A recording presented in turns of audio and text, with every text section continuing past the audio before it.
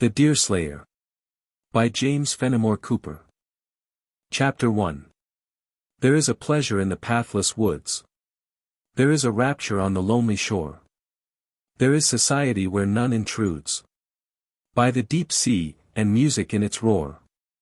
I love not man the less, but nature more. From these are interviews, in which I steal. From all I may be, or have been before. To mingle with the universe. And feel. What I can ne'er express, yet cannot all conceal. Childe Harold.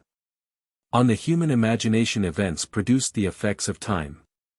Thus, he who has travelled far and seen much is apt to fancy that he has lived long, and the history that most abounds in important incidents soonest assumes the aspect of antiquity. In no other way can we account for the venerable air that is already gathering around American annals. When the mind reverts to the earliest days of colonial history, the period seems remote and obscure, the thousand changes that thicken along the links of recollections. Throwing back the origin of the nation to a day so distant as seemingly to reach the mists of time. And yet 4 lives of ordinary duration would suffice to transmit, from mouth to mouth, in the form of tradition, all that civilized man has achieved within the limits of the Republic. Although New York alone possesses a population materially exceeding that of either of the 4 smallest kingdoms of Europe, or materially exceeding that of the entire Swiss Confederation. It is little more than 2 centuries since the Dutch commenced their settlement, rescuing the region from the savage state. Thus, what seems venerable by an accumulation of changes is reduced to familiarity when we come seriously to consider it solely in connection with time. This glance into the perspective of the past will prepare the reader to look at the pictures we are about to sketch, with less surprise than he might otherwise feel. And a few additional explanations may carry him back in imagination to the precise condition of society that we desire to delineate. It is matter of history that the settlements on the eastern shores of the Hudson, such as Claverack, Kinderhook, and even Poughkeepsie, were not regarded as safe from Indian incursions a century since. And there is still standing on the banks of the same river, and within musket shot of the wharves of Albany, a residence of a younger branch of the Van Rensselaers, that has loopholes constructed for defense against the same crafty enemy. Although it dates from a period scarcely so distant. Other similar memorials of the infancy of the country are to be found, scattered through what is now deemed the very center of American civilization. Affording the plainest proofs that all we possess of security from invasion and hostile violence is the growth of but little more than the time that is frequently fulfilled by a single human life. The incidents of this tale occurred between the years 1740 and 1745, when the settled portions of the colony of New York were confined to the 4 Atlantic counties, a narrow belt of country on each side of the Hudson, extending from its mouth to the falls near its head, and to a few advanced neighborhoods, on the Mohawk and the Schoharie. Broad belts of the virgin wilderness not only reached the shores of the first river, but they even crossed it, stretching away into New England, and affording forest covers to the noiseless moccasin of the native warrior, as he trod the secret and bloody warpath. A bird's-eye view of the whole region east of the Mississippi must then have offered one vast expanse of woods, relieved by a comparatively narrow fringe of cultivation along the sea, dotted by the glittering surfaces of lakes, and intersected by the waving lines of river. In such a vast picture of solemn solitude, the district of country we design to paint sinks into insignificance, though we feel encouraged to proceed by the conviction that, with slight and immaterial distinctions, he who succeeds in giving an accurate idea of any portion of this wild region must necessarily convey a tolerably correct notion of the whole. Whatever may be the changes produced by man, the eternal round of the seasons is unbroken. Summer and winter, seed time and harvest, return in their stated order with a sublime precision, affording to man one of the noblest of all the occasions he enjoys of proving the high powers of his far-reaching mind, encompassing the laws that control their exact uniformity, and in calculating their never-ending revolutions. Centuries of summer suns had warmed the tops of the same noble oaks and pines, sending their heats even to the tenacious roots, when voices were heard calling to each other, in the depths of a forest, of which the leafy surface lay bathed in the brilliant light of a cloudless day in June, while the trunks of the trees rose in gloomy grandeur in the shades beneath. The calls were in different tones, evidently proceeding from two men who had lost their way, and were searching in different directions for their path. At length a shout proclaimed success, and presently a man of gigantic mold broke out of the tangled labyrinth of a small swamp, emerging into an opening that appeared to have been formed partly by the ravages of the wind, and partly by those of fire. This little area, which afforded a good view of the sky, although it was pretty well filled with dead trees, lay on the side of one of the high hills, or low mountains, into which nearly the whole surface of the adjacent country was broken. "Here is room to breathe in," exclaimed the liberated forester, as soon as he found himself under a clear sky, shaking his huge frame like a mastiff that has just escaped from a snowbank. "Hurrah! Deerslayer! Here is daylight, at last, and yonder is the lake." These words were scarcely uttered and the second forester dashed aside the bushes of the swamp, and appeared in the area. After making a hurried adjustment of his arms and disordered dress, he joined his companion, who had already begun his disposition for a halt. "Do you know this spot?" demanded the one called Deerslayer, "or do you shout at the sight of the sun?" "Both, lad, both. I know the spot, and am not sorry to see so useful a Friday ND as the sun. Now we have got the PNTs of the compass in our minds once more, and T will be our own faults if we let anything turn them topsy-turvy in, as has just happened. My name is not Hurry Harry, if this be not the very spot where the land hunters camped the last summer, and passed a week. See, yonder are the dead bushes of their bower, and here is the spring. Much as I like the sun, boy, I've no occasion for it to tell me it is noon. This stomach of mine is as good a timepiece as is to be found in the colony, and it already PNTs to 12:30. So open the wallet, and let us wind up for another 6 hours' run." At this suggestion, both set themselves about making the preparations necessary for their usual frugal but hearty meal. We will profit by this pause in the discourse to give the reader some idea of the appearance of the men, each of whom is destined to enact no insignificant part in our legend. It would not have been easy to find a more noble specimen of vigorous manhood than was offered in the person of him who called himself Hurry Harry. His real name was Henry March, but the frontiersman having caught the practice of giving sobriquets from the Indians, the appellation of Hurry was far oftener applied to him than his proper designation. And not unfrequently he was termed Hurry Scurry, a nickname he had obtained from a dashing, reckless offhand manner, and a physical restlessness that kept him so constantly on the move, as to cause him to be known along the whole line of scattered habitations that lay between the province and the Canadas. The stature of Hurry Harry exceeded 6 feet 4, and being unusually well proportioned, his strength fully realized the idea created by his gigantic frame. The face did no discredit to the rest of the man, for it was both good-humored and handsome. His air was free, and though his manner necessarily partook of the rudeness of a border life, the grandeur that pervaded so noble a physique prevented it from becoming altogether vulgar. Deerslayer, as Hurry called his companion, was a very different person in appearance, as well as in character. In stature he stood about 6 feet in his moccasins, but his frame was comparatively light and slender, showing muscles, however, that promised unusual agility, if not unusual strength. His face would have had little to recommend it except youth, were it not for an expression that seldom failed to win upon those who had leisure to examine it, and to yield to the feeling of confidence it created. This expression was simply that of guileless truth, sustained by an earnestness of purpose, and a sincerity of feeling, that rendered it remarkable. At times this air of integrity seemed to be so simple as to awaken the suspicion of a want of the usual means to discriminate between artifice and truth. But few came in serious contact with the man, without losing this distrust in respect for his opinions and motives. Both these frontiersmen were still young, Hurry having reached the age of 6 or 28, while Deerslayer was several years his junior. Their attire needs no particular description, though it may be well to add that it was composed in no small degree of dressed deerskins, and had the usual signs of belonging to those who passed their time between the skirts of civilized society and the boundless forests. There was, notwithstanding, some attention to smartness and the picturesque in the arrangements of Deerslayer's dress, more particularly in the part connected with his arms and accoutrements. His rifle was in perfect condition, the handle of his hunting knife was neatly carved, his powder horn was ornamented with suitable devices lightly cut into the material, and his shot pouch was decorated with wampum. On the other hand, Hurry Harry, either from constitutional recklessness, or from a secret consciousness how little his appearance required artificial aids, wore everything in a careless, slovenly manner. As if he felt a noble scorn for the trifling accessories of dress and ornaments. Perhaps the peculiar effect of his fine form and great stature was increased rather than lessened, by this unstudied and disdainful air of indifference.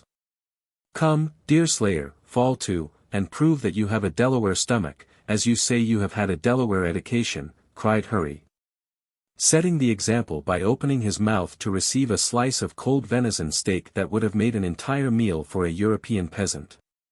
"Fall to, lad, and prove your manhood on this poor devil of a doe with your teeth, as you've already done with your rifle." "Nay, nay, Hurry, there's little manhood in killing a doe, and that too out of season."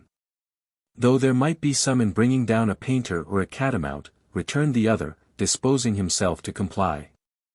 "The Delawares have given me my name, not so much on account of a bold heart, as on account of a quick eye, and an active foot. There may not be any cowardice in overcoming a deer, but sartain it is, there's no great valor." "The Delawares themselves are no heroes," muttered Hurry through his teeth, the mouth being too full to permit it to be fairly opened, or they would never have allowed them loping vagabonds, the Mingos, to make them women. "That matter is not rightly understood, has never been rightly explained," said Deerslayer earnestly, for he was as zealous a friend as his companion was dangerous as an enemy. "The Mengwe fill the woods with their lies, and misconstruct words and treaties. I have now lived 10 years with the Delawares, and know them to be as manful as any other nation, when the proper time to strike comes. Hark ye, Master Deerslayer, since we are on the subject, we may as well open our minds to each other in a man-to-man way. Answer me one question. You have had so much luck among the game as to have gotten a title, it would seem, but did you ever hit anything human or intelligible? Did you ever pull trigger on an enemy that was capable of pulling one upon you?" This question produced a singular collision between mortification and correct feeling, in the bosom of the youth, that was easily to be traced in the workings of his ingenuous countenance. The struggle was short, however. Uprightness of heart soon getting the better of false pride and frontier boastfulness. "To own the truth, I never did," answered Deerslayer, seeing that a fitting occasion never offered. "The Delawares have been peaceable since my sojourn with them, and I hold it to be unlawful to take the life of man, except in open and generous warfare." "What? Did you never find a fellow thieving among your traps and skins, and do the law on him with your own hands, by way of saving the magistrates trouble in the settlements, and the rogue himself the cost of the suit?" "I am no trapper, Hurry," returned the young man proudly. "I live by the rifle, a weapon at which I will not turn my back on any man of my years, between the Hudson and the St. Lawrence. I never offer a skin that has not a hole in its head besides them which nature made to see with or to breathe through." Aye, this is all very well, in the animal way, though it makes but a poor figure alongside of scalps and ambushes. Shooting an Indian from an ambush is acting up to his own principles, and now we have what you call a lawful war on our hands. The sooner you wipe that disgrace off your character, the sounder will be your sleep. If it only come from knowing there is one enemy the less prowling in the woods. I shall not frequent your society long, friend Natty, unless you look higher than 4-footed beasts to practice your rifle on. Our journey is nearly ended, you say, Master March, and we can part tonight, if you see occasion. I have a Friday Andy waiting for me, who will think it no disgrace to consort with a fellow creature, that has never yet slain his kind. I wish I knew what has brought that skulking Delaware into this part of the country so early in the season, muttered Hurry to himself, in a way to show equally distrust and a recklessness of its betrayal. Where did you say the young chief was to give you the meeting? At a small round rock, near the foot of the lake, where they tell me, the tribes are given to resorting to make their treaties, and to bury their hatchets. This rock have I often heard the Delawares mention, though lake and rock are equally strangers to me. The country is claimed by both Mingos and Mohicans, and is a sort of common territory to fish and hunt through, in time of peace, though what it may become in wartime, the Lord only knows. Common territory, exclaimed Hurry, laughing aloud. I should like to know what Floating Tom Hutter would say to that. He claims the lake as his own property, in virtue of 15 years' possession, and will not be likely to give it up to either Mingo or Delaware without a battle for it. And what will the colony say to such a quarrel? All this country must have some owner, the gentry pushing their cravings into the wilderness, even where they never dare to venture, in their own persons, to look at the land they own. That may do in other quarters of the colony, Deerslayer, but it will not do here. Not a human being, the Lord excepted, owns a foot of soil in this part of the country. Pen was never put to paper concerning either hill or valley hereaway, as I've heard old Tom say time and again, and so he claims the best right to it of any man breathing, and what Tom claims, he'll be very likely to maintain. By what I've heard you say, Hurry, this Floating Tom must be an uncommon mortal, neither Mingo, Delaware, nor Paleface. His possession, too, has been long, by your tell, and altogether beyond frontier endurance. What's the man's history and nature? Why, as to old Tom's human nature, it is not much like other men's human nature, but more like a muskrat's human nature, seeing that he takes more to the ways of that animal than to the ways of any other fellow creature.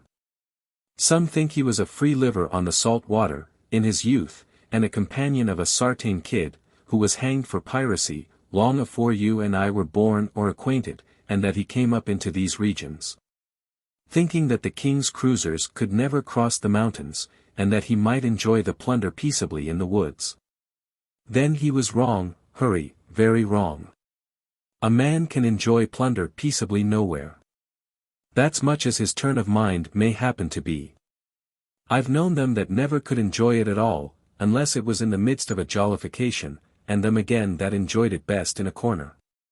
Some men have no peace if they don't find plunder, and some if they do.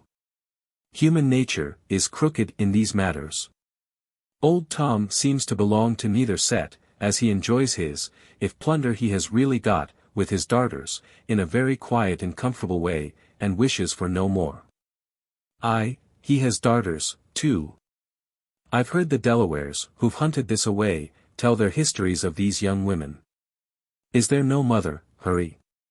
There was once, as in reason, but she has now been dead and sunk these 2 good years.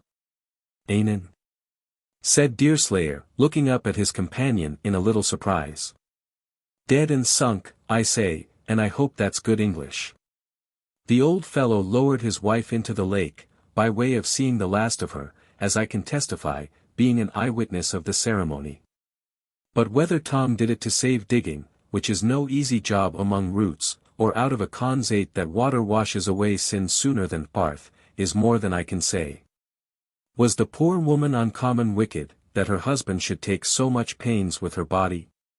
Not unreasonable, though she had her faults.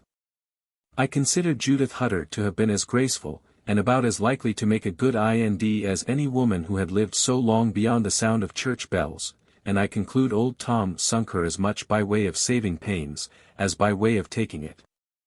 There was a little steel in her temper, it's true, and, as old Hutter is pretty much flint, they struck out sparks once and a while, but, on the whole, they might be said to live amicable like. When they did kindle, the listeners got some such insights into their past lives, as one gets into the darker parts of the woods, when a stray gleam of sunshine finds its way down to the roots of the trees. But Judith I shall always esteem, as it's recommend enough to one woman to be the mother of such a creetur as her darter, Judith Hutter. Aye, Judith was the name the Delawares mentioned, though it was pronounced after a fashion of their own. From their discourse, I do not think the girl would much please my fancy. Thy fancy! Exclaimed March, taking fire equally at the indifference and at the presumption of his companion. What the devil have you to do with a fancy, and that, too, concerning one like Judith? You are but a boy, a sapling, that has scarce got root. Judith has had men among her suitors, ever since she was 15, which is now near 5 years, and will not be apt even to cast a look upon a half-grown creature like you. It is June, and there is not a cloud atween us and the sun. Hurry, so all this heat is not wanted, answered the other, altogether undisturbed. Any one may have a fancy, and a squirrel has a right to make up his mind touching a catamount. Aye, but it might not be wise, always, to let the catamount know it, growled March. But you're young and thoughtless, and I'll overlook your ignorance. Come, Deerslayer, he added, with a good-natured laugh, after pausing a moment to reflect, come, Deerslayer, we are sworn friends, and will not quarrel about a light-minded, jilting jade, just because she happens to be handsome. More especially as you have never seen her. Judith is only for a man whose teeth show the full marks, and it's foolish to be afeard of a boy. What did the Delawares say of the hussy? For an Indian, after all, has his notions of womankind, as well as a white man. They said she was fair to look on, and pleasant of speech, but overgiven to admirers, and light-minded. They are devils incarnate. After all, what schoolmaster is a match for an Indian, in looking into nature? Some people think they are only good on a trail or the warpath, but I say that they are philosophers, and understand a man as well as they understand a beaver, and a woman as well as they understand either. Now that's Judith's character to a ribbon.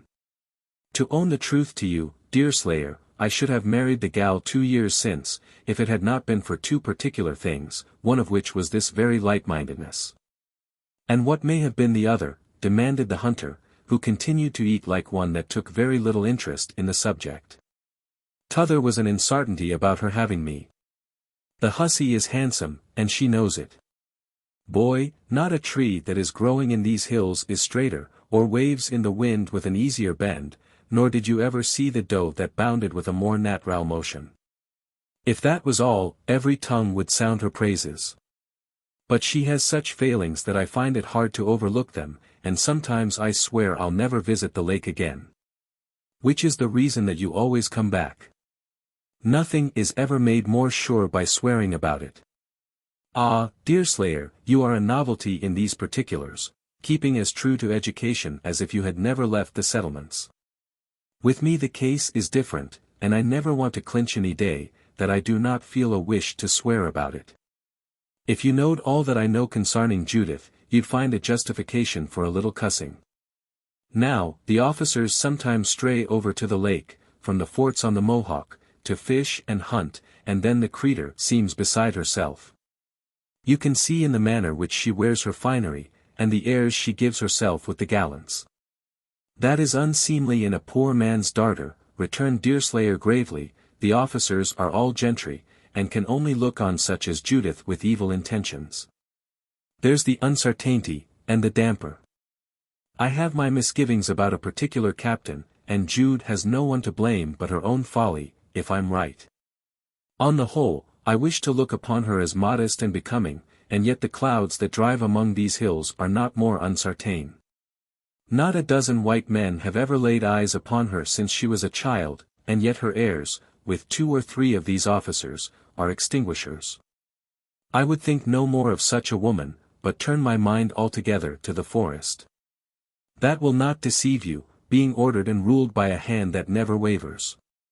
If you know Judith, you would see how much easier it is to say this than it would be to do it. Could I bring my mind to be easy about the officers, I would carry the gal off to the Mohawk by force, make her marry me in spite of her whiffling, and leave old Tom to the care of Hetty, his other child, who, if she be not as handsome or as quick-witted as her sister, is much the most dutiful. Is there another bird in the same nest? Asked Deerslayer, raising his eyes with a species of half-awakened curiosity. The Delaware spoke to me only of one. That's natural enough, when Judith Hutter and Hetty Hutter are in question. Hetty is only comely, while her sister, I tell thee, boy, is such another as is not to be found atween this and the sea. Judith is as full of wit, and talk, and cunning, as an old Indian orator. While poor Hetty is at the best but compass mentis. Anan, inquired, again, the Deerslayer. Why, what the officers call compass mentis, which I understand to signify that she means always to go in the right direction, but sometimes does not know how. Compass for the pient, and mentis for the intention. No, Poor Hetty is what I call on the verge of ignorance, and sometimes she stumbles on one side of the line, and sometimes on t'other. Them are beings that the Lord has in his special care, said Deerslayer, solemnly, for he looks carefully to all who fall short of their proper share of reason. The redskins honor and respect them who are so gifted, knowing that the evil spirit delights more to dwell in an artful body, than in one that has no cunning to work upon. I'll answer for it, then, that he will not remain long with poor Hetty. For the child is just compos mentis, as I have told you. Old Tom has a feeling for the gal, and so has Judith, quick-witted and glorious as she is herself. Else would I not answer for her being altogether safe among the sort of men that sometimes meet on the lake shore. I thought this water an unknown and little frequented sheet, observed the Deerslayer, evidently uneasy at the idea of being too near the world. It's all that, lad, the eyes of 20 white men never having been laid on it.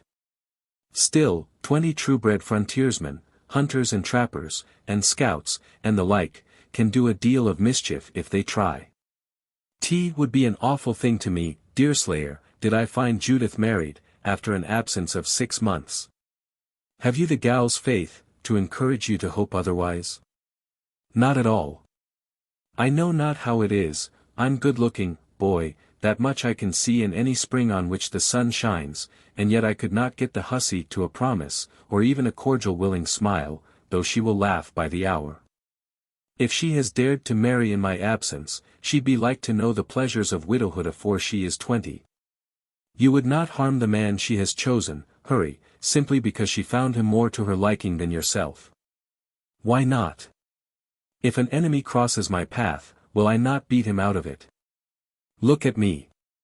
Am I a man like to let any sneaking, crawling, skin trader get the better of me in a matter that touches me as near as the kindness of Judith Hutter? Besides, when we live beyond law, we must be our own judges and executioners. And if a man should be found dead in the woods, who is there to say who slew him, even admitting that the colony took the matter in hand and made a stir about it? If that man should be Judith Hutter's husband, after what has passed, I might tell enough, at least, to put the colony on the trail. You, half-grown, venison-hunting bantling. You dare to think of informing against Hurry Harry in so much as a matter touching a mink or a woodchuck. I would dare to speak truth, Hurry, concerning you or any man that ever lived. March looked at his companion, for a moment, in silent amazement, then seizing him by the throat with both hands, he shook his comparatively slight frame with a violence that menaced the dislocation of some of the bones. Nor was this done jocularly, for anger flashed from the giant's eyes, and there were certain signs that seemed to threaten much more earnestness than the occasion would appear to call for. Whatever might be the real intention of March, and it is probable there was none settled in his mind, it is certain that he was unusually aroused. And most men who found themselves throttled by one of a mold so gigantic, in such a mood, and in a solitude so deep and helpless, would have felt intimidated, and tempted to yield even the right. Not so, however, with Deerslayer. His countenance remained unmoved, his hand did not shake, and his answer was given in a voice that did not resort to the artifice of louder tones, even by way of proving its owner's resolution. You may shake, Hurry, until you bring down the mountain, he said quietly, but nothing beside truth will you shake from me. It is probable that Judith Hutter has no husband to slay, and you may never have a chance to waylay one, else would I tell her of your threat, in the first conversation I held with the gal. March released his grip, and sat regarding the other in silent astonishment. I thought we had been friends, he at length added, but you've got the last secret of mine that will ever enter your ears. I want none, if they are to be like this. I know we live in the woods, Hurry, and are thought to be beyond human laws, and perhaps we are so, in fact, whatever it may be in right, but there is a law and a lawmaker, that rule across the whole continent. He that flies in the face of either need not call me a friend. Damn, Deerslayer, if I do not believe you are at heart a Moravian, and no fair-minded, plain-dealing hunter, as you've pretended to be. Fair-minded or not, Hurry, you will find me as plain-dealing in deeds as I am in words. But this giving way to sudden anger is foolish, and proves how little you have sojourned with the red man. Judith Hutter no doubt is still single, and you spoke but as the tongue ran, and not as the heart felt. There's my hand, and we will say and think no more about it." Hurry seemed more surprised than ever. Then he burst forth in a loud, good-natured laugh, which brought tears to his eyes. After this he accepted the offered hand, and the parties became friends.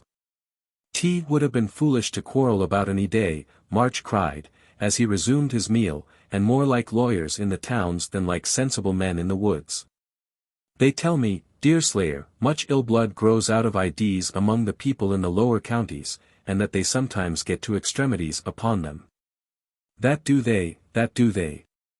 And about other matters that might better be left to take care of themselves. I have heard the Moravians say that there are lands in which men quarrel even concerning their religion. And if they can get their tempers up on such a subject, hurry, the Lord have mercy on 'em. Howsoever, there is no occasion for our following their example, and more especially about a husband that this Judith Hutter may never see, or never wish to see. For my part, I feel more curiosity about the feeble-witted sister than about your beauty. There's something that comes close to a man's feelings, when he meets with a fellow creature, that has all the outward show of an accountable mortal, and who fails of being what he seems, only through a lack of reason. This is bad enough in a man, but when it comes to a woman, and she a young, and maybe a winning creature, it touches all the pitiful thoughts his nature has. God knows, hurry, that such poor things be defenseless enough with all their wits about 'em. But it's a cruel fortune when that great protector and guide fails 'em. Hark, Deerslayer, you know what the hunters, and trappers, and peltrymen in general be. And their best friends will not deny that they are headstrong and given to having their own way, without much bethinking of other people's rights or feelings, and yet I don't think the man is to be found, in all this region, who would harm Hetty Hutter, if he could. No, not even a redskin. Therein, Friday and Hurry, you do the Delawares, at least, and all their allied tribes, only justice, for a redskin looks upon a being thus struck by God's power as especially under his care. I rejoice to hear what you say, however, I rejoice to hear it. But as the sun is beginning to turn towards the afternoon sky, had we not better strike the trail again, and make forward, that we may get an opportunity of seeing these wonderful sisters? Harry March giving a cheerful assent, the remnants of the meal were soon collected, then the travelers shouldered their packs, resumed their arms, and, quitting the little area of light, they again plunged into the deep shadows of the forest. How do you find this book? Any thoughts about the book or the author? Any suggestion for improvement? Please take a moment to share your thoughts in a comment. If you like it, share it with your friends who might enjoy it as well. Subscribe to keep in touch. Visit CompleteAudiobooks.com for more quality content. Chapter 2. Thou art he passing from the lake's green side, and the hunter's hearth away. For the time of flowers, for the summer's pride. Daughter, thou canst not stay. Mrs. Hemans, Edith. A Tale of the Woods, 2. 191-94. Our two adventurers had not far to go. Hurry knew the direction, as soon as he had found the open spot and the spring, and he now led on with the confident step of a man assured of his object. The forest was dark, as a matter of course, but it was no longer obstructed by underbrush, and the footing was firm and dry. After proceeding near a mile, March stopped, and began to cast about him with an inquiring look, examining the different objects with care, and occasionally turning his eyes on the trunks of the fallen trees, with which the ground was well sprinkled, as is usually the case in an American wood, especially in those parts of the country where timber has not yet become valuable. This must be the place, Deerslayer, March at length observed. Here is a beech by the side of a hemlock, with 3 pines at hand, and yonder is a white birch with a broken top. And yet I see no rock, nor any of the branches bent down, as I told you would be the case. Broken branches are unskillful landmarks, as the least experienced know that branches don't often break of themselves, returned the other. And they also lead to suspicion and discoveries. The Delawares never trust to broken branches, unless it is in friendly times, and on an open trail. As for the beeches, and pines, and hemlocks, why, they are to be seen on all sides of us, not only by 2s and 3s, but by 40s, and 50s, and 100s. Very true, Deerslayer, but you never calculate on position. Here is a beech and a hemlock. Yes, and there is another beech and a hemlock, as loving as 2 brothers, or, for that matter, more loving than some brothers, and yonder are others, for neither tree is a rarity in these woods. I fear me, Hurry, you are better at trapping beaver and shooting bears, than at leading on a blindish sort of a trail. Ha! There's what you wish to find, after all.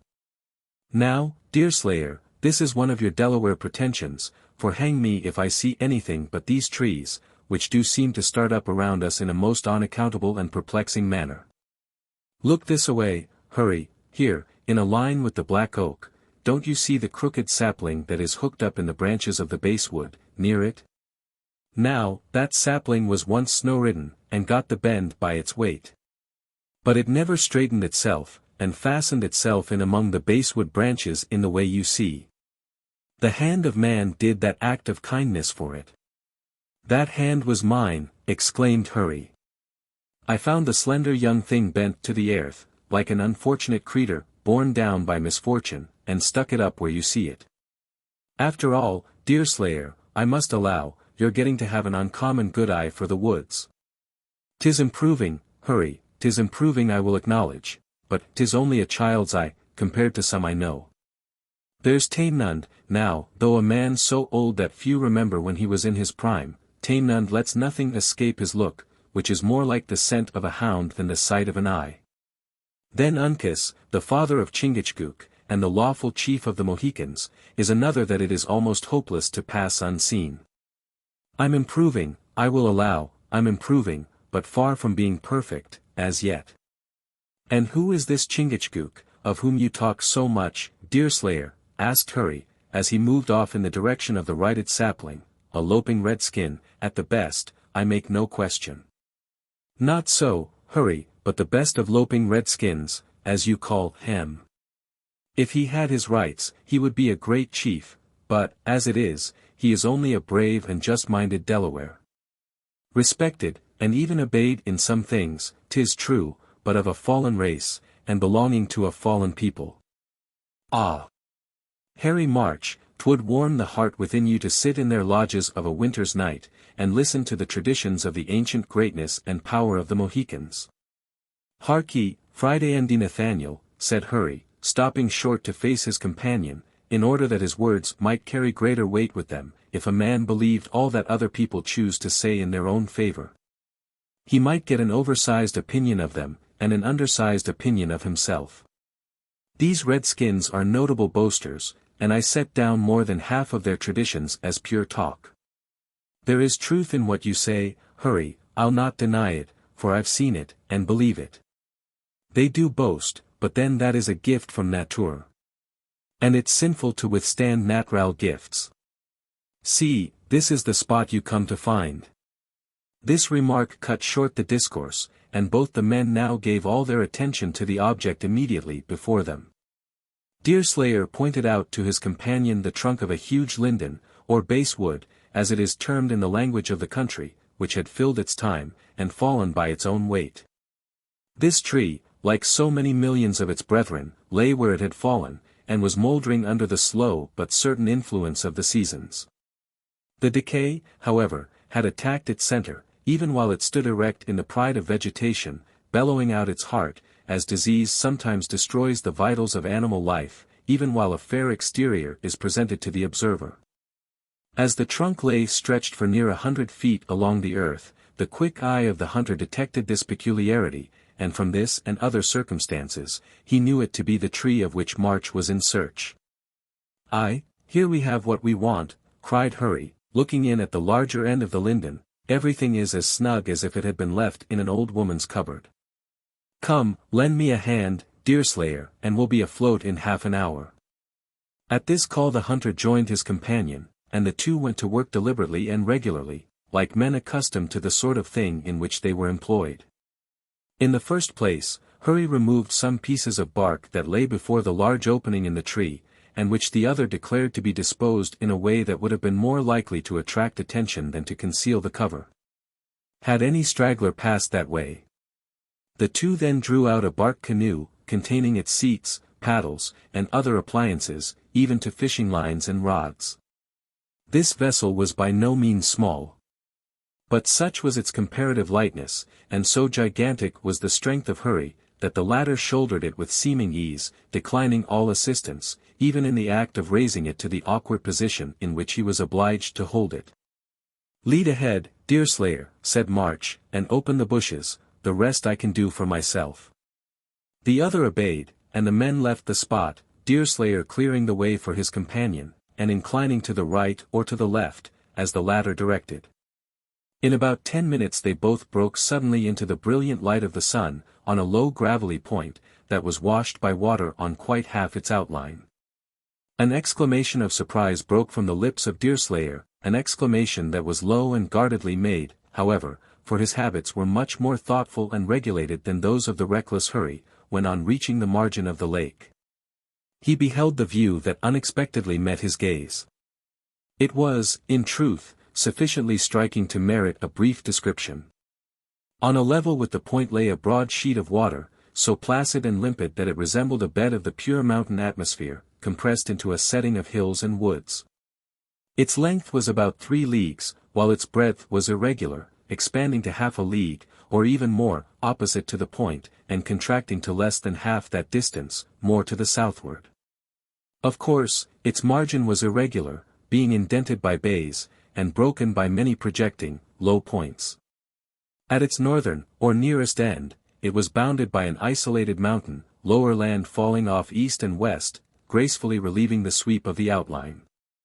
Still the character of the country was mountainous. High hills, or low mountains, rising abruptly from the water, on quite 9/10 of its circuit. The exceptions, indeed, only served a little to vary the scene. And even beyond the parts of the shore that were comparatively low, the background was high, though more distant. But the most striking peculiarities of this scene were its solemn solitude and sweet repose. On all sides, wherever the eye turned, nothing met it but the mirror-like surface of the lake, the placid view of heaven, and the dense setting of woods.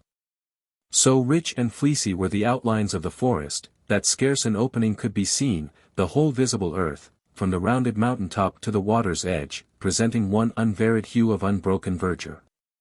As if vegetation were not satisfied with a triumph so complete, the trees overhung the lake itself, shooting out towards the light. And there were miles along its eastern shore, where a boat might have pulled beneath the branches of dark Rembrandt-looking hemlocks, quivering aspens, and melancholy pines. In a word, the hand of man had never yet defaced or deformed any part of this native scene, which lay bathed in the sunlight, a glorious picture of affluent forest grandeur, softened by the balminess of June, and relieved by the beautiful variety afforded by the presence of so broad an expanse of water.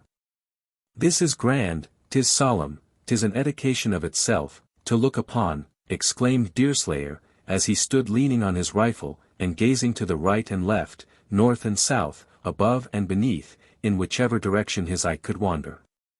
"Not a tree disturbed even by red-skin hand, as I can discover, but everything left in the ordering of the Lord, to live and die according to his own designs and laws. Hurry, your Judith ought to be a moral and well-disposed young woman, if she has passed half the time you mention in the center of a spot so favored. That's naked truth, and yet the gal has the vagaries. All her time has not been passed here, howsoever, old Tom having the custom, afore I knowed him, of going to spend the winters in the neighborhood of the settlers, or under the guns of the forts.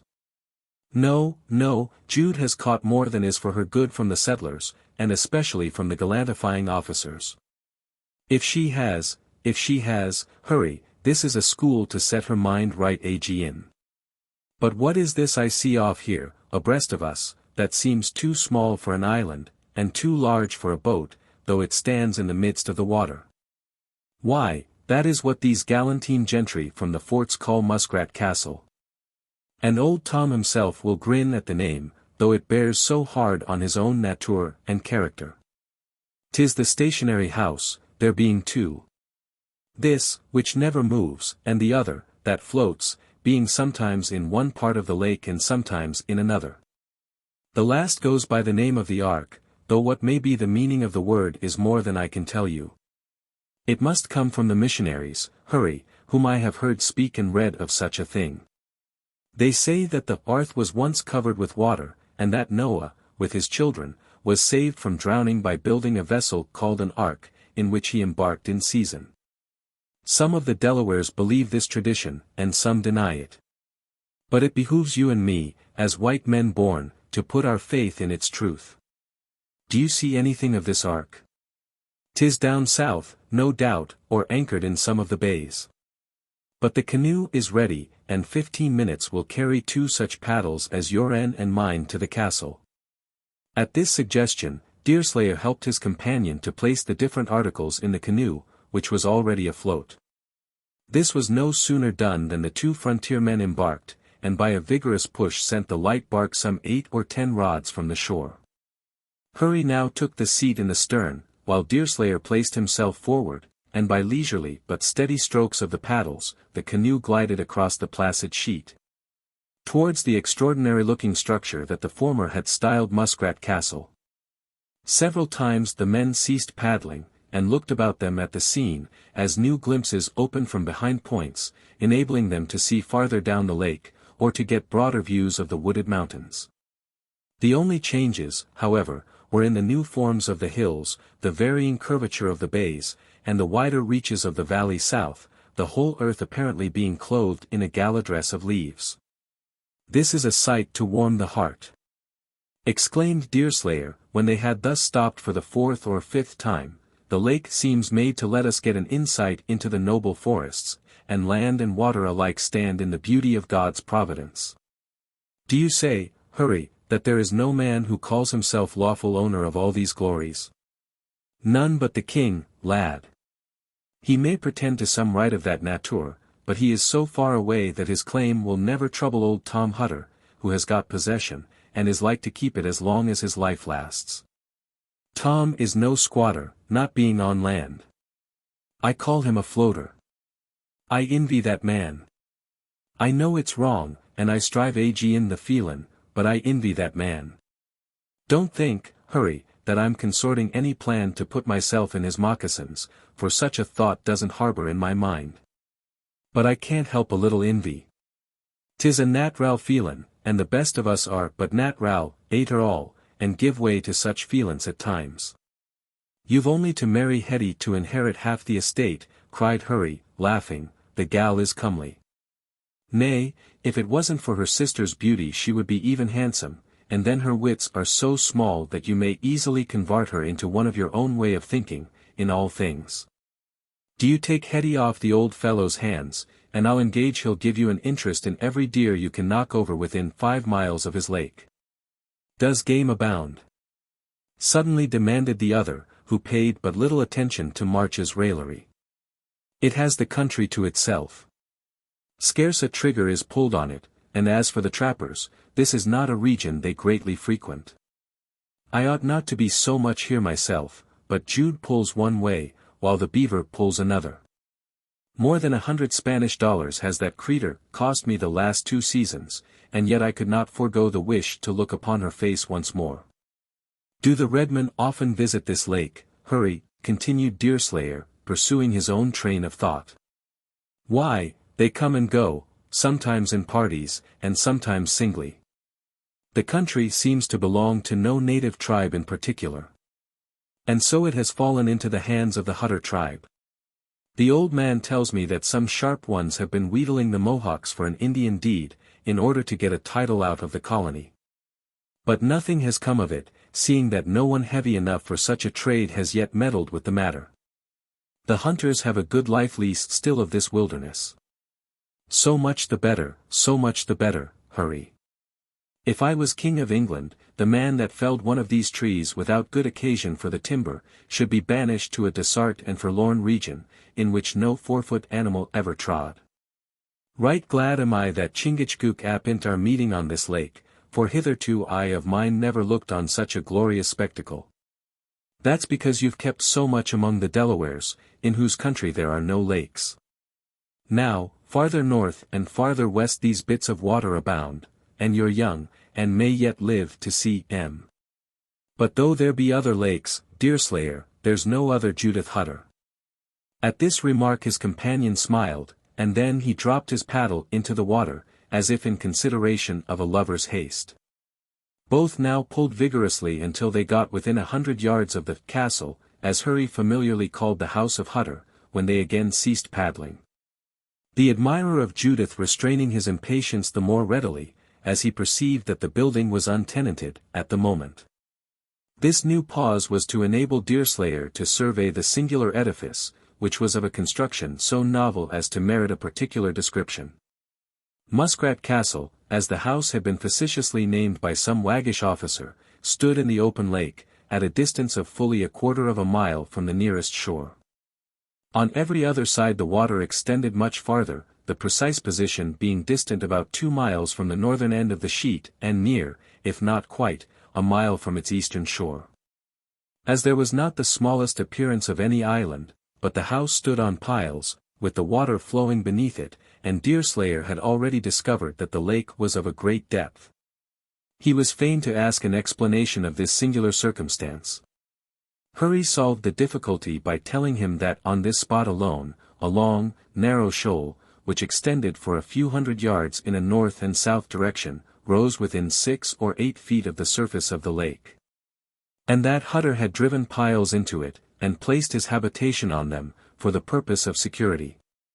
The old fellow was burnt out 3 times, between the Indians and the hunters, and in one affray with the Redskins he lost his only son, since which time he has taken to the water for safety.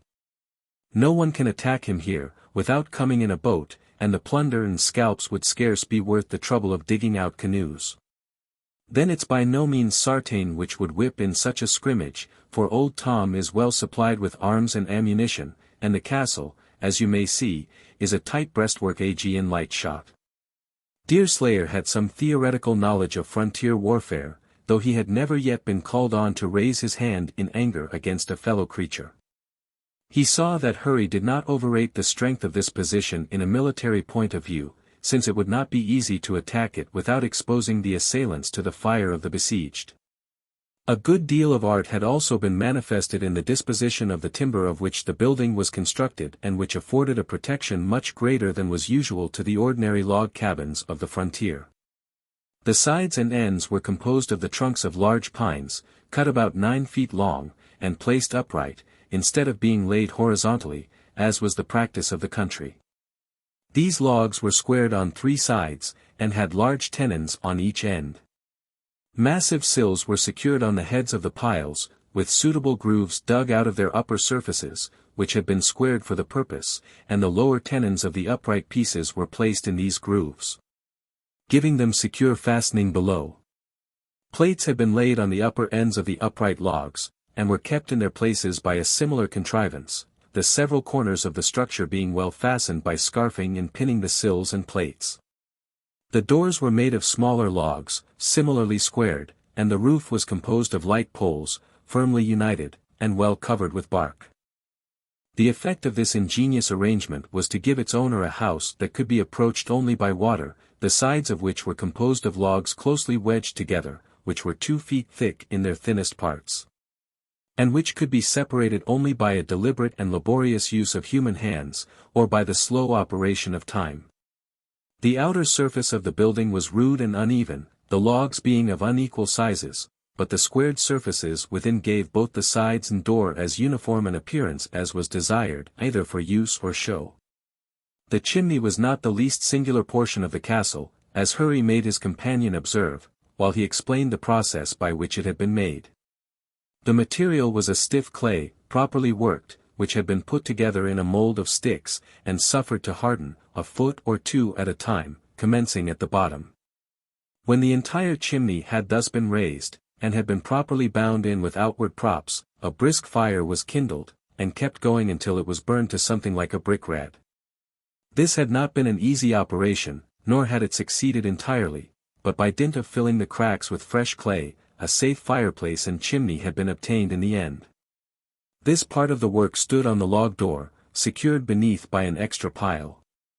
There were a few other peculiarities about this dwelling, which will better appear in the course of the narrative. Old Tom is full of contrivances, added Hurry, and he set his heart on the success of his chimney, which threatened more than once to give out altogether, but perseverance will even overcome smoke. And now he has a comfortable cabin of it, though it did promise, at one time, to be a chinky sort of a flue to carry flames and fire. You seem to know the whole history of the castle, Hurry, chimney and sides, said Deerslayer, smiling. Is love so overcoming that it causes a man to study the story of his sweetheart's habitation? Partly that, lad, and partly eyesight, returned the good-natured giant, laughing.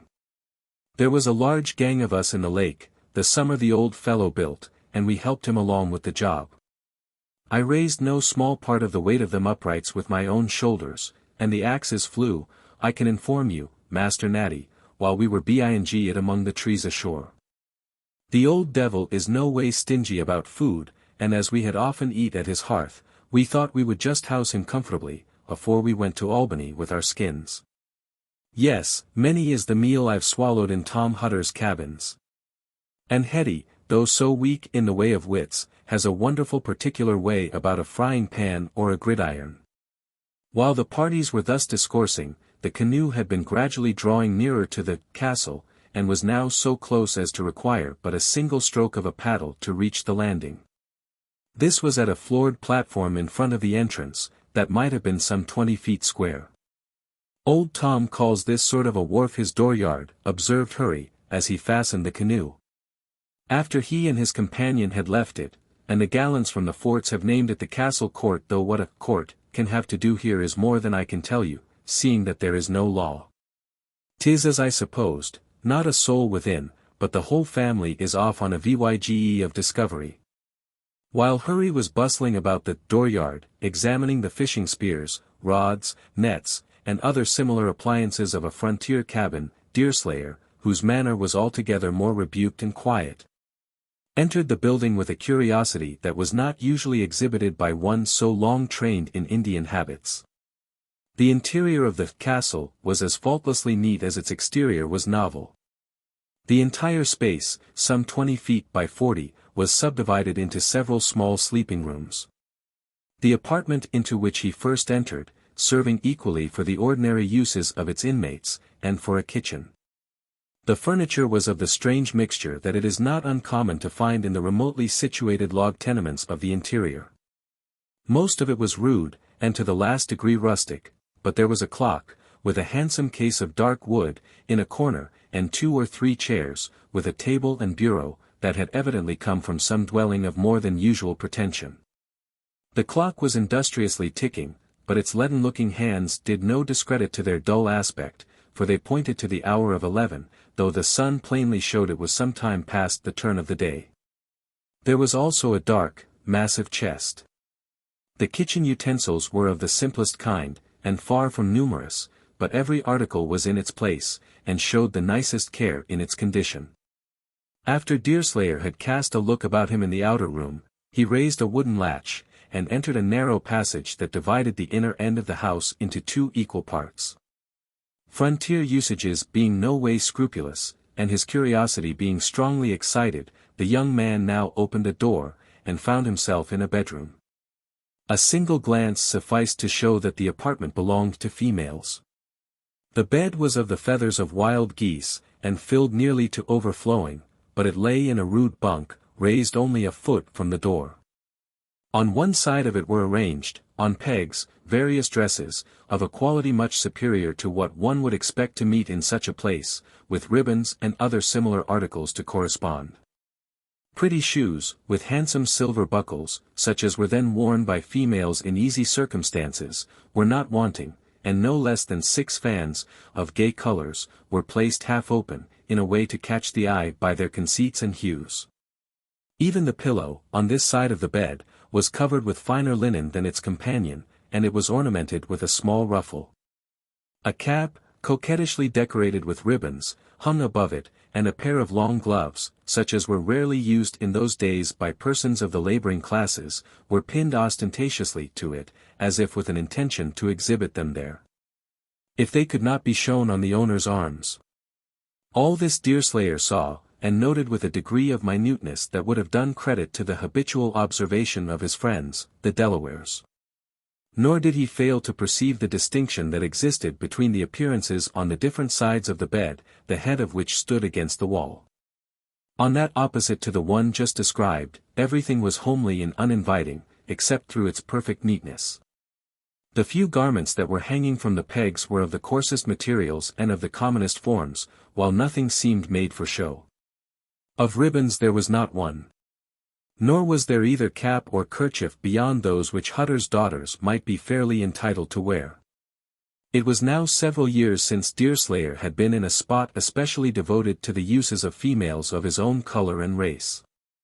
The sight brought back to his mind a rush of childish recollections, and he lingered in the room with a tenderness of feeling to which he had long been a stranger. He bethought him of his mother, whose homely vestments he remembered to have seen hanging on pegs like those which he felt must belong to Hetty Hutter. And he bethought himself of a sister, whose incipient and native taste for finery had exhibited itself somewhat in the manner of that of Judith, though necessarily in a less degree.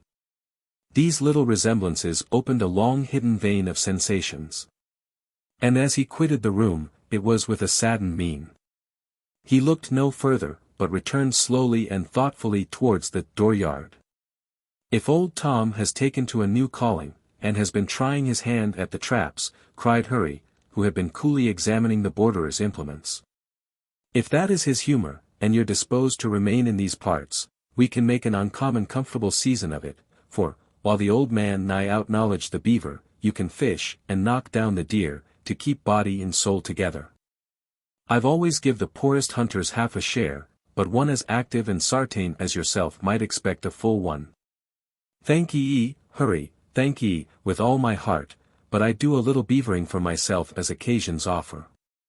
'Tis true, the Delawares call me Deerslayer, but it's not so much because I'm pretty fatal with the venison as because that while I kill so many bucks and does, I've never yet taken the life of a fellow creature. They say their traditions do not tell of another who had shed so much blood of animals that had not shed the blood of man. I hope they don't account you chicken-hearted, lad. A faint-hearted man is like a no-tailed beaver. I don't believe, Hurry, that they account me as out of the way timorsome, even though they may not account me as out of the way brave. But I'm not quarrelsome. And that goes a great way towards keeping blood off the hands, among the hunters and redskins, and then, Harry March, it keeps blood off the conscience, too. Well, for my part one account game, a redskin, and a Frenchman as pretty much the same thing, though I'm as unquarrelsome a man, too, as there is in all the colonies. I despise a quarreller as I do a cur-dog. But one has no need to be over-scrupulsome when it's the right time to show the flint. I look upon him as the most of a man who acts nearest the right, Hurry. But this is a glorious spot, and my eyes never weary looking at it. 'Tis your first acquaintance with a lake, and these ideas come over us all at such times. Lakes have a gentle character, as I say, being pretty much water and land, and points and bays. As this definition by no means met the feelings that were uppermost in the mind of the young hunter, he made no immediate answer, but stood gazing at the dark hills and the glassy water in silent enjoyment. Have the governors or the king's people given this lake a name? He suddenly asked, as if struck with a new idea. If they've not begun to blaze their trees, and set up their compasses, and line off their maps, it's likely they've not bethought them to disturb nature with a name. They've not got to that, yet. And the last time I went in with skins, one of the king's surveyors was questioning me concerning all the region hereabouts. He had heard that there was a lake in this quarter, and had got some general notions about it, such as that there was water and hills, but how much of either, he knowed no more than you know of the Mohawk tongue. I didn't open the trap any wider than was necessary, giving him but poor encouragement in the way of farms and clearings. In short, I left on his mind some such opinion of this country, as a man gets of a spring of dirty water, with a path to it that is so muddy that one mires afore he sets out. He told me they hadn't got the spot down yet on their maps, though I conclude that is a mistake, for he showed me his parchment, and there is a lake down on it, where there is no lake in fact. And which is about 50 miles from the place where it ought to be, if they meant it for this. I don't think my account will encourage him to mark down another, by way of improvement. Here Hurry laughed heartily, such tricks being particularly grateful to a set of men who dreaded the approaches of civilization as a curtailment of their own lawless empire. The egregious errors that existed in the maps of the day, all of which were made in Europe, were, moreover, a standing topic of ridicule among them. For, if they had not science enough to make any better themselves, they had sufficient local information to detect the gross blunders contained in those that existed.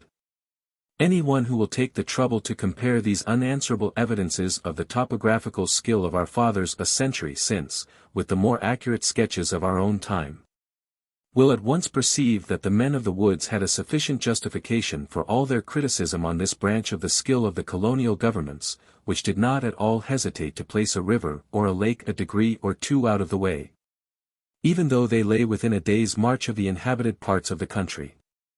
"I'm glad it has no name," resumed Deerslayer, "or at least, no pale-faced name, for their christenings always foretell waste and destruction. No doubt, howsoever, the redskins have their modes of knowing it, and the hunters and trappers, too. They are likely to call the place by something reasonable and resembling. As for the tribes, each has its tongue, and its own way of calling things, and they treat this part of the world just as they treat all others. Among ourselves, we've got to calling the place the Glimmerglass, seeing that its whole basin is so often hinged with pines, cast upward to its face as if it would throw back the hills that hang over it. There is an outlet, I know, for all lakes have outlets, and the rock at which I am to meet Chingachgook stands near an outlet. Has that no colony name yet? In that particular they've got the advantage of us, having one end, and that the biggest, in their own keeping. They've given it a name which has found its way up to its source, name's Nat Rally working upstream. No doubt, Deerslayer, you've seen the Susquehanna down in the Delaware country. That have I, and hunted along its banks 100 times. That and this are the same in fact, and, I suppose, the same in sound. I am glad they've been compelled to keep the Redman's name, for it would be too hard to rob them of both land and name." Deerslayer made no answer, but he stood leaning on his rifle, gazing at the view which so much delighted him.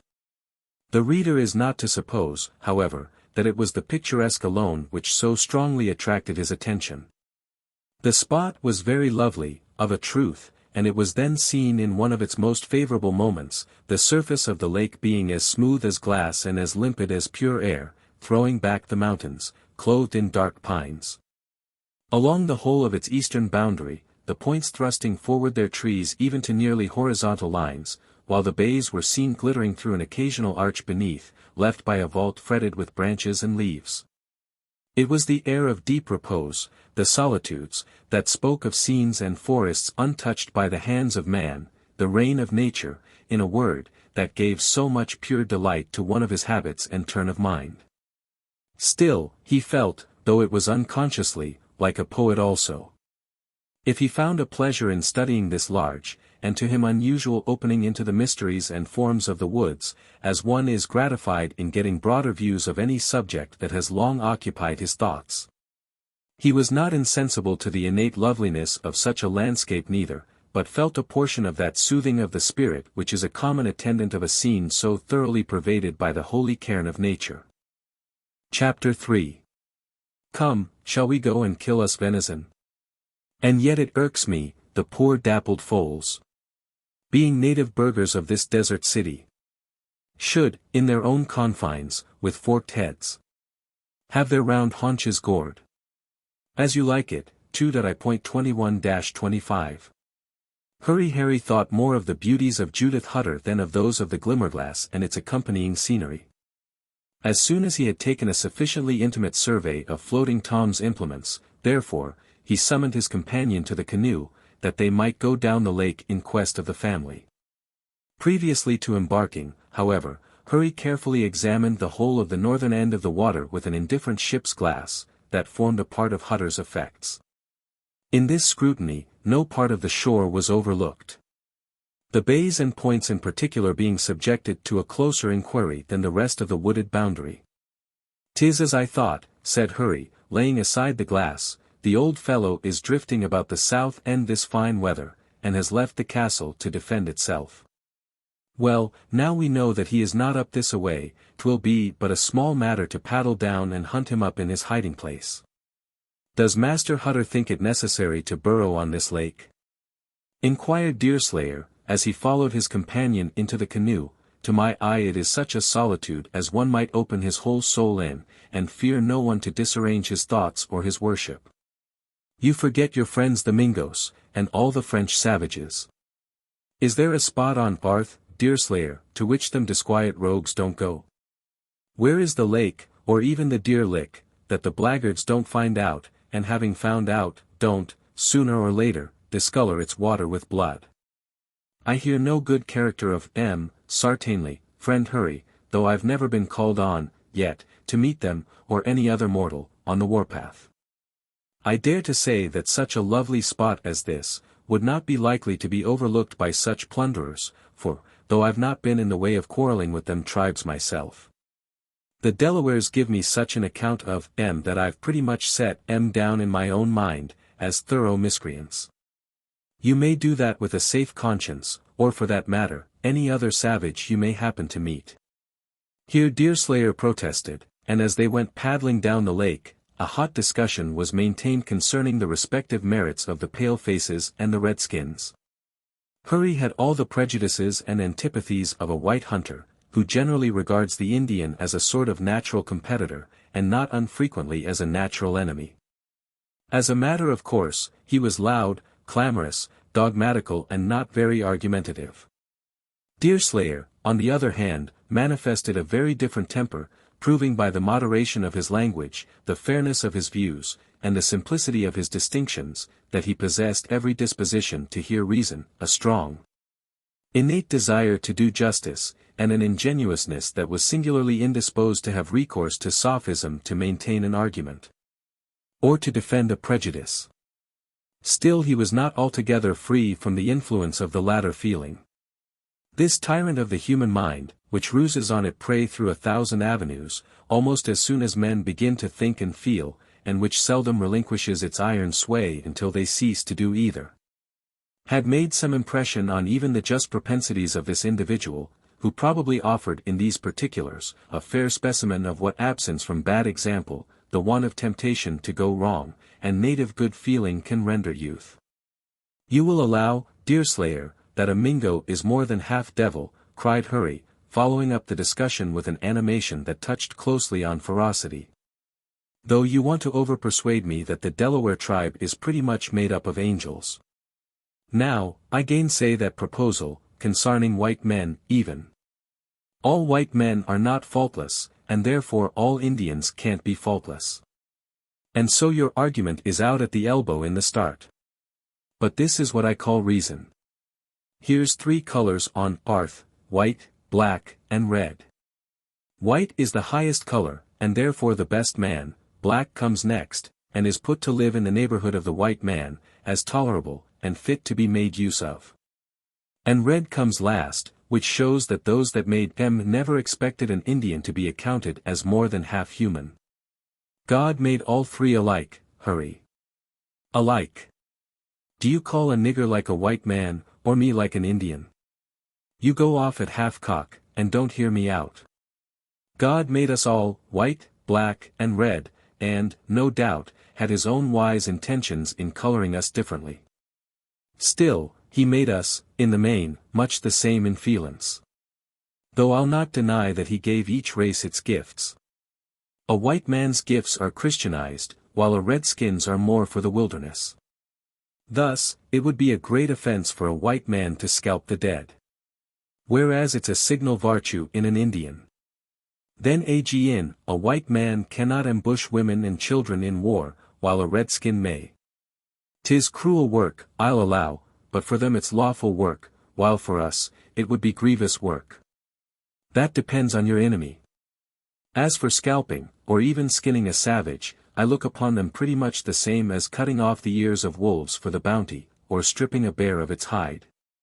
And then you're out significantly, as to taking the poll of a redskin in hand, seeing that the very colony has offered a bounty for the job, all the same as it pays for wolves' ears and crows' heads. Aye, and a bad business it is, hurry. Even the Indians themselves cry shame on it, seeing its age in a white man's gifts. I do not pretend that all that white men do, is properly Christianized, and according to the lights given them, for then they would be what they ought to be. Which we know they are not, but I will maintain that tradition, and use, and color, and laws, make such a difference in races as to amount to gifts. I do not deny that there are tribes among the Indians that are naturally perverse and wicked, as there are nations among the whites.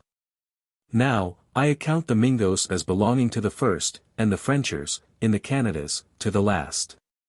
In a state of lawful warfare, such as we have lately got into, it is a duty to keep down all compassionate feelings, so far as life goes, Aegean either, but when it comes to scalps, it's a very different matter. Just hearken to reason, if you please, Deerslayer, and tell me if the colony can make an unlawful law. Isn't an unlawful law more Aegean nature, than scalping a savage? A law can no more be unlawful, than truth can be a lie. That sounds reasonable, but it has a most unreasonable bearing, hurry. Laws don't all come from the same quarter. God has given us his end, and some come from the colony, and others come from the king and parliament.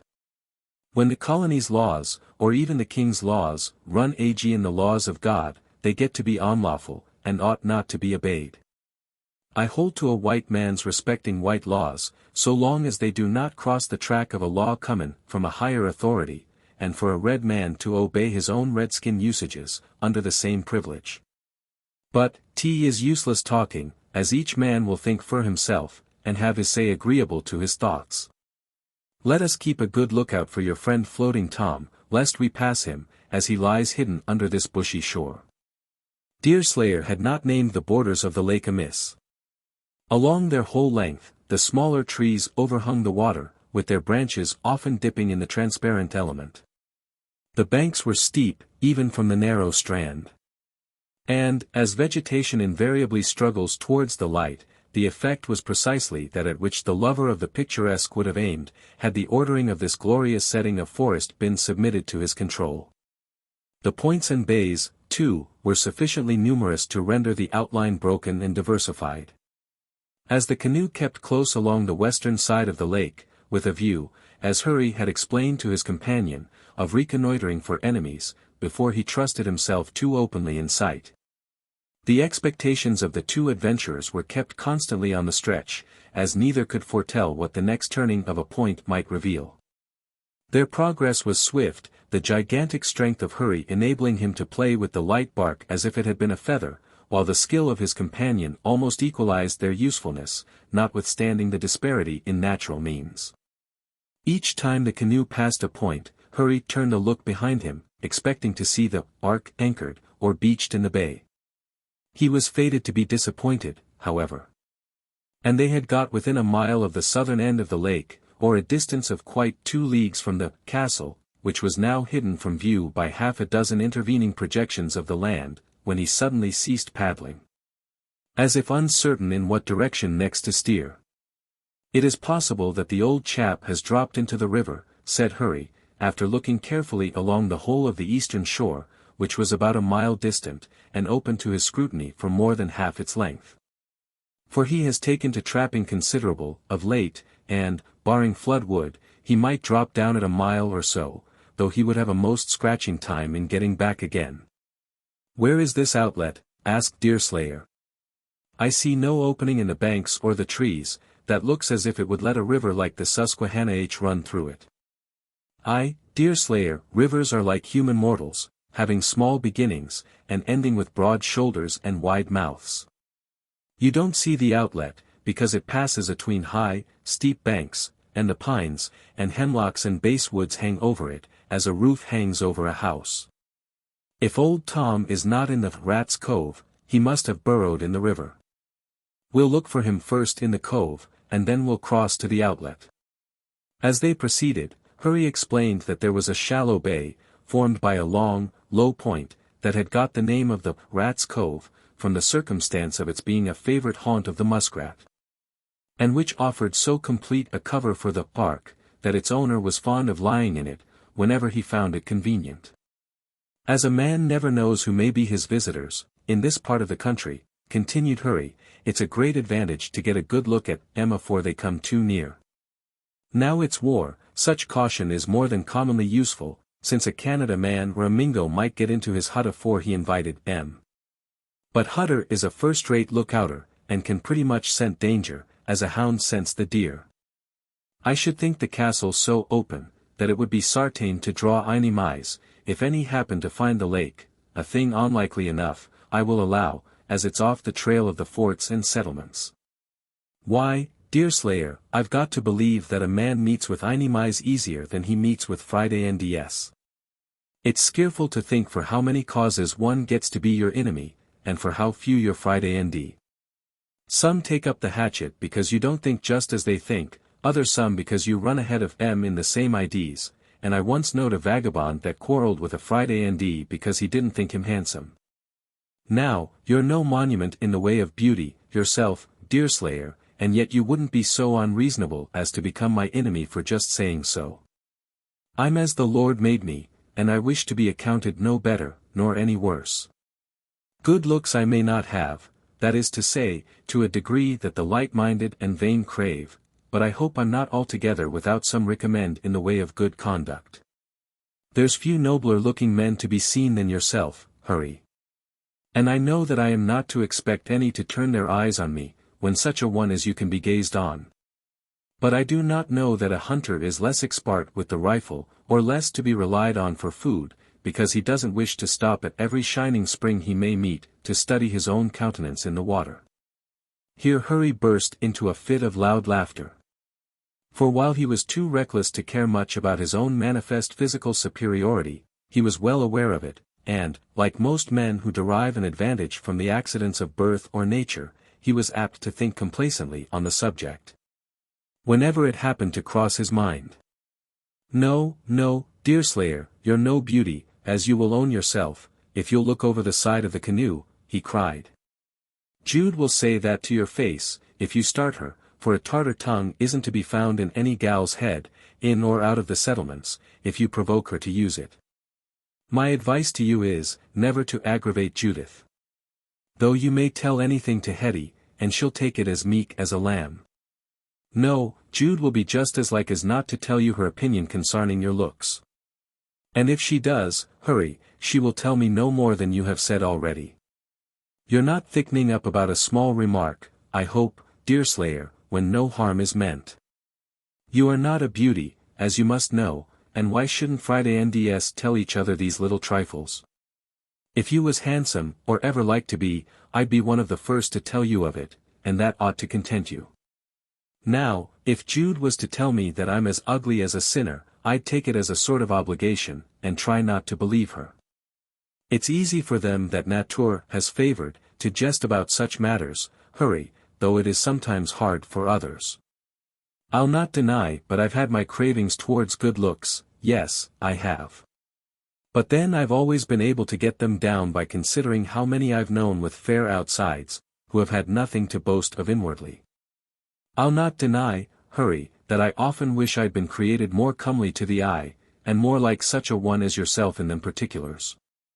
But then I get the feelin' under by remembering how much better off I am, in a great many respects, than some fellow mortals. I might have been born lame, and unfit even for a squirrel hunt, or blind, which would have made me a burden on myself as well as on my Friday NDS, or without hearing, which would have totally unqualified me for ever campaigning or scouting. Which I look forward to as part of a man's duty in troublesome times. Yes, it's not pleasant, I will allow, to see them that's more comely, and more sought after, and honored than yourself.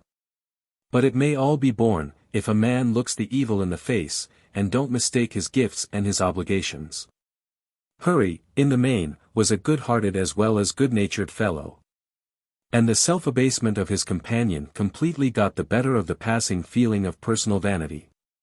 He regretted the allusion he had made to the other's appearance, and endeavored to express as much, though it was done in the uncouth manner that belonged to the habits and opinions of the frontier. "I meant no harm, Deerslayer," he answered, in a deprecating manner, "and hope you'll forget what I've said. If you're not downright handsome, you've a sartain look that says, plainer than any words, that all's right within. Then you set no value by looks, and will the sooner forgive any little slight to your appearance.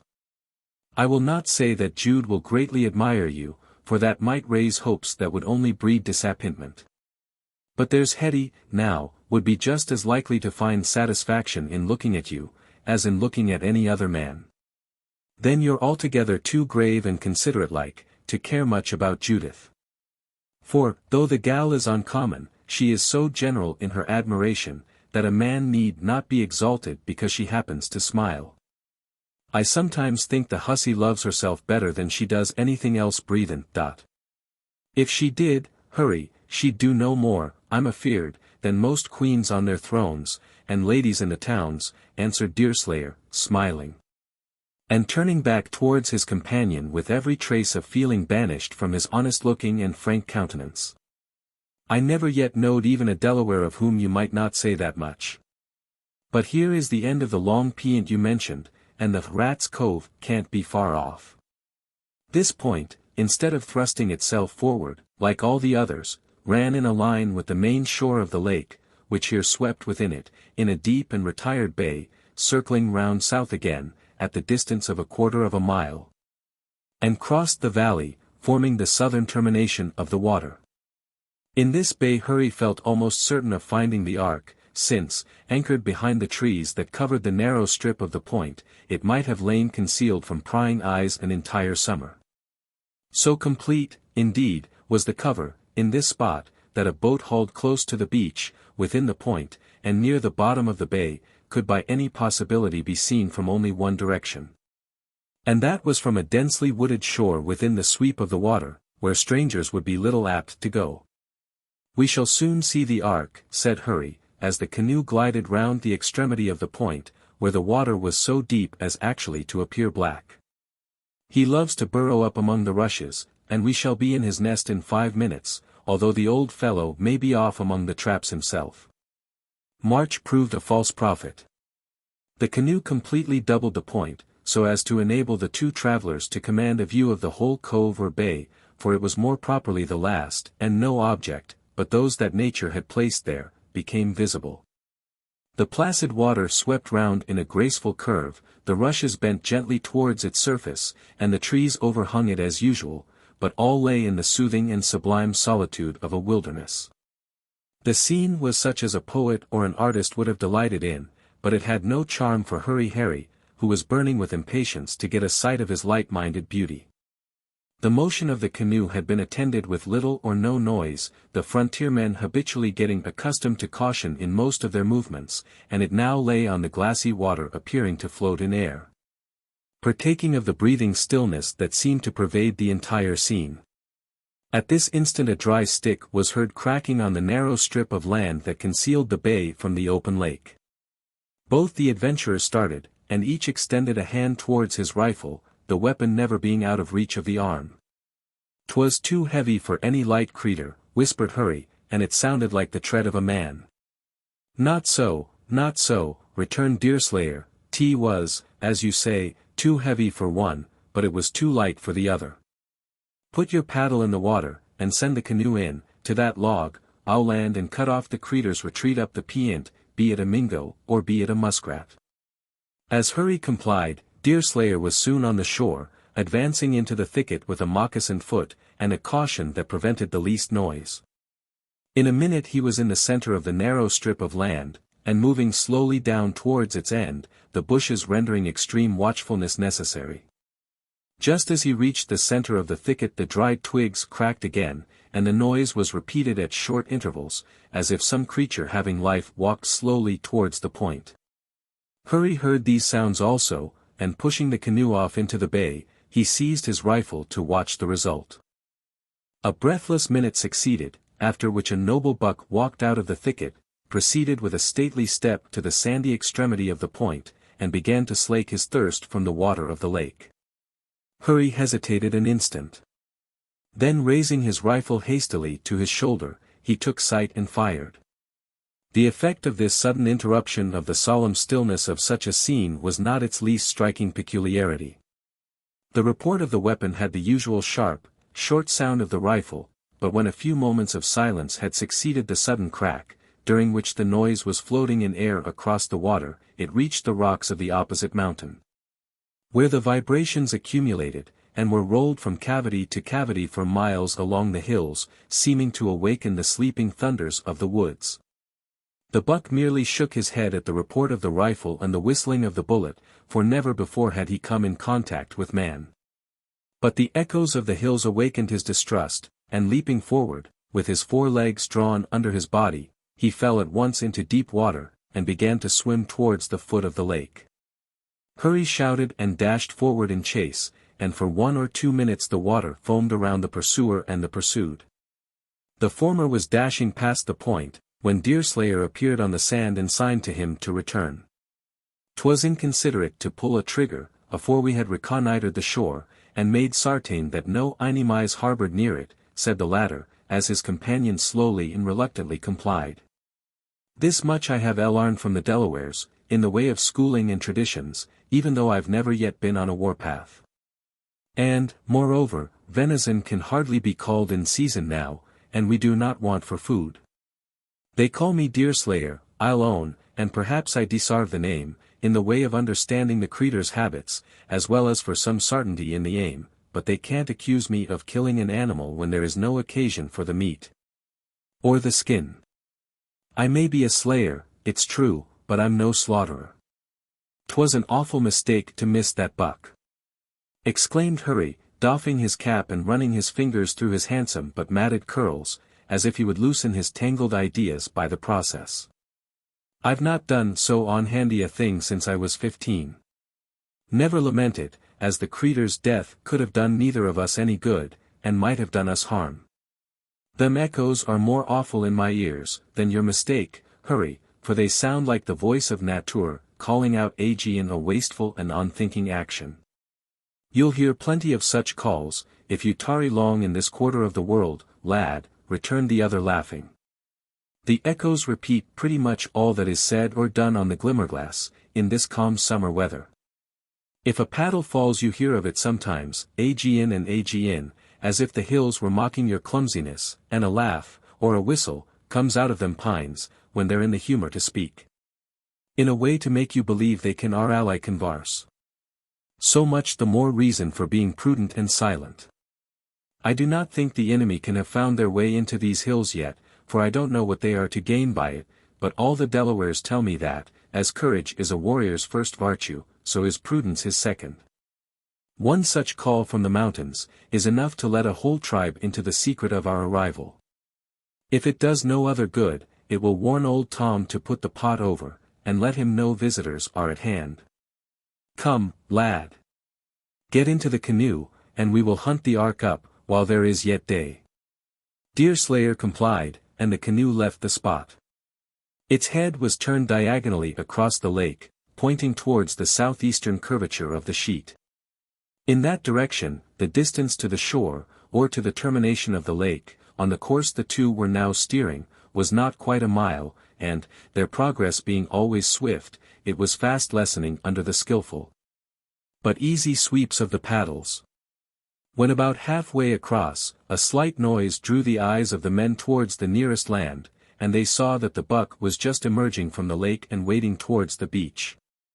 In a minute, the noble animal shook the water from his flanks, gazed upward at the covering of trees, and, bounding against the bank, plunged into the forest. "That creetur goes off with gratitude in his heart," said Deerslayer, "for Nature tells him he has escaped a great danger. You ought to have some of the same feelin's, Hurry, to think your eye wasn't true, or that your hand was unsteady, when no good could come of a shot that was intended unmeaningly rather than in reason." "I deny the eye and the hand," cried March with some heat. "You've got a little character, down among the Delawares, there, for quickness and sartainty, at a deer, but I should like to see you behind one of them pines, and a full painted Mingo behind another. Each with a cocked rifle and a striving for the chance. Them's the situations, Nathaniel, to try the sight and the hand, for they begin with trying the narves. I never look upon killing a creature as an exploit, but killing a savage is.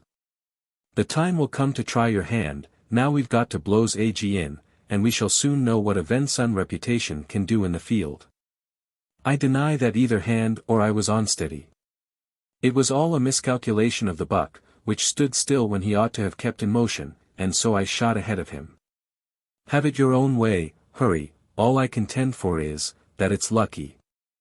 I dare say I shall not pull upon a human mortal as steadily or with as light a heart, as I pull upon a deer. Who's talking of mortals, or of human beings at all, Deerslayer? I put the matter to you on the supposition of an Injun. I dare say any man would have his feelings when it got to be life or death, and another human mortal, but there would be no such scruples in regard to an Injun, nothing but the chance of his hitting you, or the chance of your hitting him. I look upon the redmen to be quite as human as we are ourselves, Hurry. They have their gifts and their religion, it's true, but that makes no difference in the end, when each will be judged according to his deeds and not according to his skin. That's downright missionary, and will find little favor up in this part of the country, where the Moravians don't congregate. Now, skin makes the man. This is reason, else how are people to judge of each other?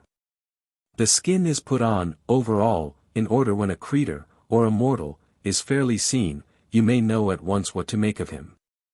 You know a bear from a hog, by his skin, and a gray squirrel from a black. True, Hurry, said the other looking back and smiling, nevertheless, they are both squirrels. Who denies it? But you'll not say that a red man and a white man are both Injuns? But I do say they are both men. Men of different races and colors, and having different gifts and traditions, but, in the main, with the same nature. Both have souls, and both will be held accountable for their deeds in this life. Hurry was one of those theorists who believed in the inferiority of all the human race who were not white.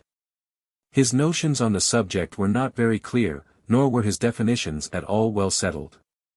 But his opinions were none the less dogmatical or fierce. His conscience accused him of sundry lawless acts against the Indians, and he had found it an exceedingly easy mode of quieting it, by putting the whole family of redmen, incontinently, without the category of human rights. Nothing angered him sooner than to deny his proposition, more especially if the denial were accompanied by a show of plausible argument, and he did not listen to his companion's remarks with much composure of either manner or feeling. You're a boy, Deerslayer, misled and misconceived by Delaware arts, and missionary ignorance, he exclaimed, with his usual indifference to the forms of speech, when excited. You may account yourself as a redskin's brother, but I hold 'em all to be animals, with nothing human about 'em but cunning. That they have, I'll allow, but so has a fox, or even a bear.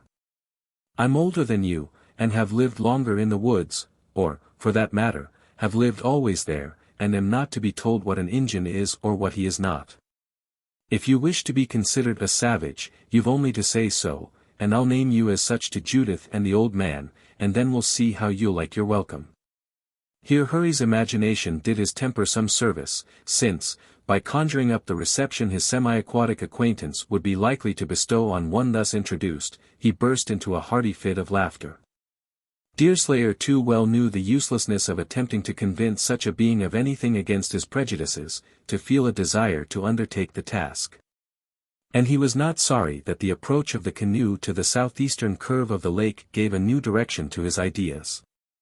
They were now, indeed, quite near the place that March had pointed out for the position of the outlet, and both began to look for it with a curiosity that was increased by the expectation of the ark.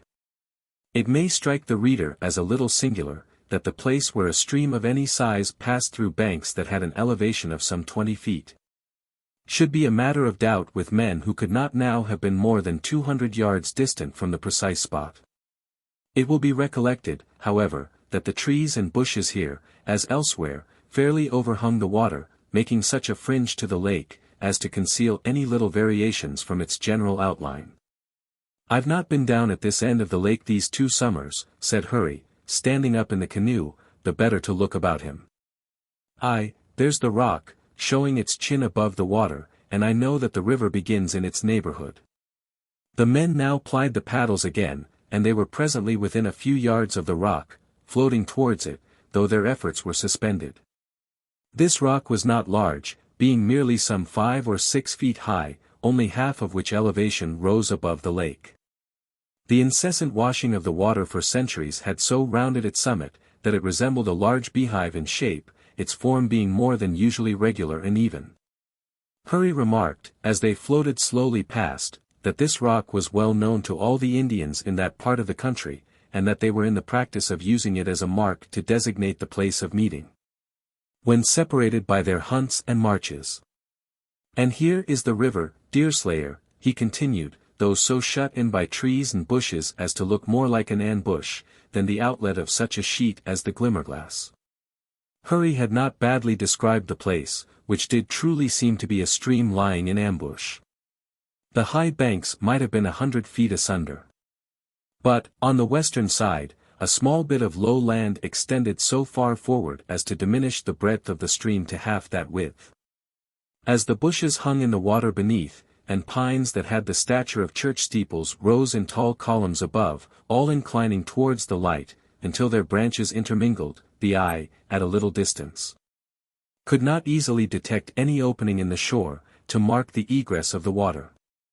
In the forest above, no traces of this outlet were to be seen from the lake, the whole presenting the same connected and seemingly interminable carpet of leaves. As the canoe slowly advanced, sucked in by the current, it entered beneath an arch of trees, through which the light from the heavens struggled by casual openings, faintly relieving the gloom beneath. "This is a nat'ral ambush," half-whispered Hurry, as if he felt that the place was devoted to secrecy and watchfulness. "Depend on it, old Tom has burrowed with the ark somewhere in this quarter. We will drop down with the current a short distance, and ferret him out." "This seems no place for a vessel of any size," returned the other. "It appears to me that we shall have hardly room enough for the canoe." Hurry laughed at the suggestion, and, as it soon appeared, with reason. For the fringe of bushes immediately on the shore of the lake was no sooner passed, than the adventurers found themselves in a narrow stream, of a sufficient depth of limpid water, with a strong current, and a canopy of leaves upheld by arches composed of the limbs of hoary trees. Bushes lined the shores, as usual, but they left sufficient space between them to admit the passage of anything that did not exceed 20 feet in width, and to allow of a perspective ahead of 8 or 10 times that distance. Neither of our 2 adventurers used his paddle, except to keep the light bark in the center of the current, but both watched each turning of the stream, of which there were 2 or 3 within the first 100 yards, with jealous vigilance. Turn after turn, however, was passed, and the canoe had dropped down with the current some little distance, when Hurry caught a bush, and arrested its movement so suddenly and silently as to denote some unusual motive for the act. Deerslayer laid his hand on the stock of his rifle as soon as he noted this proceeding, but it was quite as much with a hunter's habit as from any feeling of alarm. "There the old fellow is," whispered Hurry, pointing with a finger, and laughing heartily, though he carefully avoided making a noise, ratting it away, just as I supposed, up to his knees in the mud and water, looking to the traps and the bait. "But for the life of me I can see nothing of the ark, though I'll bet every skin I take this season, Jude isn't trusting her pretty little feet in the neighborhood of that black mud. The gal's more likely to be braiding her hair by the side of some spring, where she can see her own good looks, and collect scornful feelings in us men. You overjudge young women, yes, you do, Hurry, who as often bethink them of their failings as they do of their perfections. I dare to say this Judith, now, is no such admirer of herself, and no such scorner of our sex as you seem to think. And that she is quite as likely to be surveying her father in the house, wherever that may be, as he is to be surveying her among the traps.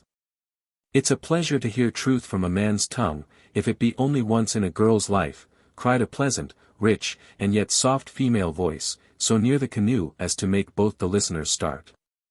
As for you, Master Hurry, fair words are so apt to choke you, that I no longer expect to hear them from your mouth, the last you uttered sticking in your throat and coming near to death.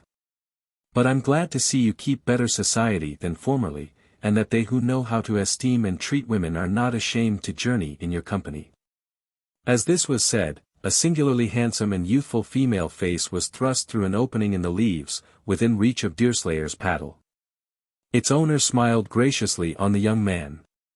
And the frown that she cast on Hurry, though simulated and pettish, had the effect to render her beauty more striking, by exhibiting the play of an expressive but capricious countenance. One that seemed to change from the soft to the severe, the mirthful to the reproving, with facility and indifference. A second look explained the nature of the surprise. Unwittingly, the men had dropped alongside of the ark, which had been purposely concealed in bushes cut and arranged for the purpose. And Judith Hutter had merely pushed aside the leaves that lay before a window, in order to show her face, and speak to them. Chapter 4. And that timid fawn starts not with fear, when I steal to her secret bower.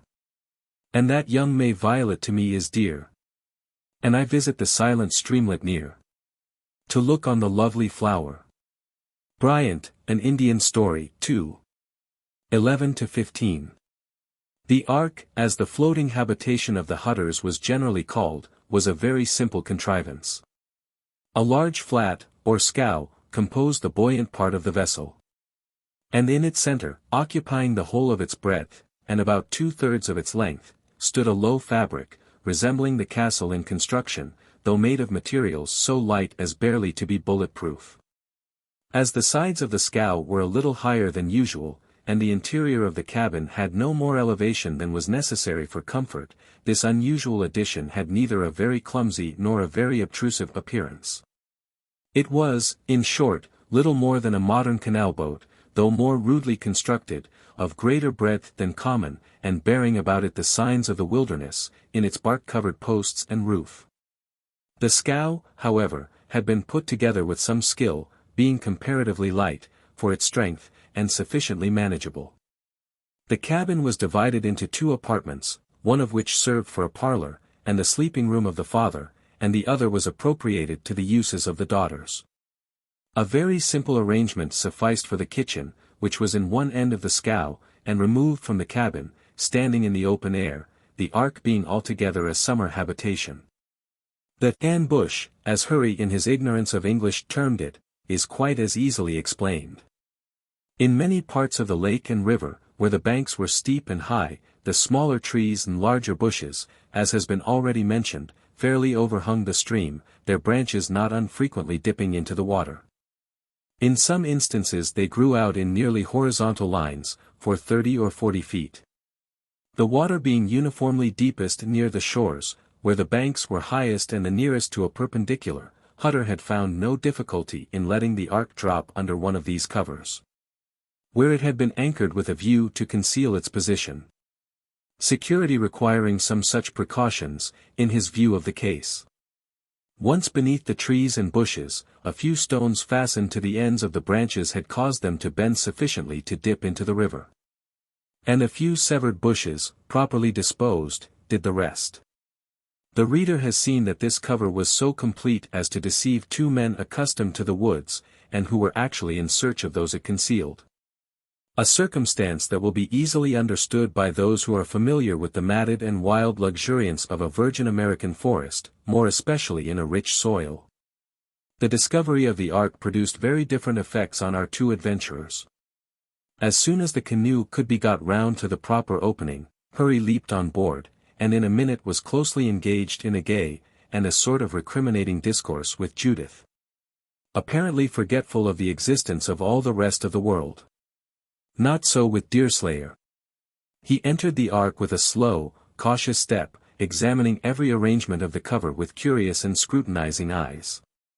It is true, he cast one admiring glance at Judith, which was extorted by her brilliant and singular beauty, but even this could detain him but a single instant from the indulgence of his interest in Hutter's contrivances. Step by step did he look into the construction of the singular abode, investigate its fastenings and strength, ascertain its means of defense, and make every inquiry that would be likely to occur to one whose thoughts dwelt principally on such expedients. Nor was the cover neglected. Of this he examined the whole minutely, his commendation escaping him more than once in audible comments. Frontier usages admitting of this familiarity, he passed through the rooms, as he had previously done at the castle, and opening a door issued into the end of the scow opposite to that where he had left Hurry and Judith. Here he found the other sister, employed at some coarse needlework, seated beneath the leafy canopy of the cover. As Deerslayer's examination was by this time ended, he dropped the butt of his rifle, and, leaning on the barrel with both hands, he turned towards the girl with an interest the singular beauty of her sister had not awakened. He had gathered from Hurry's remarks that Hetty was considered to have less intellect than ordinarily falls to the share of human beings. And his education among Indians had taught him to treat those who were thus afflicted by Providence with more than common tenderness. Nor was there anything in Hetty Hutter's appearance, as so often happens, to weaken the interest her situation excited.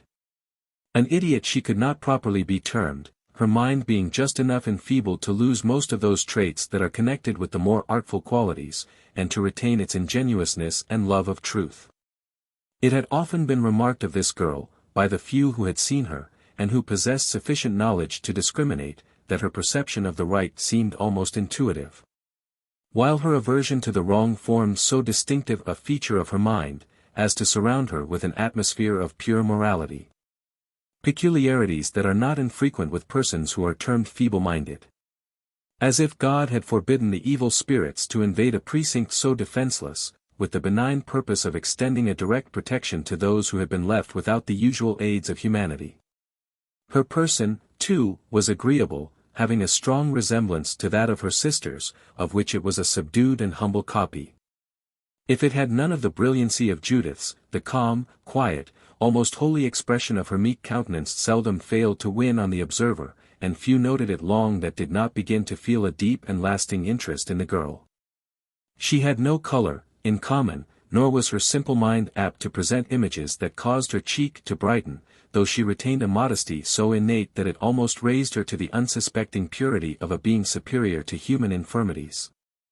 Guileless, innocent, and without distrust, equally by nature and from her mode of life, Providence had, nevertheless shielded her from harm, by a halo of moral light, as it is said, to temper the wind to the shorn lamb.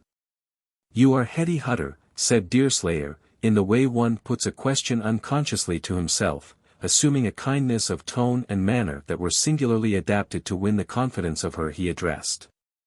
"Hurry Harry has told me of you, and I know you must be the child." "Yes, I'm Hetty Hutter," returned the girl in a low, sweet voice, which nature, aided by some education, had preserved from vulgarity of tone and utterance. "I'm Hetty. Judith Hutter's sister, and Thomas Hutter's youngest daughter." "I know your history, then, for Hurry Harry talks considerable, and he is free of speech when he can find other people's concerns to dwell on. You pass most of your life on the lake, Hetty." "Certainly. Mother is dead, father is gone a-trapping, and Judith and I stay at home." "What's your name?" "That's a question more easily asked than it is answered, young woman, seeing that I'm so young, and yet have borne more names than some of the greatest chiefs in all America." "But you've got a name, you don't throw away one name, before you come honestly by another?" "I hope not, gal, I hope not. My names have come naturally, and I suppose the one I bear now will be of no great lasting, since the Delawares seldom settle on a man's real title, until such time as he has an opportunity of showing his true nature, in the council, or on the warpath. Which has never behappened me, seeing firstly, because I'm not born a redskin and have no right to sit in their councilings, and am much too humble to be called on for opinions from the grade of my own color. And, secondly, because this is the first war that has befallen in my time, and no enemy has yet inroaded far enough into the colony, to be reached by an arm even longer than mine. Tell me your names," added Hetty, looking up at him artlessly, "and, maybe, I'll tell you your character." There is some truth in that, I'll not deny, though it often fails. Men are deceived in other men's characters, and frequently give names they by no means deserve. You can see the truth of this in the Mingo names, which, in their own tongue, signify the same things as the Delaware names, at least, so they tell me, for I know little of that tribe, unless it be by report. And no one can say they are as honest or as upright a nation. I put no great dependence, therefore, on names. Tell me all your names, repeated the girl, earnestly, for her mind was too simple to separate things from professions, and she did attach importance to a name. I want to know what to think of you. Well, sartain, I've no objection, and you shall hear them all. In the first place, then, I'm Christian, and white-born, like yourself, and my parents had a name that came down from father to son, as is a part of their gifts. My father was called Bumppo. And I was named after him, of course, the given name being Nathaniel, or Natty, as most people saw fit to term it. Yes, yes, Natty, and Hetty, interrupted the girl quickly, and looking up from her work again, with a smile, you are Natty, and I'm Hetty, though you are Bumppo, and I'm Hutter. Bumppo isn't as pretty as Hutter, is it? Why, that's as people fancy. Bumppo has no lofty sound, I admit, and yet men have bumped through the world with it. I did not go by this name, howsoever, very long. For the Delawares soon found out, or thought they found out, that I was not given to lying, and they called me, firstly, Straight Tongue. That's a good name, interrupted Hetty, earnestly, and in a positive manner. Don't tell me there's no virtue in names. I do not say that, for perhaps I deserve to be so called, lies being no favorites with me, as they are with some. After a while they found out I was quick of foot, and then they called me the Pigeon. Which, you know, has a swift wing, and flies in a straight line. That was a pretty name, exclaimed Hetty, pigeons are pretty birds.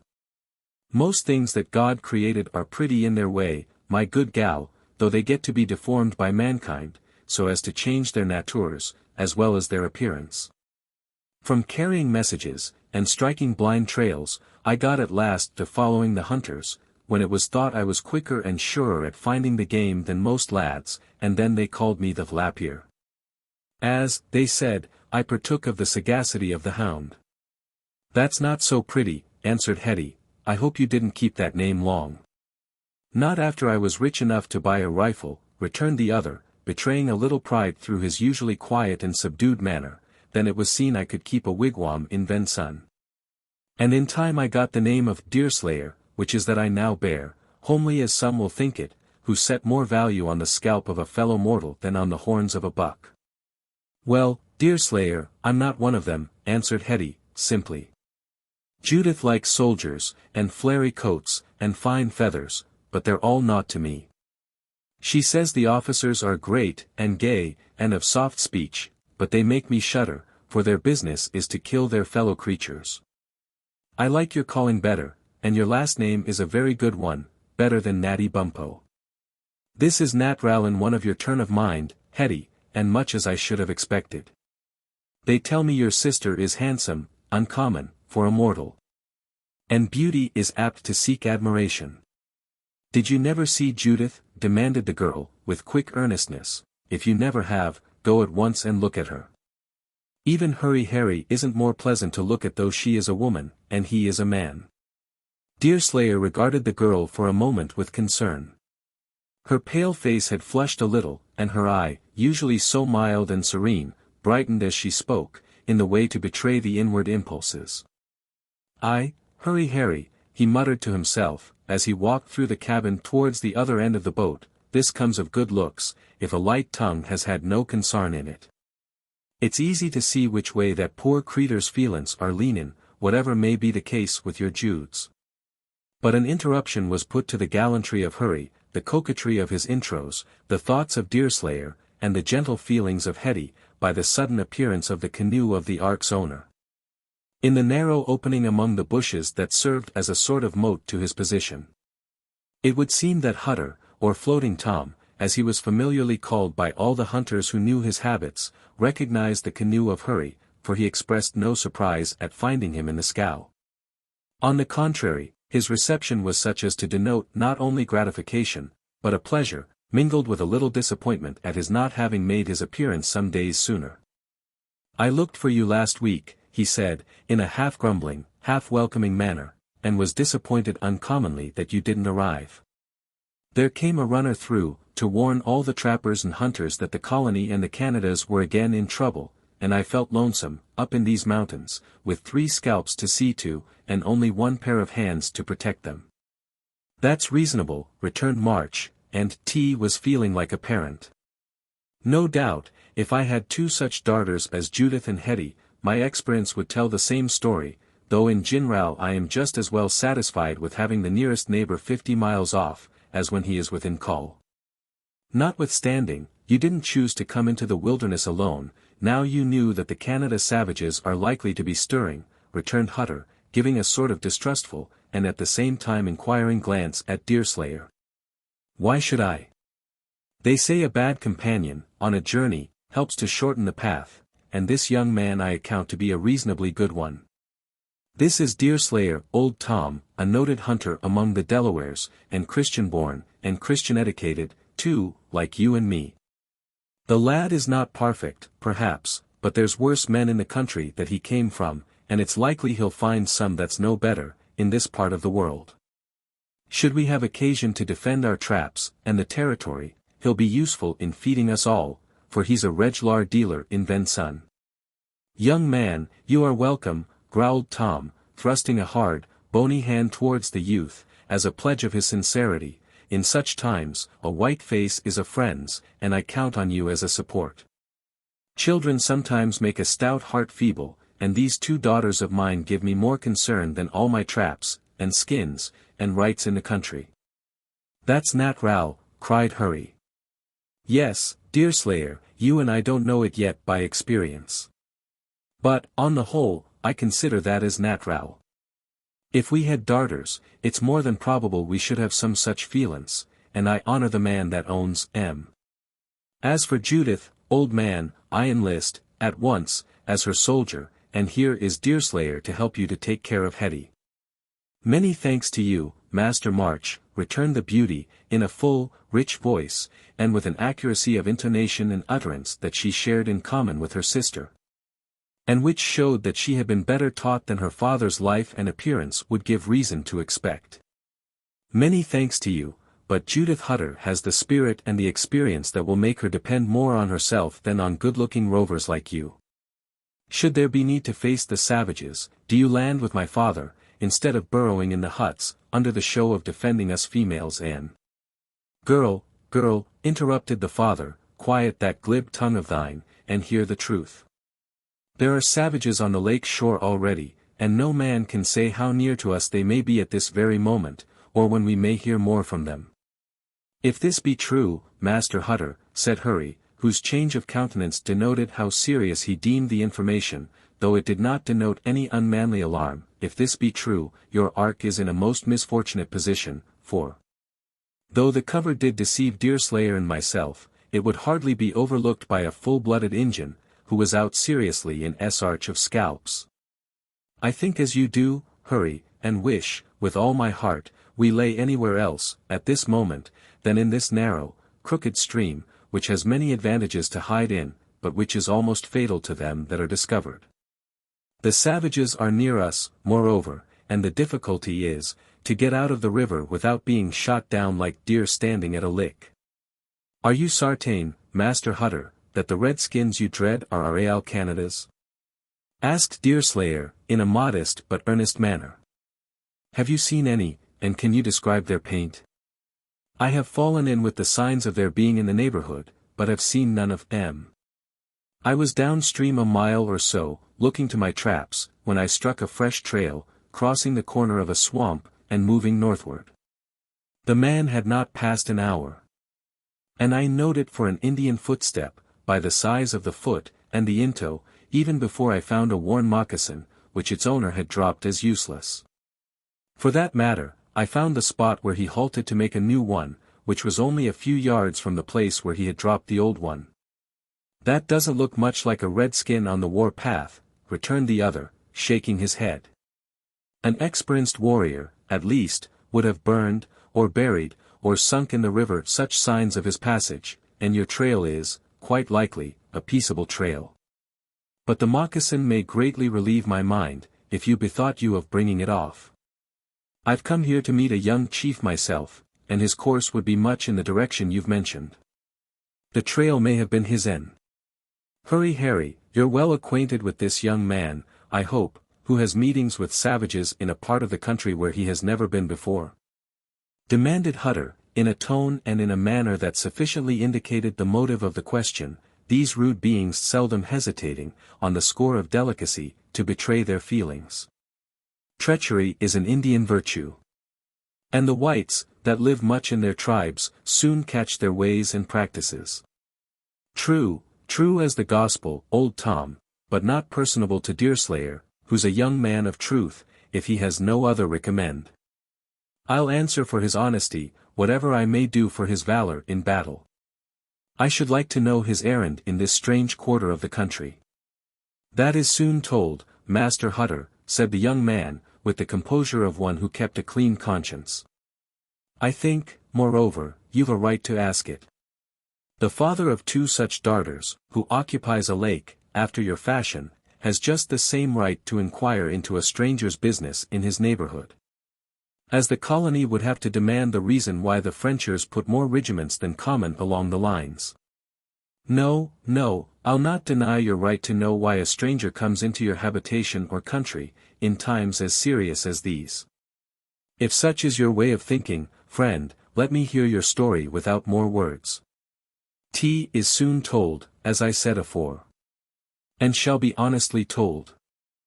I'm a young man, and, as yet, have never been on a warpath.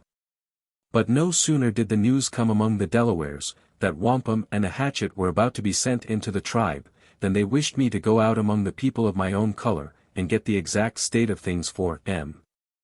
This I did, and, after delivering my talk to the chiefs, on my return, I met an officer of the crown on the Schoharie, who had messages to send to some of the Friday-Ndly tribes that live farther west. This was thought a good occasion for Chingachgook, a young chief who has never struck a foe, and myself, to go on our first war path in company, and an appointment was made for us, by an old Delaware, to meet at the rock near the foot of this lake. I'll not deny that Chingachgook has another object in view, but it has no concern with any here, and is his secret and not mine, therefore I'll say no more about it. 'Tis something about a young woman, interrupted Judith hastily, then laughing at her own impetuosity, and even having the grace to color a little, at the manner in which she had betrayed her readiness to impute such a motive. If 'tis neither war, nor a hunt, it must be love. It comes easy for the young and handsome, who hear so much of them feelings, to suppose that they lie at the bottom of most proceedings, but, on that head, I say nothing. Chingachgook is to meet me at the rock, an hour afore sunset tomorrow evening, after which we shall go our way together, molesting none but the king's enemies, who are lawfully our own. Knowing Hurry of old, who once trapped in our hunting grounds, and falling in with him on the Schoharie, just as he was on the point of starting for his summer hiatus, we agreed to journey in company. Not so much from fear of the Mingos, as from good fellowship, and, as he says, to shorten a long road. And you think the trail I saw may have been that of your friend, ahead of his time, said Hutter. That's my idea, which may be wrong, but which may be right. If I saw the moccasin, howsever, I could tell, in a minute, whether it is made in the Delaware fashion, or not. Here it is, then, said the quick-witted Judith, who had already gone to the canoe in quest of it. Tell us what it says, friend or enemy. You look honest, and I believe all you say, whatever father may think. That's the way with you, Jude. Forever finding out friends, where I distrust foes, grumbled Tom, but, speak out, young man, and tell us what you think of the moccasin. That's not Delaware made, returned Deerslayer, examining the worn rejected covering for the foot with a cautious eye. I'm too young on a warpath to be positive, but I should say that moccasin has a northern look, and comes from beyond the Great Lakes. If such is the case, we ought not to lie here a minute longer than is necessary, said Hutter, glancing through the leaves of his cover, as if he already distrusted the presence of an enemy on the opposite shore of the narrow and sinuous stream. It wants but an hour or so of night, and to move in the dark will be impossible, without making a noise that would betray us. Did you hear the echo of a piece in the mountains, half an hour since? Yes, old man, and heard the piece itself, answered Hurry, who now felt the indiscretion of which he had been guilty, for the last was fired from my own shoulder. I feared it came from the French Indians. Still it may put them on the lookout, and be a means of discovering us. You did wrong to fire in wartime, unless there was good occasion. So I begin to think myself, Uncle Tom. And yet, if a man can't trust himself to let off his rifle in a wilderness that is 1,000 miles square, lest some enemy should hear it, where's the use in carrying one? Hutter now held a long consultation with his two guests, in which the parties came to a true understanding of their situation. He explained the difficulty that would exist in attempting to get the ark out of so swift and narrow a stream, in the dark, without making a noise that could not fail to attract Indian ears. Any strollers in their vicinity would keep near the river or the lake. But the former had swampy shores in many places, and was both so crooked and so fringed with bushes, that it was quite possible to move by daylight without incurring much danger of being seen. More was to be apprehended, perhaps, from the ear than from the eye, especially as long as they were in the short, straightened, and canopied reaches of the stream. I never dropped down into this cover, which is handy to my traps, and safer than the lake from curious eyes, without providing the means of getting out in, continued this singular being, and that is easier done by a pull than a push. My anchor is now lying above the suction, in the open lake, and here is a line, you see, to haul us up to it. Without some such help, a single pair of hands would make heavy work in forcing a scow like this upstream. I have a sort of a crab, too, that lightens the pull, on occasion. Jude can use the oar astern as well as myself, and when we fear no enemy, to get out of the river gives us but little trouble. What should we gain, Master Hutter, by changing the position? Asked Deerslayer, with a good deal of earnestness. This is a safe cover, and a stout defense might be made from the inside of this cabin. I've never fought unless in the way of tradition, but it seems to me we might beat off 20 Mingos, with palisades like them afore us. You've never fought except in traditions, that's plain enough, young man. Did you ever see as broad a sheet of water as this above us, before you came in upon it with Hurry? I can't say that I ever did, Deerslayer answered, modestly. Youth is the time to alarm. And I'm far from wishing to raise my voice in council, afore it is justified by experience. Well, then, I'll teach you the disadvantage of fighting in this position, and the advantage of taking to the open lake. Here, you may see, the savages will know where to aim every shot, and it would be too much to hope that some would not find their way through the crevices of the logs. Now, on the other hand, we should have nothing but a forest to aim at. Then we are not safe from fire, here, the bark of this roof being little better than so much kindling wood. The castle, too, might be entered and ransacked in my absence, and all my possessions overrun and destroyed.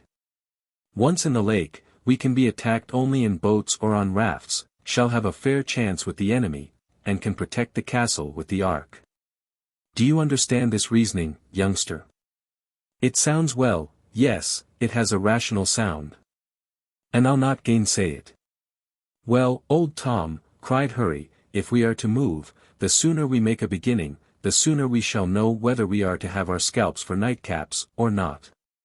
As this proposition was self-evident, no one denied its justice.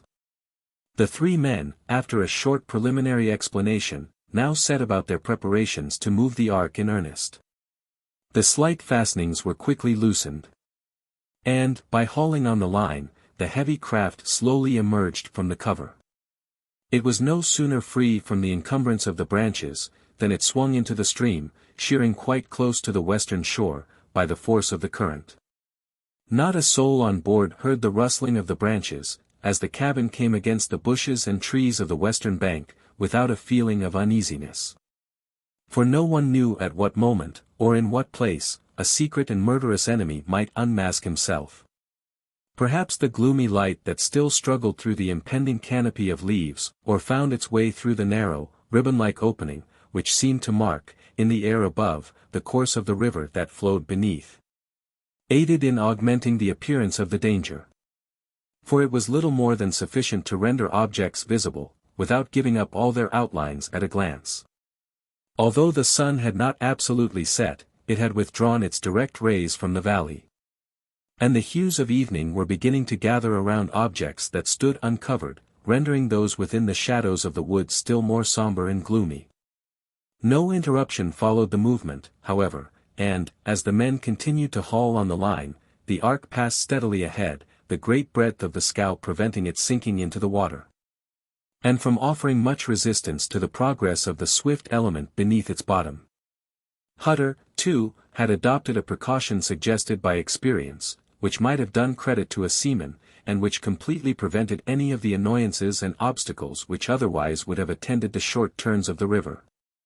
As the ark descended, heavy stones, attached to the line, were dropped in the center of the stream, forming local anchors, each of which was kept from dragging by the assistance of those above it, until the uppermost of all was reached, which got its backing from the anchor, or grapnel, that lay well out in the lake. In consequence of this expedient, the ark floated clear of the encumbrances of the shore, against which it would otherwise have been unavoidably hauled at every turn, producing embarrassments that Hutter, single-handed, would have found it very difficult to overcome. Favored by this foresight, and stimulated by the apprehension of discovery, Floating Tom and his two athletic companions hauled the ark ahead with quite as much rapidity as comported with the strength of the line. At every turn in the stream, a stone was raised from the bottom, when the direction of the scow changed to one that pointed towards the stone that lay above. In this manner, with the channel buoyed out for him, as a sailor might term it, did Hutter move forward, occasionally urging his friends, in a low and guarded voice, to increase their exertions, and then, as occasions offered, warning them against efforts that might, at particular moments, endanger all by too much zeal. In spite of their long familiarity with the woods, the gloomy character of the shaded river added to the uneasiness that each felt. And when the ark reached the first bend in the Susquehanna and the eye caught a glimpse of the broader expanse of the lake, all felt a relief, that perhaps none would have been willing to confess. Here the last stone was raised from the bottom, and the line led directly towards the grapnel, which, as Hutter had explained, was dropped above the suction of the current. "Thank God!" ejaculated Hurry, "there is daylight, and we shall soon have a chance of seeing our enemies, if we are to feel him." "That is more than you or any man can say," growled Hutter. "There is no spot so likely to harbor a party as the shore around the outlet, and the moment we clear these trees and get into open water, will be the most trying time, since it will leave the enemy a cover, while it puts us out of one. Judith, girl, do you and Hetty leave the oar to take care of itself, and go within the cabin, and be mindful not to show your faces at a window, for they who will look at them won't stop to praise their beauty. And now, Hurry, we'll step into this outer room ourselves, and haul through the door, where we shall all be safe, from a surprise, at least. Friend Deerslayer, as the current is lighter, and the line has all the strain on it that is prudent, do you keep moving from window to window, taking care not to let your head be seen, if you set any value on life. No one knows when or where we shall hear from our neighbors." Deerslayer complied, with a sensation that had nothing in common with fear, but which had all the interest of a perfectly novel and a most exciting situation. For the first time in his life he was in the vicinity of enemies, or had good reason to think so, and that, too, under all the thrilling circumstances of Indian surprises and Indian artifices. As he took his stand at the window, the ark was just passing through the narrowest part of the stream, a point where the water first entered what was properly termed the river, and where the trees fairly interlocked overhead, causing the current to rush into an arch of verdure. A feature as appropriate and peculiar to the country, perhaps, as that of Switzerland, where the rivers come rushing literally from chambers of ice. The ark was in the act of passing the last curve of this leafy entrance, as Deerslayer, having examined all that could be seen of the eastern bank of the river, crossed the room to look from the opposite window, at the western. His arrival at this aperture was most opportune, for he had no sooner placed his eye at a crack, than a sight met his gaze that might well have alarmed a sentinel so young and inexperienced. A sapling overhung the water, in nearly half a circle, having first grown towards the light, and then been pressed down into this form by the weight of the snows, a circumstance of common occurrence in the American woods. On this no less than 6 Indians had already appeared, others standing ready to follow them, as they left room, each evidently bent on running out on the trunk, and dropping on the roof of the ark as it passed beneath. This would have been an exploit of no great difficulty, the inclination of the tree admitting of an easy passage, the adjoining branches offering ample support for the hands, and the fall being too trifling to be apprehended. When Deerslayer first saw this party, it was just unmasking itself, by ascending the part of the tree nearest to the earth, or that which was much the most difficult to overcome. And his knowledge of Indian habits told him at once that they were all in their war paint, and belonged to a hostile tribe. "Pull, hurry," he cried, "pull for your life, and as you love Judith Hutter. Pull, man, pull." This call was made to one that the young man knew had the strength of a giant. It was so earnest and solemn, that both Hutter and March felt it was not idly given, and they applied all their force to the line simultaneously, and at a most critical moment. The scow redoubled its motion, and seemed to glide from under the tree as if conscious of the danger that was impending overhead. Perceiving that they were discovered, the Indians uttered the fearful war-whoop, and running forward on the tree, leaped desperately towards their fancied prize. There were 6 on the tree, and each made the effort. All but their leader fell into the river more or less distant from the ark, as they came, sooner or later, to the leaping place. The chief, who had taken the dangerous post in advance, having an earlier opportunity than the others, struck the scow just within the stern. The fall proving so much greater than he had anticipated, he was slightly stunned, and for a moment he remained half-bent and unconscious of his situation. At this instant Judith rushed from the cabin, her beauty heightened by the excitement that produced the bold act, which flushed her cheek to crimson, and, throwing all her strength into the effort, she pushed the intruder over the edge of the scow, headlong into the river.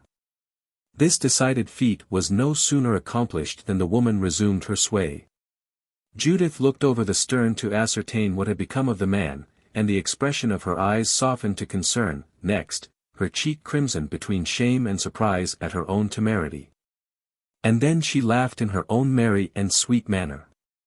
All this occupied less than a minute, when the arm of Deerslayer was thrown around her waist, and she was dragged swiftly within the protection of the cabin. This retreat was not effected too soon. Scarcely were the two in safety, when the forest was filled with yells, and bullets began to patter against the logs. The ark being in swift motion all this while, it was beyond the danger of pursuit by the time these little events had occurred. And the savages, as soon as the first burst of their anger had subsided, ceased firing, with the consciousness that they were expending their ammunition in vain. When the scow came up over her grapnel, Hutter tripped the ladder in a way not to impede the motion. And being now beyond the influence of the current, the vessel continued to drift ahead, until fairly in the open lake, though still near enough to the land to render exposure to a rifle bullet dangerous. Hutter and March got out 2 small sweeps and, covered by the cabin, they soon urged the ark far enough from the shore to leave no inducement to their enemies to make any further attempt to injure them. Chapter 5. Why, let the strucken deer go weep. The heart ungalled play. For some must watch, while some must sleep. Thus runs the world away.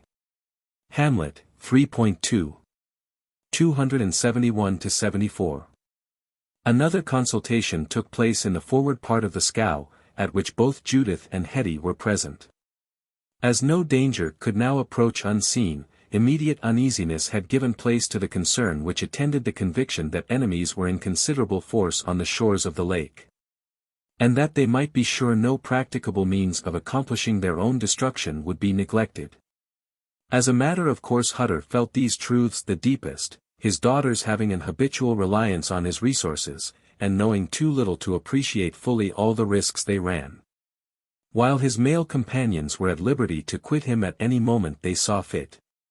His first remark showed that he had an eye to the latter circumstance, and might have betrayed, to a keen observer, the apprehension that was just then uppermost. "We've a great advantage over the Iroquois, or the enemy, whoever they are, in being afloat," he said. There's not a canoe on the lake that I don't know where it's hid, and now yours is here. Hurry, there are but 3 more on the land, and they're so snug in hollow logs that I don't believe the Indians could find them, let them try ever so long. There's no telling that, no one can say that, put in Deerslayer. A hound is not more sartain on the scent than a redskin, when he expects to get anything by it. Let this party see scalps afore or plunder, or honor accordin' to their ideas of what honor is, and will be a tight log that hides a canoe from their eyes. You're right, Deerslayer, cried Harry March. You're downright gospel in this matter, and I realize that my bunch of bark is safe enough here, within reach of my arm. I calculate they'll be at all the rest of the canoes afore tomorrow night, if they are in our arnest to smoke you out, old Tom, and we may as well overhaul our paddles for a pull.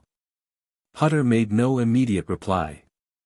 He looked about him in silence for quite a minute, examining the sky, the lake, and the belt of forest which enclosed it, as it might be hermetically, like one consulting their signs. Nor did he find any alarming symptoms. The boundless woods were sleeping in the deep repose of nature, the heavens were placid, but still luminous with the light of the retreating sun, while the lake looked more lovely and calm than it had before done that day. It was a scene altogether soothing, and of a character to lull the passions into a species of holy calm. How far this effect was produced, however, on the party in the ark, must appear in the progress of our narrative. Judith, called out the father, when he had taken this close but short survey of the omens, night is at hand, find our friends food, a long march gives a sharp appetite. We're not starving, Master Hutter, March observed, for we filled up just as we reached the lake, and for one, I prefer the company of Jude even to her supper. This quiet evening is very agreeable to sit by her side. Nature is nature, objected Hutter, and must be fed. Judith, see to the meal, and take your sister to help you. I've a little discourse to hold with you, friends, he continued, as soon as his daughters were out of hearing, and wished the girls away. You see my situation, and I should like to hear your opinions concerning what is best to be done. 3 times have I been burnt out already, but that was on the shore, and I've considered myself as pretty safe ever since I got the castle built and the ark afloat. My other accidents, however, happened in peaceable times, being nothing more than such flurries as a man must meet with, in the woods, but this matter looks serious, and your ideas would greatly relieve my mind. It's my notion, old Tom, that you, and your huts, and your traps, and your whole possessions, hereaway, are in desperate jeopardy, returned the matter-of-fact Hurry, who saw no use in concealment. Accordin' to my ideas of Valley, they're altogether not worth half as much today as they was yesterday, nor would I give more for taking the pay in skins. Then I've children. Continued the father, making the allusion in a way that it might have puzzled even an indifferent observer to say was intended as a bait, or as an exclamation of paternal concern, daughters, as you know, Hurry, and good girls too, I may say. Though I am their father. A man may say anything, Master Hutter, particularly when pressed by time and circumstances. You've daughters, as you say, and one of them hasn't her equal on the frontiers for good looks, whatever she may have for good behavior. As for poor Hetty, she's Hetty Hutter, and that's as much as one can say about the poor thing. Give me Jude, if her conduct was only equal to her looks. I see, Harry March, I can only count on you as a fair-weather friend. And I suppose that your companion will be of the same way of thinking, returned the other, with a slight show of pride, that was not altogether without dignity. Well, I must depend on Providence, which will not turn a deaf ear, perhaps, to a father's prayers. If you've understood Hurry, here, to mean that he intends to desert you, said Deerslayer, with an earnest simplicity that gave double assurance of its truth, I think you do him injustice, as I know you do me, in supposing I would follow him. Was he so untrue-hearted as to leave a family of his own color in such a strait as this? I've come on this at take, Master Hutter, to rendezvous a Friday and I only wish he was here himself, as I make no doubt he will be at sunset tomorrow, when you'd have another rifle to aid you. And an experienced one, I'll allow, like my own, but one that has proved true so often in the game, big and little, that I'll answer for it sarvis Aegean mortals. May I depend on you to stand by me and my daughters, then, Deerslayer?" demanded the old man, with a father's anxiety in his countenance. "That may you, Floating Tom, if that's your name, and as a brother would stand by a sister, a husband his wife, or a suitor his sweetheart. In this strait you may count on me, through all adversities, and I think Hurry does discredit to his nature and wishes, if you can't count on him." "Not he," cried Judith, thrusting her handsome face out of the door. "His nature is Hurry, as well as his name, and he'll hurry off, as soon as he thinks his fine figure in danger. Neither old Tom, nor his gals, will depend much on Master March, now they know him, but you they will rely on, Deerslayer. For your honest face and honest heart tell us that what you promise you will perform." This was said, as much, perhaps, in affected scorn for Hurry, as in sincerity. Still, it was not said without feeling. The fine face of Judith sufficiently proved the latter circumstance. And if the conscious March fancied that he had never seen in it a stronger display of contempt, a feeling in which the beauty was apt to indulge, than while she was looking at him, it certainly seldom exhibited more of a womanly softness and sensibility, than when her speaking blue eyes were turned on his traveling companion. "Leave us, Judith," Hutter ordered sternly, before either of the young men could reply, "Leave us, and do not return until you come with the venison and fish. The girl has been spoilt by the flattery of the officers, who sometimes find their way up here, Master March, and you'll not think any harm of her silly words." "You never said truer syllable, old Tom," retorted Hurry, who smarted under Judith's observations. "The devil-tongued youngsters of the garrison have proved her undoing. I scarce know Jude any longer, and shall soon take to admiring her sister, who is getting to be much more to my fancy. I'm glad to hear this, Harry, and look upon it as a sign that you're coming to your right senses. Hetty would make a much safer and more rational companion than Jude, and would be much the most likely to listen to your suit, as the officers have, I greatly fear, unsettled her sister's mind." "No man needs a safer wife than Hetty," said Hurry, laughing, "though I'll not answer for her being of the most rational. But no matter, Deerslayer has not misconceived me, when he told you I should be found at my post. I'll not quit you, Uncle Tom, just now, whatever may be my feelings and intentions respecting your eldest daughter." Hurry had a respectable reputation for prowess among his associates, and Hutter heard this pledge with a satisfaction that was not concealed. Even the great personal strength of such an aide became of moment, in moving the ark, as well as in the species of hand-to-hand conflicts, that were not unfrequent in the woods.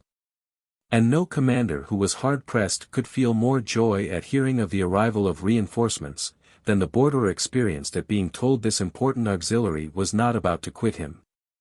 A minute before, Hutter would have been well content to compromise his danger, by entering into a compact to act only on the defensive. But no sooner did he feel some security on this point, than the restlessness of man induced him to think of the means of carrying the war into the enemy's country. "High prices are offered for scalps on both sides," he observed, with a grim smile, as if he felt the force of the inducement. At the very time he wished to affect a superiority to earning money by means that the ordinary feelings of those who aspire to be civilized men repudiated, even while they were adopted. It isn't right, perhaps, to take gold for human blood, and yet, when mankind is busy in killing one another, there can be no great harm in adding a little bit of skin to the plunder. What's your sentiments, Hurry, touching these P&Ts? That you've made a vast mistake, old man, in calling savage blood human blood, at all. I think no more of a redskin's scalp than I do of a pair of wolf's ears, and would just as lief finger money for the one as for the other. With white people, tea is different, for they've a natural aversion to being scalped, whereas your Indian shaves his head in readiness for the knife, and leaves a lock of hair by way of braggadocio, that one can lay hold of in the bargain. That's manly, however, and I felt from the first that we had only to get you on our side, to have your heart and hand," returned Tom, losing all his reserve, as he gained a renewed confidence in the disposition of his companions. "Something more may turn up from this inroad of the redskins than they bargained for. Deerslayer, I conclude you're of Hurry's way of thinking, and look upon money earned in this way as being as likely to pass as money earned in trapping or hunting. I've no such feelin', nor any wish to harbor it, not I, returned the other. My gifts are not scalpers' gifts, but such as belong to my religion and color. I'll stand by you, old man, in the ark or in the castle, the canoe or the woods, but I'll not unhumanize my nature, by falling into ways that God intended for another race. If you and Hurry have got any thoughts that lean towards the colony's gold, go by yourselves in search of it, and leave the females to my care. Much as I must differ from you both on all gifts that do not properly belong to a white man, we shall agree that it is the duty of the strong to take care of the weak. Especially when the last belong to them that nature intended man to protect and console by his gentleness and strength. Hurry Harry, that is a lesson you might learn and practice on to some advantage, said the sweet, but spirited voice of Judith, from the cabin, a proof that she had overheard all that had hitherto been said. No more of this, Jude, called out the father angrily. Move farther off, we are about to talk of matters unfit for a woman to listen to. Hutter did not take any steps, however, to ascertain whether he was obeyed or not. But dropping his voice a little, he pursued the discourse. The young man is right, Hurry, he said, and we can leave the children in his care. Now, my idea is just this, and I think you'll agree that it is rational and correct. There's a large party of these savages on shore and, though I didn't tell it before the girls, for they're womanish, and apt to be troublesome when anything like real work is to be done, there's women among 'em. This I know from moccasin prints. And 'tis likely they are hunters, after all, who have been out so long that they know nothing of the war, or of the bounties. In which case, old Tom, why was their first salute an attempt to cut our throats? We don't know that their design was so bloody. It's natural and easy for an Indian to fall into ambushes and surprises, and, no doubt they wished to get on board the ark first, and to make their conditions afterwards. That a disappointed savage should fire at us, is in rule, and I think nothing of that. Besides, how often they burned me out, and robbed my traps, and pulled trigger on me, in the most peaceful times. The blackguards will do such things, I must allow, and we pay 'em off pretty much in their own cine. Women would not be on the warpath, sartainly, and, so far, there's reason in your idea. Nor would a hunter be in his war paint, returned Deerslayer. I saw the Mingos, and know that they are out on the trail of mortal men, and not for beaver or deer. There you have it again, old fellow, said Hurry. In the way of an eye, now, I'd as soon trust this young man, as trust the oldest settler in the colony.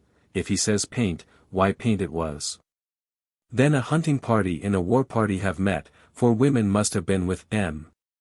It's only a few days since the runner went through with the tidings of the troubles, and it may be that warriors have come out to call in their women and children, to get an early blow. That would stand the courts, and is just the truth, cried Hurry. You've got it now, old Tom, and I should like to hear what you mean to make out of it. The bounty, returned the other, looking up at his attentive companion in a cool, sullen manner, in which, however, heartless cupidity and indifference to the means were far more conspicuous than any feelings of animosity or revenge. If there's women, there's children, and big and little have scalps, the colony pays for all alike. More shame to it, that it should do so, interrupted Deerslayer. More shame to it, that it don't understand its gifts, and pay greater attention to the will of God. Hearken to reason, lad, and don't cry out afore you understand a case, returned the unmoved Hurry. The savages scalp your Friday NDS, the Delawares, or Mohicans whichever they may be, among the rest, and why shouldn't we scalp? I will own, it would be Aegean right for you and me now, to go into the settlements and bring out scalps, but it's a very different matter as concerns Indians. A man shouldn't take scalps, if he isn't ready to be scalped, himself, on fitting occasions. One good turn deserves another, the world over. That's reason, and I believe it to be good religion. Master Hurry, again interrupted the rich voice of Judith, is it religion to say that one bad turn deserves another? I'll never reason Aegean you, Judy, for you beat me with beauty, if you can't with sense. Here's the Canadas paying their Injuns for scalps, and why not we pay? Our Indians, exclaimed the girl, laughing with a sort of melancholy merriment. Father, father. Think no more of this, and listen to the advice of Deerslayer, who has a conscience, which is more than I can say or think of Harry March. Hutter now rose, and, entering the cabin, he compelled his daughters to go into the adjoining room, when he secured both the doors, and returned. Then he and Hurry pursued the subject. But, as the purport of all that was material in this discourse will appear in the narrative, it need not be related here in detail. The reader, however, can have no difficulty in comprehending the morality that presided over their conference. It was, in truth, that which, in some form or other, rules most of the acts of men, and in which the controlling principle is that one wrong will justify another. Their enemies paid for scalps, and this was sufficient to justify the colony for retaliating. It is true, the French used the same argument, a circumstance, as Hurry took occasion to observe in answer to one of Deerslayer's objections, that proved its truth. As mortal enemies would not be likely to have recourse to the same reason unless it were a good one. But neither Hutter nor Hurry was a man likely to stick at trifles in matters connected with the right of the aborigines, since it is one of the consequences of aggression that it hardens the conscience, as the only means of quieting it. In the most peaceable state of the country, a species of warfare was carried on between the Indians, especially those of the Canadas, and men of their caste. And the moment an actual and recognized warfare existed, it was regarded as the means of lawfully revenging 1,000 wrongs, real and imaginary. Then, again, there was some truth, and a good deal of expediency, in the principle of retaliation, of which they both availed themselves, in particular, to answer the objections of their juster-minded and more scrupulous companion. You must fight a man with his own weapons, Deerslayer, cried Hurry, in his uncouth dialect, and in his dogmatical manner of disposing of all oral propositions. If he's effortsy you must be efficer, if he's stout of heart, you must be stouter. This is the way to get the better of Christian or savage. By keeping up to this trail, you'll get soonest to the end of your journey. That's not Moravian doctrine, which teaches that all are to be judged according to their talents or learning. The Injun like an Injun, and the white man like a white man. Some of their teachers say, that if you're struck on the cheek, it's a duty to turn the other side of the face, and take another blow, instead of seeking revenge, whereby I understand. That's enough, shouted Hurry. That's all I want, to prove a man's doctrine. How long would it take to kick a man through the colony, in at one end and out at the other, on that principle? Don't mistake me, March, returned the young hunter, with dignity. I don't understand by this any more than that it's best to do this, if possible. Revenge is an Injun gift, and forgiveness a white man's. That's all. Overlook all you can is what's meant, and not revenge all you can. As for kicking, Master Hurry, and Deerslayer's sunburnt cheek flushed as he continued, into the colony, or out of the colony, that's neither here nor there, seeing no one proposes it, and no one would be likely to put up with it. What I wish to say is, that a redskin's scalping don't justify a paleface's scalping. Do as you're done by, Deerslayer, that's ever the Christian parson's doctrine. No, Hurry, I've asked the Moravians concerning that. And it's altogether different. Do as you would be done by, they tell me, is the true saying, while men practice the false. They think all the colonies wrong that offer bounties for scalps, and believe no blessing will follow the measures. Above all things, they forbid revenge. That for your Moravians, cried March, snapping his fingers, they're the next thing to Quakers, and if you believe all they tell you, not even a rat would be skinned, out of Marcy. Who ever heard of Marcy on a muskrat? The disdainful manner of Hurry prevented a reply, and he and the old man resumed the discussion of their plans in a more quiet and confidential manner. This confidence lasted until Judith appeared, bearing the simple but savory supper. March observed, with a little surprise, that she placed the choicest bits before Deerslayer, and that in the little nameless attentions it was in her power to bestow. She quite obviously manifested a desire to let it be seen that she deemed him the honored guest. Accustomed, however, to the waywardness and coquetry of the beauty, this discovery gave him little concern, and he ate with an appetite that was in no degree disturbed by any moral causes. The easily digested food of the forests offering the fewest possible obstacles to the gratification of this great animal indulgence, Deerslayer, notwithstanding the hearty meal both had taken in the woods, was in no manner behind his companion in doing justice to the viands. An hour later the scene had greatly changed. The lake was still placid and glassy, but the gloom of the hour had succeeded to the soft twilight of a summer evening, and all within the dark setting of the woods lay in the quiet repose of night. The forests gave up no song, or cry, or even murmur, but looked down from the hills on the lovely basin they encircled, in solemn stillness. And the only sound that was audible was the regular dip of the sweeps, at which Hurry and Deerslayer lazily pushed, impelling the ark towards the castle. Hutter had withdrawn to the stern of the scow, in order to steer, but, finding that the young men kept even strokes, and held the desired course by their own skill, he permitted the oar to drag in the water, took a seat on the end of the vessel, and lighted his pipe. He had not been thus placed many minutes, ere Hetty came stealthily out of the cabin, or house, as they usually termed that part of the ark, and placed herself at his feet, on a little bench that she brought with her. As this movement was by no means unusual in his feeble-minded child, the old man paid no other attention to it than to lay his hand kindly on her head, in an affectionate and approving manner, an act of grace that the girl received in meek silence. After a pause of several minutes, Hetty began to sing. Her voice was low and tremulous, but it was earnest and solemn.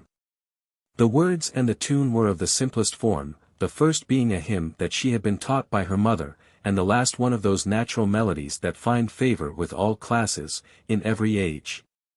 Coming from and being addressed to the feelings. Hutter never listened to this simple strain without finding his heart and manner softened. Facts that his daughter well knew, and by which she had often profited, through the sort of holy instinct that enlightens the weak of mind, more especially in their aims toward good. Hetty's low, sweet tones had not been raised many moments, when the dip of the oars ceased, and the holy strain arose singly on the breathing silence of the wilderness. As if she gathered courage with the theme, her powers appeared to increase as she proceeded. And though nothing vulgar or noisy mingled in her melody, its strength and melancholy tenderness grew on the ear, until the air was filled with this simple homage of a soul that seemed almost spotless. That the men forward were not indifferent to this touching interruption, was proved by their inaction. Nor did their oars again dip until the last of the sweet sounds had actually died among the remarkable shores, which, at that witching hour, would waft even the lowest modulations of the human voice more than a mile. Hutter was much affected. For rude as he was by early habits, and even ruthless as he had got to be by long exposure to the practices of the wilderness, his nature was of that fearful mixture of good and evil that so generally enters into the moral composition of man. "You are sad tonight, child," said the father, whose manner and language usually assumed some of the gentleness and elevation of the civilized life he had led in youth, when he thus communed with this particular child. "We have just escaped from enemies, and ought rather to rejoice."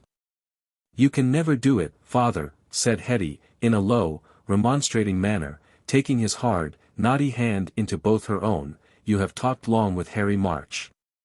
But neither of you have the heart to do it.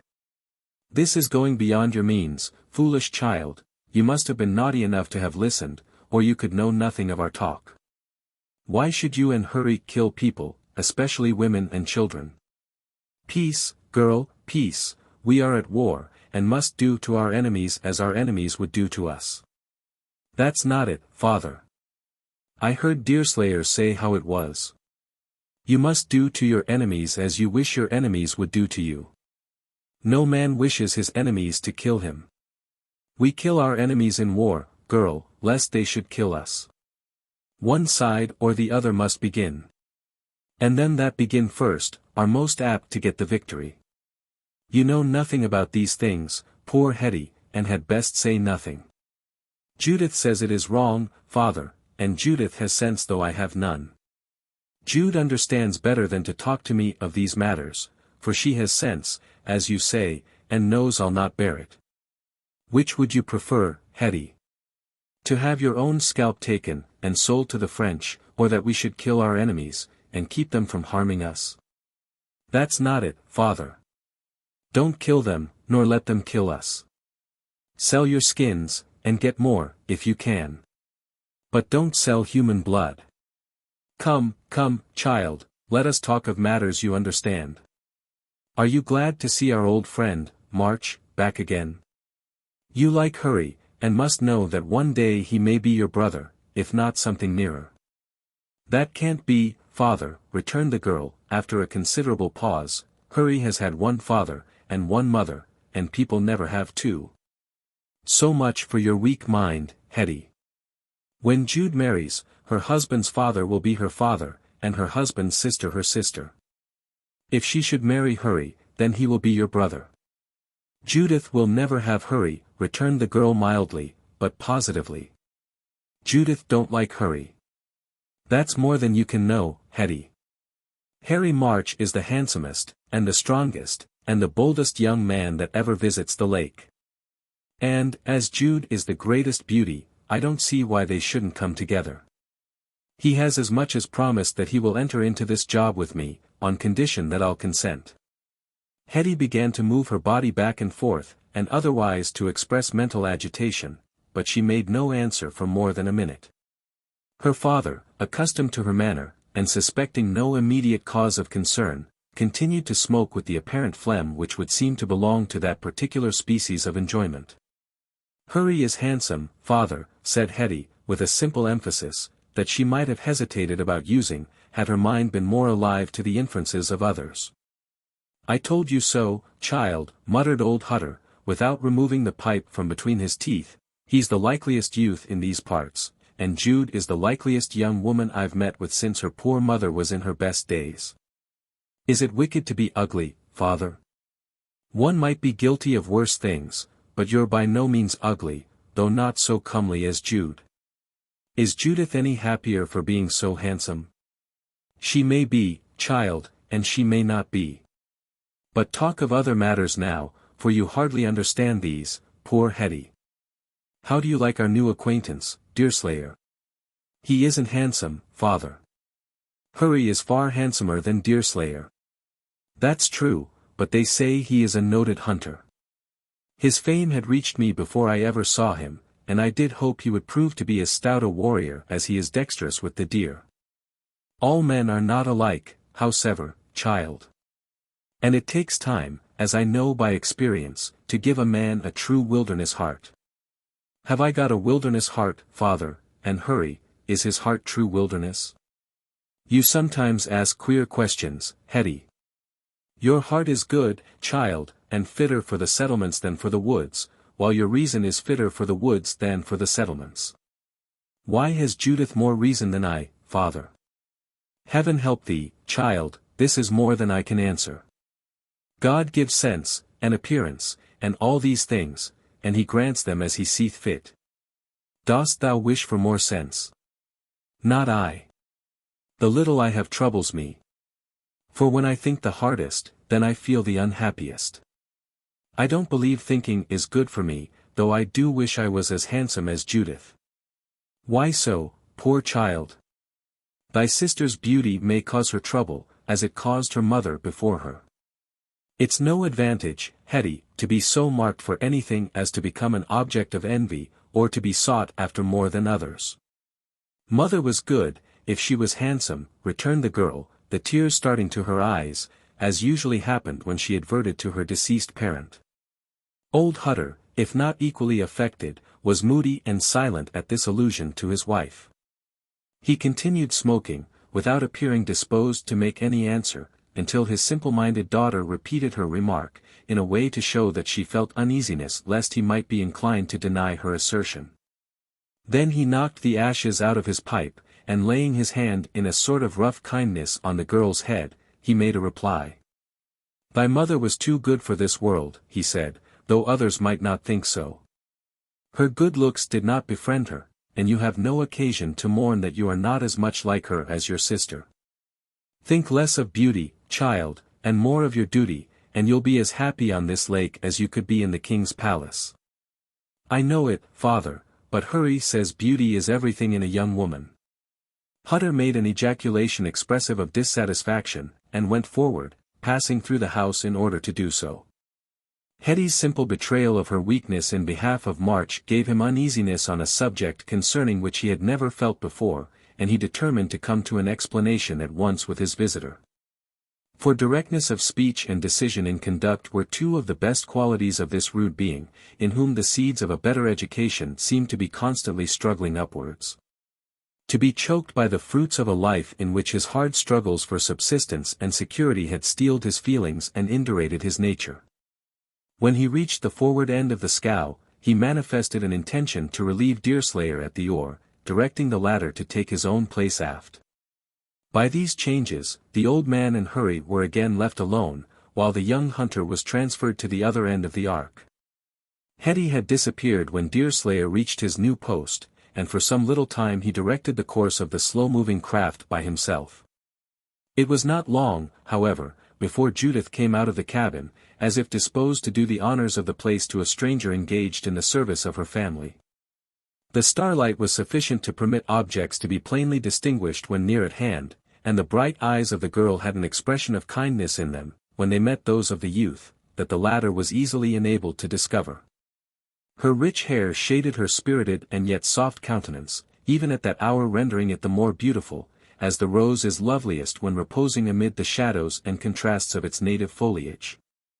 Little ceremony is used in the intercourse of the woods.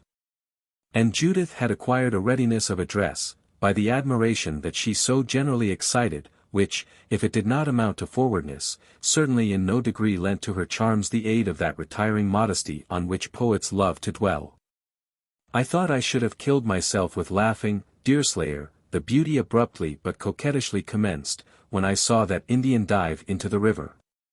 He was a good-looking savage, too. The girl always dwelt on personal beauty as a sort of merit, and yet one couldn't stop to consider whether his paint would stand water. And I thought they would have killed you with their weapons, Judith, returned Deerslayer. It was an awful risk for a female to run in the face of a dozen Mingos. Did that make you come out of the cabin, in spite of their rifles, too? Asked the girl, with more real interest than she would have cared to betray, though with an indifference of manner that was the result of a good deal of practice united to native readiness. Men aren't apt to see females in danger, and not come to their assistance. Even a Mingo knows that. This sentiment was uttered with as much simplicity of manner as of feeling, and Judith rewarded it with a smile so sweet, that even Deerslayer, who had imbibed a prejudice against the girl in consequence of Hurry's suspicions of her levity, felt its charm, notwithstanding half its winning influence was lost in the feeble light. It at once created a sort of confidence between them, and the discourse was continued on the part of the hunter, without the lively consciousness of the character of this coquette of the wilderness, with which it had certainly commenced. You are a man of deeds, and not of words, I see plainly, Deerslayer, continued the beauty, taking her seat near the spot where the other stood, and I foresee we shall be very good friends. Hurry Harry has a tongue, and, giant as he is, he talks more than he performs. March is your Friday ND, Judith, and Friday NDS should be tender of each other, when apart. We all know what Hurry's friendship comes to. Let him have his own way in everything, and he's the best fellow in the colony, but head him off, as you say of the deer, and he is master of everything near him but himself. Hurry is no favorite of mine, Deerslayer. And I dare say, if the truth was known, and his conversation about me repeated, it would be found that he thinks no better of me than I own I do of him. The latter part of this speech was not uttered without uneasiness. Had the girl's companion been more sophisticated, he might have observed the averted face, the manner in which the pretty little foot was agitated, and other signs that, for some unexplained reason, the opinions of March were not quite as much a matter of indifference to her as she thought fit to pretend. Whether this was no more than the ordinary working of female vanity, feeling keenly even when it affected not to feel at all, or whether it proceeded from that deeply seated consciousness of right and wrong which God Himself has implanted in our breasts that we may know good from evil, will be made more apparent to the reader as we proceed in the tale. Deerslayer felt embarrassed. He well remembered the cruel imputations left by March's distrust, and, while he did not wish to injure his associate's suit by exciting resentment against him, his tongue was one that literally knew no guile. To answer without saying more or less than he wished, was consequently a delicate duty. March has his say of all things in nature, whether of Friday nd or foe, slowly and cautiously rejoined the hunter. He's one of them that speak as they feel while the tongue's a-going, and that's sometimes different from what they'd speak if they took time to consider. Give me a Delaware, Judith, for one that reflects and ruminates on his ideas. Enmity has made him thoughtful, and a loose tongue is no recommend at their council fires. I dare say March's tongue goes free enough when it gets on the subject of Judith Hutter and her sister, said the girl, rousing herself as if in careless disdain. Young women's good names are a pleasant matter of discourse with some that wouldn't dare be so open-mouthed if there was a brother in the way. Master March may find it pleasant to traduce us, but sooner or later he'll repent. Nay, Judith, this is taking the matter up too much in earnest. Hurry has never whispered a syllable in the good name of Hetty, to begin with. I see how it is, impetuously interrupted Judith. I am the one he sees fit to scorch with his withering tongue. Hetty, indeed. Poor Hetty, she continued, her voice sinking into low, husky tones, that seemed nearly to stifle her in the utterance, she is beyond and above his slanderous malice. Poor Hetty. If God has created her feeble-minded, the weakness lies altogether on the side of errors of which she seems to know nothing. The earth never held a purer being than Hetty Hutter, Deerslayer. I can believe it, yes, I can believe that, Judith, and I hope earnestly that the same can be said of her handsome sister. There was a soothing sincerity in the voice of Deerslayer, which touched the girl's feelings. Nor did the allusion to her beauty lessen the effect with one who only knew too well the power of her personal charms. Nevertheless, the still, small voice of conscience was not hushed, and it prompted the answer which she made, after giving herself time to reflect. I dare say Hurry had some of his vile hints about the people of the garrisons, she added. He knows they are gentlemen, and can never forgive any one for being what he feels he can never become himself. Not in the sense of a king's officer, Judith, certainly, for March has no turn that-a-way.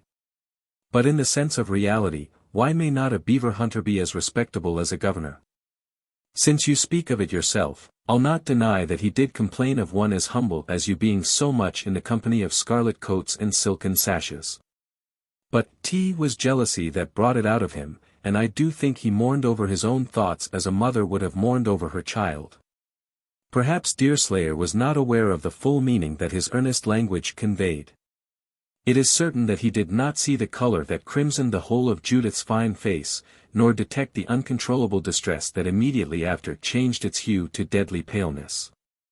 A minute or two elapsed in profound stillness, the splash of the water seeming to occupy all the avenues of sound, and then Judith arose, and grasped the hand of the hunter, almost convulsively, with one of her own. Deerslayer, she said, hurriedly, I'm glad the ice is broke between us. They say that sudden friendships lead to long enmities, but I do not believe it will turn out so with us. I know not how it is, but you are the first man I ever met, who did not seem to wish to flatter, to wish my ruin, to be an enemy in disguise. Never mind, say nothing to Hurry, and another time we'll talk together again. As the girl released her grasp, she vanished in the house, leaving the astonished young man standing at the steering oar, as motionless as one of the pines on the hills.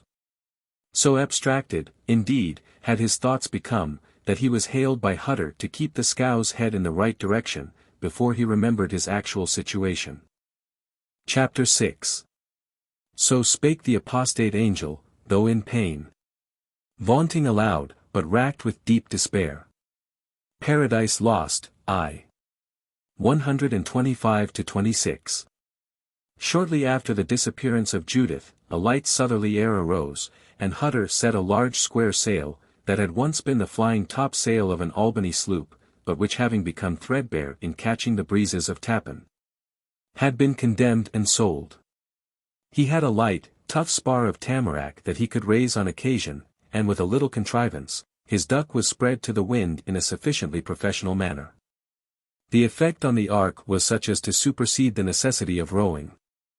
And in about 2 hours the castle was seen, in the darkness, rising out of the water, at the distance of 100 yards. The sail was then lowered, and by slow degrees the scow drifted up to the building, and was secured. No one had visited the house since Hurry and his companion left it. The place was found in the quiet of midnight, a sort of type of the solitude of a wilderness. As an enemy was known to be near, Hutter directed his daughters to abstain from the use of lights, luxuries in which they seldom indulged during the warm months, lest they might prove beacons to direct their foes where they might be found. In open daylight I shouldn't fear a host of savages behind these stout logs, and they without any cover to skulk into, added Hutter, when he had explained to his guests the reasons why he forbade the use of light. For I've 3 or 4 trusty weapons always loaded, and killdeer, in particular, is a piece that never misses. But it's a different thing at night. A canoe might get upon us unseen, in the dark. And the savages have so many cunning ways of attacking, that I look upon it as bad enough to deal with under a bright sun. I built this dwelling in order to have at arm's length, in case we should ever get to blows again. Some people think it's too open and exposed, but I'm for anchoring out here, clear of underbrush and thickets, as the surest means of making a safe berth. You was once a sailor, they tell me, old Tom, said Hurry, in his abrupt manner, struck by 1 or 2 expressions that the other had just used, and some people believe you could give us strange accounts of enemies and shipwrecks, if you'd a mind to come out with all you know. There are people in this world, Hurry, returned the other, evasively, who live on other men's thoughts, and some such often find their way into the woods. What I've been, or what I've seen in youth, is of less matter now than what the savages are. It's of more account to find out what will happen in the next 24 hours than to talk over what happened 24 years since. That's judgment, Deerslayer, yes, that's sound judgment. Here's Judith and Hetty to take care of, to say nothing of our own top-knots, and, for my part, I can sleep as well in the dark as I could under a noonday sun. To me it's no great matter whether there is light or not, to see to shut my eyes by. As Deerslayer seldom thought it necessary to answer his companion's peculiar vein of humor, and Hutter was evidently indisposed to dwell longer on the subject, its discussion ceased with this remark. The latter had something more on his mind, however, than recollections. His daughters had no sooner left them, with an expressed intention of going to bed, than he invited his 2 companions to follow him again into the scow. Here the old man opened his project, keeping back the portion that he had reserved for execution by Hurry and himself. The great object for people posted like ourselves is to command the water, he commenced. So long as there is no other craft on the lake, a bark canoe is as good as a man-of-war, since the castle will not be easily taken by swimming. Now, there are but 5 canoes remaining in these parts, 2 of which are mine, and 1 is Hurry's. These 3 we have with us here, one being fastened in the canoe dock beneath the house, and the other 2 being alongside the scow. The other canoes are housed on the shore, in hollow logs, and the savages, who are such venomous enemies, will leave no likely place unexamined in the morning, if they serious in arch of bounties. Now, friend Hutter, interrupted Hurry. The Indian don't live that can find a canoe that is suitably wintered. I've done something at this business before now, and Deerslayer here knows that I am one that can hide a craft in such a way that I can't find it myself. Very true, Hurry, put in the person to whom the appeal had been made, but you overlook the circumstance that if you couldn't see the trail of the man who did the job, I could. I'm of Master Hutter's mind, that it's far wiser to mistrust a savage's ingenuity, than to build any great expectations on his want of eyesight. If these 2 canoes can be got off to the castle, therefore, the sooner it's done the better. Will you be of the party that's to do it? Demanded Hutter, in a way to show that the proposal both surprised and pleased him. Sartain. I'm ready to enlist in any enterprise that's not in a white man's lawful gifts. Nature orders us to defend our lives, and the lives of others, too, when there's occasion and opportunity. I'll follow you, Floating Tom, into the Mingo camp, on such an ARRND, and will strive to do my duty, should we come to blows. Though, never having been tried in battle, I don't like to promise more than I may be able to perform. We all know our wishes, but none know their might till put to the proof. That's modest and suitable, lad, exclaimed Hurry. You've never yet heard the crack of an angry rifle. And, let me tell you, 'tis as different from the persuasion of one of your venison speeches, as the laugh of Judith Hutter, in her best humor, is from the scolding of a Dutch housekeeper on the Mohawk. I don't expect you'll prove much of a warrior, Deerslayer, though you're equal with the bucks and the does don't exist in all these parts. As for the Areal Sarvis, however, you'll turn out rather rearward, according to my cons 8. We'll see, Hurry, we'll see, returned the other, meekly. So far as human eye could discover, not at all disturbed by these expressed doubts concerning his conduct on a point on which men are sensitive, precisely in the degree that they feel the consciousness of demerit. Having never been tried, I'll wait to know, before I form any opinion of myself, and then there'll be sartainty, instead of bragging. I've heard of them that was valiant afore the fight, who did little in it. And of them that waited to know their own tempers, and found that they weren't as bad as some expected, when put to the proof.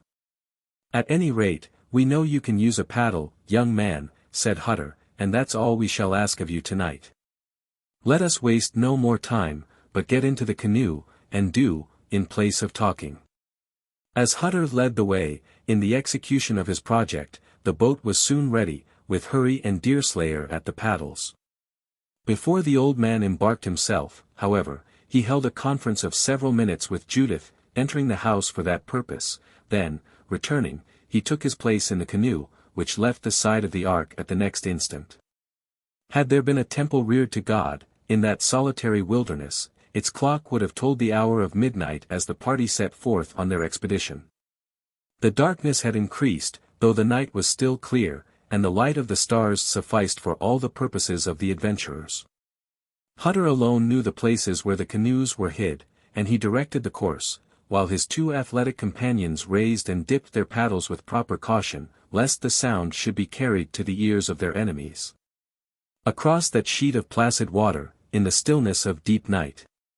But the bark was too light to require any extraordinary efforts, and skill supplying the place of strength, in about half an hour they were approaching the shore, at a point near a league from the castle. Lay on your paddles, men, said Hutter, in a low voice, and let us look about us for a moment. We must now be all eyes and ears, for these vermin have noses like bloodhounds. The shores of the lake were examined closely, in order to discover any glimmering of light that might have been left in a camp.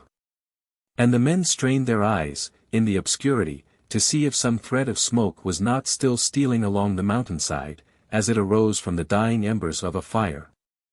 Nothing unusual could be traced.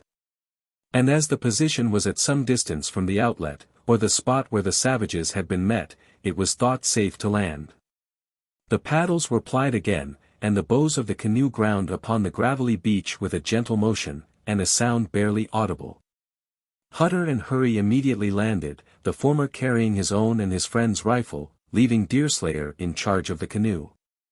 The hollow log lay a little distance up the side of the mountain, and the old man led the way towards it, using so much caution as to stop at every third or fourth step, to listen if any tread betrayed the presence of a foe. The same death-like stillness, however, reigned on the midnight scene, and the desired place was reached without an occurrence to induce alarm. This is it, whispered Hutter, laying a foot on the trunk of a fallen linden. Hand me the paddles first, and draw the boat out with care, for the wretches may have left it for a bait, after all. Keep my rifle handy, but towards me, old fellow, answered March. If they attack me loaded, I shall want to unload the piece at them, at least. And feel if the pan is full. All's right, muttered the other, move slow, when you get your load, and let me lead the way. The canoe was drawn out of the log with the utmost care, raised by Hurry to his shoulder, and the two began to return to the shore, moving but a step at a time, lest they should tumble down the steep declivity. The distance was not great, but the descent was extremely difficult, and, towards the end of their little journey, Deerslayer was obliged to land and meet them, in order to aid in lifting the canoe through the bushes. With his assistance the task was successfully accomplished, and the light craft soon floated by the side of the other canoe. This was no sooner done, than all three turned anxiously towards the forest and the mountain, expecting an enemy to break out of the one, or to come rushing down the other. Still the silence was unbroken, and they all embarked with the caution that had been used in coming ashore. Hutter now steered broad off towards the center of the lake. Having got a sufficient distance from the shore, he cast his prize loose, knowing that it would drift slowly up the lake before the light southerly air, and intending to find it on his return. Thus relieved of his tow, the old man held his way down the lake, steering towards the very point where Hurry had made his fruitless attempt on the life of the deer. As the distance from this point to the outlet was less than a mile, it was like entering an enemy's country, and redoubled caution became necessary. They reached the extremity of the point, however, and landed in safety on the little gravelly beach already mentioned. Unlike the last place at which they had gone ashore, here was no acclivity to ascend, the mountains looming up in the darkness quite a quarter of a mile farther west, leaving a margin of level ground between them and the strand. The point itself, though long, and covered with tall trees, was nearly flat, and for some distance only a few yards in width. Hutter and Hurry landed as before, leaving their companion in charge of the boat. In this instance, the dead tree that contained the canoe of which they had come in quest lay about halfway between the extremity of the narrow slip of land and the place where it joined the main shore. And knowing that there was water so near him on his left, the old man led the way along the eastern side of the belt with some confidence, walking boldly, though still with caution. He had landed at the point expressly to get a glimpse into the bay and to make certain that the coast was clear, otherwise he would have come ashore directly abreast of the hollow tree.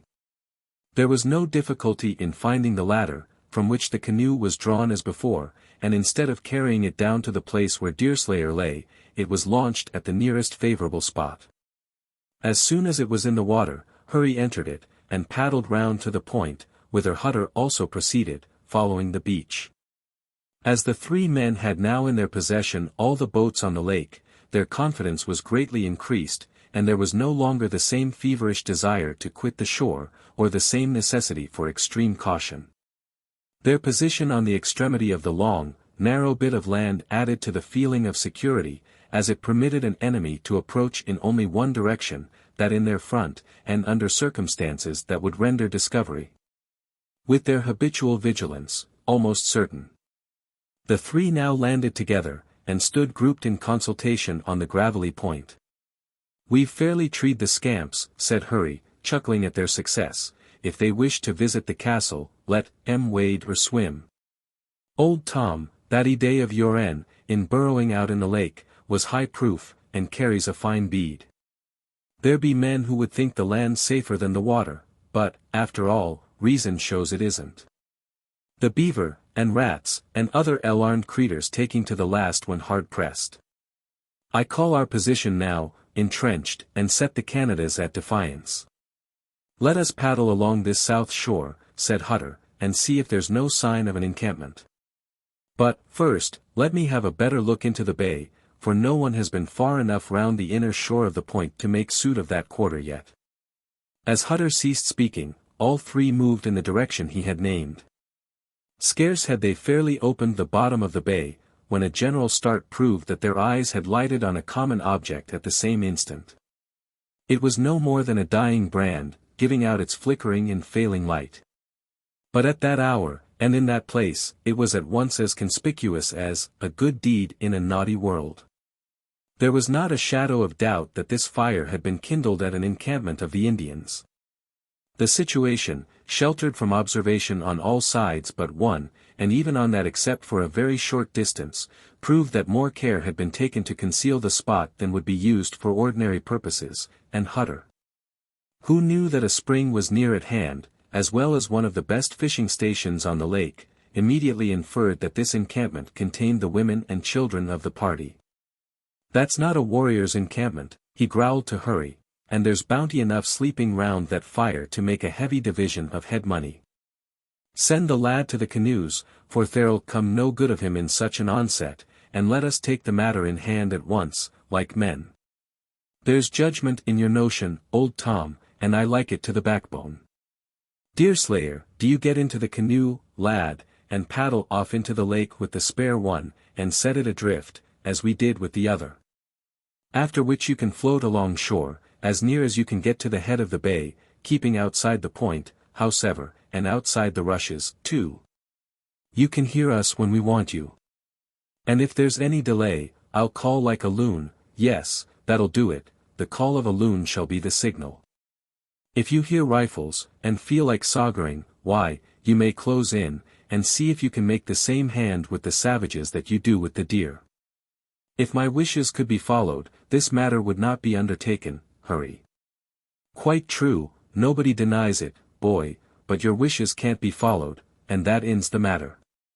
So just canoe yourself off into the middle of the lake, and by the time you get back there'll be movements in that camp. The young man set about complying with great reluctance and a heavy heart. He knew the prejudices of the frontiersmen too well, however, to attempt a remonstrance. The latter, indeed, under the circumstances, might prove dangerous, as it would certainly prove useless. He paddled the canoe, therefore, silently and with the former caution, to a spot near the center of the placid sheet of water, and set the boat just recovered adrift, to float towards the castle, before the light southerly air. This expedient had been adopted, in both cases, under the certainty that the drift could not carry the light barks more than a league or two, before the return of light. When they might easily be overtaken in order to prevent any wandering savage from using them, by swimming off and getting possession, a possible but scarcely a probable event, all the paddles were retained. No sooner had he set the recovered canoe adrift, than Deerslayer turned the bows of his own towards the point on the shore that had been indicated by Hurry. So light was the movement of the little craft, and so steady the sweep of its master's arm, that 10 minutes had not elapsed ere it was again approaching the land, having, in that brief time, passed over fully half a mile of distance.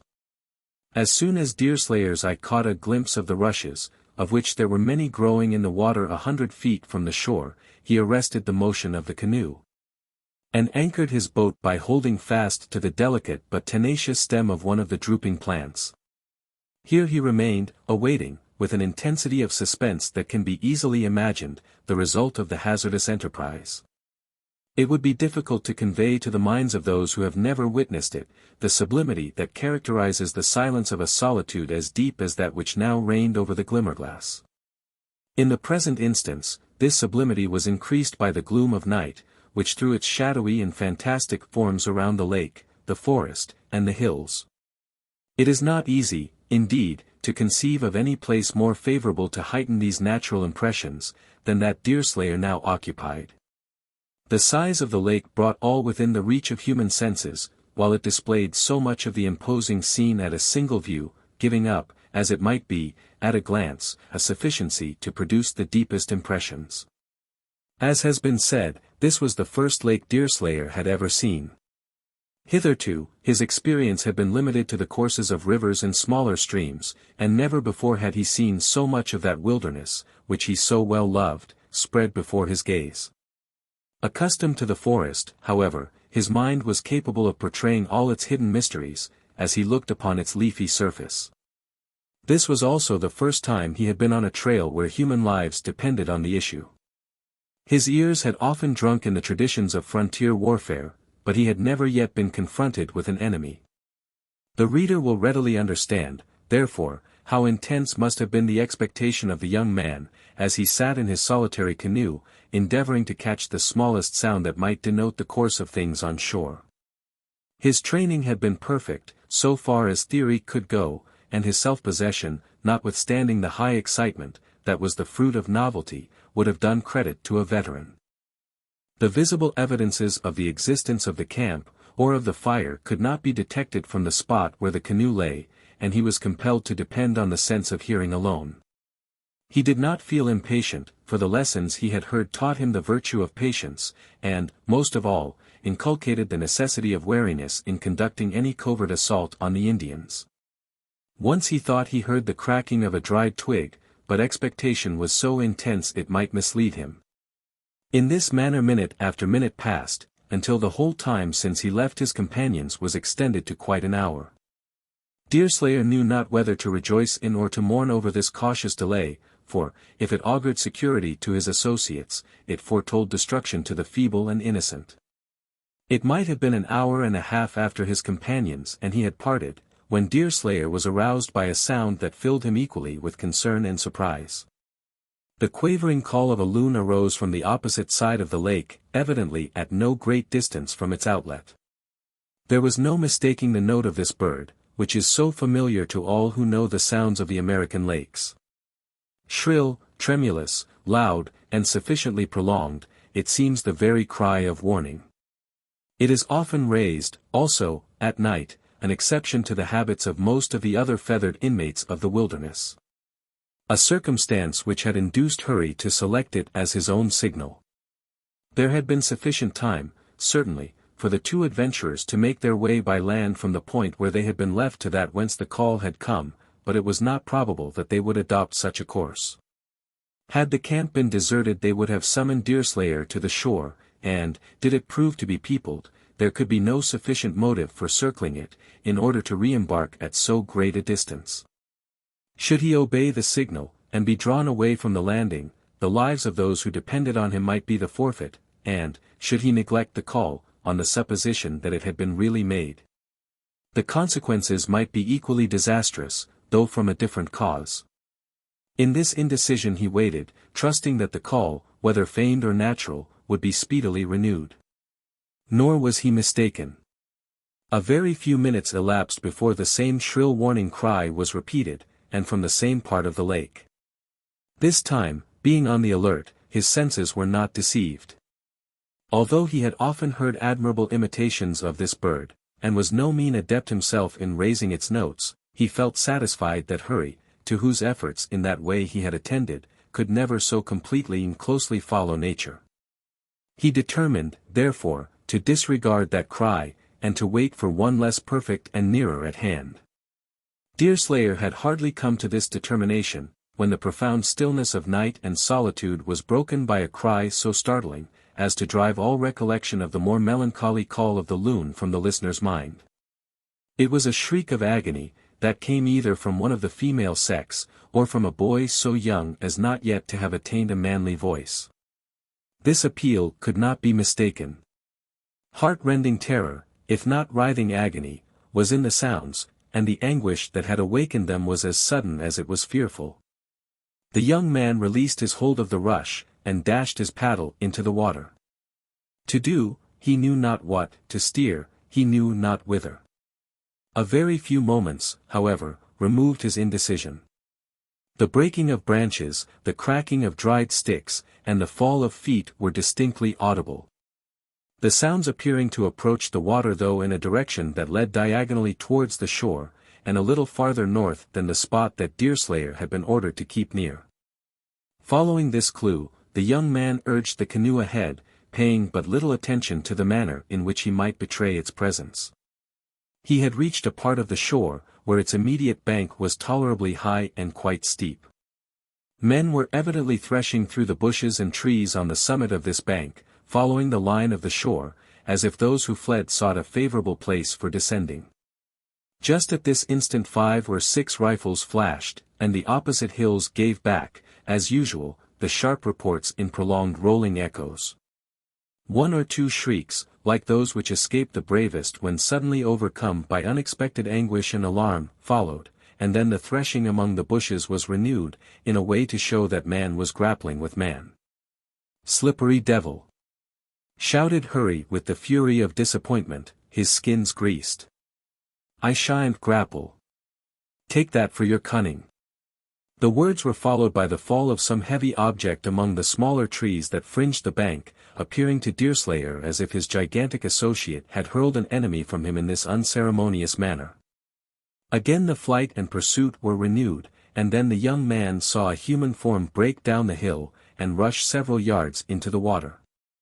At this critical moment the canoe was just near enough to the spot to allow this movement, which was accompanied by no little noise, to be seen, and feeling that there he must take in his companion, if anywhere.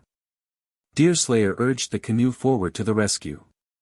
His paddle had not been raised twice, when the voice of Hurry was heard filling the air with imprecations, and he rolled on the narrow beach, literally loaded down with enemies. While prostrate, and almost smothered with his foes, the athletic frontierman gave his loon call, in a manner that would have excited laughter under circumstances less terrific. The figure in the water seemed suddenly to repent his own flight, and rushed to the shore to aid his companion, but was met and immediately overpowered by half a dozen fresh pursuers, who, just then, came leaping down the bank. "Let up, you painted reptiles, let up," cried Hurry, too hard-pressed to be particular about the terms he used. "Isn't it enough that I am withe like a sawlog that ye must choke too?" This speech satisfied Deerslayer that his friends were prisoners, and that to land would be to share their fate. He was already within 100 feet of the shore, when a few timely strokes of the paddle not only arrested his advance, but forced him off to 6 or 8 times that distance from his enemies. Luckily for him, all of the Indians had dropped their rifles in the pursuit, or this retreat might not have been effected with impunity, though no one had noted the canoe in the first confusion of the melee. "Keep off the land, lad," called out Hutter, "the girls depend only on you. Now, you will want all your caution to escape these savages. Keep off, and God prosper you, as you aid my children."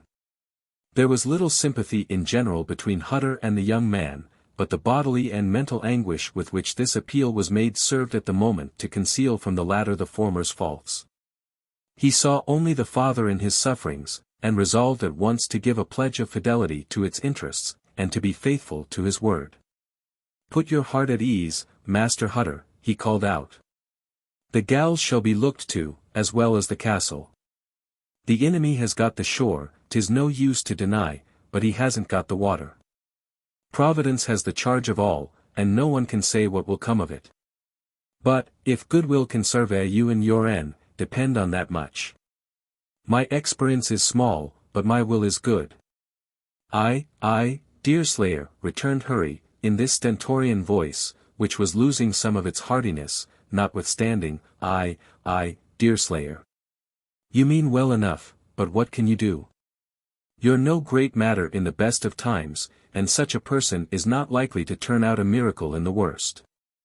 If there's one savage on this lake shore, there's 40, and that's an army you aren't the man to overcome.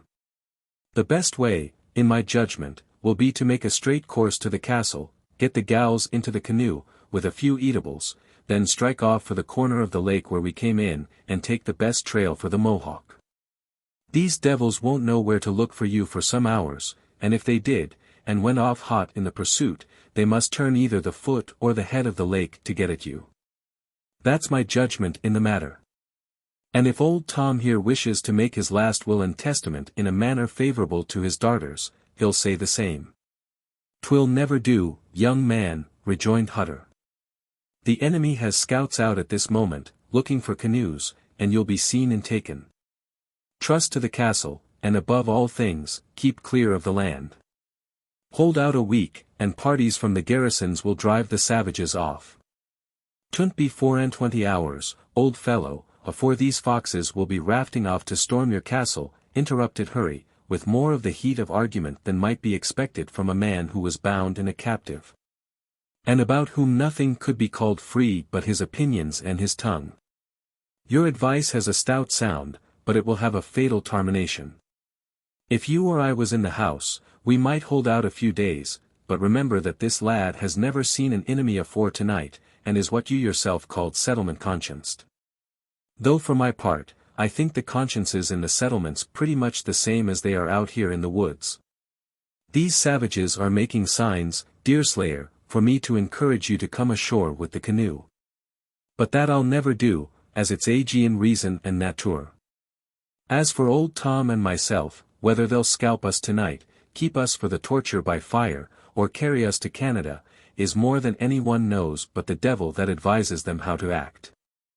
I've such a big and bushy head that it's quite likely they'll endeavor to get 2 scalps off it, for the bounty is a tempting thing, or old Tom and I wouldn't be in this scrape.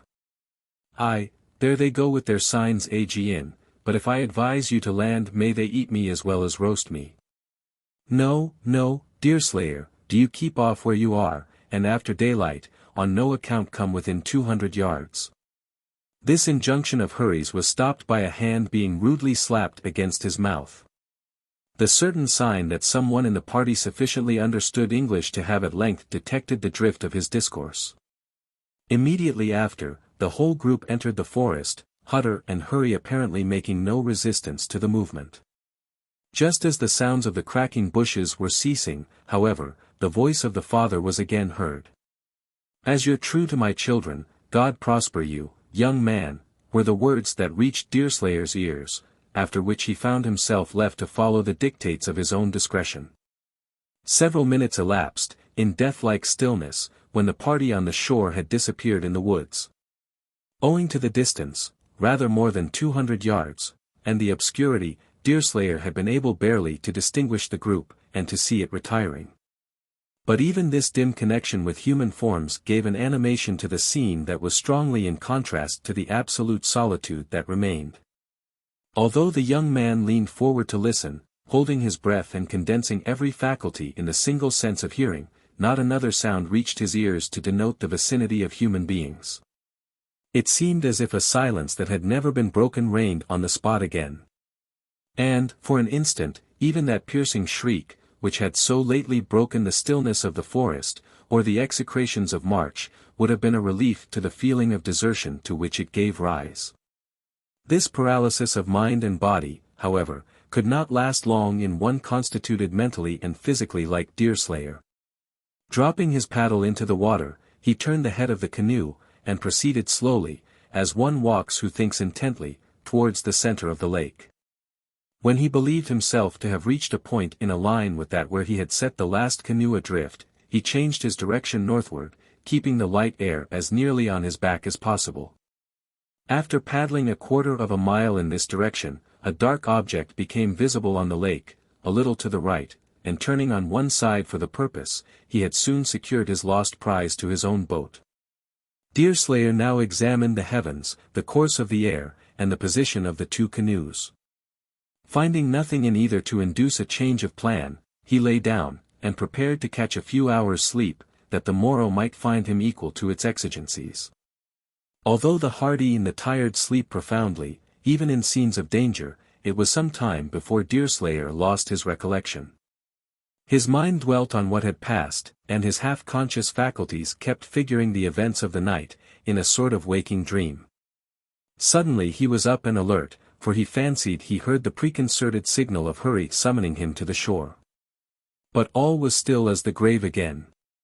The canoes were slowly drifting northward, the thoughtful stars were glimmering in their mild glory over his head, and the forest-bound sheet of water lay embedded between its mountains, as calm and melancholy as if never troubled by the winds, or brightened by a noonday sun. Once more the loon raised his tremulous cry, near the foot of the lake, and the mystery of the alarm was explained. Deerslayer adjusted his hard pillow, stretched his form in the bottom of the canoe, and slept. Chapter 7. Clear, placid Leman I thy contrasted lake. With the wild world I dwelt in, is a thing which warns me, with its stillness, to forsake earth's troubled waters for a purer spring. This quiet sail is as a noiseless wing to waft me from distraction, once I loved. Torn oceans roar, but thy soft murmuring sounds sweet as if a sister's voice reproved that I with stern delights should e'er have been so moved. Byron. Day had fairly dawned before the young man, whom we have left in the situation described in the last chapter, again opened his eyes. This was no sooner done, than he started up, and looked about him with the eagerness of one who suddenly felt the importance of accurately ascertaining his precise position. His rest had been deep and undisturbed. And when he awoke, it was with a clearness of intellect and a readiness of resources that were very much needed at that particular moment. The sun had not risen, it is true, but the vault of heaven was rich with the winning softness that brings and shuts the day, while the whole air was filled with the carols of birds, the hymns of the feathered tribe. These sounds first told Deerslayer the risks he ran. The air, for wind it could scarce be called, was still light, it is true, but it had increased a little in the course of the night, and as the canoes were feathers on the water, they had drifted twice the expected distance. And, what was still more dangerous, had approached so near the base of the mountain that here rose precipitously from the eastern shore, as to render the carols of the birds plainly audible. This was not the worst. The third canoe had taken the same direction, and was slowly drifting towards a point where it must inevitably touch, unless turned aside by a shift of wind, or human hands. In other respects, nothing presented itself to attract attention, or to awaken alarm. The castle stood on its shoal, nearly abreast of the canoes, for the drift had amounted to miles in the course of the night, and the ark lay fastened to its piles, as both had been left so many hours before. As a matter of course, Deerslayer's attention was first given to the canoe ahead. It was already quite near the point, and a very few strokes of the paddle sufficed to tell him that it must touch before he could possibly overtake it. Just at this moment, too, the wind inopportunely freshened, rendering the drift of the light craft much more rapid than certain. Feeling the impossibility of preventing a contact with the land, the young man wisely determined not to heat himself with unnecessary exertions. But first looking to the priming of his piece, he proceeded slowly and warily towards the point, taking care to make a little circuit, that he might be exposed on only one side, as he approached. The canoe adrift being directed by no such intelligence, pursued its proper way, and grounded on a small sunken rock, at the distance of 3 or 4 yards from the shore. Just at that moment, Deerslayer had got abreast of the point, and turned the bows of his own boat to the land, first casting loose his tow, that his movements might be unencumbered. The canoe hung an instant to the rock. Then it rose a hair's breadth on an almost imperceptible swell of the water, swung round, floated clear, and reached the strand. All this the young man noted, but it neither quickened his pulses, nor hastened his hand. If any one had been lying in wait for the arrival of the waif, he must be seen, and the utmost caution in approaching the shore became indispensable. If no one was in ambush, hurry was unnecessary. The point being nearly diagonally opposite to the Indian encampment, he hoped the last, though the former was not only possible, but probable. For the savages were prompt in adopting all the expedients of their particular modes of warfare, and quite likely had many scouts searching the shores for craft to carry them off to the castle. As a glance at the lake from any height or projection would expose the smallest object on its surface, there was little hope that either of the canoes would pass unseen. And Indian sagacity needed no instruction to tell which way a boat or a log would drift, when the direction of the wind was known. As Deerslayer drew nearer and nearer to the land, the stroke of his paddle grew slower, his eye became more watchful, and his ears and nostrils almost dilated with the effort to detect any lurking danger. It was a trying moment for a novice, nor was there the encouragement which even the timid sometimes feel, when conscious of being observed and commended. He was entirely alone, thrown on his own resources, and was cheered by no friendly eye, emboldened by no encouraging voice. Notwithstanding all these circumstances, the most experienced veteran in forest warfare could not have behaved better. Equally free from recklessness and hesitation, his advance was marked by a sort of philosophical prudence that appeared to render him superior to all motives but those which were best calculated to effect his purpose. Such was the commencement of a career in forest exploits, that afterwards rendered this man, in his way, and under the limits of his habits and opportunities, as renowned as many a hero whose name has adorned the pages of works more celebrated than legends simple as ours can ever become.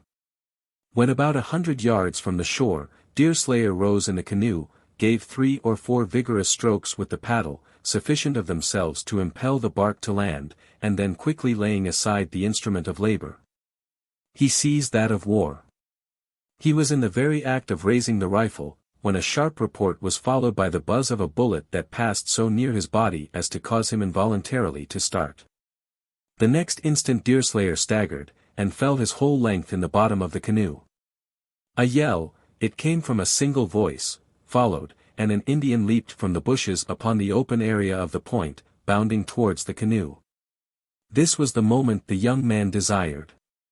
He rose on the instant, and leveled his own rifle at his uncovered foe, but his finger hesitated about pulling the trigger on one whom he held at such a disadvantage. This little delay, probably, saved the life of the Indian, who bounded back into the cover as swiftly as he had broken out of it.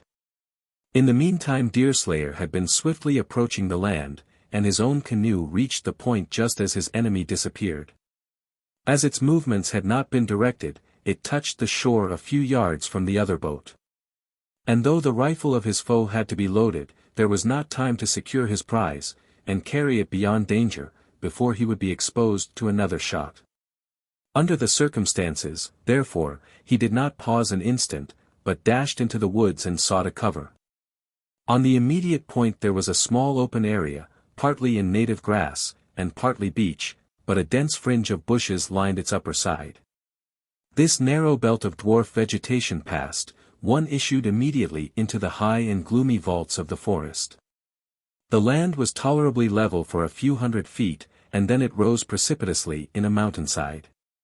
The trees were tall, large, and so free from underbrush, that they resembled vast columns, irregularly scattered, upholding a dome of leaves.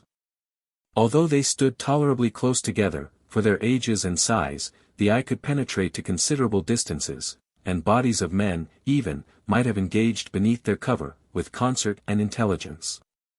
Deerslayer knew that his adversary must be employed in reloading, unless he had fled.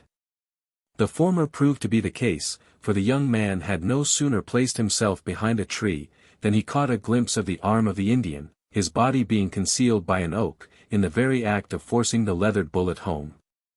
Nothing would have been easier than to spring forward, and decide the affair by a close assault on his unprepared foe, but every feeling of Deerslayer revolted at such a step, although his own life had just been attempted from a cover.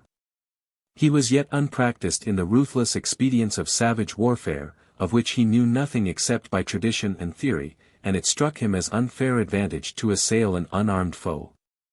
His color had heightened, his eye frowned, his lips were compressed, and all his energies were collected and ready.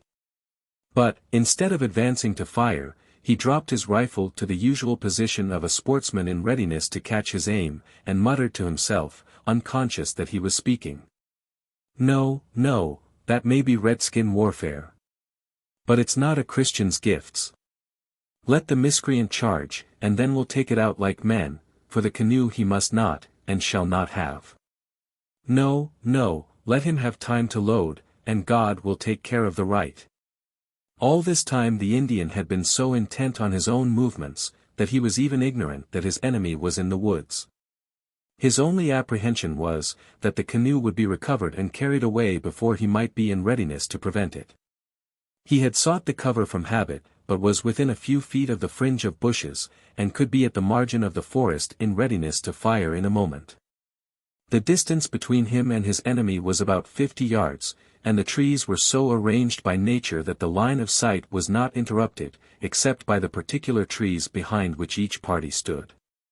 His rifle was no sooner loaded, than the savage glanced around him, and advanced incautiously as regarded the real, but stealthily as respected the fancied position of his enemy, until he was fairly exposed. Then Deerslayer stepped from behind its own cover, and hailed him. "This away, redskin, this away, if you're looking for me," he called out. "I'm young in war, but not so young as to stand on an open beach to be shot down like an owl, by daylight. It rests on yourself whether it's peace or war atween us. For my gifts are white gifts, and I'm not one of them that thinks it valiant to slay human mortals, singly, in the woods." The savage was a good deal startled by this sudden discovery of the danger he ran. He had a little knowledge of English, however, and caught the drift of the other's meaning. He was also too well schooled to betray alarm, but, dropping the butt of his rifle to the earth, with an air of confidence, he made a gesture of lofty courtesy. All this was done with the ease and self-possession of one accustomed to consider no man his superior. In the midst of this consummate acting, however, the volcano that raged within caused his eyes to glare, and his nostrils to dilate, like those of some wild beast that is suddenly prevented from taking the fatal leap.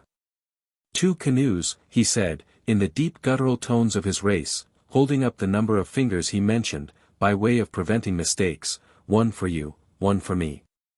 No, no, Mingo, that will never do. You own neither. And neither shall you have, as long as I can prevent it. I know it's war atween your people and mine, but that's no reason why human mortals should slay each other, like savage creatures that meet in the woods. Go your way, then, and leave me to go mine. The world is large enough for us both, and when we meet fairly in battle, why, the Lord will order the fate of each of us. Good, exclaimed the Indian, my brother missionary, great talk. All about Manitou. Not so, warrior. I'm not good enough for the Moravians, and am too good for most of the other vagabonds that preach about in the woods. No. I'm only a hunter, as yet, though afore the peace is made, 'tis like enough there'll be occasion to strike a blow at some of your people. Still, I wish it to be done in fair fight, and not in a quarrel about the ownership of a miserable canoe. Good. My brother very young, but he is very wise. Little warrior, great talker. Chief, sometimes, in council. I don't know this, nor do I say it, Injin, returned Deerslayer, coloring a little at the ill-concealed sarcasm of the other's manner. I look forward to a life in the woods, and I only hope it may be a peaceable one. All young men must go on the war-path, when there's occasion, but war isn't needfully massacre. I've seen enough of the last, this very night, to know that Providence frowns on it, and I now invite you to go your own way, while I go mine, and hope that we may part Friday NDS. Good. My brother has 2 scalp, grey hair under father. Old wisdom, young tongue. Here the savage advanced with confidence, his hand extended, his face smiling, and his whole bearing denoting amity and respect. Deerslayer met his offered friendship in a proper spirit, and they shook hands cordially, each endeavoring to assure the other of his sincerity and desire to be at peace. All have his own, said the Indian, my canoe, mine, your canoe, your'n. Go look, if your'n, you keep, if mine, I keep. That's just, redskin, thought you must be wrong in thinking the canoe your property. Howsever, seein' is believin', and we'll go down to the shore, where you may look with your own eyes. For it's likely you'll object to trustin' altogether to mine. The Indian uttered his favorite exclamation of, good, and then they walked side by side, towards the shore. There was no apparent distrust in the manner of either, the Indian moving in advance, as if he wished to show his companion that he did not fear turning his back to him. As they reached the open ground, the former pointed towards Deerslayer's boat, and said emphatically, no mine, pale-face canoe. This red man's. No want other man's canoe, want his own. You're wrong, redskin, you're altogether wrong. This canoe was left in old Hutter's keeping, and is his according to law, red or white, till its owner comes to claim it. Here's the seats and the stitching of the bark to speak for themselves. No man ever knowed an Injun to turn off such work. Good. My brother little old, big wisdom. Injun no make him. White man's work. I'm glad you think so, for holding out to the contrary might have made ill blood atween us, every one having a right to take possession of his own. I'll just shove the canoe out of reach of dispute at once, as the quickest way of settling difficulties.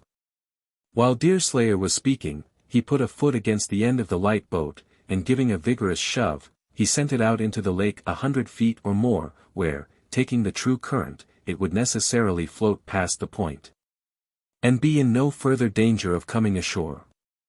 The savage started at this ready and decided expedient, and his companion saw that he cast a hurried and fierce glance at his own canoe, or that which contained the paddles. The change of manner, however, was but momentary, and then the Iroquois resumed his air of friendliness, and a smile of satisfaction. Good, he repeated, with stronger emphasis than ever. Young head, old mind. Know how to settle quarrel. Farewell, brother. He go to house in water, muskrat house, Injun go to camp, tell chiefs no find canoe. Deerslayer was not sorry to hear this proposal, for he felt anxious to join the females, and he took the offered hand of the Indian very willingly. The parting words were friendly, and while the red man walked calmly towards the wood, with the rifle in the hollow of his arm, without once looking back in uneasiness or distrust, the white man moved towards the remaining canoe. carrying his piece in the same pacific manner, it is true, but keeping his eye fastened on the movements of the other. This distrust, however, seemed to be altogether uncalled for, and as if ashamed to have entertained it, the young man averted his look, and stepped carelessly up to his boat. Here he began to push the canoe from the shore, and to make his other preparations for departing. He might have been thus employed a minute, when, happening to turn his face towards the land, his quick and certain eye told him, at a glance, the imminent jeopardy in which his life was placed. The black, ferocious eyes of the savage were glancing on him, like those of the crouching tiger, through a small opening in the bushes, and the muzzle of his rifle seemed already to be opening in a line with his own body. Then, indeed, the long practice of Deerslayer, as a hunter did him good service. Accustomed to fire with the deer on the bound, and often when the precise position of the animal's body had in a manner to be guessed at, he used the same expedients here. To cock and poise his rifle were the acts of a single moment and a single motion, then aiming almost without sighting, he fired into the bushes where he knew a body ought to be, in order to sustain the appalling countenance which alone was visible. There was not time to raise the piece any higher, or to take a more deliberate aim. So rapid were his movements that both parties discharged their pieces at the same instant, the concussions mingling in one report. The mountains, indeed, gave back but a single echo. Deerslayer dropped his piece, and stood with head erect, steady as one of the pines in the calm of a June morning, watching the result. While the savage gave the yell that has become historical for its appalling influence, leaped through the bushes, and came bounding across the open ground, flourishing a tomahawk. Still Deerslayer moved not, but stood with his unloaded rifle fallen against his shoulders, while, with a hunter's habits, his hands were mechanically feeling for the powder-horn and charger.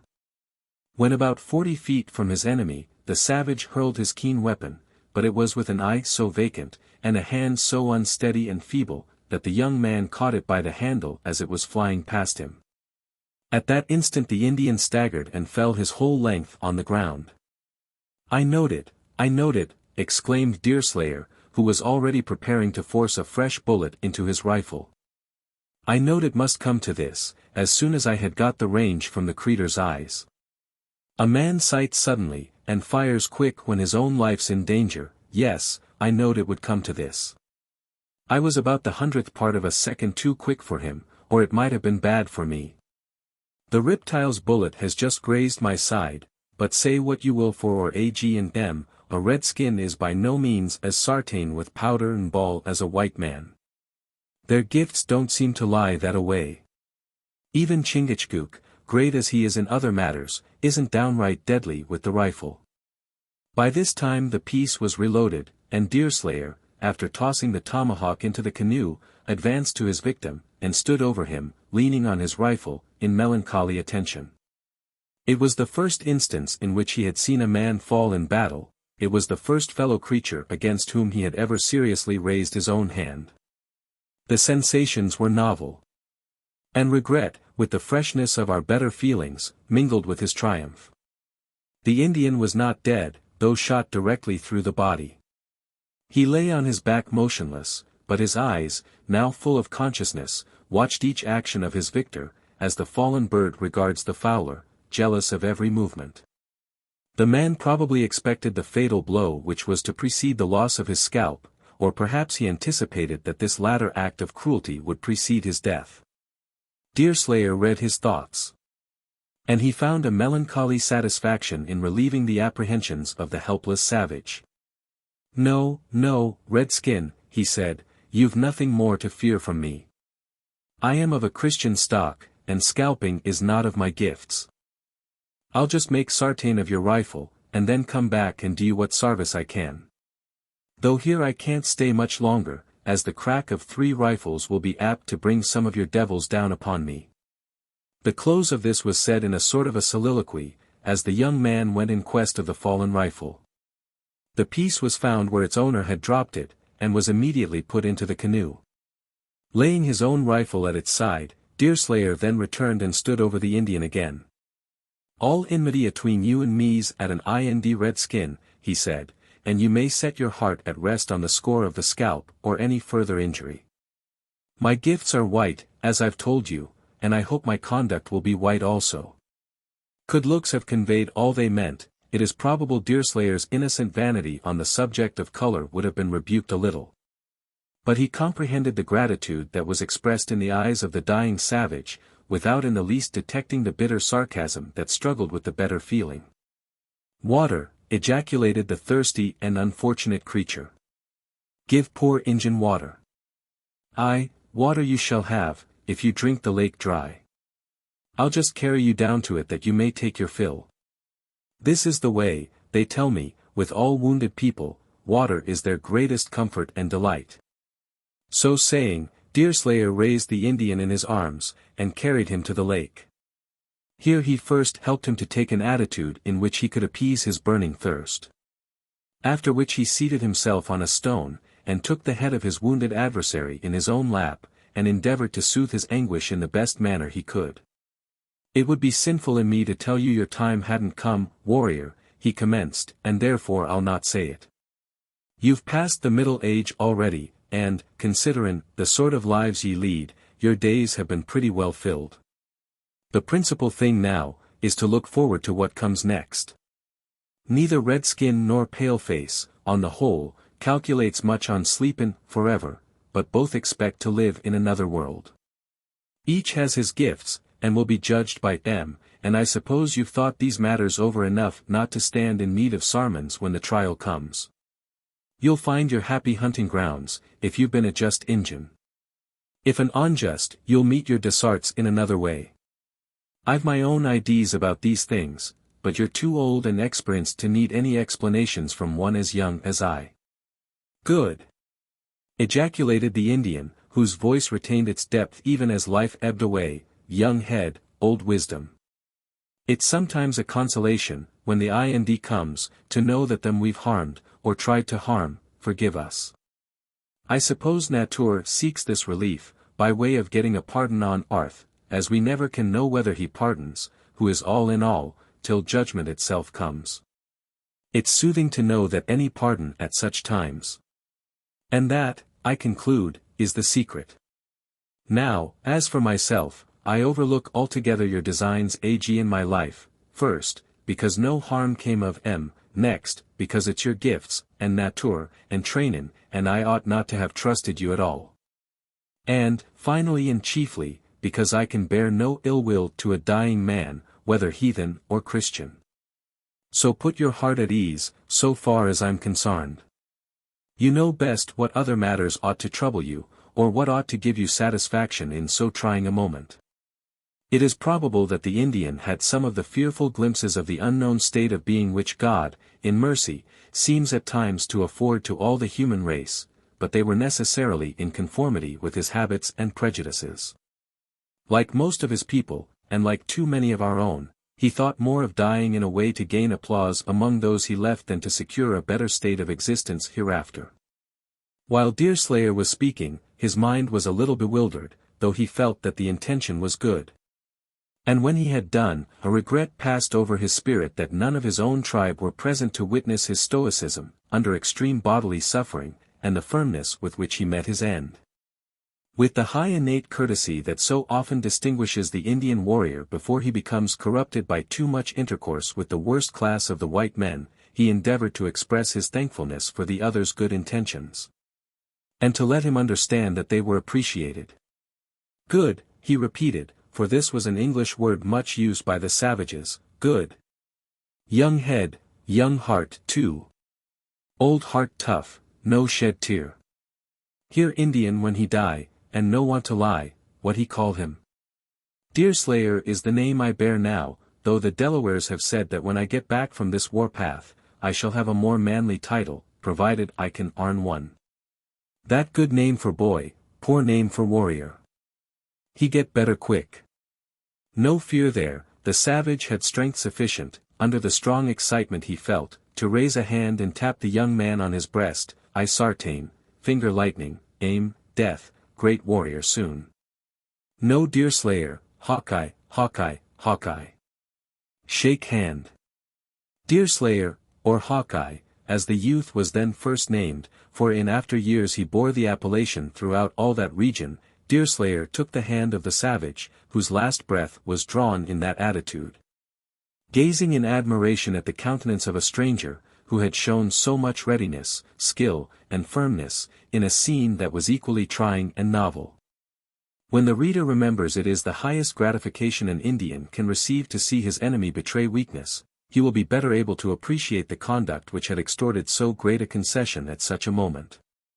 "His spirit has fled," said Deerslayer, in a suppressed, melancholy voice. "Os me! Well, to this we must all come, sooner or later, and he is happiest, let his skin be what color it may, who is best fitted to meet it. Here lies the body of no doubt a brave warrior, and the soul is already flying towards its heaven or hell, whether that be a happy hunting ground, a place scant of game, regions of glory, according to Moravian doctrine, or flames of fire.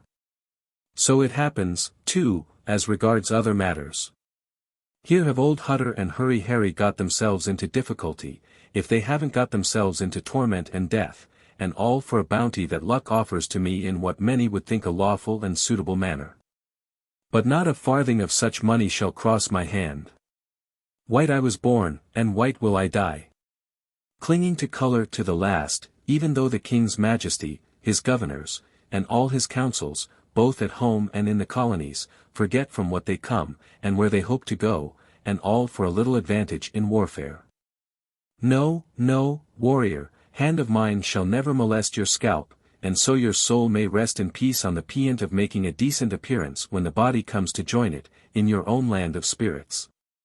Deerslayer arose as soon as he had spoken. Then he placed the body of the dead man in a sitting posture, with its back against the little rock, taking the necessary care to prevent it from falling or in any way settling into an attitude that might be thought unseemly by the sensitive, though wild notions of a savage. When this duty was performed, the young man stood gazing at the grim countenance of his fallen foe, in a sort of melancholy abstraction. As was his practice, however, a habit gained by living so much alone in the forest, he then began again to give utterance to his thoughts and feelings aloud. "I didn't wish your life, Redskin," he said, "but you left me no choice atween killing or being killed. Each party acted according to his gifts, I suppose, and blame can light on neither. You were treacherous, according to your nature, in war, and I was a little oversightful, as I'm apt to be in trusting others. Well, this is my first battle with a human mortal, though it's not likely to be the last. I have fought most of the creatures of the forest, such as bears, wolves, painters, and catamounts, but this is the beginning with the redskins. If I was Injun born, now, I might tell of this, or carry in the scalp, and boast of the exploit afore the whole tribe, or, if my enemy had only been even a bear, 'twould have been nat'ral and proper to let everybody know what had happened. But I don't well see how I'm to let even Chingachgook into this secret, so long as it can be done only by boasting with a white tongue. And why should I wish to boast of it after all? It's slaying a human, although he was a savage. And how do I know that he was a just Injun, and that he has not been taken away suddenly to anything but happy hunting grounds? When it's uncertain whether good or evil has been done, the wisest way is not to be boastful. Still, I should like Chingachgook to know that I haven't discredited the Delawares, or my training." Part of this was uttered aloud, while part was merely muttered between the speaker's teeth, his more confident opinions enjoying the first advantage, while his doubts were expressed in the latter mode. Soliloquy and reflection received a startling interruption, however, by the sudden appearance of a second Indian on the lake shore, a few hundred yards from the point. This man, evidently another scout, who had probably been drawn to the place by the reports of the rifles, broke out of the forest with so little caution that Deerslayer caught a view of his person before he was himself discovered. When the latter event did occur, as was the case a moment later, the savage gave a loud yell, which was answered by a dozen voices from different parts of the mountainside. There was no longer any time for delay. In another minute the boat was quitting the shore under long and steady sweeps of the paddle. As soon as Deerslayer believed himself to be at a safe distance he ceased his efforts, permitting the little bark to drift, while he leisurely took a survey of the state of things. The canoe first sent adrift was floating before the air, quite a quarter of a mile above him, and a little nearer to the shore than he wished, now that he knew more of the savages were so near at hand. The canoe shoved from the point was within a few yards of him, he having directed his own course towards it on quitting the land. The dead Indian lay in grim quiet where he had left him, the warrior who had shown himself from the forest had already vanished. And the woods themselves were as silent and seemingly deserted as the day they came fresh from the hands of their great Creator. This profound stillness, however, lasted but a moment. When time had been given to the scouts of the enemy to reconnoiter, they burst out of the thicket upon the naked point, filling the air with yells of fury at discovering the death of their companion. These cries were immediately succeeded by shouts of delight when they reached the body and clustered eagerly around it. Deerslayer was a sufficient adept in the usages of the natives to understand the reason of the change. The yell was the customary lamentation at the loss of a warrior, the shout a sign of rejoicing that the conqueror had not been able to secure the scalp, the trophy, without which a victory is never considered complete. The distance at which the canoes lay probably prevented any attempts to injure the conqueror, the American Indian, like the panther of his own woods, seldom making any effort against his foe unless tolerably certain it is under circumstances that may be expected to prove effective. As the young man had no longer any motive to remain near the point, he prepared to collect his canoes, in order to tow them off to the castle. That nearest was soon in tow, when he proceeded in quest of the other, which was all this time floating up the lake. The eye of Deerslayer was no sooner fastened on this last boat, than it struck him that it was nearer to the shore than it would have been had it merely followed the course of the gentle current of air. He began to suspect the influence of some unseen current in the water, and he quickened his exertions, in order to regain possession of it before it could drift into a dangerous proximity to the woods. On getting nearer, he thought that the canoe had a perceptible motion through the water, and, as it lay broadside to the air, that this motion was taking it towards the land. A few vigorous strokes of the paddle carried him still nearer, when the mystery was explained. Something was evidently in motion on the off side of the canoe, or that which was farthest from himself, and closer scrutiny showed that it was a naked human arm. An Indian was lying in the bottom of the canoe, and was propelling it slowly but certainly to the shore, using his hand as a paddle. Deerslayer understood the whole artifice at a glance. A savage had swum off to the boat while he was occupied with his enemy on the point, got possession, and was using these means to urge it to the shore. Satisfied that the man in the canoe could have no arms, Deerslayer did not hesitate to dash close alongside of the retiring boat, without deeming it necessary to raise his own rifle. As soon as the wash of the water, which he made in approaching, became audible to the prostrate savage, the latter sprang to his feet and uttered an exclamation that proved how completely he was taken by surprise. "If you've engied yourself enough in that canoe, Redskin," Deerslayer coolly observed, stopping his own career in sufficient time to prevent an absolute collision between the two boats, "if you've engied yourself enough in that canoe, you'll do a prudent act by taking to the Lake Aegean. I'm reasonable in these matters, and don't crave your blood, though there's them about that would look upon you more as a due bill for the bounty than a human mortal. Take to the lake this minute, afore we get to hot words." The savage was one of those who did not understand a word of English, and he was indebted to the gestures of Deerslayer, and to the expression of an eye that did not often deceive, for an imperfect comprehension of his meaning. Perhaps, too, the sight of the rifle that lay so near the hand of the white man quickened his decision. At all events, he crouched like a tiger about to take his leap, uttered a yell, and the next instant his naked body disappeared in the water. When he rose to take breath, it was at the distance of several yards from the canoe, and the hasty glance he threw behind him denoted how much he feared the arrival of a fatal messenger from the rifle of his foe. But the young man made no indication of any hostile intention. Deliberately securing the canoe to the others, he began to paddle from the shore. And by the time the Indian reached the land, and had shaken himself, like a spaniel, on quitting the water, his dreaded enemy was already beyond rifle shot on his way to the castle. As was so much his practice, Deerslayer did not fail to soliloquize on what had just occurred, while steadily pursuing his course towards the point of destination. "Well, well," he commenced, 'twould have been wrong to kill a human mortal without an object. Scalps are of no account with me, and life is sweet, and ought not to be taken mercilessly by them that have white gifts. The savage was a Mingo, it's true, and I make no doubt he is, and will be as long as he lives, a real reptile and vagabond, but that's no reason I should forget my gifts and color. No, no, let him go.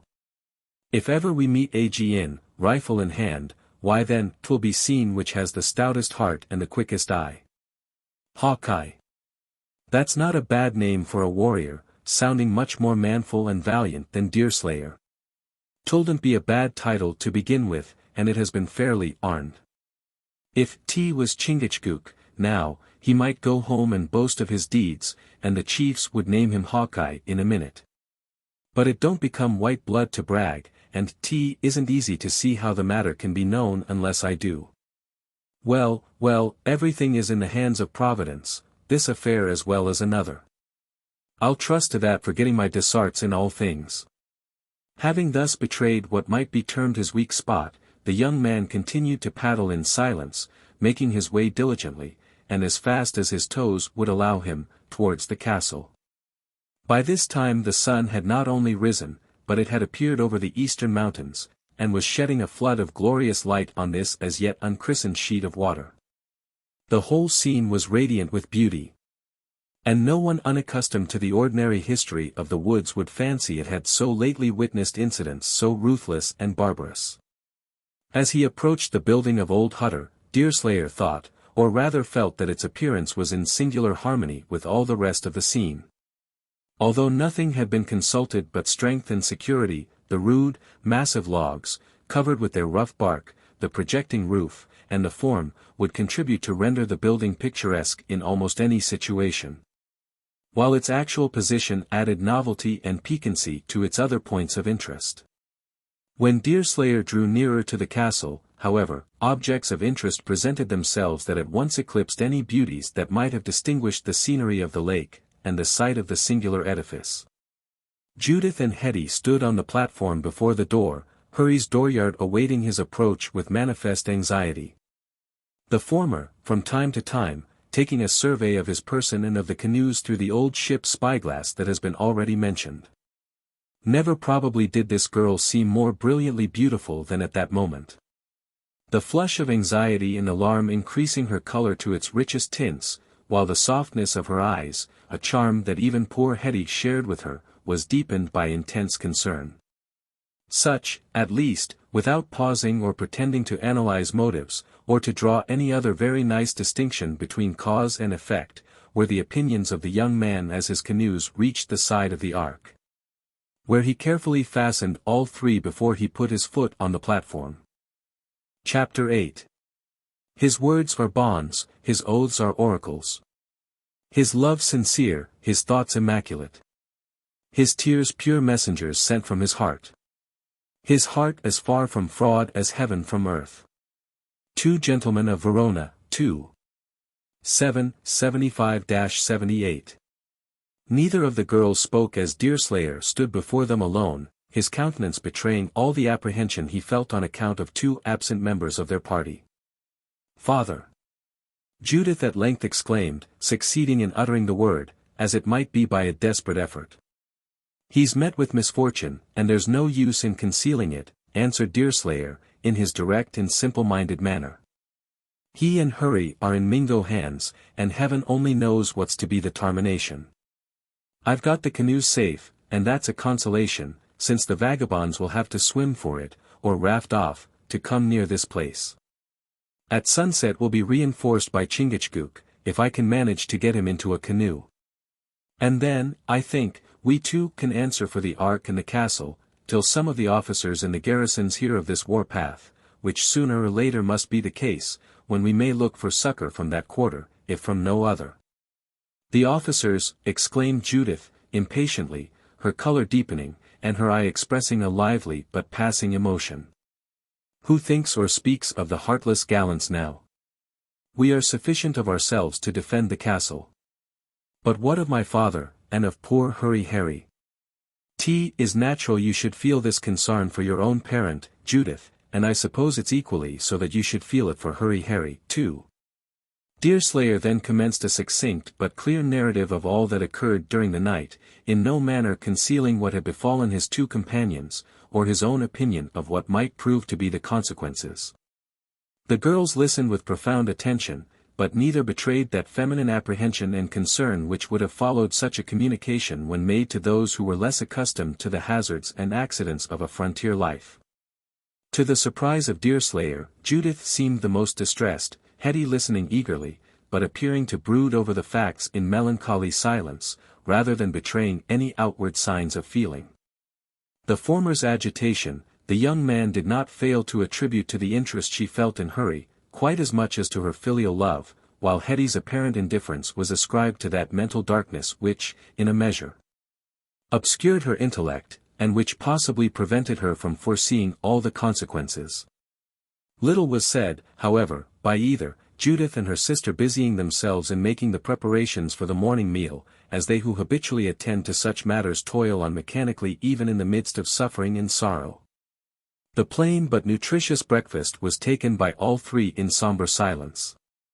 The girls ate little, but Deerslayer gave proof of possessing one material requisite of a good soldier, that of preserving his appetite in the midst of the most alarming and embarrassing circumstances.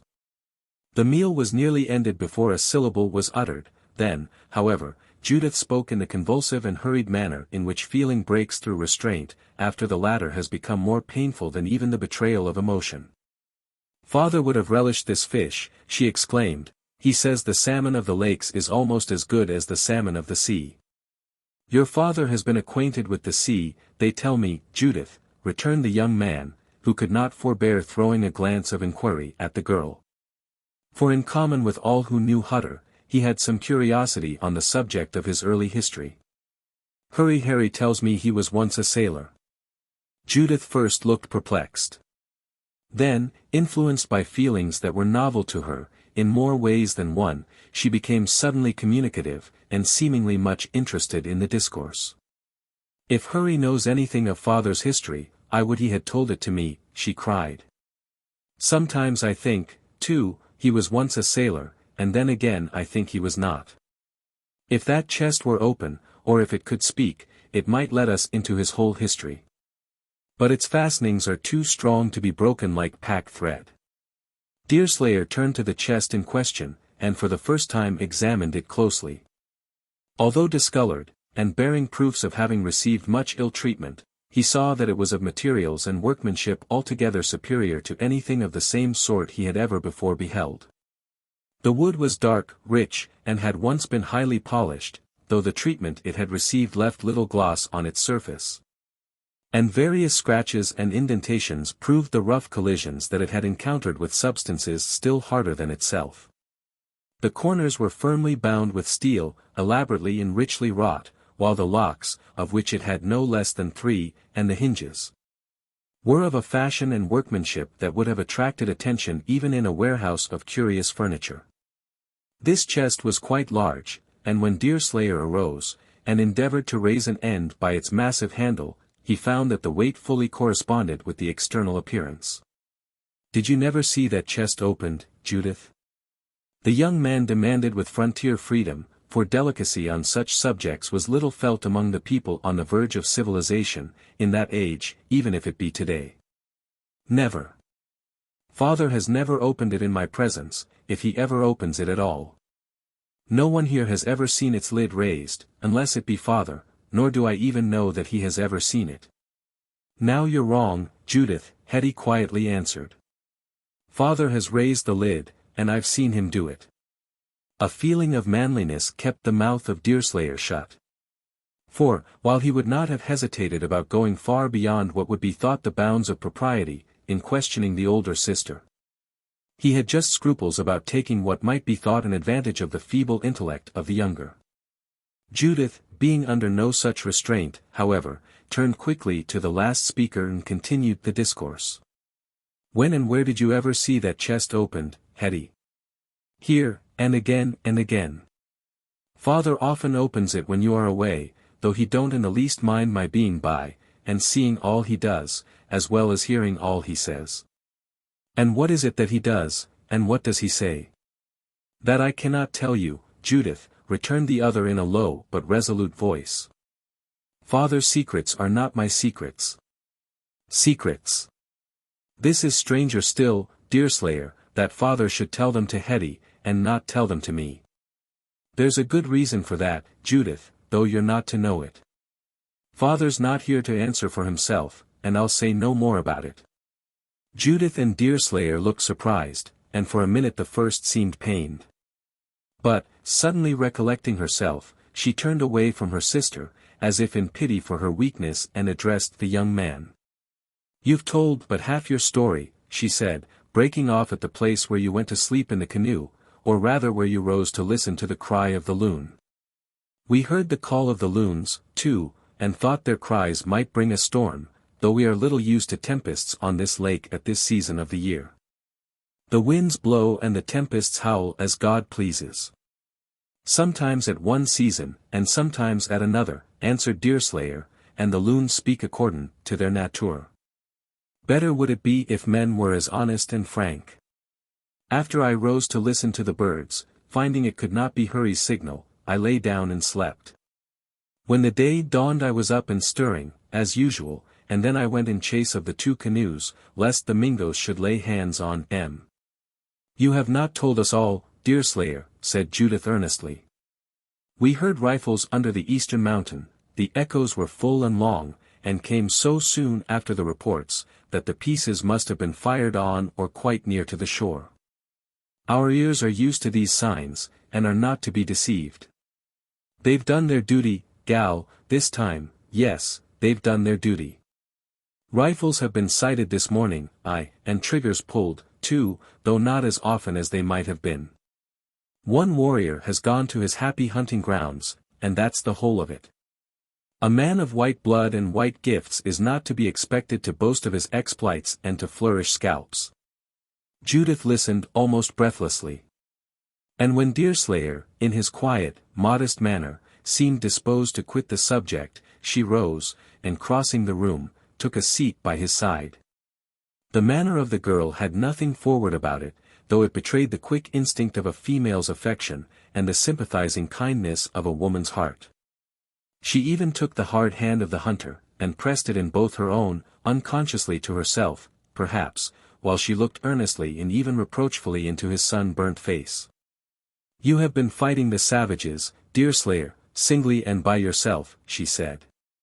"In your wish to take care of us, of Hetty, of me, perhaps, you've fought the enemy bravely, with no eye to encourage your deeds, or to witness your fall, had it pleased Providence to suffer so great a calamity." "I've fought, Judith. Yes, I have fought the enemy, and that too, for the first time in my life. These things must be, and they bring with 'em a mixed feelin' of sorrow and triumph. Human nature is a fightin' nature, I suppose, as all nations kill in battle, and we must be true to our rights and gifts. What has yet been done is no great matter, but should Chingachgook come to the rock this evening, as is agreed atween us, and I get him off it unbeknown to the savages or, if known to them, ag in their wishes and designs. Then may we all look to something like warfare, afore the Mingoes shall get possession of either the castle, or the ark, or yourselves. Who is this Chingachgook, from what place does he come, and why does he come here? The questions are natural and right, I suppose, though the youth has a great name, already, in his own part of the country. Chingachgook is a Mohican by blood, consorting with the Delawares by usage, as is the case with most of his tribe, which has long been broken up by the increase of our color. He is of the family of the great chiefs. Uncas, his father, having been the considerablest warrior and counselor of his people. Even old Tamenund honors Chingachgook, though he is thought to be yet too young to lead in war. And then the nation is so dispersed and diminished, that chieftainship among them has got to be little more than a name. Well, this war having commenced in earnest, the Delaware and I rendezvoused in appointment, to meet this evening at sunset on the rendezvous rock at the foot of this very lake. Intending to come out on our first hostile expedition ag in the Mingoes. Why we come exactly this away is our own secret, but thoughtful young men on the warpath, as you may suppose, do nothing without a calculation and a design. A Delaware can have no unfriendly intentions towards us, said Judith, after a moment's hesitation, and we know you to be friendly. Treachery is the last crime I hope to be accused of, returned Deerslayer, hurt at the gleam of distrust that had shot through Judith's mind, and least of all, treachery to my own color. No one suspects you, Deerslayer, the girl impetuously cried. No, no, your honest countenance would be sufficient surety for the truth of 1,000 hearts. If all men had as honest tongues, and no more promised what they did not mean to perform, there would be less wrong done in the world, and fine feathers and scarlet cloaks would not be excuses for baseness and deception.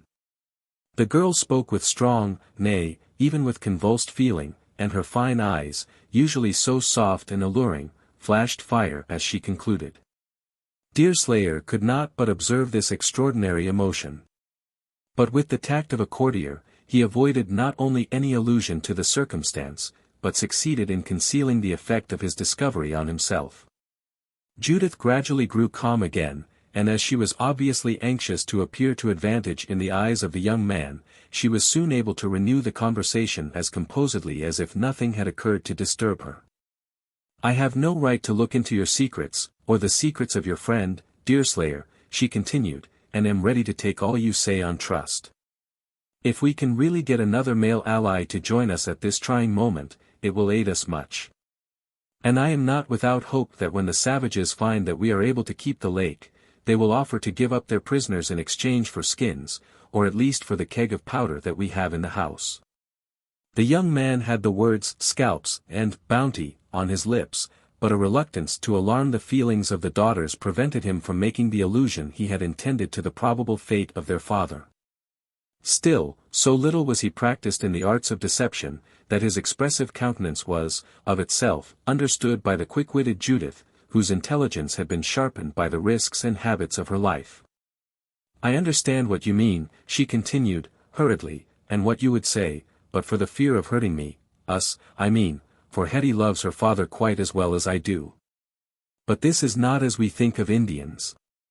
They never scalp an unhurt prisoner, but would rather take him away alive, unless, indeed, the fierce wish for torturing should get the mastery of them. I fear nothing for my father's scalp, and little for his life. Could they steal on us in the night, we should all probably suffer in this way, but men taken in open strife are seldom injured, not, at least, until the time of torture comes. That's tradition, I'll allow, and it's accordant to practice, but, Judith, do you know the errand on which your father and Hurry went agin the savages? I do, and a cruel errand it was. But what will you have? Men will be men, and some even that flaunt in their gold and silver, and carry the king's commission in their pockets, are not guiltless of equal cruelty.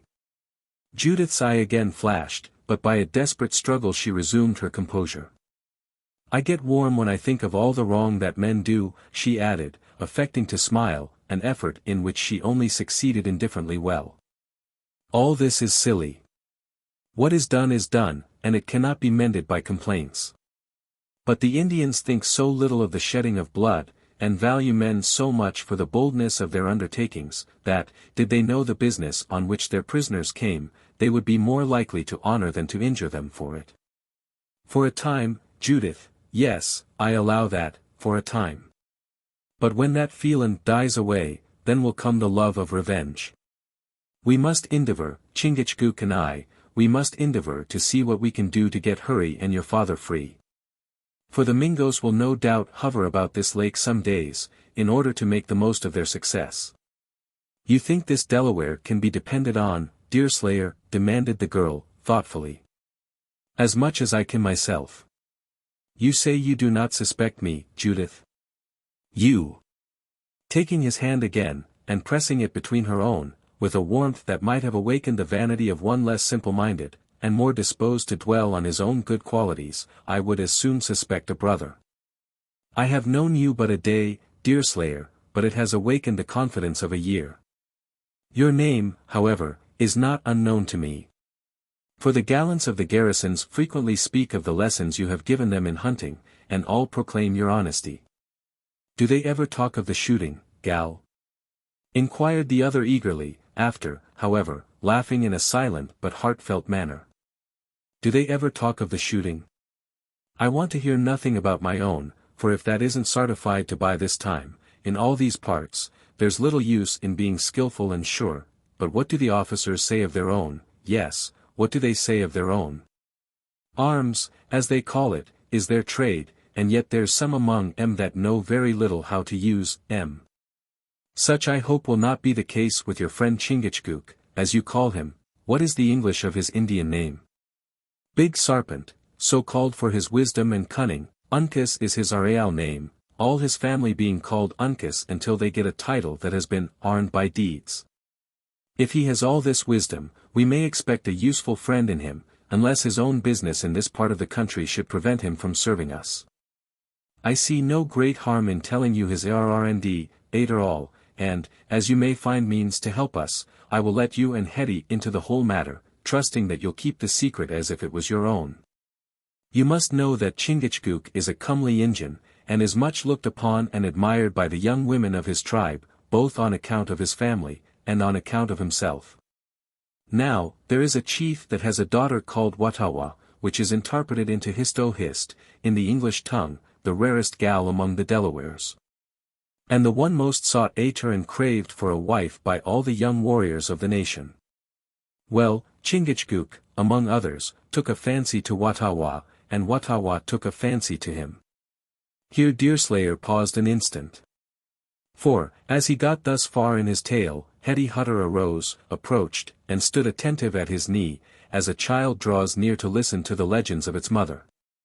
Yes, he fancied her, and she fancied him, resumed Deerslayer, casting a friendly and approving glance at the innocent and interested girl. And when that is the case, and all the elders are agreed, it does not often happen that the young couple keep apart. Chingachgook couldn't well carry off such a prize without making enemies among them that wanted her as much as he did himself. A Sartain Briarthorn, as we call him in English, or Yokaman, as he is Tarmed in Injun, took it most to heart, and we mistrust him of having a hand in all that followed. Watawa went with her father and mother, 2 moons ago, to fish for salmon on the western streams, where it is agreed by all in these parts that fish most abounds, and while thus employed the gal vanished. For several weeks we could get no tidings of her.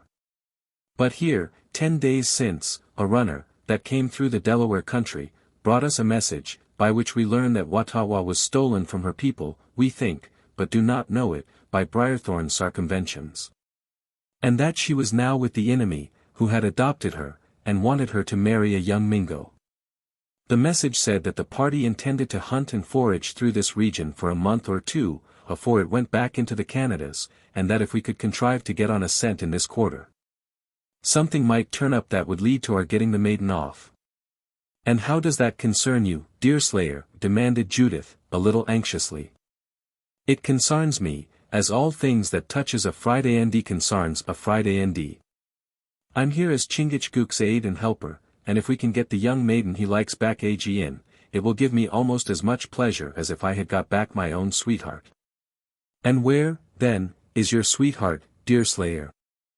She's in the forest, Judith, hanging from the boughs of the trees. In a soft rain, in the dew on the open grass, the clouds that float about in the blue heavens, the birds that sing in the woods, the sweet springs where I slake my thirst, and in all the other glorious gifts that come from God's providence. You mean that, as yet, you've never loved one of my sex, but love best your haunts, and your own manner of life. That's it, that's just it. I am white, have a white heart and can't, in reason, love a red-skinned maiden, who must have a red-skinned heart and feelin's. No, I'm sound enough in them particulars, and hope to remain so, at least till this war is over. I find my time too much taken up with Chingachgook's affair, to wish to have one of my own on my hands afore that is settled. The girl that finally wins you, Deerslayer, will at least win an honest heart, one without treachery or guile. And that will be a victory that most of her sex ought to envy. As Judith uttered this, her beautiful face had a resentful frown on it, while a bitter smile lingered around a mouth that no derangement of the muscles could render anything but handsome. Her companion observed the change, and though little skilled in the workings of the female heart, he had sufficient native delicacy to understand that it might be well to drop the subject. As the hour when Chingachgook was expected still remained distant, Deerslayer had time enough to examine into the state of the defences, and to make such additional arrangements as were in his power. And the exigency of the moment seemed to require. The experience and foresight of Hutter had left little to be done in these particulars. Still, several precautions suggested themselves to the young man, who may be said to have studied the art of frontier warfare, through the traditions and legends of the people among whom he had so long lived. The distance between the castle and the nearest point on the shore, prevented any apprehension on the subject of rifle bullets thrown from the land. The house was within musket shot in one sense, it was true, but aim was entirely out of the question, and even Judith professed a perfect disregard of any danger from that source. So long, then, as the party remained in possession of the fortress, they were safe, unless their assailants could find the means to come off and carry it by fire or storm, or by some of the devices of Indian cunning and Indian treachery. Against the first source of danger Hutter had made ample provision, and the building itself, the bark roof excepted, was not very combustible. The floor was scuttled in several places, and buckets provided with ropes were in daily use, in readiness for any such emergency. One of the girls could easily extinguish any fire that might be lighted, provided it had not time to make much headway. Judith, who appeared to understand all her father's schemes of defense, and who had the spirit to take no unimportant share in the execution of them, explained all these details to the young man, who was thus saved much time and labor in making his investigations. Little was to be apprehended during the day. In possession of the canoes and of the ark, no other vessel was to be found on the lake. Nevertheless, Deerslayer well knew that a raft was soon made, and, as dead trees were to be found in abundance near the water, did the savages seriously contemplate the risks of an assault. It would not be a very difficult matter to find the necessary means. The celebrated American axe, a tool that is quite unrivaled in its way, was then not very extensively known, and the savages were far from expert in the use of its hatchet-like substitute. Still, they had sufficient practice in crossing streams by this mode to render it certain they would construct a raft, should they deem it expedient to expose themselves to the risks of an assault. The death of their warrior might prove a sufficient incentive, or it might act as a caution, but Deerslayer thought it more than possible that the succeeding night would bring matters to a crisis, and in this precise way. This impression caused him to wish ardently for the presence and succor of his Mohican friend, and to look forward to the approach of sunset with an increasing anxiety. As the day advanced, the party in the castle matured their plans, and made their preparations. Judith was active, and seemed to find a pleasure in consulting and advising with her new acquaintance, whose indifference to danger, manly devotion to herself and sister, guilelessness of manner, and truth of feeling, had won rapidly on both her imagination and her affections. Although the hours appeared long in some respects to Deerslayer, Judith did not find them so, and when the sun began to descend towards the pine-clad summits of the western hills, she felt and expressed her surprise that the day should so soon be drawing to a close. On the other hand, Hetty was moody and silent. She was never loquacious, or if she occasionally became communicative, it was under the influence of some temporary excitement that served to arouse her unsophisticated mind. But, for hours at a time, in the course of this all-important day, she seemed to have absolutely lost the use of her tongue. Nor did apprehension on account of her father materially affect the manner of either sister. Neither appeared seriously to dread any evil greater than captivity, and once or twice, when Hetty did speak, she intimated the expectation that Hutter would find the means to liberate himself. Although Judith was less sanguine on this head, she too betrayed the hope that propositions for a ransom would come, when the Indians discovered that the castle set their expedients and artifices at defiance. Deerslayer, however, treated these passing suggestions as the ill-digested fancies of girls, making his own arrangements as steadily, and brooding over the future as seriously, as if they had never fallen from their lips. At length the hour arrived when it became necessary to proceed to the place of rendezvous appointed with the Mohican, or Delaware, as Chingachgook was more commonly called. As the plan had been matured by Deerslayer, and fully communicated to his companions, all three set about its execution, in concert and intelligently.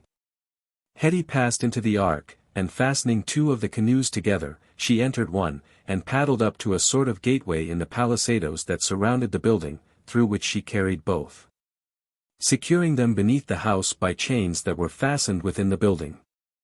These palisadoes were trunks of trees driven firmly into the mud, and served the double purpose of a small enclosure that was intended to be used in this very manner, and to keep any enemy that might approach in boats at arm's length. Canoes thus docked were, in a measure, hid from sight, and as the gate was properly barred and fastened, it would not be an easy task to remove them, even in the event of their being seen. Previously, however, to closing the gate, Judith also entered within the enclosure with the third canoe, leaving Deerslayer busy in securing the door and windows inside the building, over her head. As everything was massive and strong, and small saplings were used as bars, it would have been the work of an hour or two to break into the building, when Deerslayer had ended his task, even allowing the assailants the use of any tools but the axe. And to be unresisted. This attention to security arose from Hutter's having been robbed once or twice by the lawless whites of the frontiers, during some of his many absences from home. As soon as all was fast in the inside of the dwelling, Deerslayer appeared at a trap, from which he descended into the canoe of Judith. When this was done, he fastened the door with a massive staple and stout padlock. Hetty was then received in the canoe, which was shoved outside of the palisadoes.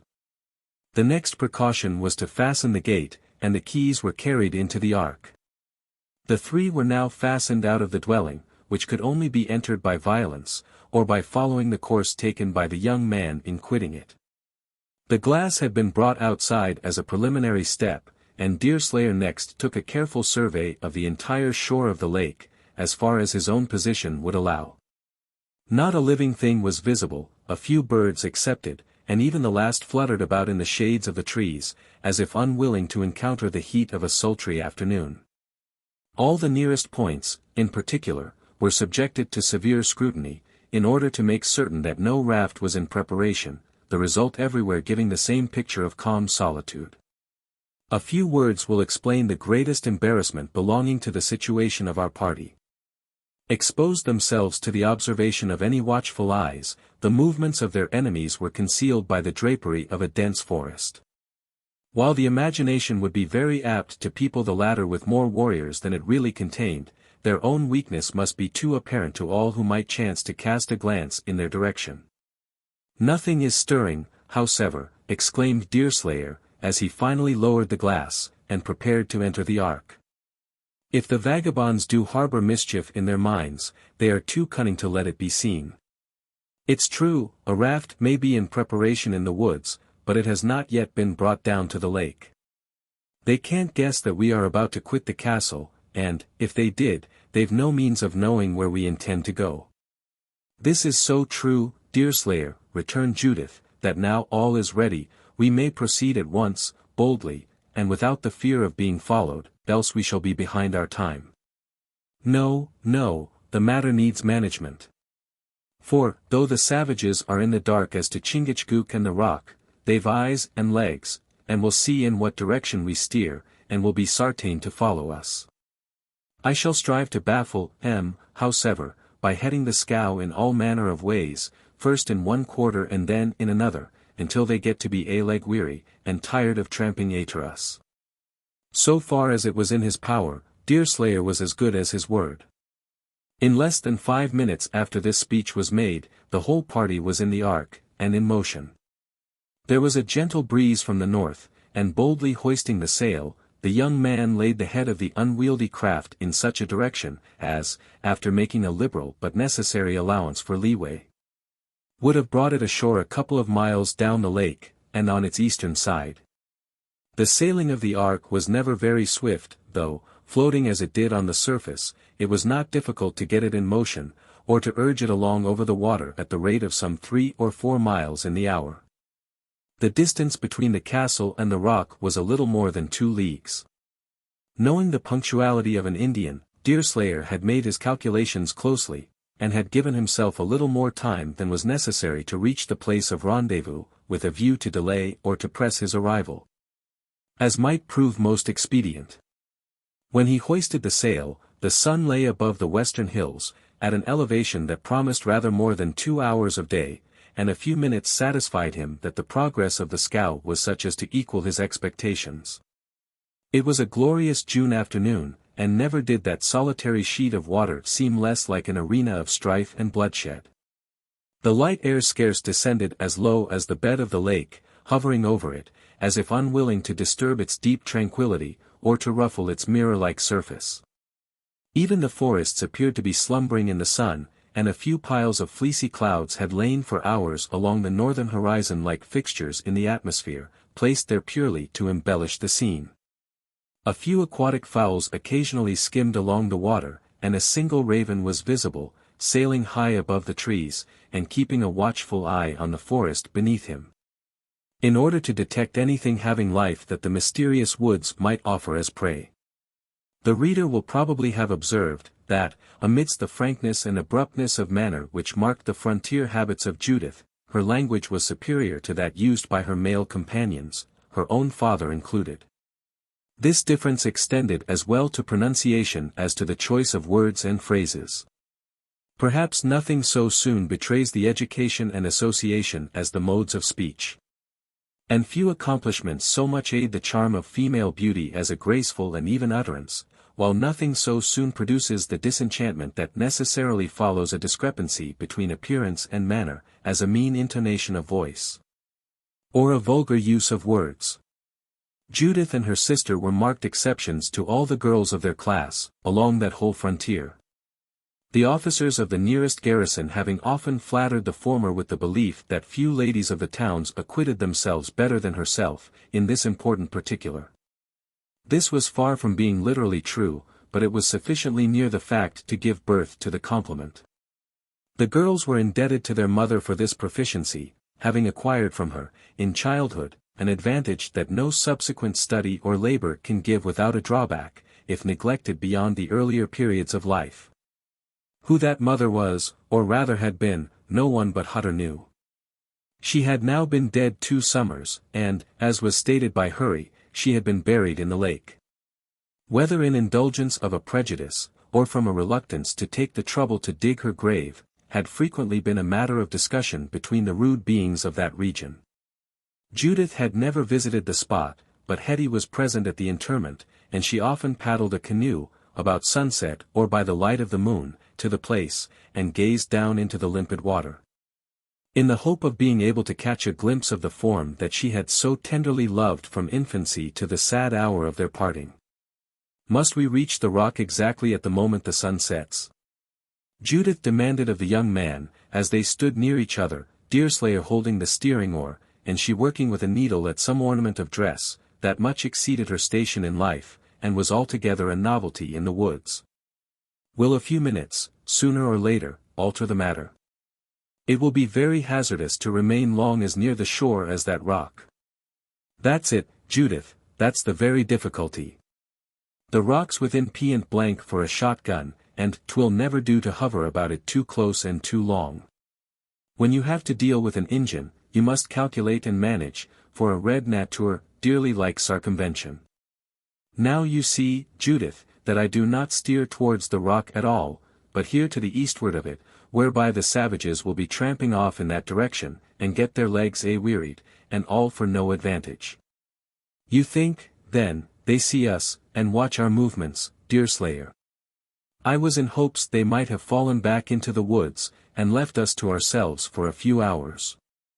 That's altogether a woman's conceit. There's no let up in an Injun's watchfulness when he's on a warpath, and eyes are on us at this minute, though the lake preserves us. We must draw near the rock on a calculation, and endeavor to get the miscreants on a false scent. The Mingoes have good noses, they tell me, but a white man's reason ought always to equalize their instinct. Judith now entered into a desultory discourse with Deerslayer, in which the girl betrayed her growing interest in the young man. An interest that his simplicity of mind and her decision of character, sustained as it was by the consciousness awakened by the consideration her personal charms so universally produced, rendered her less anxious to conceal than might otherwise have been the case. She was scarcely forward in her manner, though there was sometimes a freedom in her glances that it required all the aid of her exceeding beauty to prevent from awakening suspicions unfavorable to her discretion, if not to her morals. With Deerslayer, however, these glances were rendered less obnoxious to so unpleasant a construction, for she seldom looked at him without discovering much of the sincerity and nature that accompany the purest emotions of woman. It was a little remarkable that, as his captivity lengthened, neither of the girls manifested any great concern for her father. But, as has been said already, their habits gave them confidence, and they looked forward to his liberation, by means of a ransom, with a confidence that might, in a great degree, account for their apparent indifference. Once before, Hutter had been in the hands of the Iroquois, and a few skins had readily effected his release. This event, however, unknown to the sisters, had occurred in a time of peace between England and France, and when the savages were restrained, instead of being encouraged to commit their excesses, by the policy of the different colonial governments. While Judith was loquacious and caressing in her manner, Hetty remained thoughtful and silent. Once, indeed, she drew near to Deerslayer, and questioned him a little closely as to his intentions, as well as concerning the mode of effecting his purpose, but her wish to converse went no further. As soon as her simple queries were answered, and answered they all were, in the fullest and kindest manner, she withdrew to her seat, and continued to work on a coarse garment that she was making for her father, sometimes humming a low melancholy air, and frequently sighing. In this manner the time passed away. And when the sun was beginning to glow behind the fringe of the pines that bounded the western hill, or about 20 minutes before it actually set, the ark was nearly as low as the point where Hutter and Hurry had been made prisoners. By sheering first to one side of the lake, and then to the other, Deerslayer managed to create an uncertainty as to his object. And, doubtless, the savages, who were unquestionably watching his movements, were led to believe that his aim was to communicate with them, at or near this spot, and would hasten in that direction, in order to be in readiness to profit by circumstances. This artifice was well managed. Since the sweep of the bay, the curvature of the lake, and the low marshy land that intervened, would probably allow the ark to reach the rock before its pursuers, if really collected near this point, could have time to make the circuit that would be required to get there by land. With a view to aid this deception, Deerslayer stood as near the western shore as was at all prudent. And then causing Judith and Hetty to enter the house, or cabin, and crouching himself so as to conceal his person by the frame of the scow, he suddenly threw the head of the latter round, and began to make the best of his way towards the outlet. Favored by an increase in the wind, the progress of the ark was such as to promise the complete success of this plan. Though the crab-like movement of the craft compelled the helmsman to keep its head looking in a direction very different from that in which it was actually moving. Chapter 9. Yet art thou prodigal of smiles. Smiles, sweeter than thy frowns are stern. Earth sends from all her 1,000 isles a shout at thy return. The glory that comes down from thee bathes, in deep joy, the land and sea. Bryant, The Firmament, November 19, 24. It may assist the reader in understanding the events we are about to record, if he has a rapidly sketched picture of the scene, placed before his eyes at a single view. It will be remembered that the lake was an irregularly shaped basin, of an outline that, in the main, was oval, but with bays and points to relieve its formality and ornament its shores. The surface of this beautiful sheet of water was now glittering like a gem, in the last rays of the evening sun, and the setting of the whole, hills clothed in the richest forest verdure, was lighted up with a sort of radiant smile. That is best described in the beautiful lines we have placed at the head of this chapter.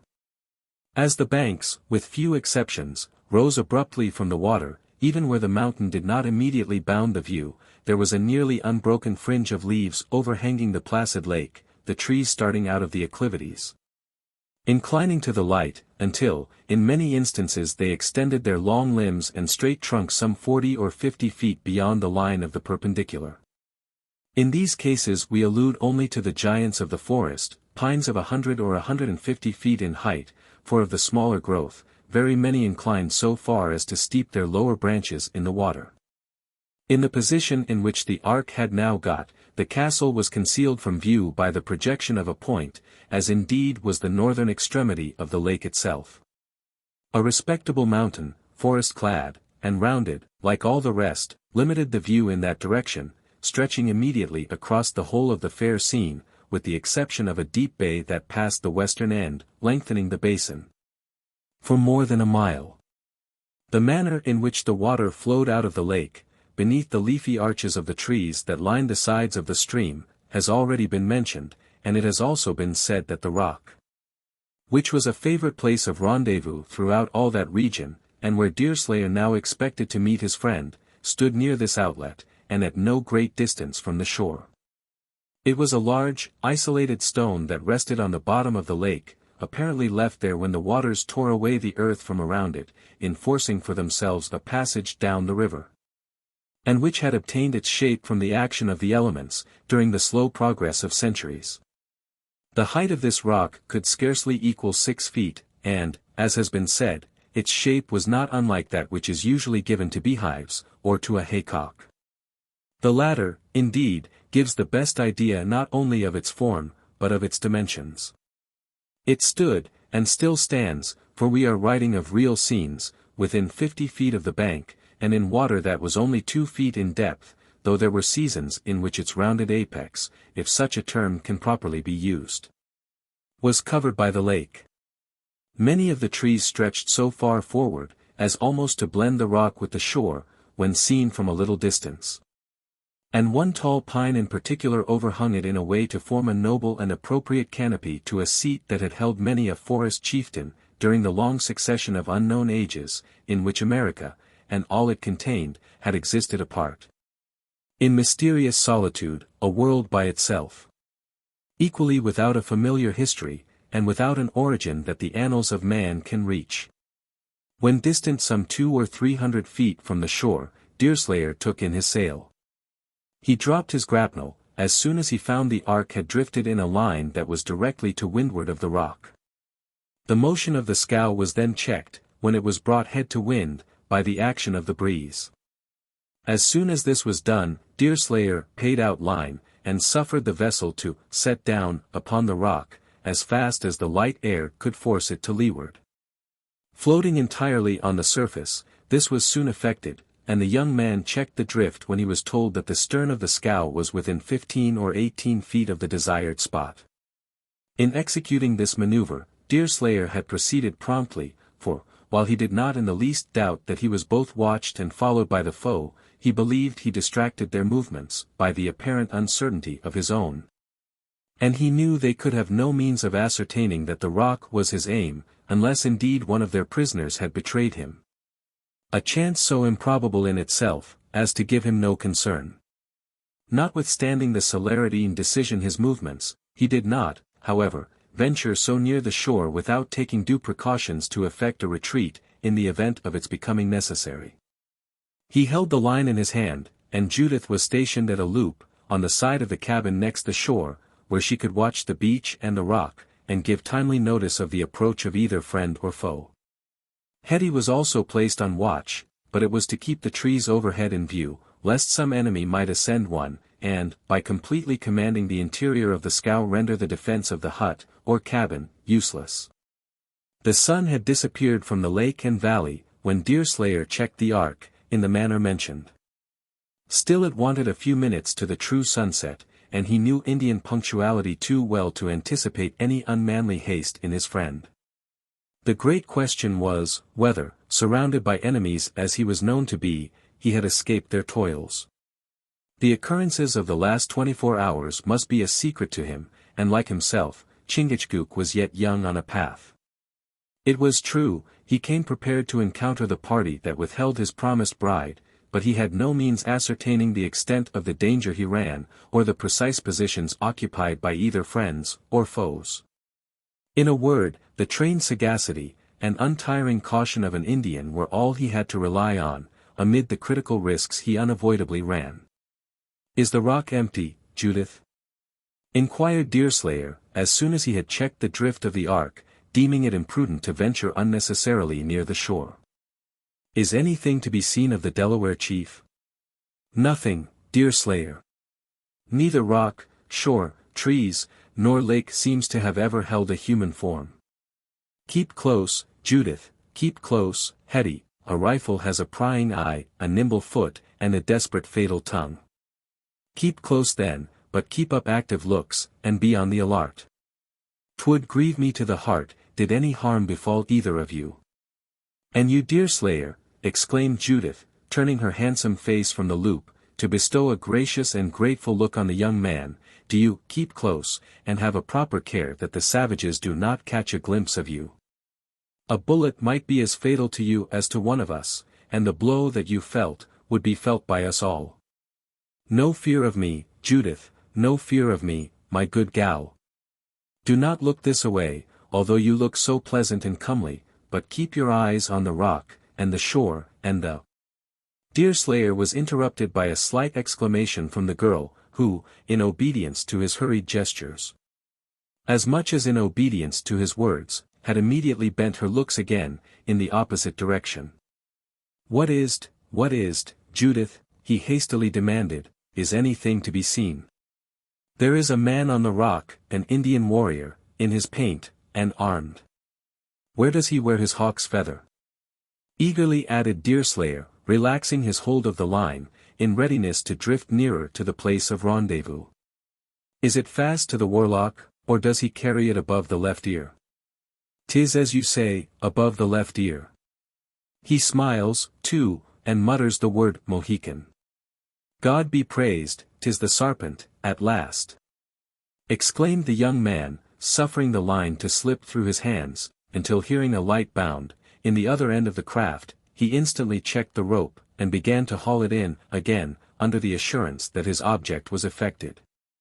At that moment the door of the cabin was opened hastily, and, a warrior, darting through the little room, stood at Deerslayer's side, simply uttering the exclamation, "Hugh!" At the next instant, Judith and Hetty shrieked, and the air was filled with the yell of 20 savages, who came leaping through the branches, down the bank, some actually falling headlong into the water, in their haste. "Pull, Deerslayer!" cried Judith, hastily barring the door, in order to prevent an inroad by the passage through which the Delaware had just entered. "Pull, for life and death, the lake is full of savages, waiting after us." The young men, for Chingachgook immediately came to his friend's assistance, needed no second bidding, but they applied themselves to their task in a way that showed how urgent they deemed the occasion. The great difficulty was in suddenly overcoming the inertia of so large a mass. For once in motion, it was easy to cause the scow to skim the water with all the necessary speed. "Pull, Deerslayer, for heaven's sake!" cried Judith, again at the loop. "These wretches rush into the water like hounds following their prey. Ah, the scow moves. And now, the water deepens, to the armpits of the foremost, but they reach forward, and will seize the ark." A slight scream, and then a joyous laugh followed from the girl, the first produced by a desperate effort of their pursuers, and the last by its failure. The scow, which had now got fairly in motion, gliding ahead into deep water, with a velocity that set the designs of their enemies at naught. As the two men were prevented by the position of the cabin from seeing what passed astern, they were compelled to inquire of the girls into the state of the chase. "What now, Judith, what next? Do the Mingoes still follow, or are we quit of them, for the present?" demanded Deerslayer, when he felt the rope yielding as if the scow was going fast ahead, and heard the scream and the laugh of the girl, almost in the same breath. "They have vanished. One, the last, is just burying himself in the bushes of the bank. There, he has disappeared in the shadows of the trees. You have got your friend, and we are all safe." The two men now made another great effort, pulled the ark up swiftly to the grapnel, tripped it, and when the scow had shot some distance and lost its way, they let the anchor drop again. Then, for the first time since their meeting, they ceased their efforts. As the floating house now lay several hundred feet from the shore, and offered a complete protection against bullets, there was no longer any danger or any motive for immediate exertion.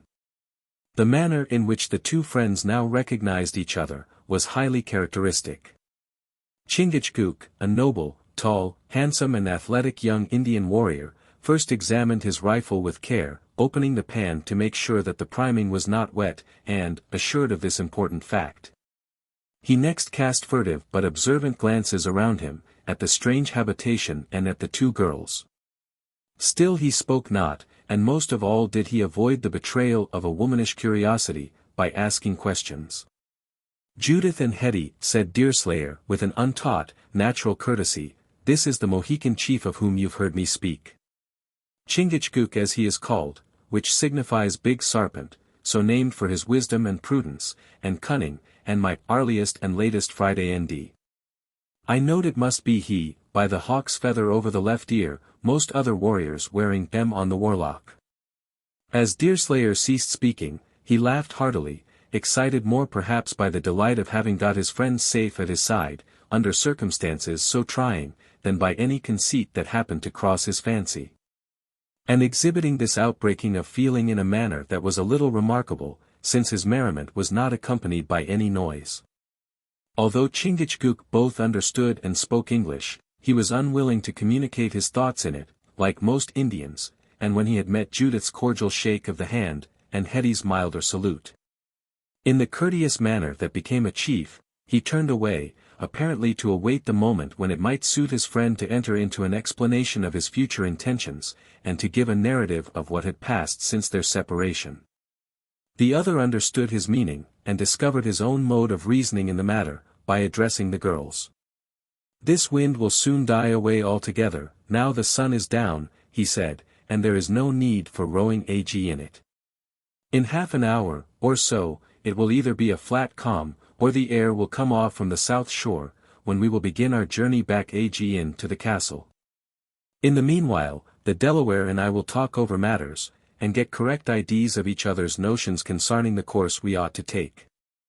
No one opposed this proposition, and the girls withdrew into the cabin to prepare the evening meal, while the two young men took their seats on the head of the scow and began to converse. The dialogue was in the language of the Delawares. As that dialect, however, is but little understood, even by the learned, we shall not only on this, but on all subsequent occasions render such parts as it may be necessary to give closely, into liberal English, preserving, as far as possible, the idiom and peculiarities of the respective speakers, by way of presenting the pictures in the most graphic forms to the minds of the readers. It is unnecessary to enter into the details first related by Deerslayer, who gave a brief narrative of the facts that are already familiar to those who have read our pages. In relating these events, however, it may be well to say that the speaker touched only on the outlines, more particularly abstaining from saying anything about his encounter with, and victory over the Iroquois, as well as to his own exertions in behalf of the two deserted young women. When Deerslayer ended, the Delaware took up the narrative, in turn, speaking sententiously and with grave dignity. His account was both clear and short, nor was it embellished by any incidents that did not directly concern the history of his departure from the villages of his people, and his arrival in the valley of the Susquehanna. On reaching the latter, which was at a point only half a mile south of the outlet, he had soon struck a trail, which gave him notice of the probable vicinity of enemies. Being prepared for such an occurrence, the object of the expedition calling him directly into the neighborhood of the party of Iroquois that was known to be out, he considered the discovery as fortunate, rather than the reverse, and took the usual precautions to turn it to account. First following the river to its source, and ascertaining the position of the rock, he met another trail, and had actually been hovering for hours on the flanks of his enemies, watching equally for an opportunity to meet his mistress, and to take a scalp. And it may be questioned which he most ardently desired. He kept near the lake, and occasionally he ventured to some spot where he could get a view of what was passing on its surface. The ark had been seen and watched, from the moment it hove in sight, though the young chief was necessarily ignorant that it was to be the instrument of his effecting the desired junction with his friend. The uncertainty of its movements, and the fact that it was unquestionably managed by white men, soon led him to conjecture the truth, however, and he held himself in readiness to get on board whenever a suitable occasion might offer. As the sun drew near the horizon he repaired to the rock, where, on emerging from the forest, he was gratified in finding the ark lying, apparently in readiness to receive him. The manner of his appearance, and of his entrance into the craft is known. Although Chingachgook had been closely watching his enemies for hours, their sudden and close pursuit as he reached the scow was as much a matter of surprise to himself, as it had been to his friend. He could only account for it by the fact of their being more numerous than he had at first supposed, and by their having out parties of the existence of which he was ignorant. Their regular, and permanent encampment, if the word permanent can be applied to the residence of a party that intended to remain out, in all probability, but a few weeks, was not far from the spot where Hutter and Hurry had fallen into their hands. And, as a matter of course, near a spring. "Well, Sarpent," asked Deerslayer, when the other had ended his brief but spirited narrative, speaking always in the Delaware tongue, which for the reader's convenience only we render into the peculiar vernacular of the speaker, "Well, Sarpent, as you've been scouting around these Mingos, have you anything to tell us of their captives, the father of these young women, and of another, who, I somewhat conclude, is the lovier of one of M. Chingachgook has seen them. An old man, and a young warrior, the falling hemlock and the tall pine. You're not so much out, Delaware, you're not so much out. Old Hutter is decaying, of a sartainty, though many solid blocks might be hewn out of his trunk yet, and, as for Hurry Harry, so far as height and strength and comeliness go, he may be called the pride of the human forest. Were the men bound, or in any manner suffering torture? I ask on account of the young women, who, I dare to say, would be glad to know. It is not so, Deerslayer. The Mingos are too many to cage their game. Some watch, some sleep, some scout. Some hunt. The palefaces are treated like brothers today, tomorrow they will lose their scalps. Yes, that's red nature, and must be submitted to. Judith and Hetty, here's comforting tidings for you, the Delaware telling me that neither your father nor Hurry Harry is in suffering, but, bating the loss of liberty, as well off as we are ourselves. Of course they are kept in the camp. Otherwise they do much as they please. I rejoice to hear this, Deerslayer, returned Judith, and now we are joined by your friend, I make no manner of question that we shall find an opportunity to ransom the prisoners. If there are any women in the camp, I have articles of dress that will catch their eyes, and, should the worst come to the worst, we can open the great chest, which I think will be found to hold things that may tempt the chiefs. Judith, said the young man, looking up at her with a smile and an expression of earnest curiosity, that in spite of the growing obscurity did not escape the watchful looks of the girl, can you find it in your heart, to part with your own finery? To release prisoners? Even though one be your own father, and the other is your sworn suitor and lovier? The flush on the face of the girl arose in part from resentment, but more perhaps from a gentler and a novel feeling, that, with the capricious waywardness of taste, had been rapidly rendering her more sensitive to the good opinion of the youth who questioned her, than to that of any other person. Suppressing the angry sensation, with instinctive quickness, she answered with a readiness and truth, that caused her sister to draw near to listen. Though the obtuse intellect of the latter was far from comprehending the workings of a heart as treacherous, as uncertain, and as impetuous in its feelings, as that of the spoiled and flattered beauty. Deerslayer, answered Judith, after a moment's pause, I shall be honest with you. I confess that the time has been when what you call finery, was to me the dearest thing on earth, but I begin to feel differently. Though Hurry Harry is not to me nor ever can be, I would give all I own to set him free. If I would do this for blustering, bullying, talking Hurry, who has nothing but good looks to recommend him, you may judge what I would do for my own father. This sounds well, and is according to woman's gifts. Me. The same feelings is to be found among the young women of the Delawares. I've known 'em, often and often, sacrifice their vanity to their hearts. 'Tis as it should be, I suppose, in both colors. Woman was created for the feelings, and is pretty much ruled by feelin'. Would the savages let father go, if Judith and I give them all our best things? Demanded Hetty, in her innocent, mild manner. Their women might interfere, good Hetty. Yes, their women might interfere with such an ind in view. But, tell me, Sarpent, how is it as to squaws among the knaves, have they many of their own women in the camp? The Delaware heard and understood all that passed, though with Indian gravity and finesse he had sat with averted face, seemingly inattentive to a discourse in which he had no direct concern.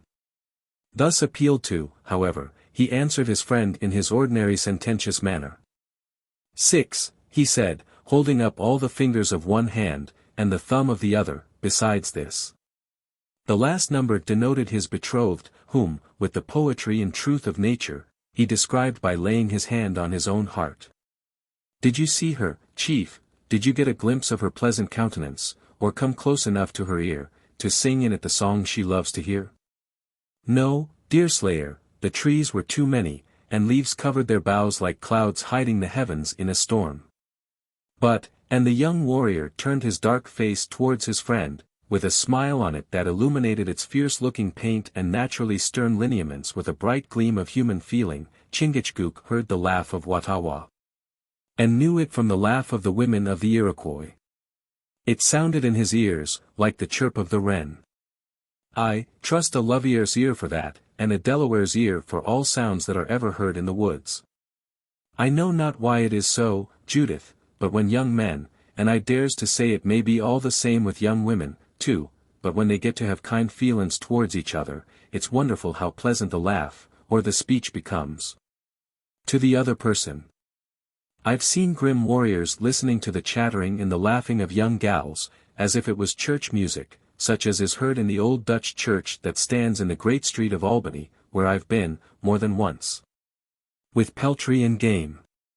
And you, Deerslayer, said Judith quickly, and with more sensibility than marked her usually light and thoughtless manner, have you never felt how pleasant it is to listen to the laugh of the girl you love? Lord bless you, gal. Why, I've never lived enough among my own color to drop into them sort of feelin's, no never. I dares to say, they are nat'ral and right, but to me there's no music so sweet as the sighing of the wind in the tree tops, and the rippling of a stream from a full, sparkling, native fountain of pure forest water, unless, indeed, he continued, dropping his head for an instant in a thoughtful manner, unless indeed it be the open mouth of a sartain hound, when I'm on the track of a fat buck. As for unsartain dogs, I care little for their cries, seein' they are as likely to speak when the deer is not in sight, as when it is. Judith walked slowly and pensively away, nor was there any of her ordinary calculating coquetry in the light tremulous sigh that, unconsciously to herself, arose to her lips. On the other hand, Hetty listened with guileless attention, though it struck her simple mind as singular that the young man should prefer the melody of the woods, to the songs of girls, or even to the laugh of innocence and joy. Accustomed, however, to defer in most things to her sister, she soon followed Judith into the cabin, where she took a seat and remained pondering intensely over some occurrence, or resolution, or opinion, which was a secret to all but herself. Left alone, Deerslayer and his friend resumed their discourse. Has the young pale-face hunter been long on this lake? Demanded the Delaware, after courteously waiting for the other to speak first. Only since yesterday noon, Sarpent, though that has been long enough to see and do much. The gaze that the Indian fastened on his companion was so keen that it seemed to mock the gathering darkness of the night. As the other furtively returned his look, he saw the two black eyes glistening on him, like the balls of the panther, or those of the penned wolf. He understood the meaning of this glowing gaze, and answered evasively, as he fancied would best become the modesty of a white man's gifts. "'Tis as you suspect, Sarpent, yes, 'tis somewhat that-a-way. I have fell in with the enemy, and I suppose it may be said I've fought them, too." An exclamation of delight and exultation escaped the Indian, and then laying his hand eagerly on the arm of his friend, he asked if there were any scalps taken. "That I will maintain in the face of all the Delaware tribe, old Tamenund, and your own father the great Uncas, as well as the rest, is Aegean white gifts. My scalp is on my head, as you can see, Sarpent, and that was the only scalp that was in danger, when one side was altogether Christian and white. Did no warrior fall?" Deerslayer did not get his name by being slow of sight, or clumsy with the rifle. In that particular, chief, you're nearer reason, and therefore nearer being right. I may say one Mingo fell. A chief? Demanded the other with startling vehemence. Nay, that's more than I know, or can say. He was artful, and treacherous, and stout-hearted, and may well have gained popularity enough with his people to be named to that rank. The man fought well, though his eye wasn't quick enough for one who had had his schooling in your company, Delaware. My brother and friend struck the body. That was uncalled for, seeing that the Mingo died in my arms. The truth may as well be said, at once, he fought like a man of red gifts, and I fought like a man with gifts of my own color. God gave me the victory, I can't fly in the face of his providence by forgetting my birth and nature. White he made me, and white I shall live and die. Good.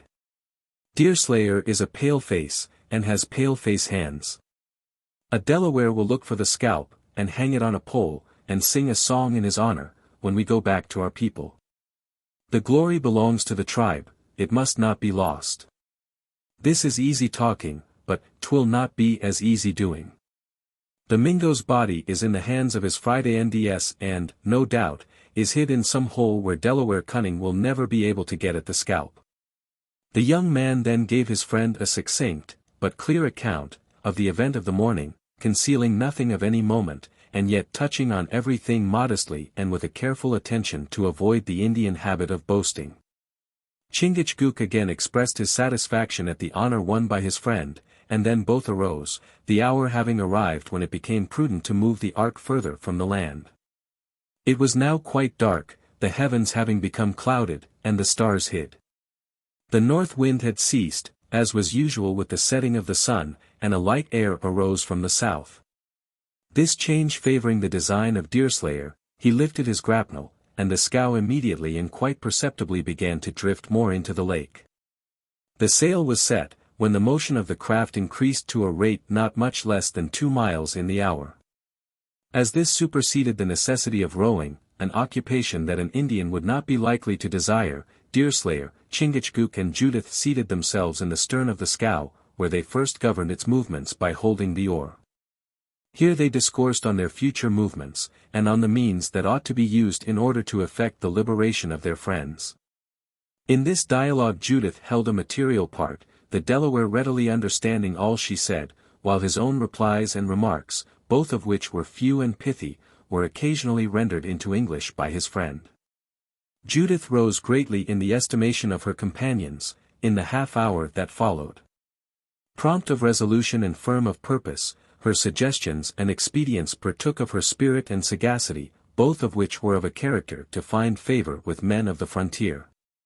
The events that had occurred since their meeting, as well as her isolated and dependent situation, induced the girl to feel towards Deerslayer like the friend of a year instead of an acquaintance of a day. And so completely had she been won by his guileless truth of character and of feeling, pure novelties in our sex, as respected her own experience, that his peculiarities excited her curiosity, and created a confidence that had never been awakened by any other man. Hitherto she had been compelled to stand on the defensive in her intercourse with men, with what success was best known to herself, but here had she been suddenly thrown into the society and under the protection of a youth, who evidently as little contemplated evil towards herself as if he had been her brother. The freshness of his integrity, the poetry and truth of his feelings, and even the quaintness of his forms of speech, all had their influence, and aided in awakening an interest that she found as pure as it was sudden and deep. Hurry's fine face and manly form had never compensated for his boisterous and vulgar tone, and her intercourse with the officers had prepared her to make comparisons under which even his great natural advantages suffered. But this very intercourse with the officers who occasionally came upon the lake to fish and hunt, had an effect in producing her present sentiments towards the young stranger. With them, while her vanity had been gratified, and her self-love strongly awakened, she had many causes deeply to regret the acquaintance, if not to mourn over it. In secret sorrow, for it was impossible for one of her quick intellect not to perceive how hollow was the association between superior and inferior, and that she was regarded as the plaything of an idle hour, rather than as an equal and a friend. By even the best intentioned and least designing of her scarlet-clad admirers. Deerslayer, on the other hand, had a window in his breast through which the light of his honesty was ever shining. And even his indifference to charms that so rarely failed to produce a sensation, piqued the pride of the girl, and gave him an interest that another, seemingly more favored by nature, might have failed to excite. In this manner half an hour passed, during which time the ark had been slowly stealing over the water, the darkness thickening around it. Though it was easy to see that the gloom of the forest at the southern end of the lake was getting to be distant, while the mountains that lined the sides of the beautiful basin were overshadowing it, nearly from side to side. There was, indeed, a narrow stripe of water, in the center of the lake where the dim light that was still shed from the heavens, fell upon its surface in a line extending north and south. And along this faint track, a sort of inverted Milky Way, in which the obscurity was not quite as dense as in other places, the scow held her course, he who steered well knowing that it led in the direction he wished to go. The reader is not to suppose, however, that any difficulty could exist as to the course. This would have been determined by that of the air, had it not been possible to distinguish the mountains, as well as by the dim opening to the south, which marked the position of the valley in that quarter, above the plain of tall trees. By a sort of lessened obscurity. The difference between the darkness of the forest, and that of the night, as seen only in the air. The peculiarities at length caught the attention of Judith and the Deerslayer, and the conversation ceased, to allow each to gaze at the solemn stillness and deep repose of nature. "'Tis a gloomy night," observed the girl, after a pause of several minutes. "I hope we may be able to find the castle.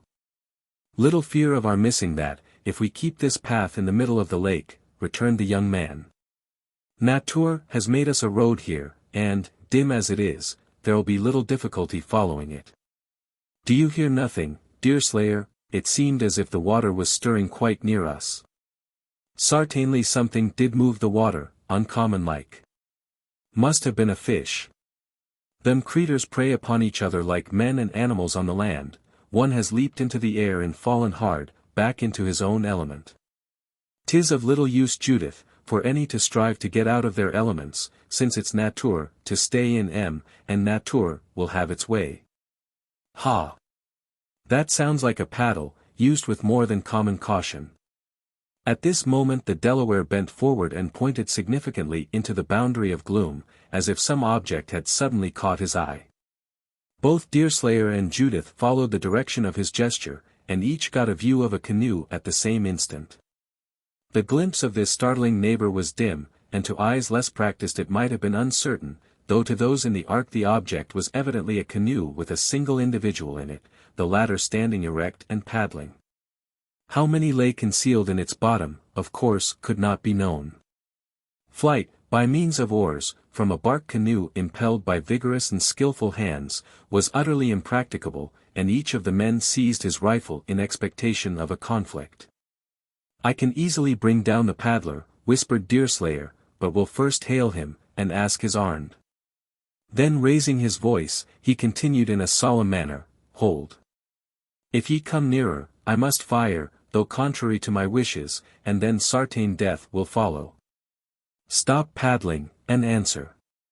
"Fire, and slay a poor defenseless girl," returned a soft tremulous female voice. "And God will never forgive you. Go your way, Deerslayer, and let me go mine." "Hetty," exclaimed the young man and Judith in a breath, and the former sprang instantly to the spot where he had left the canoe they had been towing. It was gone, and he understood the whole affair. As for the fugitive, frightened at the menace, she ceased paddling, and remained dimly visible, resembling a spectral outline of a human form, standing on the water. At the next moment the sail was lowered, to prevent the ark from passing the spot where the canoe lay. This last expedient, however, was not taken in time, for the momentum of so heavy a craft, and the impulsion of the air, soon set her by, bringing Hetty directly to windward, though still visible. As the change in the positions of the two boats now placed her in that species of Milky Way which has been mentioned. "What can this mean, Judith?" demanded Deerslayer. "Why has your sister taken the canoe, and left us. You know she is feeble-minded, poor girl, and she has her own ideas of what ought to be done. She loves her father more than most children love their parents, and, then, what, gal? This is a trying moment, one in which truth must be spoken. Judith felt a generous and womanly regret at betraying her sister, and she hesitated ere she spoke again. But once more urged by Deerslayer, and conscious herself of all the risks the whole party was running by the indiscretion of Hetty, she could refrain no longer. Then, I fear, poor, weak-minded Hetty has not been altogether able to see all the vanity, and rudeness, and folly, that lie hid behind the handsome face and fine form of Hurry Harry. She talks of him in her sleep, and sometimes betrays the inclination in her waking moments. You think, Judith, that your sister is now bent on some mad scheme to serve her father and Hurry, which will, in all likelihood, give them reptiles the Mingos, the mastership of a canoe. Such, I fear, will turn out to be the fact, Deerslayer. Poor Hetty has hardly sufficient cunning to outwit a savage. All this while the canoe, with the form of Hetty erect in one end of it, was dimly perceptible, though the greater drift of the ark rendered it, at each instant, less and less distinct. It was evident no time was to be lost, lest it should altogether disappear. The rifles were now laid aside as useless, the two men seizing the oars and sweeping the head of the scow round in the direction of the canoe. Judith, accustomed to the office, flew to the other end of the ark, and placed herself at what might be called the helm. Hetty took the alarm at these preparations, which could not be made without noise, and started off like a bird that had been suddenly put up by the approach of unexpected danger. As Deerslayer and his companion rowed with the energy of those who felt the necessity of straining every nerve, and Hetty's strength was impaired by a nervous desire to escape, the chase would have quickly terminated in the capture of the fugitive, had not the girl made several short and unlooked-for deviations in her course. These turnings gave her time, and they had also the effect of gradually bringing both canoe and ark within the deeper gloom, cast by the shadows from the hills. They also gradually increased the distance between the fugitive and her pursuers, until Judith called out to her companions to cease rowing, for she had completely lost sight of the canoe. When this mortifying announcement was made, Hetty was actually so near as to understand every syllable her sister uttered, though the latter had used the precaution of speaking as low as circumstances would allow her to do, and to make herself heard. Hetty stopped paddling at the same moment, and waited the result with an impatience that was breathless, equally from her late exertions, and her desire to land. A dead silence immediately fell on the lake, during which the three in the ark were using their senses differently, in order to detect the position of the canoe. Judith bent forward to listen, in the hope of catching some sound that might betray the direction in which her sister was stealing away, while her two companions brought their eyes as near as possible to a level with the water, in order to detect any object that might be floating on its surface. All was vain, however, for neither sound nor sight rewarded their efforts. All this time Hetty, who had not the cunning to sink into the canoe, stood erect, a finger pressed on her lips, gazing in the direction in which the voices had last been heard, resembling a statue of profound and timid attention. Her ingenuity had barely sufficed to enable her to seize the canoe and to quit the ark, in the noiseless manner related, and then it appeared to be momentarily exhausted. Even the doublings of the canoe had been as much the consequence of an uncertain hand and of nervous agitation, as of any craftiness or calculation. The pause continued several minutes, during which Deerslayer and the Delaware conferred together in the language of the latter. Then the oars dipped, again, and the ark moved away, rowing with as little noise as possible. It steered westward, a little southerly, or in the direction of the encampment of the enemy. Having reached a point at no great distance from the shore, and where the obscurity was intense on account of the proximity of the land, it lay there near an hour, in waiting for the expected approach of Hetty, who, it was thought, would make the best of her way to that spot as soon as she believed herself released from the danger of pursuit. No success rewarded this little blockade, however, neither appearance nor sound denoting the passage of the canoe. Disappointed at this failure, and conscious of the importance of getting possession of the fortress before it could be seized by the enemy, Deerslayer now took his way towards the castle. With the apprehension that all his foresight in securing the canoes would be defeated by this unguarded and alarming movement on the part of the feeble-minded Hetty. Chapter 10. But who in this wild wood may credit give to either eye, or ear? From rocky precipice or hollow cave, midst the confused sound of rustling leaves, and creaking boughs, and cries of nightly birds, returning seeming answer. Joanna Baillie, Rayner, A Tragedy, 2.L3-4, 6g. Fear, as much as calculation, had induced Hetty to cease paddling, when she found that her pursuers did not know in which direction to proceed. She remained stationary until the ark had pulled in near the encampment, as has been related in the preceding chapter, when she resumed the paddle and with cautious strokes made the best of her way towards the western shore. In order to avoid her pursuers, however, who, she rightly suspected, would soon be rowing along that shore themselves, the head of the canoe was pointed so far north as to bring her to land on a point that thrust itself into the lake, at the distance of near a league from the outlet. Nor was this altogether the result of a desire to escape, for, feeble-minded as she was, Hetty Hutter had a good deal of that instinctive caution which so often keeps those whom God has thus visited from harm. She was perfectly aware of the importance of keeping the canoes from falling into the hands of the Iroquois, and long familiarity with the lake had suggested one of the simplest expedients, by which this great object could be rendered compatible with her own purpose. The point in question was the first projection that offered on that side of the lake, where a canoe, if set adrift with a southerly air would float clear of the land, and where it would be no great violation of probabilities to suppose it might even hit the castle, the latter lying above it, almost in a direct line with the wind. Such then was Hetty's intention, and she landed on the extremity of the gravelly point, beneath an overhanging oak, with the express intention of shoving the canoe off from the shore, in order that it might drift up towards her father's insulated abode. She knew, too, from the logs that occasionally floated about the lake, that did it miss the castle and its appendages the wind would be likely to change before the canoe could reach the northern extremity of the lake, and that Deerslayer might have an opportunity of regaining it in the morning, when no doubt he would be earnestly sweeping the surface of the water, and the whole of its wooded shores, with glass.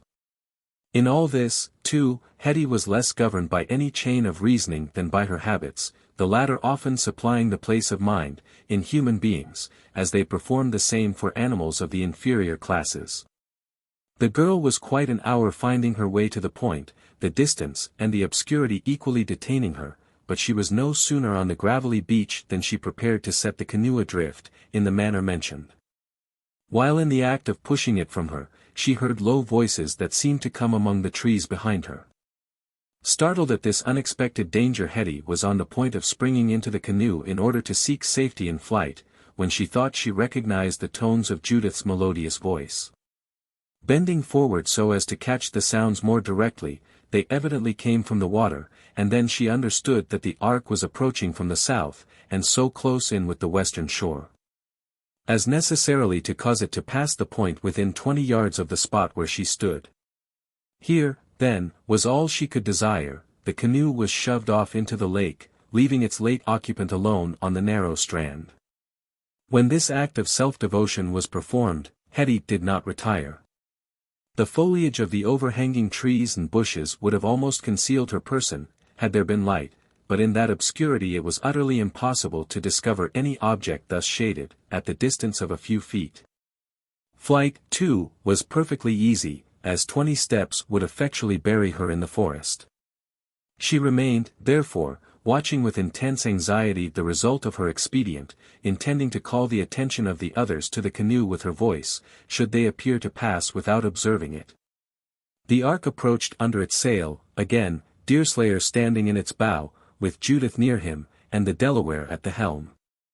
It would seem that in the bay below it had got too close to the shore, in the lingering hope of intercepting Hetty, for, as it came nearer, the latter distinctly heard the directions that the young man forward gave to his companion aft, in order to clear the point. "Lay her head more off the shore, Delaware," said Deerslayer for the third time, speaking in English that his fair companion might understand his words, "lay her head well off shore." We have got embate here, and needs keep the mast clear of the trees. Judith, there's a canoe. The last words were uttered with great earnestness, and Deerslayer's hand was on his rifle ere they were fairly out of his mouth. But the truth flashed on the mind of the quick-witted girl, and she instantly told her companion that the boat must be that in which her sister had fled. Keep the scow straight, Delaware. Steer as straight as your bullet flies when sent in a buck. There, I have it. The canoe was seized, and immediately secured again to the side of the ark. At the next moment the sail was lowered, and the motion of the ark arrested by means of the oars. Hetty, called out Judith, concern, even affection betraying itself in her tones. Are you within hearing, sister? For God's sake answer, and let me hear the sound of your voice, again. Hetty, dear Hetty. I'm here, Judith, here on the shore, where it will be useless to follow me, as I will hide in the woods. Oh! Hetty, what is't you do? Remember, 'tis drawing near midnight, and that the woods are filled with savages and wild beasts. Neither will harm a poor half-witted girl, Judith. God is as much with me, here, as he would be in the ark or in the hut. I am going to help my father, and poor Hurry Harry, who will be tortured and slain unless someone cares for them. We all care for them, and intend tomorrow to send them a flag of truce, to buy their ransom. Come back then, sister. Trust to us, who have better heads than you, and who will do all we can for father. I know your head is better than mine, Judith, for mine is very weak, to be sure, but I must go to father and poor Hurry. Do you and Deerslayer keep the castle, sister, leave me in the hands of God. God is with us all, Hetty, in the castle, or on the shore, father as well as ourselves, and it is sinful not to trust to his goodness. You can do nothing in the dark. Will lose your way in the forest, and perish for want of food. God will not let that happen to a poor child that goes to serve her father, sister. I must try and find the savages. Come back for this night only. In the morning, we will put you ashore, and leave you to do as you may think right. You say so, Judith, and you think so, but you would not. Your heart would soften, and you'd see tomahawks and scalping knives in the air.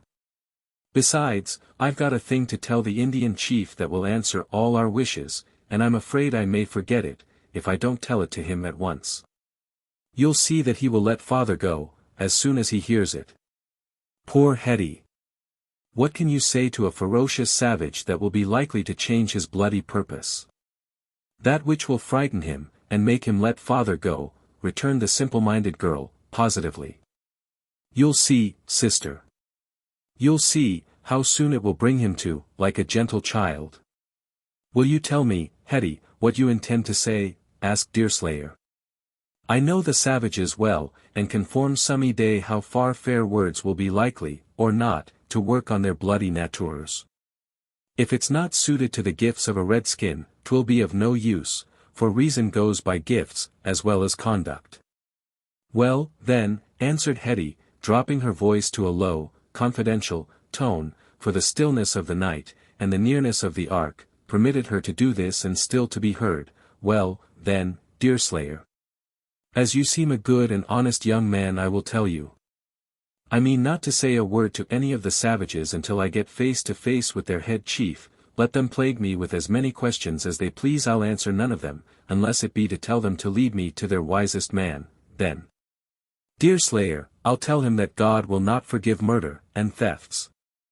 And that if father and Hurry did go after the scalps of the Iroquois, he must return good for evil, for so the Bible commands, else he will go into everlasting punishment.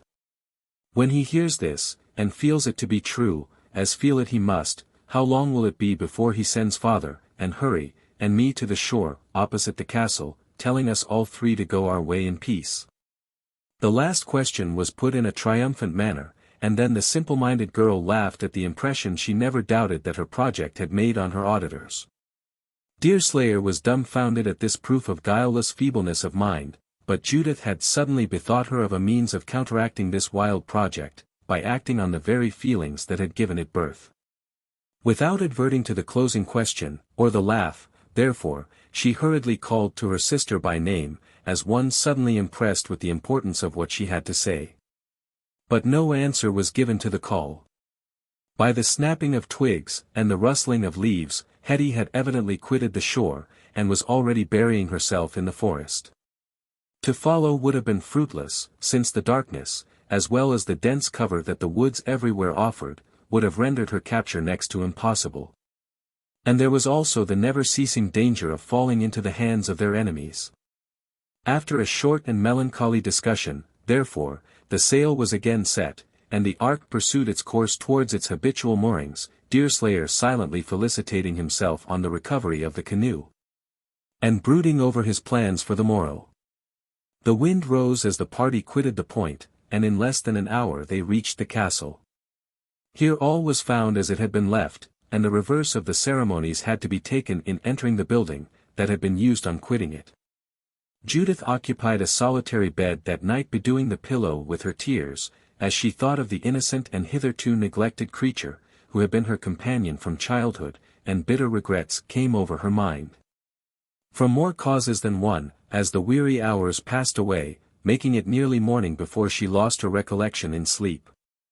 Deerslayer and the Delaware took their rest in the ark, where we shall leave them enjoying the deep sleep of the honest, the healthful and fearless, to return to the girl we have last seen in the midst of the forest. When Hetty left the shore, she took her way unhesitatingly into the woods, with a nervous apprehension of being followed. Luckily, this course was the best she could have hit on to effect her own purpose, since it was the only one that led her from the point. The night was so intensely dark, beneath the branches of the trees, that her progress was very slow, and the direction she went altogether a matter of chance, after the first few yards. The formation of the ground, however, did not permit her to deviate far from the line in which she desired to proceed. On one hand it was soon bounded by the acclivity of the hill, while the lake, on the other, served as a guide. For 2 hours did this single-hearted and simple-minded girl toil through the mazes of the forest, sometimes finding herself on the brow of the bank that bounded the water, and at others struggling up an ascent that warned her to go no farther in that direction, since it necessarily ran at right angles to the course on which she wished to proceed. Her feet often slid from beneath her, and she got many falls, though none to do her injury, but, by the end of the period mentioned, she had become so weary as to want strength to go any farther. Rest was indispensable, and she set about preparing a bed, with the readiness and coolness of one to whom the wilderness presented no unnecessary terrors. She knew that wild beasts roamed through all the adjacent forest, but animals that preyed on the human species were rare, and of dangerous serpents there were literally none. These facts had been taught her by her father, and whatever her feeble mind received at all, it received so confidingly as to leave her no uneasiness from any doubts or skepticism. To her the sublimity of the solitude in which she was placed, was soothing, rather than appalling, and she gathered a bed of leaves, with as much indifference to the circumstances that would have driven the thoughts of sleep entirely from the minds of most of her sex, as if she had been preparing her place of nightly rest beneath the paternal roof.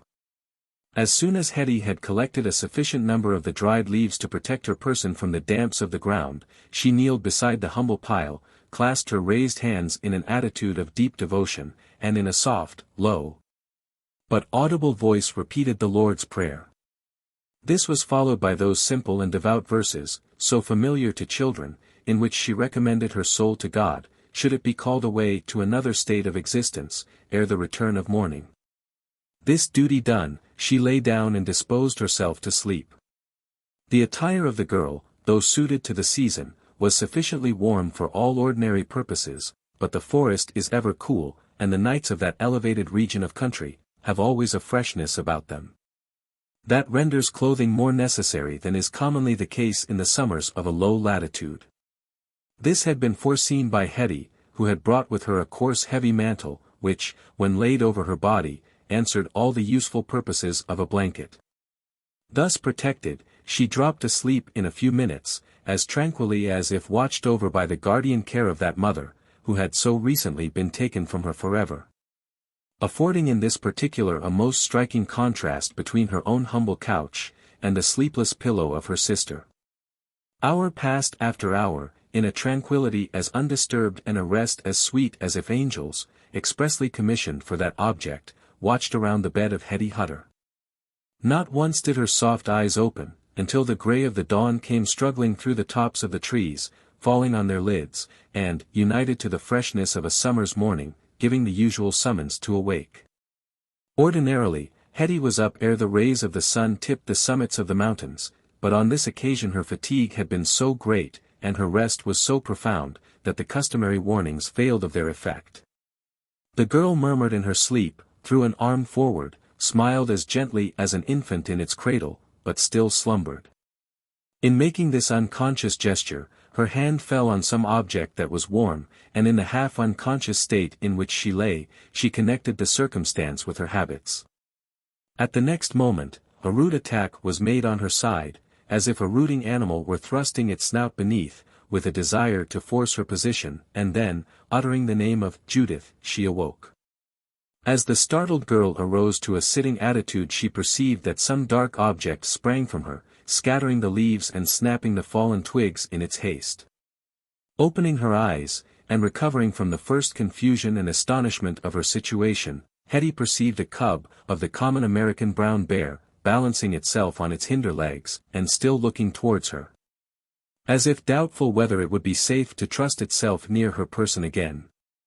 The first impulse of Hetty, who had been mistress of several of these cubs, was to run and seize the little creature as a prize, but a loud growl warned her of the danger of such a procedure. Recoiling a few steps, the girl looked hurriedly round, and perceived the dam, watching her movements with fiery eyes at no great distance.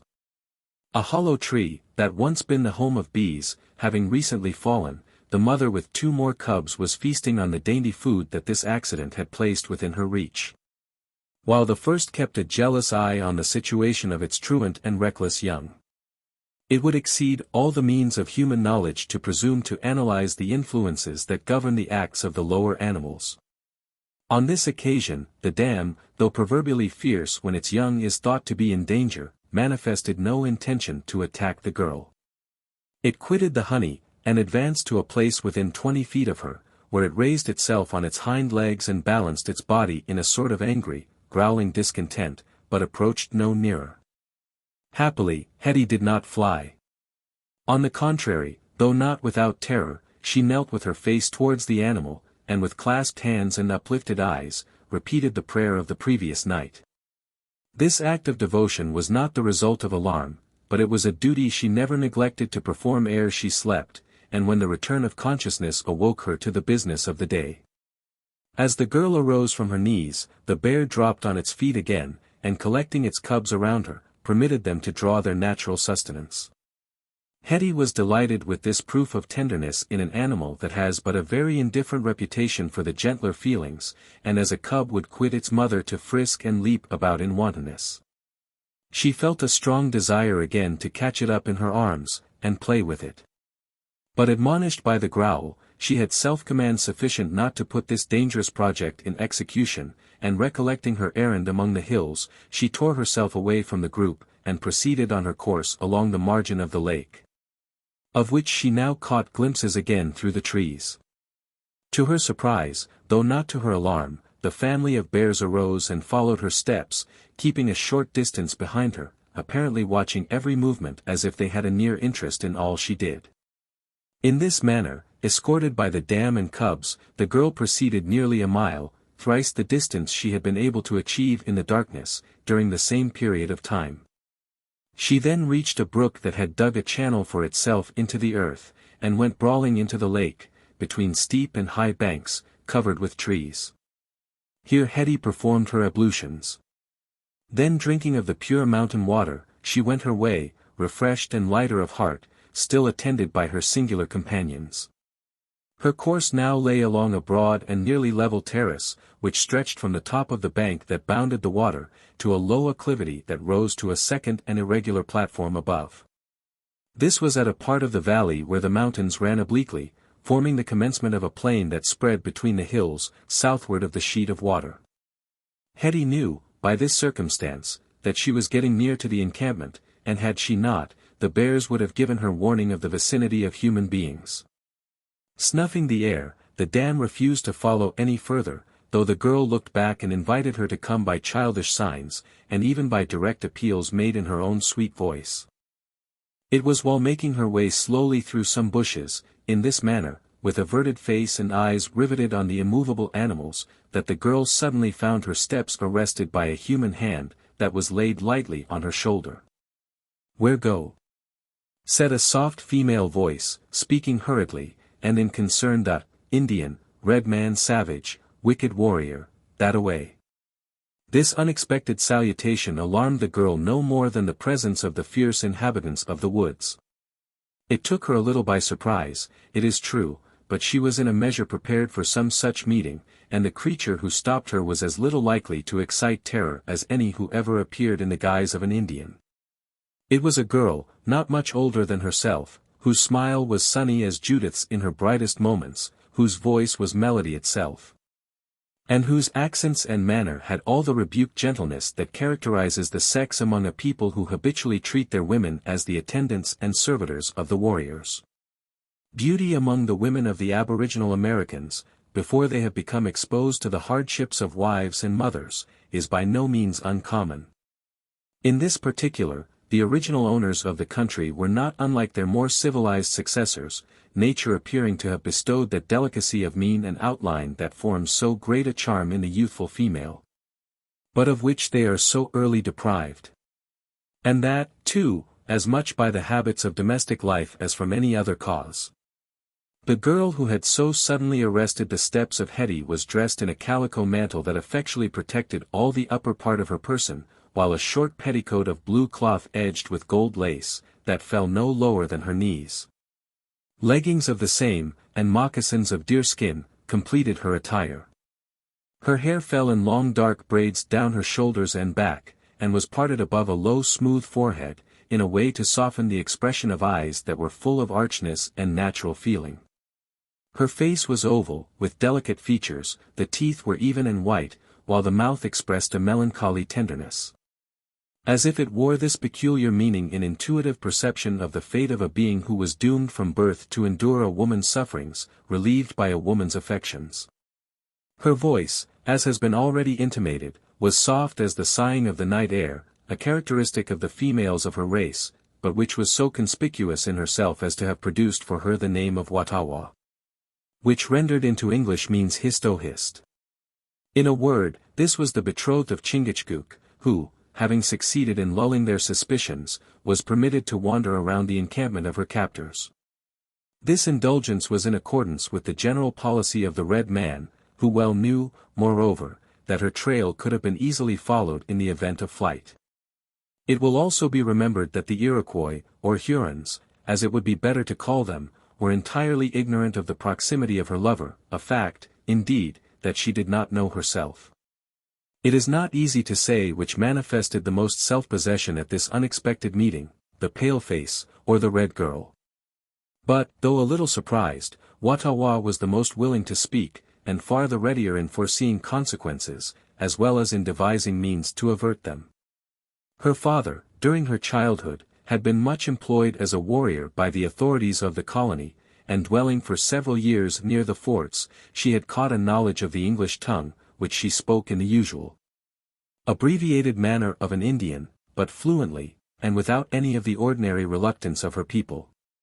"Where go?" repeated Watawa, returning the smile of Hetty, in her own gentle, winning, manner, "Wicked warrior that-a-way, good warrior, far off." "What's your name?" asked Hetty, with the simplicity of a child. "Watawa." "I know Mingo, good Delaware, Yengeese friend. Mingo cruel, and love scalp, for blood, Delaware love him, for honor. Come here, where no eyes." Watawa now led her companion towards the lake, descending the bank so as to place its overhanging trees and bushes between them and any probable observers. Nor did she stop until they were both seated, side by side, on a fallen log, one end of which actually lay buried in the water. "Why you come for?" the young Indian eagerly inquired, "where you come for?" Hetty told her tale in her own simple and truth-loving manner. She explained the situation of her father, and stated her desire to serve him, and if possible to procure his release. "Why your father come to Mingo camp in night?" asked the Indian girl, with a directness, which if not borrowed from the other, partook largely of its sincerity. He know it war time, and he no boy, he no want beard, no want to be told Iroquois carry tomahawk, and knife, and rifle. Why he come night time, seize me by hair, and try to scalp Delaware girl. You, said Hetty, almost sickening with horror, did he seize you, did he try to scalp you? Why no. Delaware scalp sell for much as Mingo scalp. Governor no tell difference. Wicked Tianji for pale face to scalp. Know his gifts, as the good Deerslayer always tell me. And do you know the Deerslayer, said Hetty, coloring with delight and surprise. Forgetting her regrets, at the moment, in the influence of this new feeling. I know him, too. He is now in the Ark, with Judith and a Delaware who is called the Big Serpent. A bold and handsome warrior is this serpent, too. Spite of the rich deep color that nature had bestowed on the Indian beauty, the telltale blood deepened on her cheeks, until the blush gave new animation and intelligence to her jet-black eyes. Raising a finger in an attitude of warning, she dropped her voice, already so soft and sweet, nearly to a whisper, as she continued the discourse. Chingachgook. Returned the Delaware girl, sighing out the harsh name, in sound so softly guttural, as to cause it to reach the ear in melody, his father, Uncas, great chief of the Mohicani, next to old Tamenund. More as warrior, not so much grey hair, and less at council fire. You know Serpent. He joined us last evening, and was in the Ark with me, for 2 or 3 hours before I left it. I'm afraid, hissed, Hetty could not pronounce the Indian name of her new friend, but having heard Deerslayer give her this familiar appellation, she used it without any of the ceremony of civilized life. I'm afraid, hissed, he has come after scalps. As well as my poor father and Hurry Harry. Why he shouldn't, ha. Chingachgook red warrior, very red, scalp make his honor, be sure he take him. Then, said Hetty, earnestly, he will be as wicked as any other. God will not pardon in a red man, what he will not pardon in a white man. No true, returned the Delaware girl, with a warmth that nearly amounted to passion. No true, I tell you. The Manitou smile and pleased when he see young warrior come back from the war path, with 2, 10, 100 scalp on a pole. Chingachgook father take scalp, grandfather take scalp, all old chief take scalp, and Chingachgook take as many scalp as he can carry, himself. Then, hissed, his sleep of nights must be terrible to think of. No one can be cruel, and hope to be forgiven. No cruel, plenty forgiven, returned Watawa, stamping her little foot on the stony strand, and shaking her head in a way to show how completely feminine feeling, in one of its aspects, had gotten the better of feminine feeling in another. I tell you, serpent brave, he go home, this time, with 4, yes, 2 scalp. And is that his errand, here? Did he really come all this distance, across mountain, and valley, rivers and lakes, to torment his fellow creatures, and do so wicked a thing? This question at once appeased the growing ire of the half-offended Indian beauty. It completely got the better of the prejudices of education, and turned all her thoughts to a gentler and more feminine channel. At first, she looked around her, suspiciously, as if distrusting eavesdroppers. Then she gazed wistfully into the face of her attentive companion. After which this exhibition of girlish coquetry and womanly feeling, terminated by her covering her face with both her hands, and laughing in a strain that might well be termed the melody of the woods. Dread of discovery, however, soon put a stop to this naive exhibition of feeling, and removing her hands, this creature of impulses gazed again wistfully into the face of her companion, as if inquiring how far she might trust a stranger with her secret. Although Hetty had no claims to her sister's extraordinary beauty, many thought her countenance the most winning of the two. It expressed all the undisguised sincerity of her character, and it was totally free from any of the unpleasant physical accompaniments that so frequently attend mental imbecility. It is true that one accustomed to closer observations than common, might have detected the proofs of her feebleness of intellect in the language of her sometimes vacant eyes, but they were signs that attracted sympathy by their total want of guile. rather than by any other feeling. The effect on Hist, to use the English and more familiar translation of the name, was favorable, and yielding to an impulse of tenderness, she threw her arms around Hetty and embraced her with an outpouring emotion. So natural that it was only equaled by its warmth. "You good," whispered the young Indian, "you good, I know, it's so long since Watawa have a friend, a sister, anybody to speak her heart to. You Hist friend, don't I say Trut?" "I never had a friend," answered Hetty, returning the warm embrace with unfeigned earnestness. "I've a sister, but no friend. Judith loves me, and I love Judith. But that's natural, and as we are taught in the Bible, but I should like to have a friend. I'll be your friend, with all my heart, for I like your voice and your smile, and your way of thinking in everything, except about the scalps." "No think more of him, no say more of scalp," interrupted Hist, soothingly, "you pale face, I red skin. We bring up different fashion. Deerslayer and Chingachgook great friend, and know the same color, Hist and, what your name, pretty pale face?" "I am called Hetty, though when they spell the name in the Bible, they always spell it Esther." "What that make, no good, no harm. No need to spell name at all, Moravian try to make Watawa spell, but no won't let him. No good for Delaware girl to know too much, no more than warrior some time, that great shame. My name Watawa that say Hist in your tongue, you call him, Hist, I call him, Hetty." These preliminaries settled to their mutual satisfaction, the two girls began to discourse of their several hopes and projects. Hetty made her new friend more fully acquainted with her intentions in behalf of her father, and, to one in the least addicted to prying into the affairs. Hist would have betrayed her own feelings and expectations in connection with the young warrior of her own tribe. Enough was revealed on both sides, however, to let each party get a tolerable insight into the views of the other, though enough still remained in mental reservation, to give rise to the following questions and answers, with which the interview in effect closed. As the quickest-witted, Hist was the first with her interrogatories. Folding an arm about the waist of Hetty, she bent her head so as to look up playfully into the face of the other, and, laughing, as if her meaning were to be extracted from her looks, she spoke more plainly. "Hetty got broder, as well as fader?"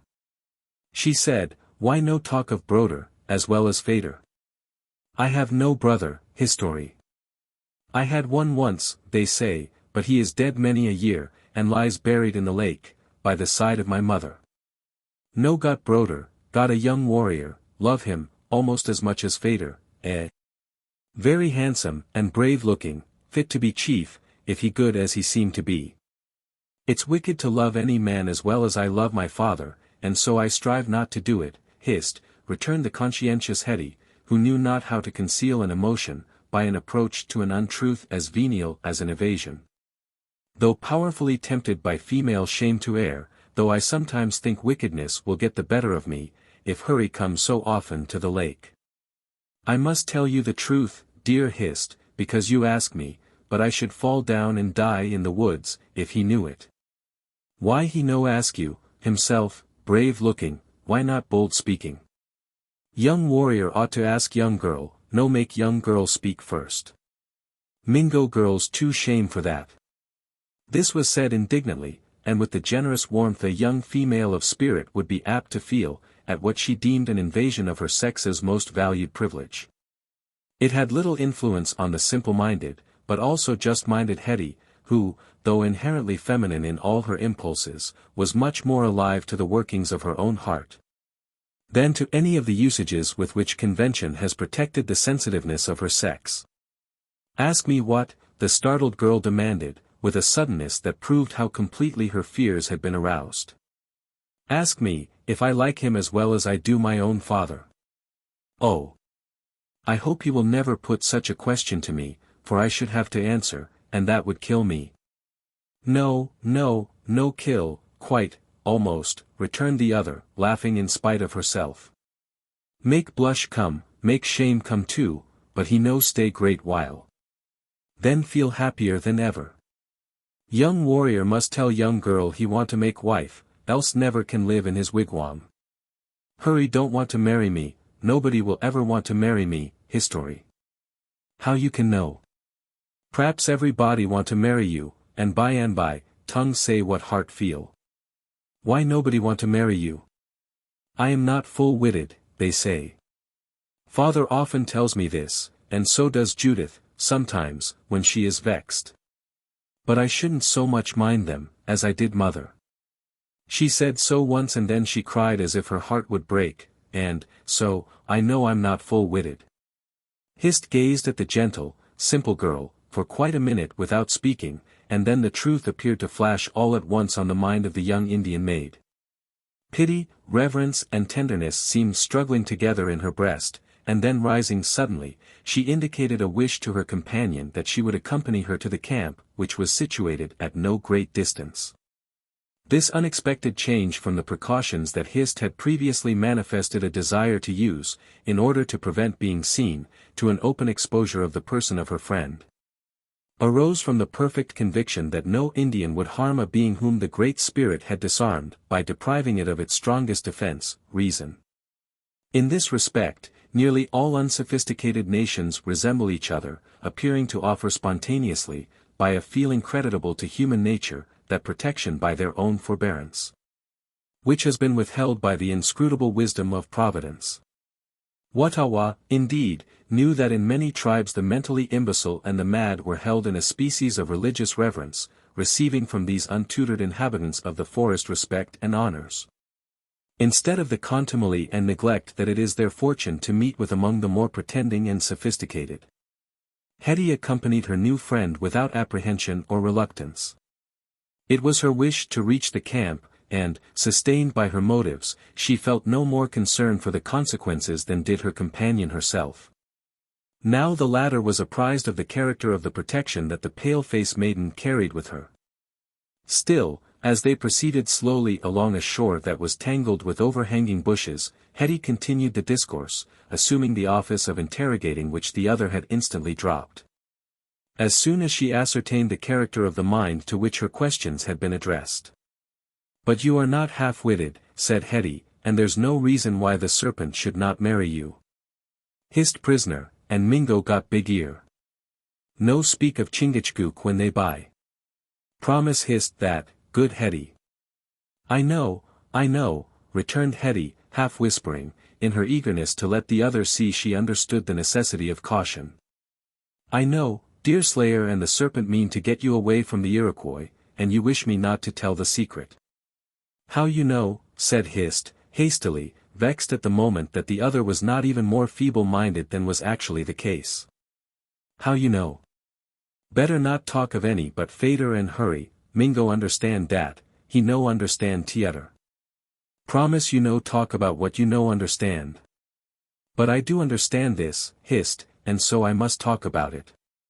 Deerslayer as good as told father all about it, in my presence, and as nobody told me not to listen, I overheard it all, as I did hurry in father's discourse about the scalps. Very bad for pale faces to talk about scalps, and very bad for young woman to hear. Now you love Hist, I know, Hetty, and so, among Injuns, when love hardest never talk most. That's not the way among white people, who talk most about them they love best. I suppose it's because I'm only half-witted that I don't see the reason why it should be so different among red people. That what Deerslayer call gift. One gift to talk, t'other gift to hold tongue. Hold tongue your gift, among Mingos. If Sarpent want to see Hist, so Hetty want to see hurry. Good girl never tell secret of friend. Hetty understood this appeal, and she promised the Delaware girl not to make any allusion to the presence of Chingachgook, or to the motive of his visit to the lake.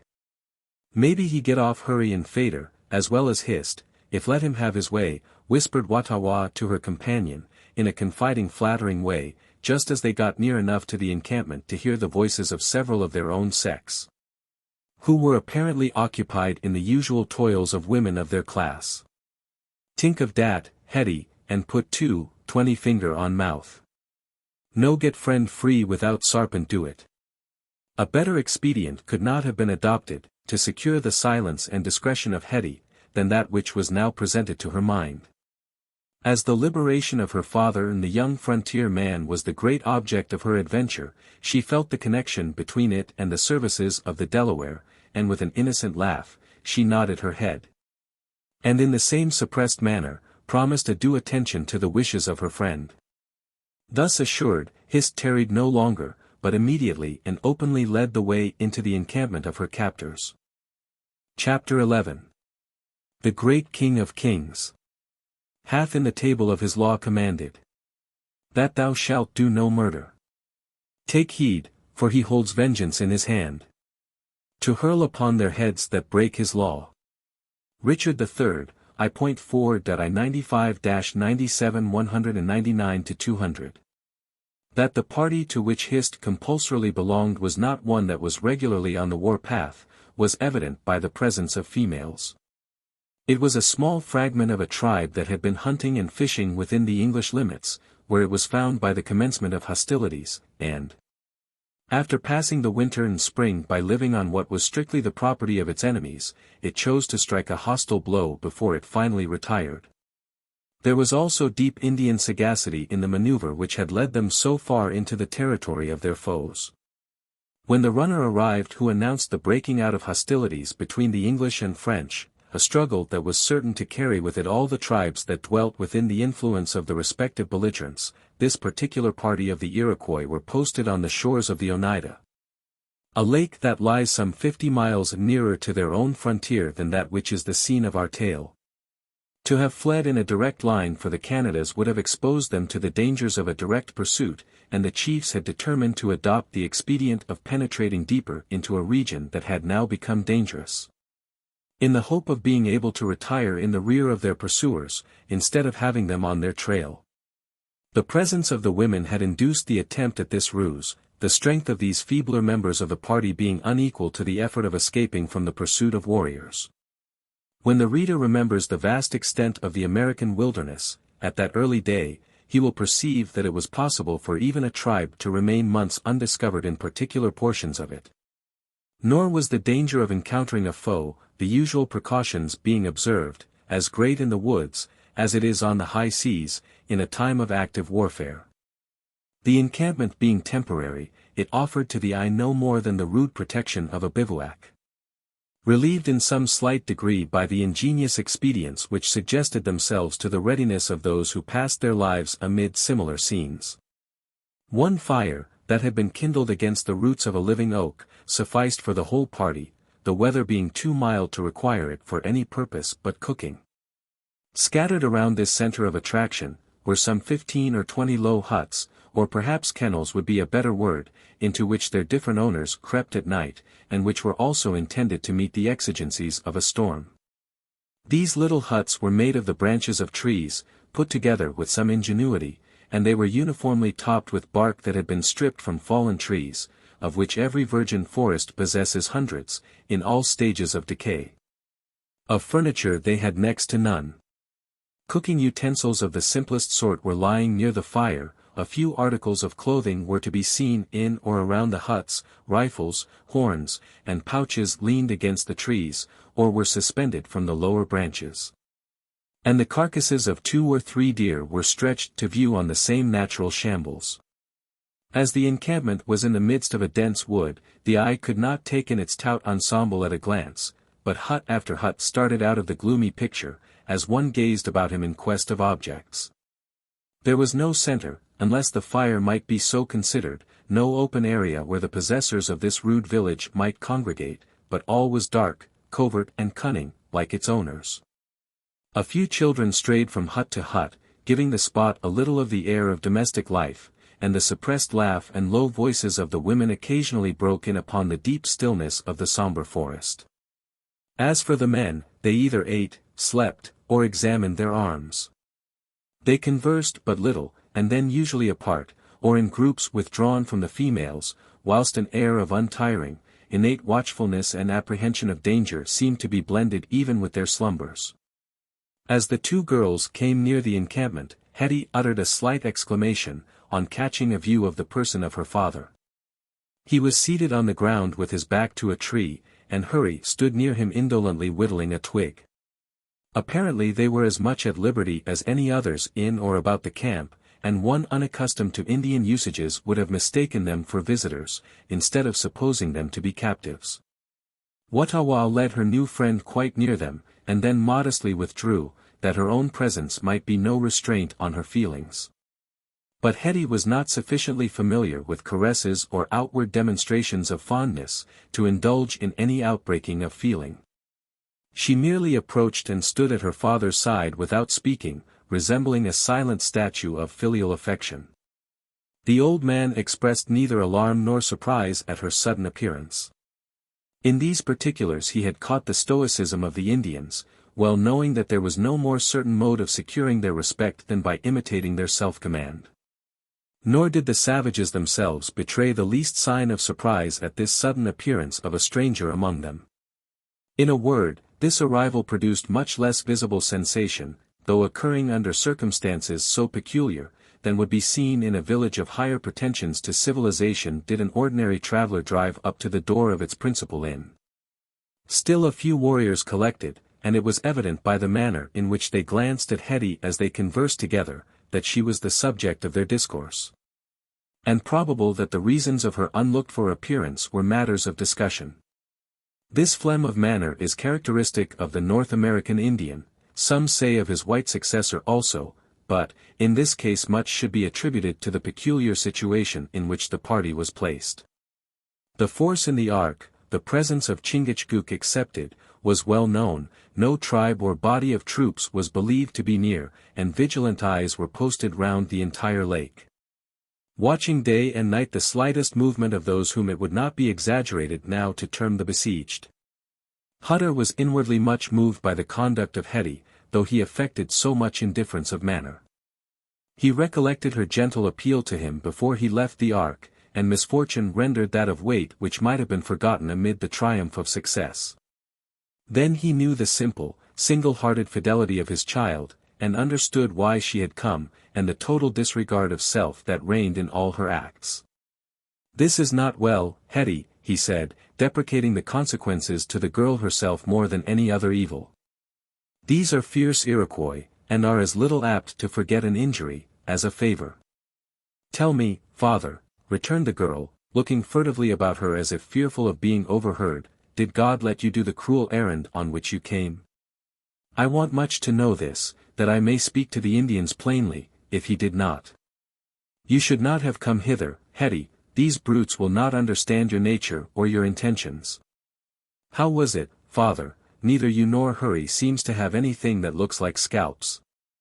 If that will set your mind at peace, child, I can answer you, no. I had caught the young creature, who came here with you, but her screeches soon brought down upon me a troop of the wild cats, that was too much for any single Christian to withstand. If that will do you any good, we are as innocent of having taken a scalp, this time, as I make no doubt we shall also be innocent of receiving the bounty. Thank God for that, father. Now I can speak boldly to the Iroquois, and with an easy conscience. I hope Hurry, too, has not been able to harm any of the Indians." "Why, as to that matter, Hetty," returned the individual in question, "you've put it pretty much in the native character of the religious truth. Hurry has not been able, and that is the long and short of it. I've seen many squalls, old fellow, both on land and on the water, but never did I feel one as lively and as snappish as that which come down upon us, night afore last, in the shape of an Indian hurrahboys. Why, Hetty, you're no great matter at a reason, or any day that lies a little deeper than common, but you're human and have some human notions. Now I'll just ask you to look at them circumstances. Here was old Tom, your father, and myself, bent on a legal operation, as is to be seen in the words of the law and the proclamation, thinking no harm. When we were set upon by critters that were more like a pack of hungry wolves than mortal savages even, and there they had us tethered like two sheep, in less time than it has taken me to tell you the story." "You are free now, Hurry," returned Hetty, glancing timidly at the fine unfettered limbs of the young giant. "You have no cords, or withes, to pain your arms, or legs, now." "Not I, Hetty. Nature is nature, and freedom is nature, too. My limbs have a free look, but that's pretty much the amount of it, sin, I can't use them in the way I should like. Even these trees have eyes, aye, and tongues too. For was the old man, here, or I, to start one single rod beyond our jail limits, sarvice would be put on the bail afore we could gird up our loins for a race, and, like as not, 4 or 5 rifle bullets would be travelling arter us, carrying so many invitations to curb our impatience. There isn't a jail in the colony as tight as this we are now in, for I've tried the virtues of 2 or 3 on M, and I know the materials they are made of, as well as the men that made M. Tuckeen down being the next step in Shulin, to puttin' up, in all such fabrications. Lest the reader should get an exaggerated opinion of Hurry's demerits from this boastful and indiscreet revelation, it may be well to say that his offences were confined to assaults and batteries, for several of which he had been imprisoned, when, as he has just said, he often escaped by demonstrating the flimsiness of the constructions in which he was confined, by opening for himself doors in spots where the architects had neglected to place them. But Hetty had no knowledge of jails, and little of the nature of crimes, beyond what her unadulterated and almost instinctive perceptions of right and wrong taught her, and this sally of the rude being who had spoken was lost upon her.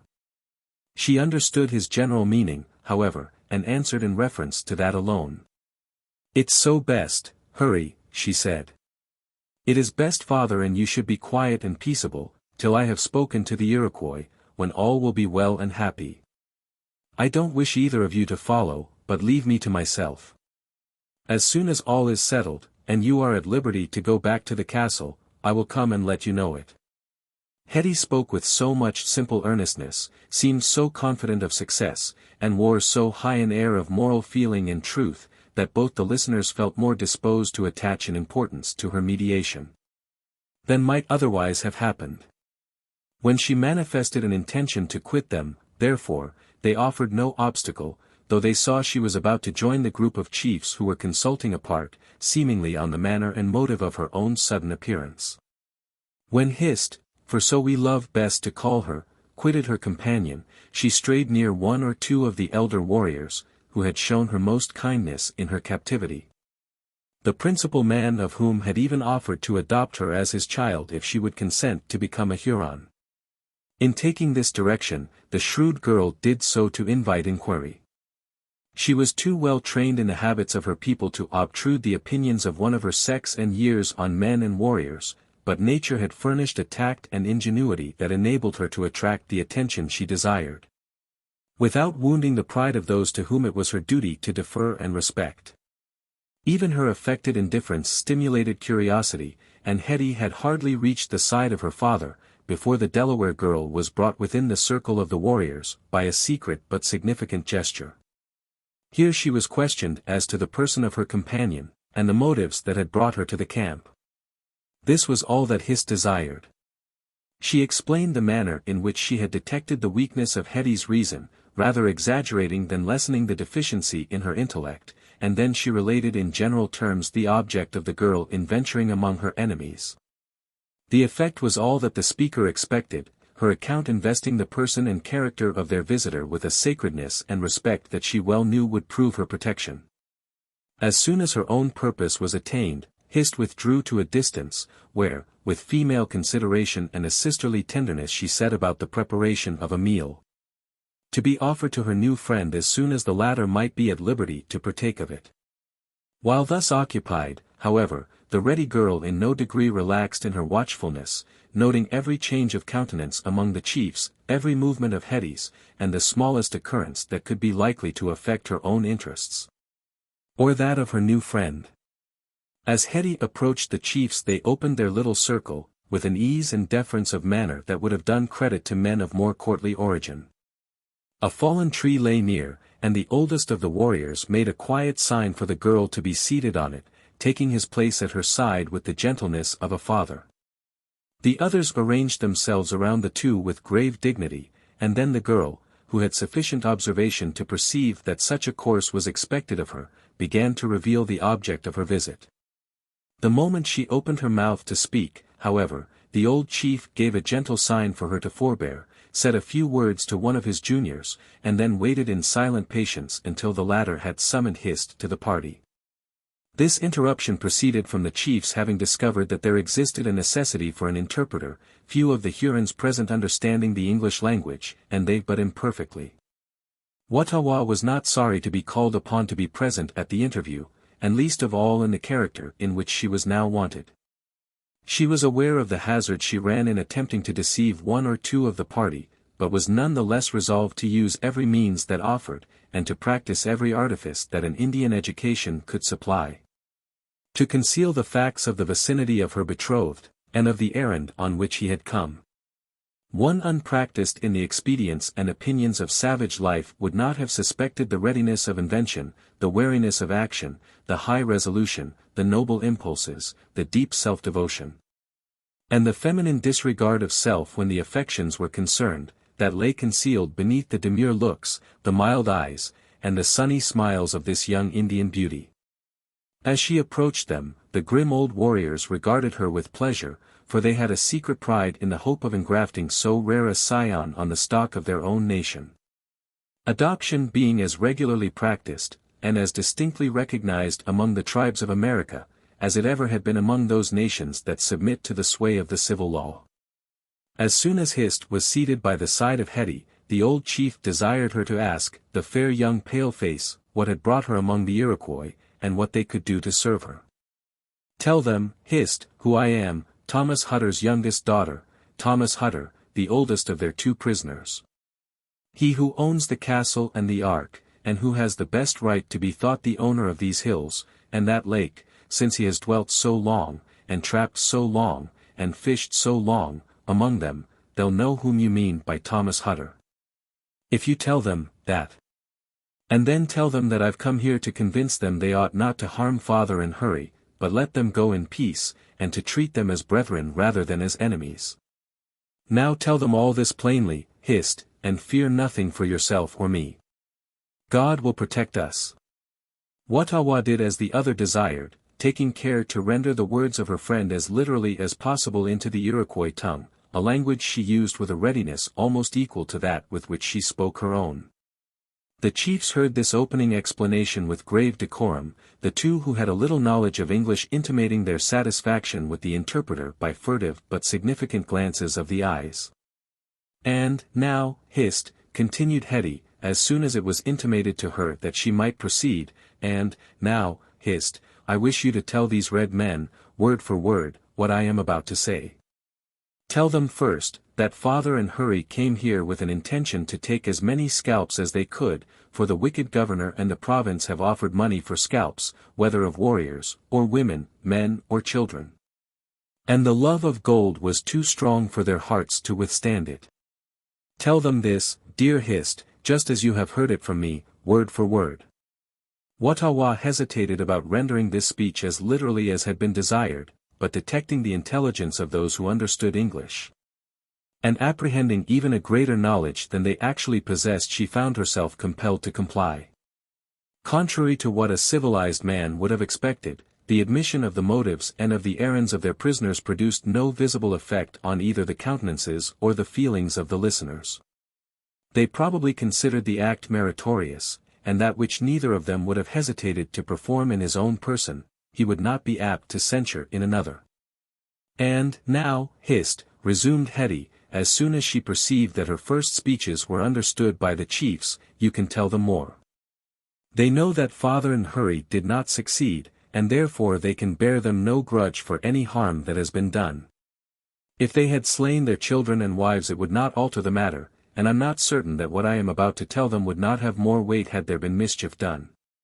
But ask them first, Hist, if they know there is a God, who reigns over the whole earth, and is ruler and chief of all who live, let them be red, or white, or what color they may." Watawa looked a little surprised at this question, for the idea of the Great Spirit is seldom long absent from the mind of an Indian girl. She put the question as literally as possible, however, and received a grave answer in the affirmative. "This is right," continued Hetty, "and my duty will now be light. This Great Spirit, as you call our God, has caused a book to be written, that we call a Bible, and in this book have been set down all his commandments, and his holy will and pleasure, and the rules by which all men are to live. And directions how to govern the thoughts even, and the wishes, and the will. Here, this is one of these holy books, and you must tell the chiefs what I am about to read to them from its sacred pages.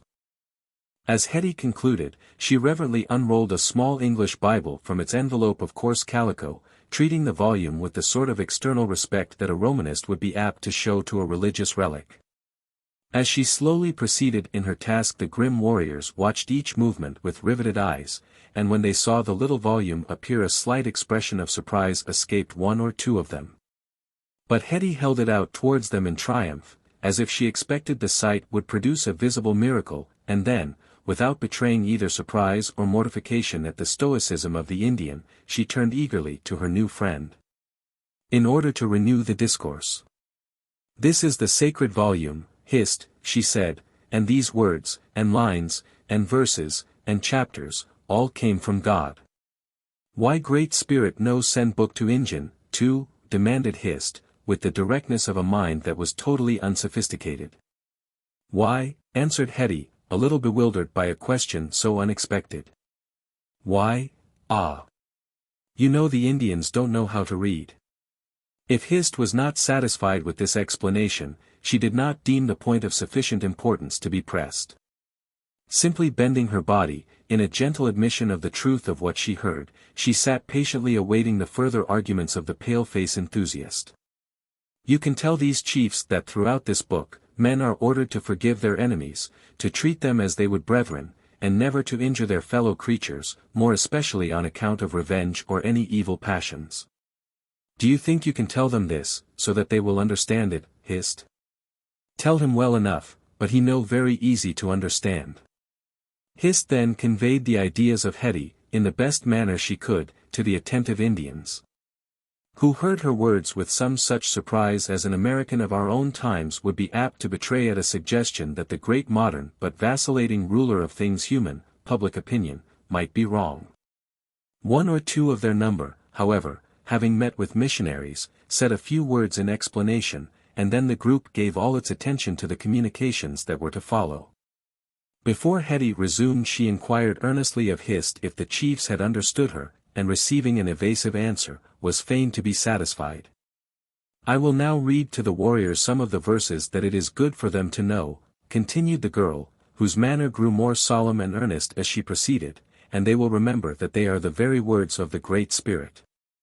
First, then, ye are commanded to love thy neighbor as thyself. Tell them that, dear history." "Neighbor, for Injun, no mean pale-face," answered the Delaware girl, with more decision than she had hitherto thought it necessary to use.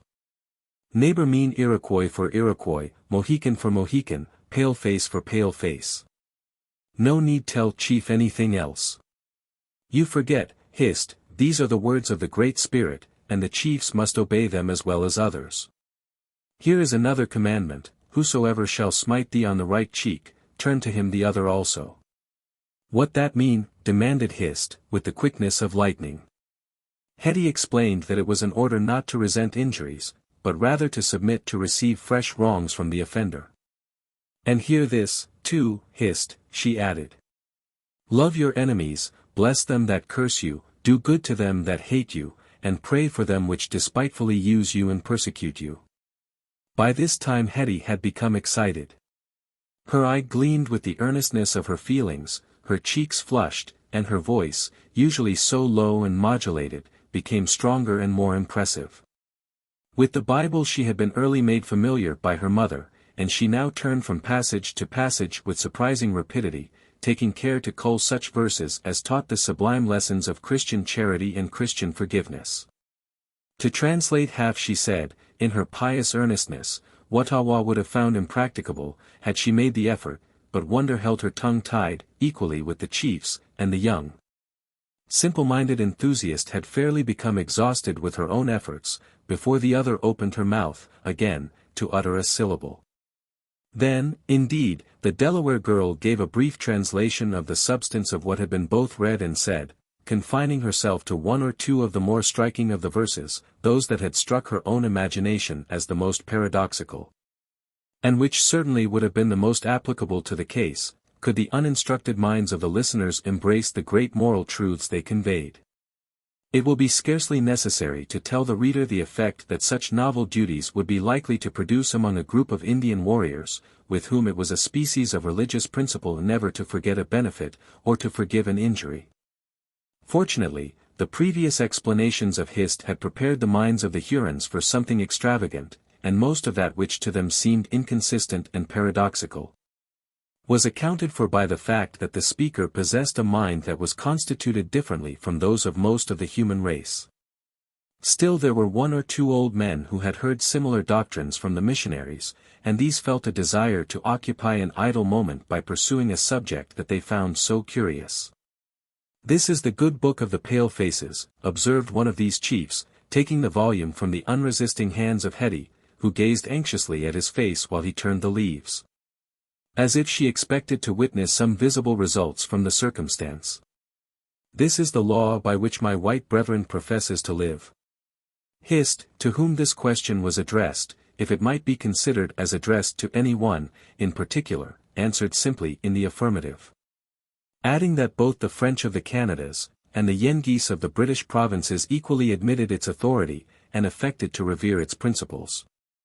"Tell my young sister," said the Huron, looking directly at Hist, "that I will open my mouth and say a few words." "The Iroquois chief go to speak, my pale-face friend listen," said Hist. "I rejoice to hear it," exclaimed Hetty. "God has touched his heart, and he will now let father and Hurry go." "This is the pale-face law," resumed the chief. "It tells him to do good to them that hurt him, and when his brother asks him for his rifle to give him the powder horn, too. Such is the pale-face law." "Not so, not so," answered Hetty earnestly, when these words had been interpreted. "There is not a word about rifles in the whole book, and powder and bullets give offense to the Great Spirit. Why then does the pale-face use them? If he is ordered to give double to him that asks only for one thing, why does he take double from the poor Indian who asks for no thing?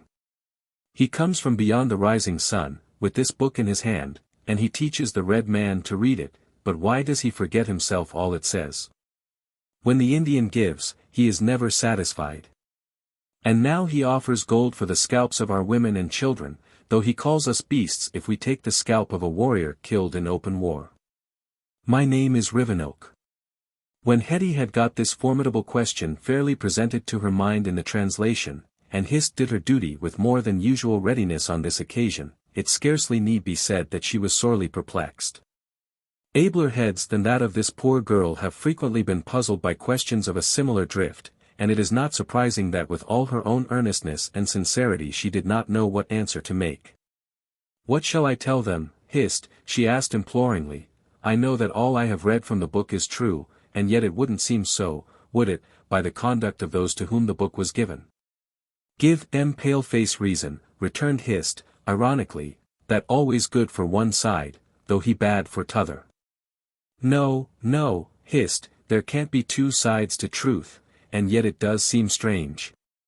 I'm certain I have read the verses right, and no one would be so wicked as to print the word of God wrong. That can never be, history." "Well, to poor Injun girl, it seem everything can be to pale faces," returned the other, coolly. "One time ey say white, and one time ey say black. Why never can be?" Hetty was more and more embarrassed, until overcome with the apprehension that she had failed in her object, and that the lives of her father and Hurry would be the forfeit of some blunder of her own, she burst into tears. From that moment the manner of Hist lost all its irony and cool indifference, and she became the fond caressing friend again. Throwing her arms around the afflicted girl, she attempted to soothe her sorrows by the scarcely ever failing remedy of female sympathy. "Stop cry, no cry," she said, wiping the tears from the face of Hetty, as she would have performed the same office for a child, and stopping to press her occasionally to her own warm bosom with the affection of a sister. "Why you so trouble? You know make he book, if he be wrong, and you know make he pale face if he wicked. There wicked red man, and wicked white man, no color all good, no color all wicked. Chiefs know that well enough."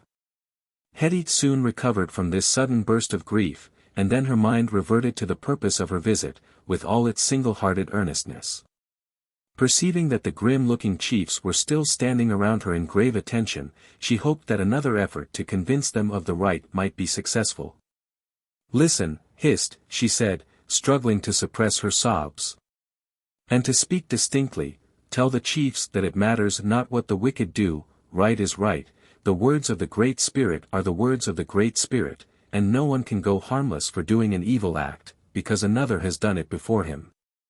Render good for evil, says this book, and that is the law for the red man as well as for the white man." "Never hear such law among Delaware, or among Iroquois," answered Hist soothingly. "No good to tell chiefs any such laws as that. Tell them summit ing they believe." Hist was about to proceed, notwithstanding, when a tap on the shoulder from the finger of the oldest chief caused her to look up. She then perceived that one of the warriors had left the group, and was already returning to it with Hutter and Hurry. Understanding that the two last were to become parties in the inquiry, she became mute, with the unhesitating obedience of an Indian woman. In a few seconds the prisoners stood face to face with the principal men of the captors. "Daughter," said the senior chief to the young Delaware, "ask this gray-beard why he came into our camp." The question was put by Hist, in her own imperfect English, but in a way that was easy to be understood. Hutter was too stern and obdurate by nature to shrink from the consequences of any of his acts. And he was also too familiar with the opinions of the savages not to understand that nothing was to be gained by equivocation or an unmanly dread of their anger. Without hesitating, therefore, he avowed the purpose with which he had landed, merely justifying it by the fact that the government of the province had bid high for scalps. This frank avowal was received by the Iroquois with evident satisfaction, not so much, however, on account of the advantage it gave them in a moral point of view, as by its proving that they had captured a man worthy of occupying their thoughts and of becoming a subject of their revenge. Hurry, when interrogated, confessed the truth, though he would have been more disposed to concealment than his sterner companion, did the circumstances very well admit of its adoption. But he had tact enough to discover that equivocation would be useless, at that moment, and he made a merit of necessity by imitating a frankness, which, in the case of Hutter, was the offspring of habits of indifference acting on a disposition that was always ruthless, and reckless of personal consequences. As soon as the chiefs had received the answers to their questions, they walked away in silence, like men who deemed the matter disposed of, all Hetty's dogmas being thrown away on beings trained in violence from infancy to manhood. Hetty and Hist were now left alone with Hutter and Hurry, no visible restraint being placed on the movements of either, though all four, in fact, were vigilantly and unceasingly watched. As respects the men, care was had to prevent them from getting possession of any of the rifles that lay scattered about, their own included, and their all open manifestations of watchfulness ceased. But they, who were so experienced in Indian practices, knew too well how great was the distance between appearances and reality, to become the dupes of this seeming carelessness.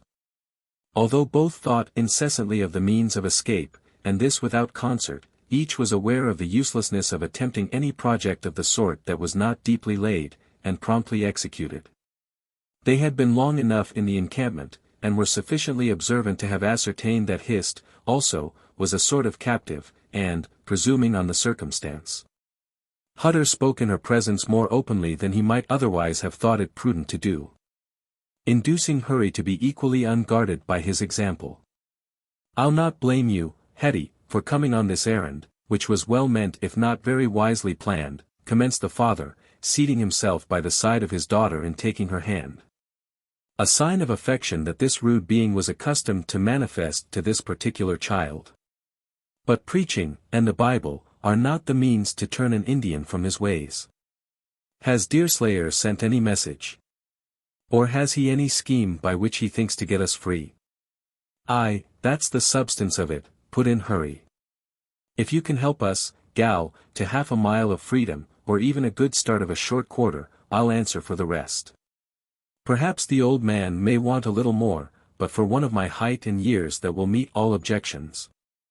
Hetty looked distressed, turning her eyes from one to the other, but she had no answer to give to the question of the reckless Hurry. "Father," she said, "neither Deerslayer nor Judith knew of my coming until I had left the Arkansas. They are afraid the Iroquois will make a raft and try to get off to the hut, and think more of defending that than of coming to aid you. No, no, no, said Hist hurriedly, though in a low voice, and with her face bent towards the earth, in order to conceal from those whom she knew to be watching them the fact of her speaking at all. No, no, no, Deerslayer different man. He no think of defending self with friend in danger. Help one another, and all get to hut. This sounds well, old Tom, said Hurry, winking and laughing, though he too used the precaution to speak low. Give me a ready-witted squaw for a Friday Andy, and though I'll not downright defy an Iroquois, I think I would defy the devil. No talk loud, said History, some Iroquois got Yengeese tongue, and all got Yengeese ear. Have we a friend in you, young woman? Inquired Hutter with an increasing interest in the conference. If so, you may calculate on a solid reward, and nothing will be easier than to send you to your own tribe, if we can once fairly get you off with us to the castle. Give us the ark and the canoes, and we can command the lake, spite of all the savages in the Canadas.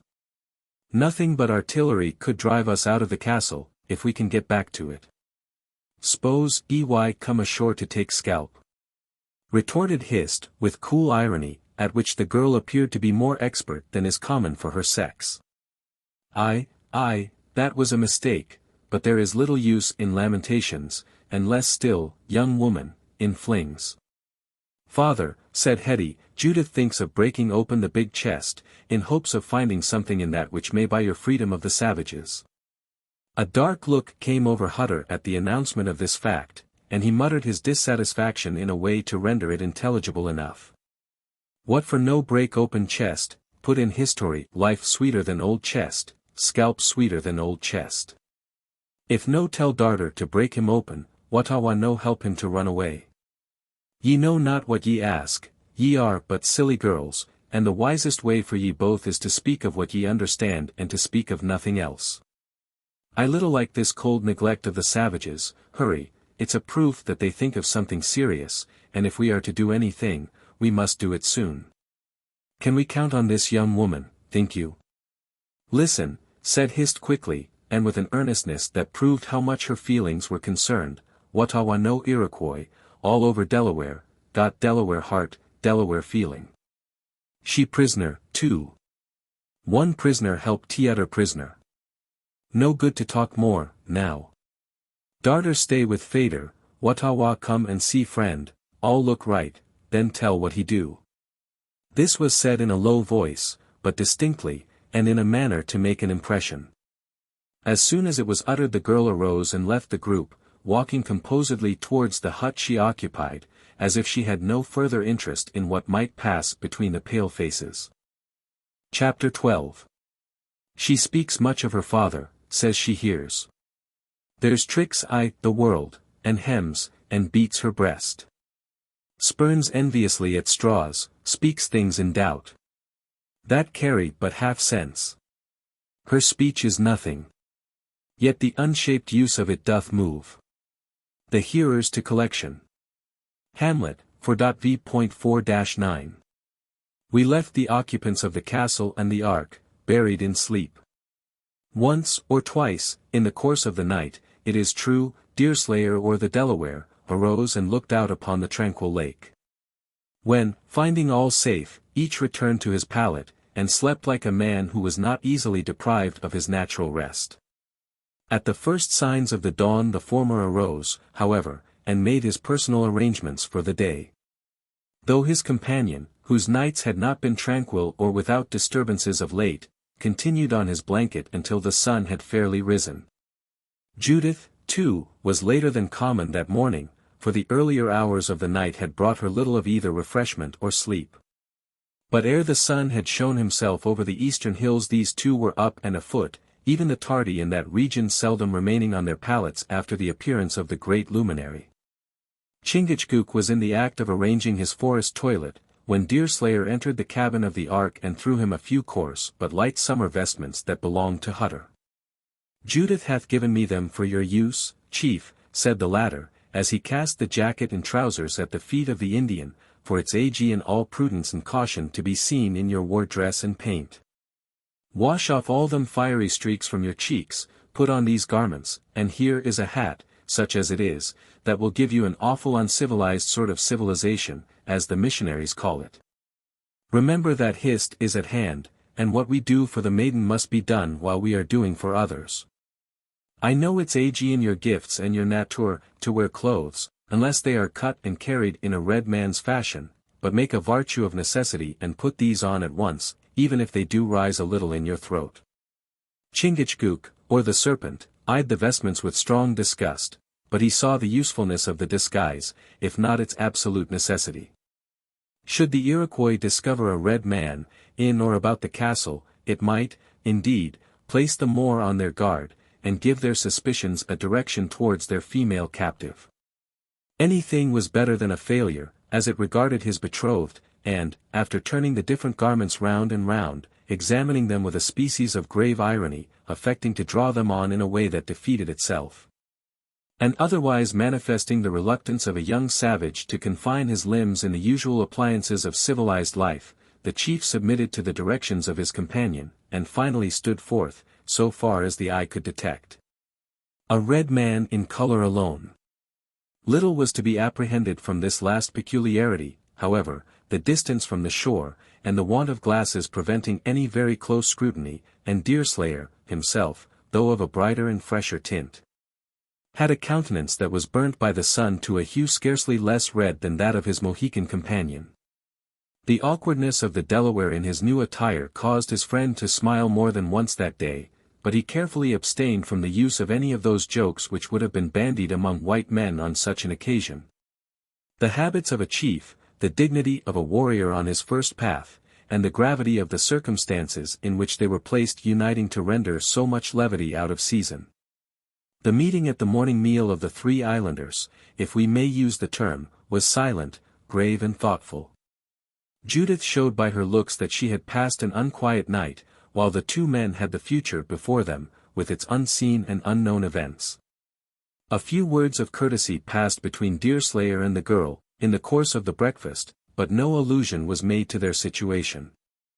At length Judith, whose heart was full, and whose novel feelings disposed her to entertain sentiments more gentle and tender than common, introduced the subject, and this in a way to show how much of her thoughts it had occupied. In the course of the last sleepless night. It would be dreadful, Deerslayer, the girl abruptly exclaimed, should anything serious befall my father and Hetty. We cannot remain quietly here and leave them in the hands of the Iroquois, without bethinking us of some means of serving them. I'm ready, Judith, to serve them, and all others who are in trouble, could the way to do it be p'int out. It's no trifling matter to fall into redskin hands, when men set out on an errand like that which took Hutter and Hurry ashore. That I know as well as another, and I wouldn't wish my worst enemy in such a strait, much less them with whom I've journeyed, and eat, and slept. Have you any scheme, that you would like to have the Sarpent and me endeavour to carry out? I know of no other means to release the prisoners, than by bribing the Iroquois.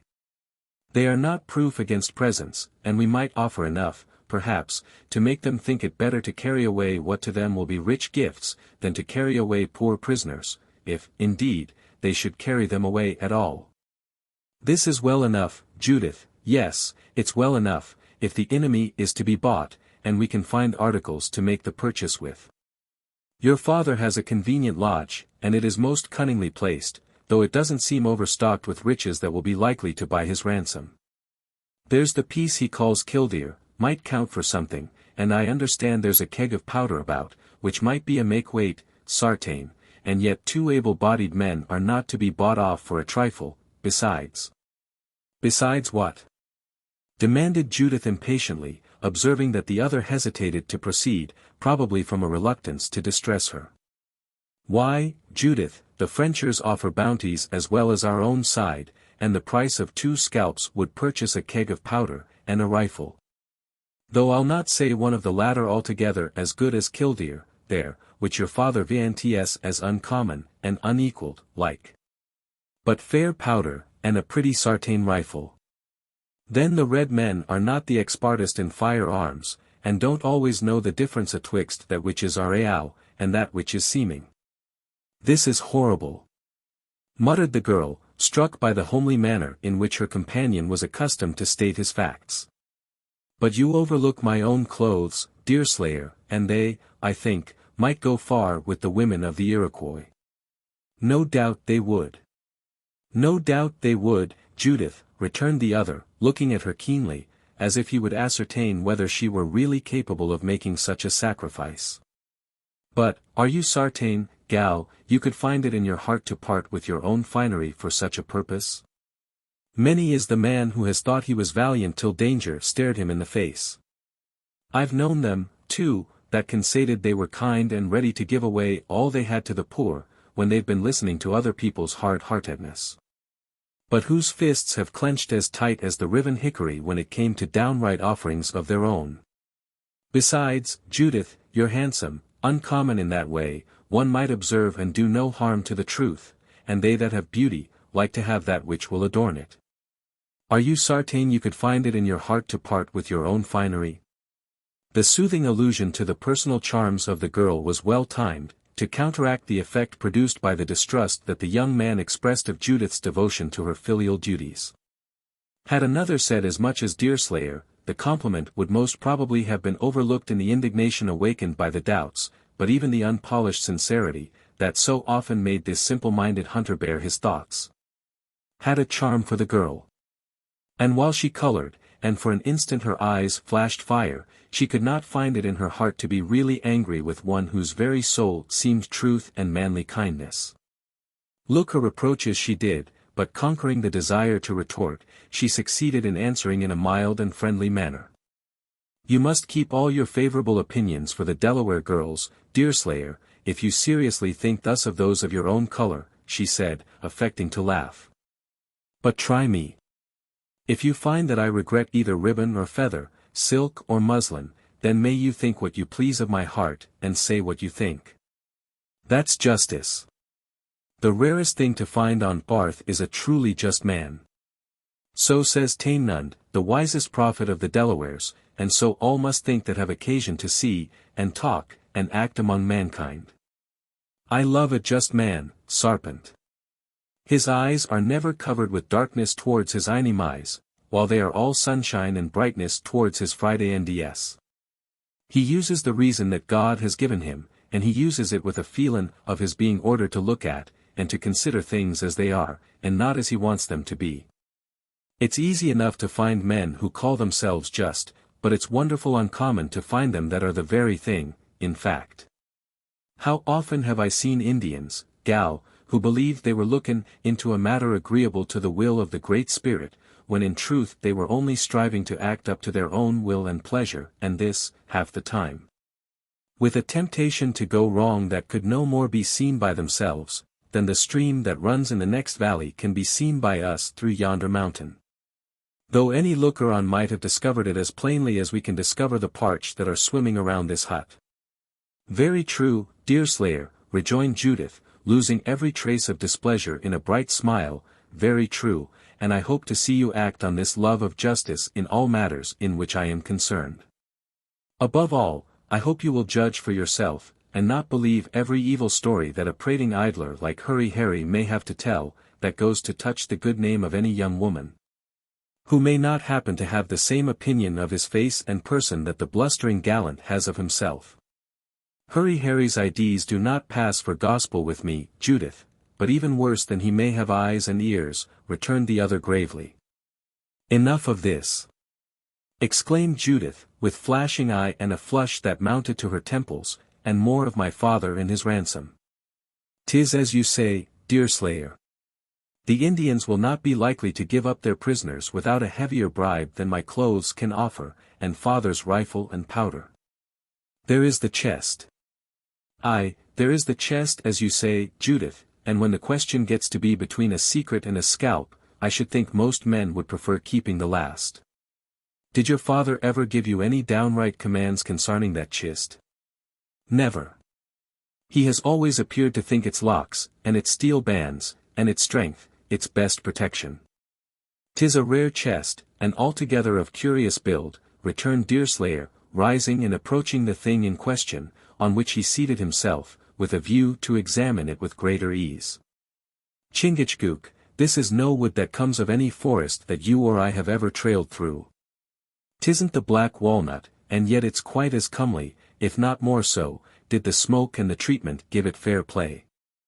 The Delaware drew near, felt of the wood, examined its grain, endeavored to indent the surface with a nail, and passed his hand curiously over the steel bands, the heavy padlocks, and the other novel peculiarities of the massive box. "No, nothing like this grows in these regions," resumed Deerslayer. "I've seen all the oaks, both the maples, the elms, the base woods, all the walnuts, the butternuts, and every tree that has a substance and color, wrought into some form or other, but never have I before seen such a wood as this. Judith, the chest itself would buy your father's freedom, or Iroquois curiosity isn't as strong as redskin curiosity, in general, especially in the matter of woods. The purchase might be cheaper made, perhaps, Deerslayer. The chest is full, and it would be better to part with half than to part with the whole. Besides, father, I know not why, but father values that chest highly. He would seem to prize what it holds more than the chest itself, judging by the manner in which he treats the outside, and secures the inside. Here are 3 locks, Judith, is there no key? I've never seen one, and yet key there must be, since Hetty told us she had often seen the chest opened. Keys no more lie in the air, or float on the water, than humans, gal. If there is a key, there must be a place in which it is kept. That is true, and it might not be difficult to find it, did we dare to search. This is for you, Judith, it is altogether for you. The chist is your or your father's, and Hutter is your father, not mine. Curiosity is a woman's, and not a man's failing, and there you have got all the reasons before you.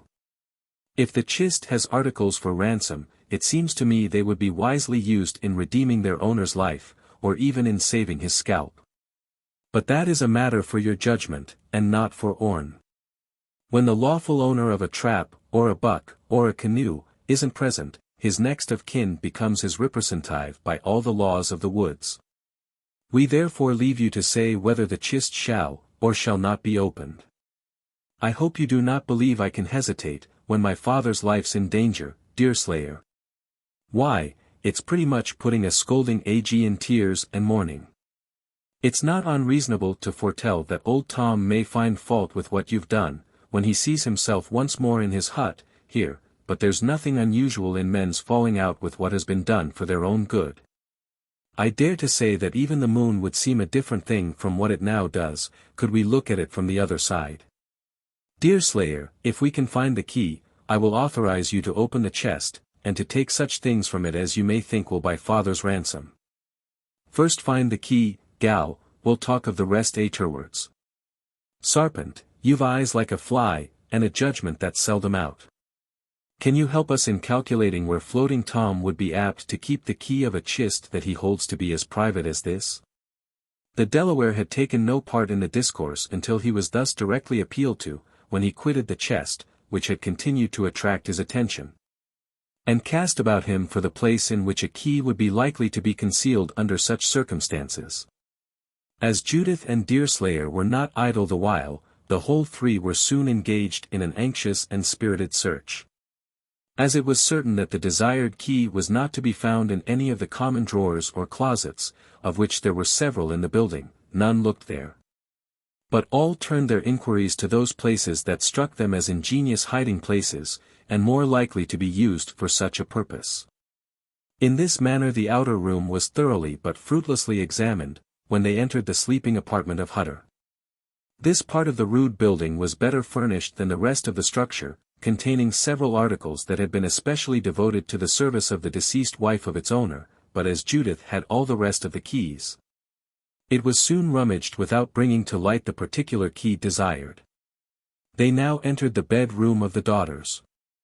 Chingachgook was immediately struck with the contrast between the articles and the arrangement of that side of the room that might be called Judith's, and that which more properly belonged to Hetty. A slight exclamation escaped him, and pointing in each direction he alluded to the fact in a low voice, speaking to his friend in the Delaware tongue. "'Tis as you think, Sarpent," answered Deerslayer, whose remarks we always translate into English, preserving as much as possible of the peculiar phraseology and manner of the man, "'Tis just so, as any one may see, and 'tis all founded in nature. One sister loves finery, some say overmuch, while t'other is as meek and lowly as God ever created goodness and truth. Yet, after all, I dare say that Judith has her vartues, and Hetty has her failings." "And the feeble mind has seen the chist opened?" inquired Chingachgook, with curiosity in his glance.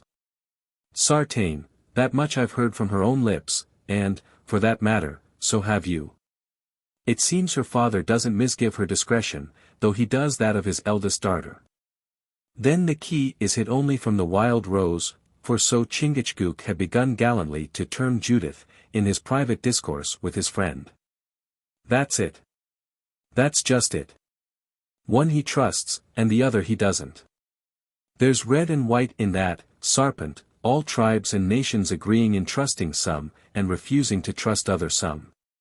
It depends on character and judgment. Where could a key be put, so little likely to be found by the wild rose, as among coarse clothes?"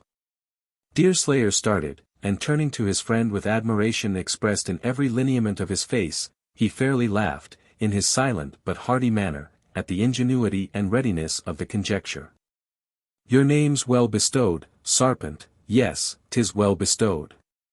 Sure enough, where would a lover of finery be so little likely to esarch, as among garments as coarse and unseemly as these of poor Hetty's? I dares to say, Judith's delicate fingers haven't touched a bit of cloth as rough and uncomely as that petticoat, now, since she first made acquaintance with the officers. Yet, who knows? The key may be as likely to be on the same peg, as in any other place. Take down the garment, Delaware, and let us see if you are our ally a prophet." Chingachgook did as desired, but no key was found. A coarse pocket, apparently empty, hung on the adjoining peg, and this was next examined. By this time, the attention of Judith was called in that direction, and she spoke hurriedly and like one who wished to save unnecessary trouble. "Those are only the clothes of poor Hetty, dear simple girl," she said, "nothing we seek would be likely to be there." The words were hardly out of the handsome mouth of the speaker, when Chingachgook drew the desired key from the pocket. Judith was too quick of apprehension not to understand the reason a hiding-place so simple and exposed had been used. The blood rushed to her face, as much with resentment, perhaps, as with shame, and she bit her lip, though she continued silent. Deerslayer and his friend now discovered the delicacy of men of native refinement, neither smiling or even by a glance betraying how completely he understood the motives and ingenuity of this clever artifice. The former, who had taken the key from the Indian, led the way into the adjoining room, and applying it to a lock ascertained that the right instrument had actually been found. There were 3 padlocks, each of which however was easily opened by this single key. Deerslayer removed them all, loosened the hasps, raised the lid a little to make certain it was loose, and then he drew back from the chest several feet, signing to his friend to follow. "This is a family chist, Judith," he said, "and 'tis like to hold family secrets. The Sarpent and I will go into the ark, and look to the canoes, and paddles, and oars, while you can examine it by yourself, and find out whether anything that will be a make-weight in a ransom is, or is not, among the articles. When you've got through give us a call, and we'll all sit in council together touching the valley of the articles." "Stop, Deerslayer," exclaimed the girl, as he was about to withdraw. "Not a single thing will I touch, I will not even raise the lid, unless you are present. Father and Hetty have seen fit to keep the inside of this chest a secret from me, and I am much too proud to pry into their hidden treasures unless it were for their own good. But on no account will I open the chest alone. Stay with me, then. I want witnesses of what I do. I rather think, Sarpent, that the gal is right. Confidence and reliance beget security, but suspicion is like to make us all wary. Judith has a right to ask us to be present, and should the chist hold any of Master Hutter's secrets, they will fall into the keeping of 2 as close-mouthed young men as are to be found. We will stay with you, Judith, but first let us take a look at the lake and the shore, for this chist will not be emptied in a minute." The 2 men now went out on the platform, and Deerslayer swept the shore with the glass, while the Indian gravely turned his eye on the water and the woods, in quest of any sign that might betray the machinations of their enemies. Nothing was visible, and assured of their temporary security, the three collected around the chest again, with the avowed object of opening it. Judith had held this chest and its unknown contents in a species of reverence as long as she could remember. Neither her father nor her mother ever mentioned it in her presence, and there appeared to be a silent convention that in naming the different objects that occasionally stood near it, or even lay on its lid. Care should be had to avoid any allusion to the chest itself. Habit had rendered this so easy, and so much a matter of course, that it was only quite recently the girl had began even to muse on the singularity of the circumstance. But there had never been sufficient intimacy between Hutter and his eldest daughter to invite confidence. At times he was kind, but in general, with her more especially, he was stern and morose. Least of all had his authority been exercised in a way to embolden his child to venture on the liberty she was about to take, without many misgivings of the consequences, although the liberty proceeded from a desire to serve himself.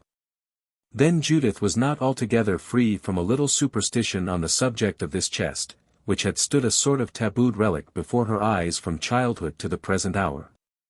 Nevertheless the time had come when it would seem that this mystery was to be explained, and that under circumstances, too, which left her very little choice in the matter. Finding that both her companions were watching her movements, in grave silence, Judith placed a hand on the lid and endeavored to raise it. Her strength, however, was insufficient, and it appeared to the girl, who was fully aware that all the fastenings were removed, that she was resisted in an unhallowed attempt by some supernatural power. "I cannot raise the lid, Deerslayer," she said. "Had we not better give up the attempt, and find some other means of releasing the prisoners?" "Not so, Judith, not so, gal. No means are as sartain and easy as a good bribe," answered the other. "As for the lid, 'tis held by nothing but its own weight, which is prodigious for so small a piece of wood, loaded with iron as it is." As Deerslayer spoke, he applied his own strength to the effort, and succeeded in raising the lid against the timbers of the house, where he took care to secure it by a sufficient prop. Judith fairly trembled as she cast her first glance at the interior, and she felt a temporary relief in discovering that a piece of canvas, that was carefully tucked in around the edges, effectually concealed all beneath it. The chest was apparently well stored, however, the canvas lying within an inch of the lid. "Here's a full cargo," said Deerslayer, eyeing the arrangement, "and we had needs go to work leisurely and at our ease. Sarpent, bring some stools while I spread this blanket on the floor, and then we'll begin work orderly and in comfort." The Delaware complied. Deerslayer civilly placed a stool for Judith, took one himself, and commenced the removal of the canvas covering. This was done deliberately, and in as cautious a manner as if it were believed that fabrics of a delicate construction lay hidden beneath. When the canvas was removed, the first articles that came in view were some of the habiliments of the male sex. They were of fine materials, and, according to the fashions of the age, were gay in colors and rich in ornaments. One coat in particular was of scarlet, and had buttonholes worked in gold thread. Still it was not military, but was part of the attire of a civilian of condition, at a period when social rank was rigidly respected in dress. Chingachgook could not refrain from an exclamation of pleasure, as soon as Deerslayer opened this coat and held it up to view, for, notwithstanding all his trained self-command, the splendor of the vestment was too much for the philosophy of an Indian. Deerslayer turned quickly, and he regarded his friend with momentary displeasure as this burst of weakness escaped him, and then he soliloquized, as was his practice whenever any strong feeling suddenly got the ascendancy. "'Tis his gift. Yes, 'tis the gift of a redskin to love finery, and he is not to be blamed. This is an extraordinary garment, too, and extraordinary things get up extraordinary feelin's. I think this will do, Judith, for the Indian heart is hardly to be found in all America that can withstand colors like these, and glitter like that. If this coat was ever made for your father, you've come honestly by the taste for finery, you have." "That coat was never made for father," answered the girl, quickly. "It is much too long, while father is short and square." Cloth was plenty if it was, and glitter cheap, answered Deerslayer, with his silent, joyous laugh. Sarpent, this garment was made for a man of your size, and I should like to see it on your shoulders. Chingachgook, nothing loath, submitted to the trial, throwing aside the coarse and threadbare jacket of Hutter, to deck his person in a coat that was originally intended for a gentleman. The transformation was ludicrous, but as men are seldom struck with incongruities in their own appearance, any more than in their own conduct, the Delaware studied this change in a common glass, by which Hutter was in the habit of shaving. With grave interest. At that moment he thought of Hist, and we owe it to truth, to say, though it may militate a little against the stern character of a warrior to avow it, that he wished he could be seen by her in his present improved aspect. Off with it, Sarpent, off with it, resumed the inflexible Deerslayer. Such garments as little become you as they would become me. Your gifts are for paint, and hawk's feathers, and blankets, and wampum, and mine are for doublets of skins, tough leggings, and serviceable moccasins. I say moccasins, Judith, for though white, living as I do in the woods it's necessary to take to some of the practices of the woods, for comfort's sake and cheapness. I see no reason, Deerslayer, why one man may not wear a scarlet coat, as well as another, returned the girl. I wish I could see you in this handsome garment. See me in a coat fit for a lord. Well, Judith, if you wait till that day, you'll wait until you see me beyond reason and memory. No, no, gal, my gifts are my gifts, and I'll live and die in 'em, though I never bring down another deer, or spear another salmon. What have I done that you should wish to see me in such a flaunting coat, Judith? Because I think, Deerslayer, that the false-tongued and false-hearted young gallants of the garrisons, ought not alone to appear in fine feathers, but that truth and honesty have their claims to be honored and exalted. And what exaltification, the reader will have remarked that Deerslayer had not very critically studied his dictionary, and what exaltification would it be to me, Judith? To be bedizened and bescarleted like a Mingo chief that has just got his presents up from Quebec? No, no, I'm well as I am, and if not, I can be no better. Lay the coat down on the blanket, Sarpent, and let us look farther into the chist. The tempting garment, one surely that was never intended for Hutter, was laid aside, and the examination proceeded. The male attire, all of which corresponded with the coat in quality, was soon exhausted, and then succeeded female. A beautiful dress of brocade, a little the worse from negligent treatment, followed, and this time open exclamations of delight escaped the lips of Judith. Much as the girl had been addicted to dress, and favorable as had been her opportunities of seeing some little pretension in that way among the wives of the different commandants and other ladies of the forts, never before had she beheld a tissue or tints to equal those that were now so unexpectedly placed before her eyes.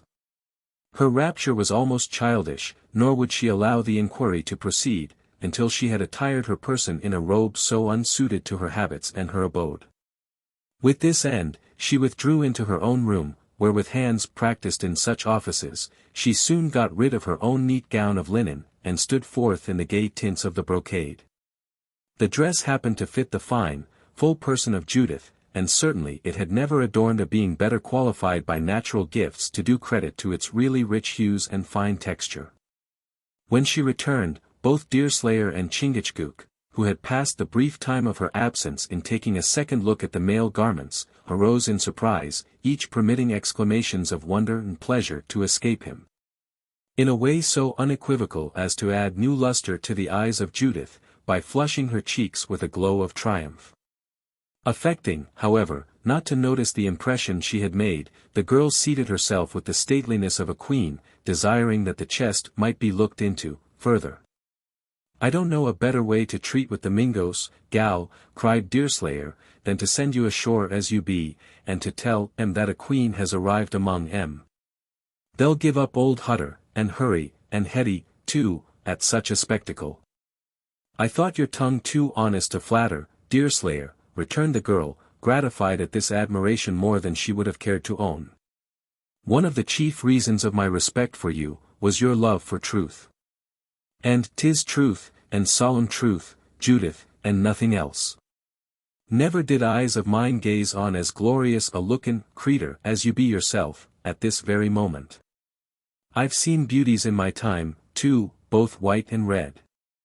And them that was renowned and talked of, far and near, but never have I beheld one that could hold any comparison with what you are at this blessed instant, Judith, never.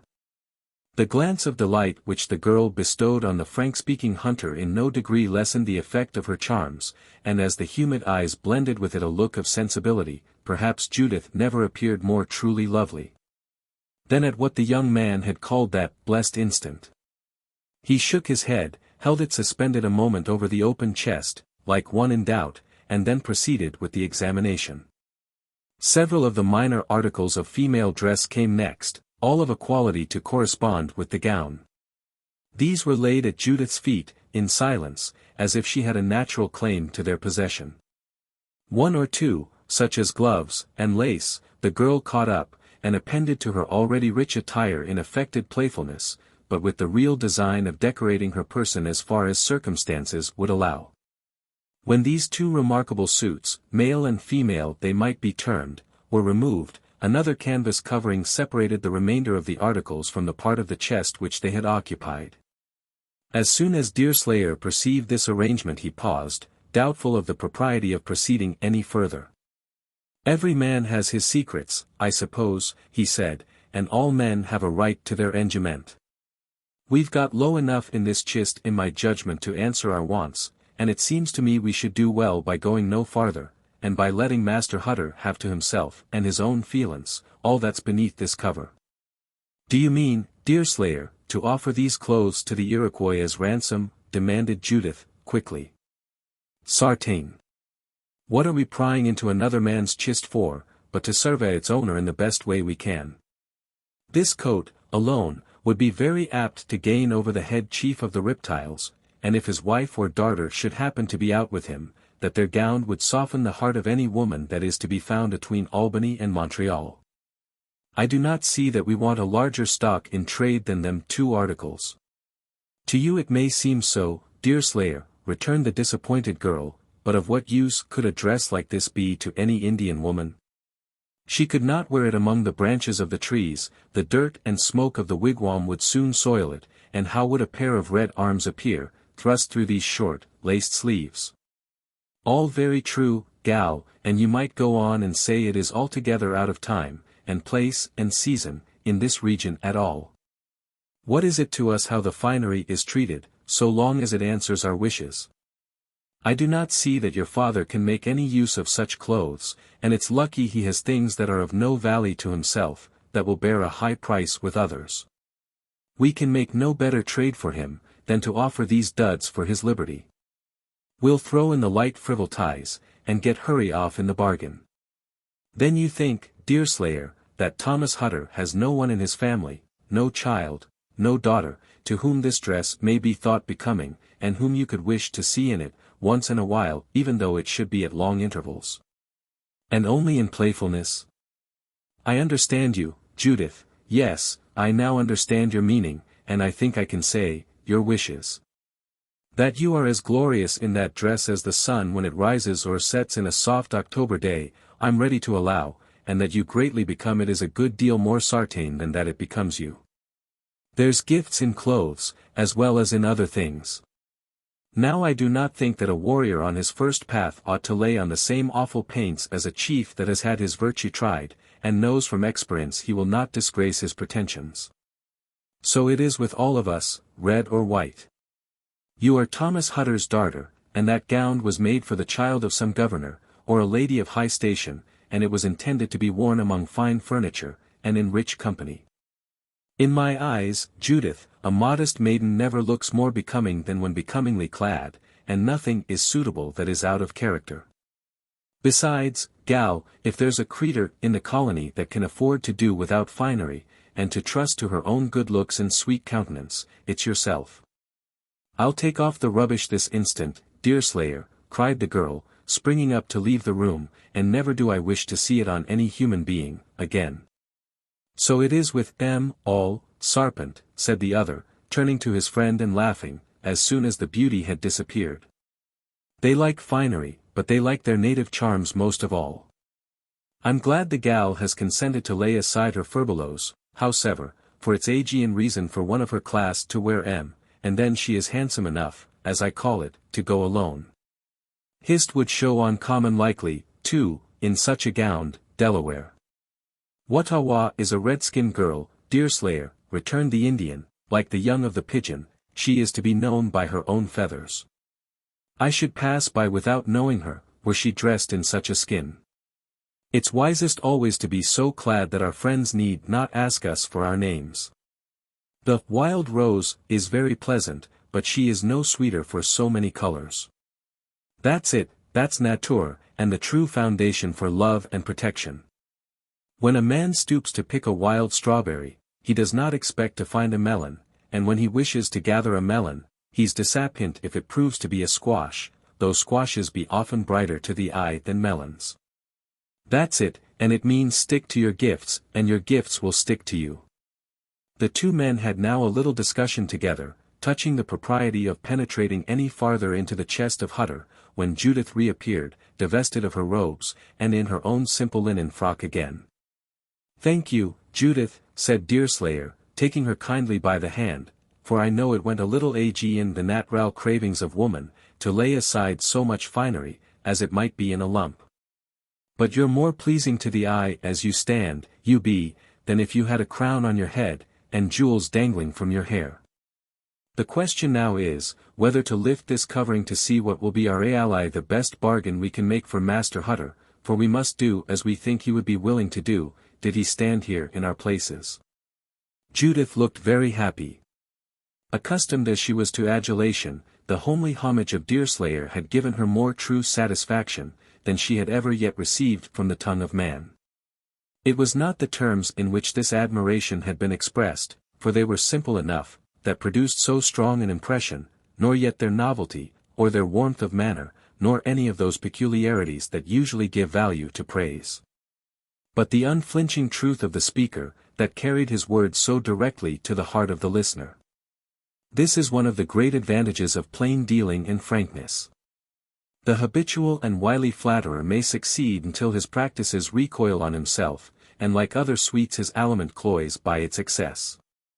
But he who deals honestly, though he often necessarily offends, possesses a power of praising that no quality but sincerity can bestow, since his words go directly to the heart, finding their support in the understanding. Thus it was with Deerslayer and Judith. So soon and so deeply did this simple hunter impress those who knew him with a conviction of his unbending honesty, that all he uttered in commendation was as certain to please, as all he uttered in the way of rebuke was as certain to rankle and excite enmity, where his character had not awakened a respect and affection, that in another sense rendered it painful. In after life, when the career of this untutored being brought him in contact with officers of rank, and others entrusted with the care of the interests of the state, this same influence was exerted on a wider field. Even generals listening to his commendations with a glow of pleasure, that it was not always in the power of their official superiors to awaken.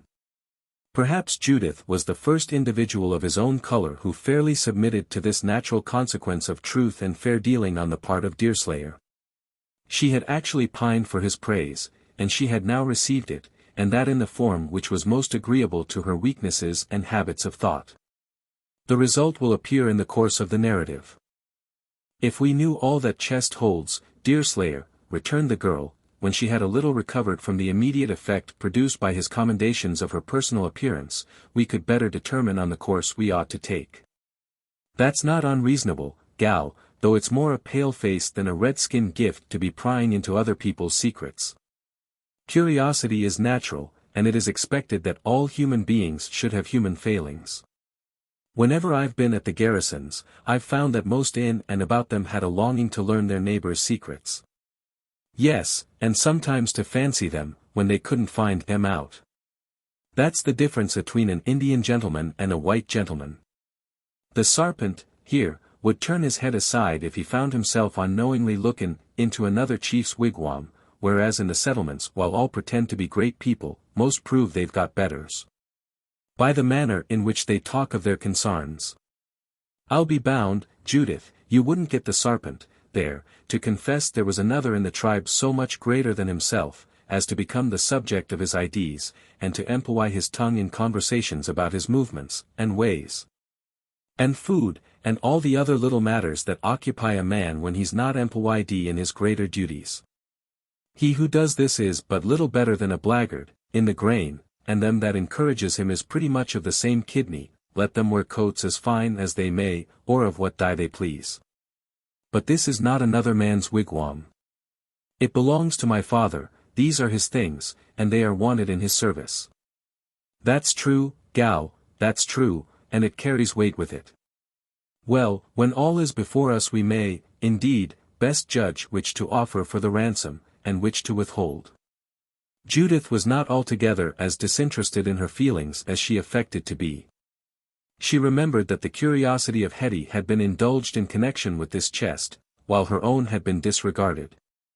And she was not sorry to possess an opportunity of being placed on a level with her less gifted sister in this one particular. It appearing to be admitted all round that the inquiry into the contents of the chest ought to be renewed, Deerslayer proceeded to remove the second covering of canvas. The articles that lay uppermost, when the curtain was again raised on the secrets of the chest, were a pair of pistols, curiously inlaid with silver. Their value would have been considerable in one of the towns, though as weapons in the woods they were a species of arms seldom employed.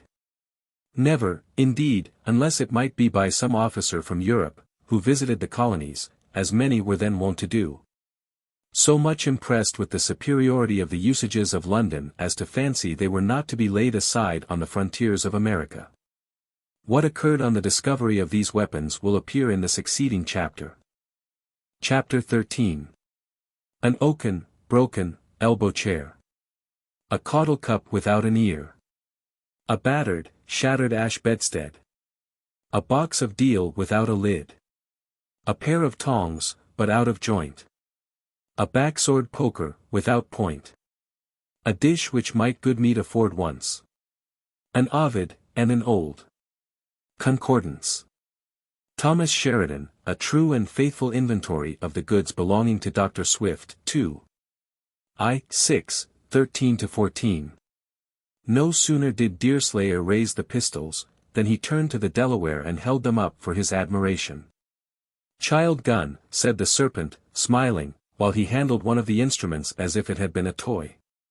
"Not it, sarpent. Not it, 'twas made for a man and would satisfy a giant, if rightly used. But stop, white men are remarkable for their carelessness in putting away firearms, in chists and corners. Let me look if care has been given to these."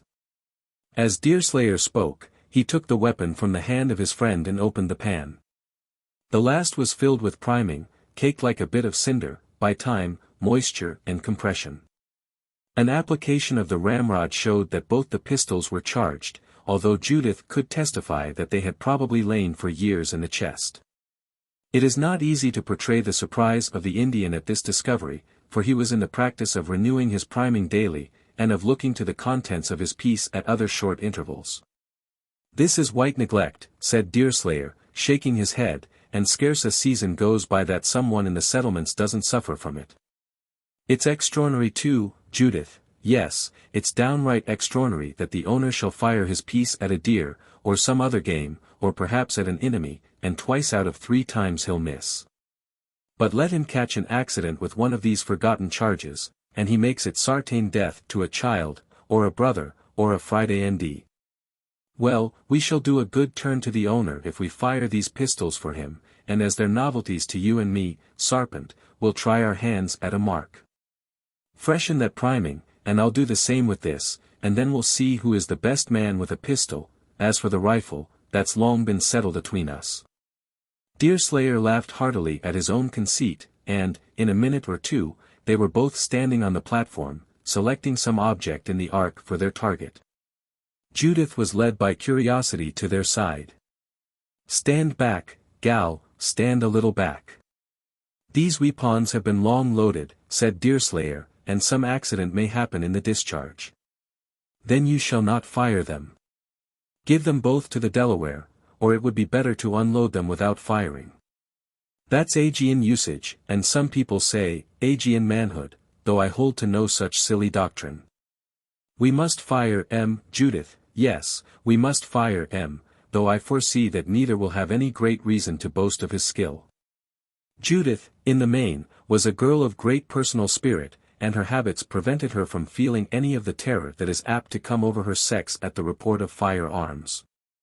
She had discharged many a rifle, and had even been known to kill a deer, under circumstances that were favorable to the effort. She submitted therefore, falling a little back by the side of Deerslayer, giving the Indian the front of the platform to himself. Chingachgook raised the weapon several times, endeavored to steady it by using both hands, changed his attitude from one that was awkward to another still more so, and finally drew the trigger with a sort of desperate indifference, without having, in reality, secured any aim at all. The consequence was, that instead of hitting the knot which had been selected for the mark, he missed the arc altogether, the bullet skipping along the water like a stone that was thrown by hand. "Well done, Sarpent, well done," cried Deerslayer laughing, with his noiseless glee, "you've hit the lake, and that's an exploit for some men. I knowed it, and as much as said it, here, to Judith. For your short weapons don't belong to redskin gifts. You've hit the lake, and that's better than only hitting the air. Now, stand back and let us see what white gifts can do with a white weapon. A pistol isn't a rifle, but color is color." The aim of Deerslayer was both quick and steady, and the report followed almost as soon as the weapon rose. Still the pistol hung fire, as it is termed, and fragments of it flew in a dozen directions, some falling on the roof of the castle, others in the ark, and one in the water. Judith screamed, and when the two men turned anxiously towards the girl she was as pale as death, trembling in every limb. "She's wounded, yes, the poor gal's wounded, Sarpent, though one couldn't foresee it, standing where she did. We'll lead her into a seat, and we must do the best for her that our knowledge and skill can afford." Judith allowed herself to be supported to a seat, swallowed a mouthful of the water that the Delaware offered her in a gourd, and, after a violent fit of trembling that seemed ready to shake her fine frame to dissolution, she burst into tears. "The pain must be borne, poor Judith, yes, it must be borne," said Deerslayer, soothingly, "though I am far from wishing you not to weep, for weeping often lightens galish feelings. Where can she be hurt, Sarpent? I see no signs of blood, nor any rent of skin or garments." "I am uninjured, Deerslayer," stammered the girl through her tears. "It's fright, nothing more, I do assure you, and, God be praised. No one, I find, has been harmed by the accident." "This is extraordinary," exclaimed the unsuspecting and simple-minded hunter. "I thought, Judith, you'd been above settlement weaknesses, and that you was a gal not to be frightened by the sound of a bursting weapon. No, I didn't think you so skeery. Hetty might well have been startled, but you've too much judgment and reason to be frightened when the danger's all over. They're pleasant to the eye, chief, and changeful, but very uncertain in their feelin's." Shame kept Judith silent. There had been no acting in her agitation, but all had fairly proceeded from sudden and uncontrollable alarm, an alarm that she found almost as inexplicable to herself, as it proved to be to her companions. Wiping away the traces of tears, however, she smiled again, and was soon able to join in the laugh at her own folly. "And you, Deerslayer," she at length succeeded in saying, "are you, indeed, altogether unhurt? It seems almost miraculous that a pistol should have burst in your hand, and you escape without the loss of a limb, if not of life. Such wonders aren't uncommon, at all, among worn-out arms. The first rifle they gave me played the same trick, and yet I lived through it, though not as unharmless as I've got out of this affair. Thomas Hutter is master of one pistol less than he was this morning, but, as it happened in trying to survey him, there's no ground of complaint. Now, draw near, and let us look farther into the inside of the chist." Judith, by this time, had so far gotten the better of her agitation as to resume her seat, and the examination went on. The next article that offered was enveloped in cloth, and on opening it, it proved to be one of the mathematical instruments that were then in use among seamen, possessing the usual ornaments and fastenings in brass. Deerslayer and Chingachgook expressed their admiration and surprise at the appearance of the unknown instrument, which was bright and glittering, having apparently been well cared for. "This goes beyond the surveyors, Judith," Deerslayer exclaimed, after turning the instrument several times in his hands. "I've seen all their tools often, and wicked and heartless enough are they, for they never come into the forest but to lead the way to waste and destruction. But none of them have as designing a look as this. I fear me, after all, that Thomas Hutter has journeyed into the wilderness with no fair intentions towards its happiness. Did you ever see any of the cravings of a surveyor about your father, gal? He is no surveyor, Deerslayer, nor does he know the use of that instrument, though he seems to own it. Do you suppose that Thomas Hutter ever wore that coat? It is as much too large for him, as this instrument is beyond his learning. That's it, that must be it, Sarpent, and the old fellow, by some unknown means, has fallen heir to another man's goods. They say he has been a mariner, and no doubt this chist, and all it holds, ha! What have we here? This far out does the brass and black wood of the tool." Deerslayer had opened a small bag, from which he was taking, one by one, the pieces of a set of chessmen. They were of ivory, much larger than common, and exquisitely wrought. Each piece represented the character or thing after which it is named, the knights being mounted, the castles stood on elephants, and even the pawns possessed the heads and busts of men. The set was not complete, and a few fractures betrayed bad usage, but all that was left had been carefully put away and preserved. Even Judith expressed wonder, as these novel objects were placed before her eyes, and Chingachgook fairly forgot his Indian dignity in admiration and delight. The latter took up each piece, and examined it with never-tiring satisfaction, pointing out to the girl the more ingenious and striking portions of the workmanship. But the elephants gave him the greatest pleasure. The cues that he uttered, as he passed his fingers over their trunks, and ears, and tails, were very distinct, nor did he fail to note the pawns, which were armed as archers. This exhibition lasted several minutes, during which time Judith and the Indian had all the rapture to themselves. Deerslayer sat silent, thoughtful, and even gloomy, though his eyes followed each movement of the two principal actors, noting every new peculiarity about the pieces as they were held up to view. Not an exclamation of pleasure, nor a word of condemnation passed his lips. At length his companions observed his silence, and then, for the first time since the chessmen had been discovered, did he speak. "Judith," he asked earnestly, but with a concern that amounted almost to tenderness of manner, "did your parents ever talk to you of religion?" The girl colored, and the flashes of crimson that passed over her beautiful countenance were like the wayward tints of a Neapolitan sky in November. Deerslayer had given her so strong a taste for truth, however, that she did not waver in her answer, replying simply and with sincerity. "My mother did often," she said, "my father never. I thought it made my mother sorrowful to speak of our prayers and duties, but my father has never opened his mouth on such matters, before or since her death. That I can believe, that I can believe. He has no God, no such God as it becomes a man of white skin to worship, or even a red skin. Them things are idols." Judith started, and for a moment she seemed seriously hurt. Then she reflected, and in the end she laughed. "And you think, Deerslayer, that these ivory toys are my father's gods?" "I have heard of idols, and know what they are." "Them are idols," repeated the other, positively. "Why should your father keep 'em, if he doesn't worship 'em? Would he keep his gods in a bag, and locked up in a chest?" "No, no, Deerslayer, my poor father carries his God with him, wherever he goes, and that is in his own cravings. These things may really be idols, I think they are myself, from what I have heard and read of idolatry, but they have come from some distant country, and like all the other articles, have fallen into Thomas Hutter's hands when he was a sailor. I'm glad of it, I am downright glad to hear it, Judith, for I do not think I could have mustered the resolution to strive to help a white idolater out of his difficulties. The old man is of my color and nation and I wished to survey him, but as one who denied all his gifts, in the way of religion, it would have come hard to do so.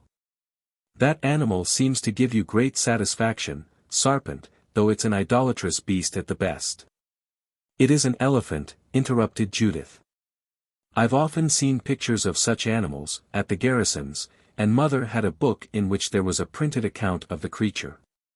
Father burnt that with all the other books, for he said Mother loved reading too well. This was not long before Mother died, and I've sometimes thought that the loss hastened her end. This was said equally without levity and without any very deep feeling. It was said without levity, for Judith was saddened by her recollections, and yet she had been too much accustomed to live for self, and for the indulgence of her own vanities, to feel her mother's wrongs very keenly. It required extraordinary circumstances to awaken a proper sense of her situation, and to stimulate the better feelings of this beautiful, but misguided girl, and those circumstances had not yet occurred in her brief existence. Elephant, or no elephant, 'tis an idol, returned the hunter, and not fit to remain in Christian keeping. Good for Iroquois, said Chingachgook, parting with one of the castles with reluctance, as his friend took it from him to replace it in the bag, Elephon by whole tribe, by Delaware, almost.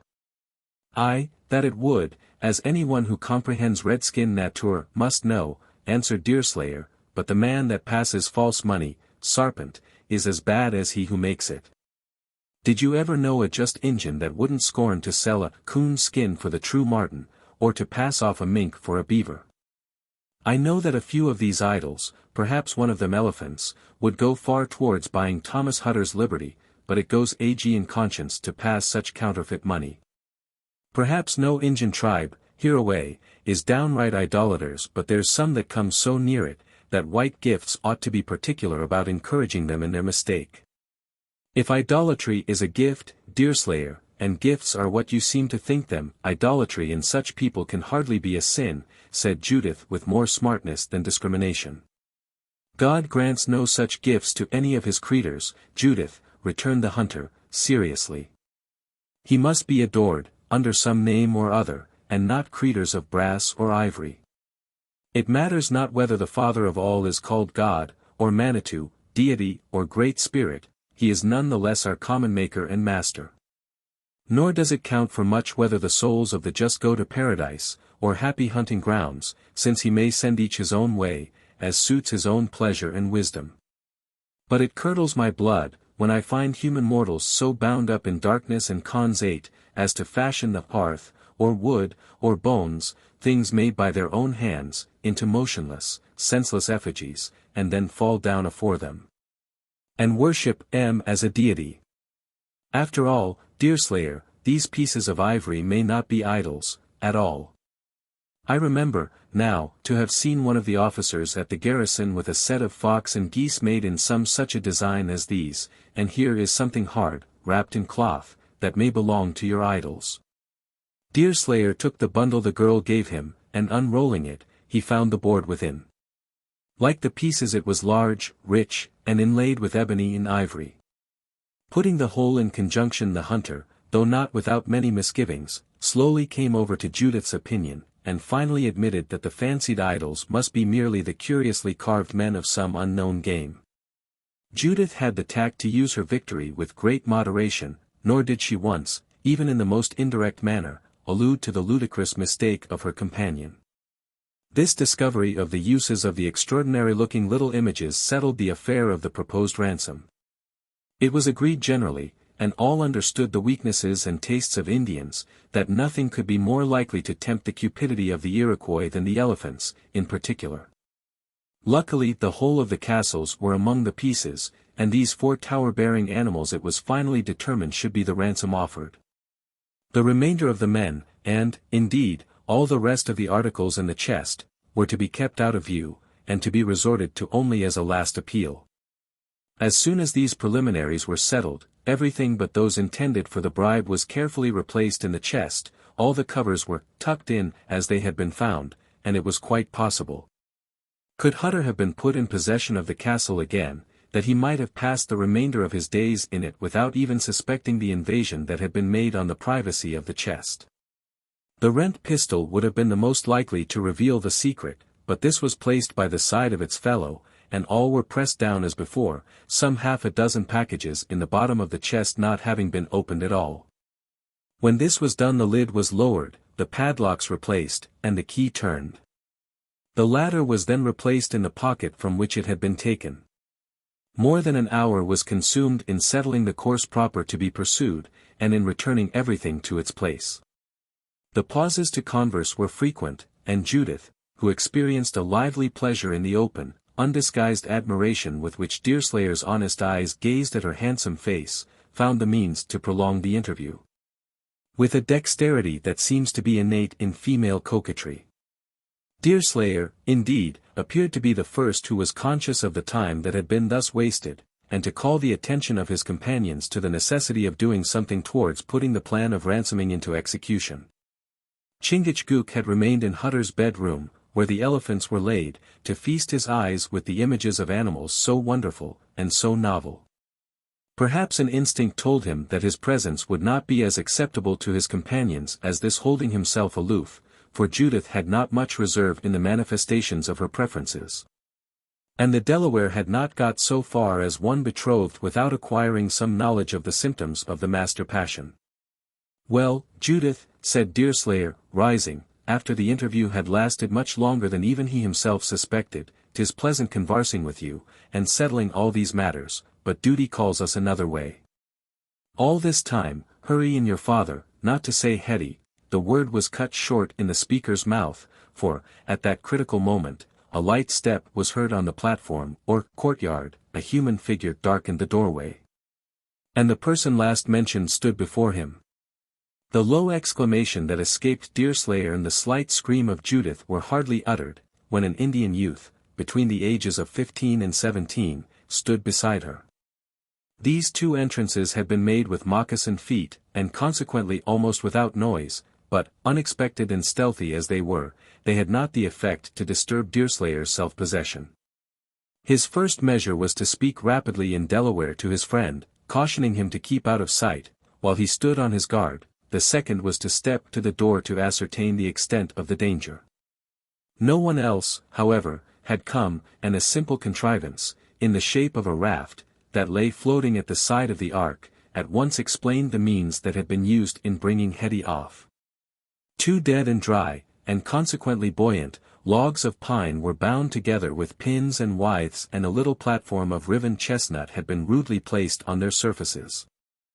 Here Hetty had been seated, on a billet of wood, while the young Iroquois had rowed the primitive and slow-moving, but perfectly safe craft from the shore. As soon as Deerslayer had taken a close survey of this raft, and satisfied himself nothing else was near, he shook his head and muttered in his soliloquizing way, "This comes of prying into another man's chist. Had we been watchful, and keen-eyed, such a surprise could never have happened, and, getting this much from a boy teaches us what we may expect, and the old warriors set themselves fairly about their circumventions. It opens the way, howsever, to a treaty for the ransom, and I will hear what Hetty has to say." Judith, as soon as her surprise and alarm had a little abated, discovered a proper share of affectionate joy at the return of her sister. She folded her to her bosom, and kissed her, as had been her wont in the days of their childhood and innocence. Hetty herself was less affected, for to her there was no surprise, and her nerves were sustained by the purity and holiness of her purpose. At her sister's request she took a seat, and entered into an account of her adventures since they had parted. Her tale commenced just as Deerslayer returned, and he also became an attentive listener, while the young Iroquois stood near the door, seemingly as indifferent to what was passing as one of its posts.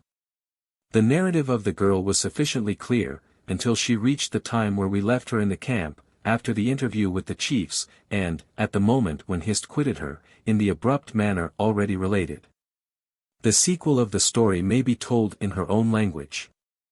"When I read the texts to the chiefs, Judith, you could not have seen that they made any changes on their minds," she said, "but if seed is planted, it will grow.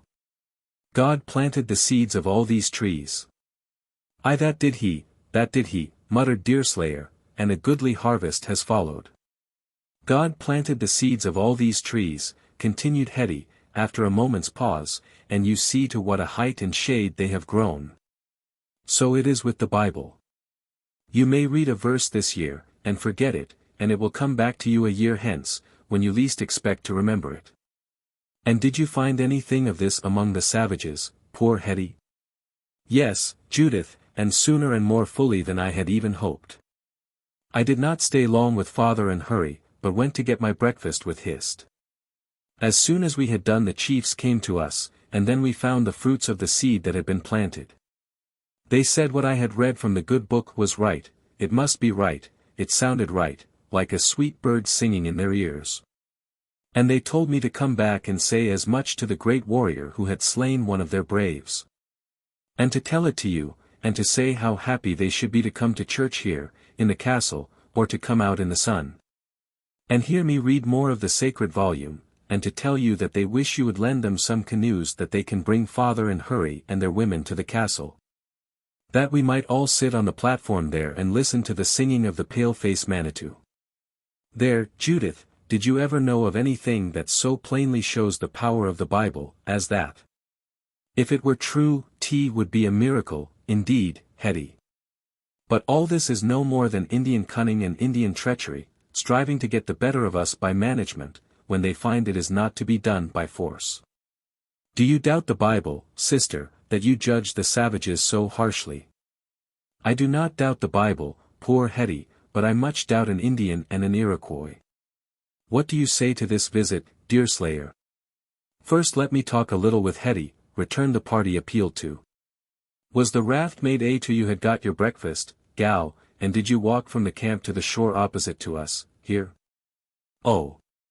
No, Deerslayer. The raft was ready-made and in the water, could that have been by a miracle, Judith? Yes, yes, an Indian miracle, rejoined the hunter, they're expart enough in them sort of miracles. And you found the raft ready-made to your hands, and in the water, and in waiting like for its cargo? It was all as you say. The raft was near the camp, and the Indians put me on it, and had ropes of bark, and they dragged me to the place opposite to the castle, and then they told that young man to row me off, here. And the woods are full of the vagabonds, waiting to know what is to be the upshot of the miracle. We comprehend this affair, now, Judith, but I'll first get rid of this young Canada blood-sucker, and then we'll settle our own course. Do you and Hetty leave us together, first bringing me the elephants, which the sarpent is admiring, for 'twill never do to let this loping deer be alone a minute, or he'll borrow a canoe without asking. Judith did as desired, first bringing the pieces, and retiring with her sister into their own room. Deerslayer had acquired some knowledge of most of the Indian dialects of that region, and he knew enough of the Iroquois to hold a dialogue in the language. Beckoning to the lad, therefore, he caused him to take a seat on the chest, when he placed two of the castles suddenly before him. Up to that moment, this youthful savage had not expressed a single intelligible emotion, or fancy. There were many things, in and about the place, that were novelties to him, but he had maintained his self-command with philosophical composure. It is true, Deerslayer had detected his dark eye scanning the defences and the arms, but the scrutiny had been made with such an air of innocence, in such a gaping, indolent, boyish manner, that no one but a man who had himself been taught in a similar school, would have even suspected his object. The instant, however, the eyes of the savage fell upon the wrought ivory, and the images of the wonderful, unknown beasts, surprise and admiration got the mastery of him. The manner in which the natives of the South Sea Islands first beheld the toys of civilized life has been often described, but the reader is not to confound it with the manner of an American Indian, under similar circumstances. In this particular case, the young Iroquois or Huron permitted an exclamation of rapture to escape him, and then he checked himself like one who had been guilty of an indecorum. After this, his eyes ceased to wander, but became riveted on the elephants, one of which, after a short hesitation, he even presumed to handle. Deerslayer did not interrupt him for quite 10 minutes, knowing that the lad was taking such note of the curiosities, as would enable him to give the most minute and accurate description of their appearance to his seniors, on his return.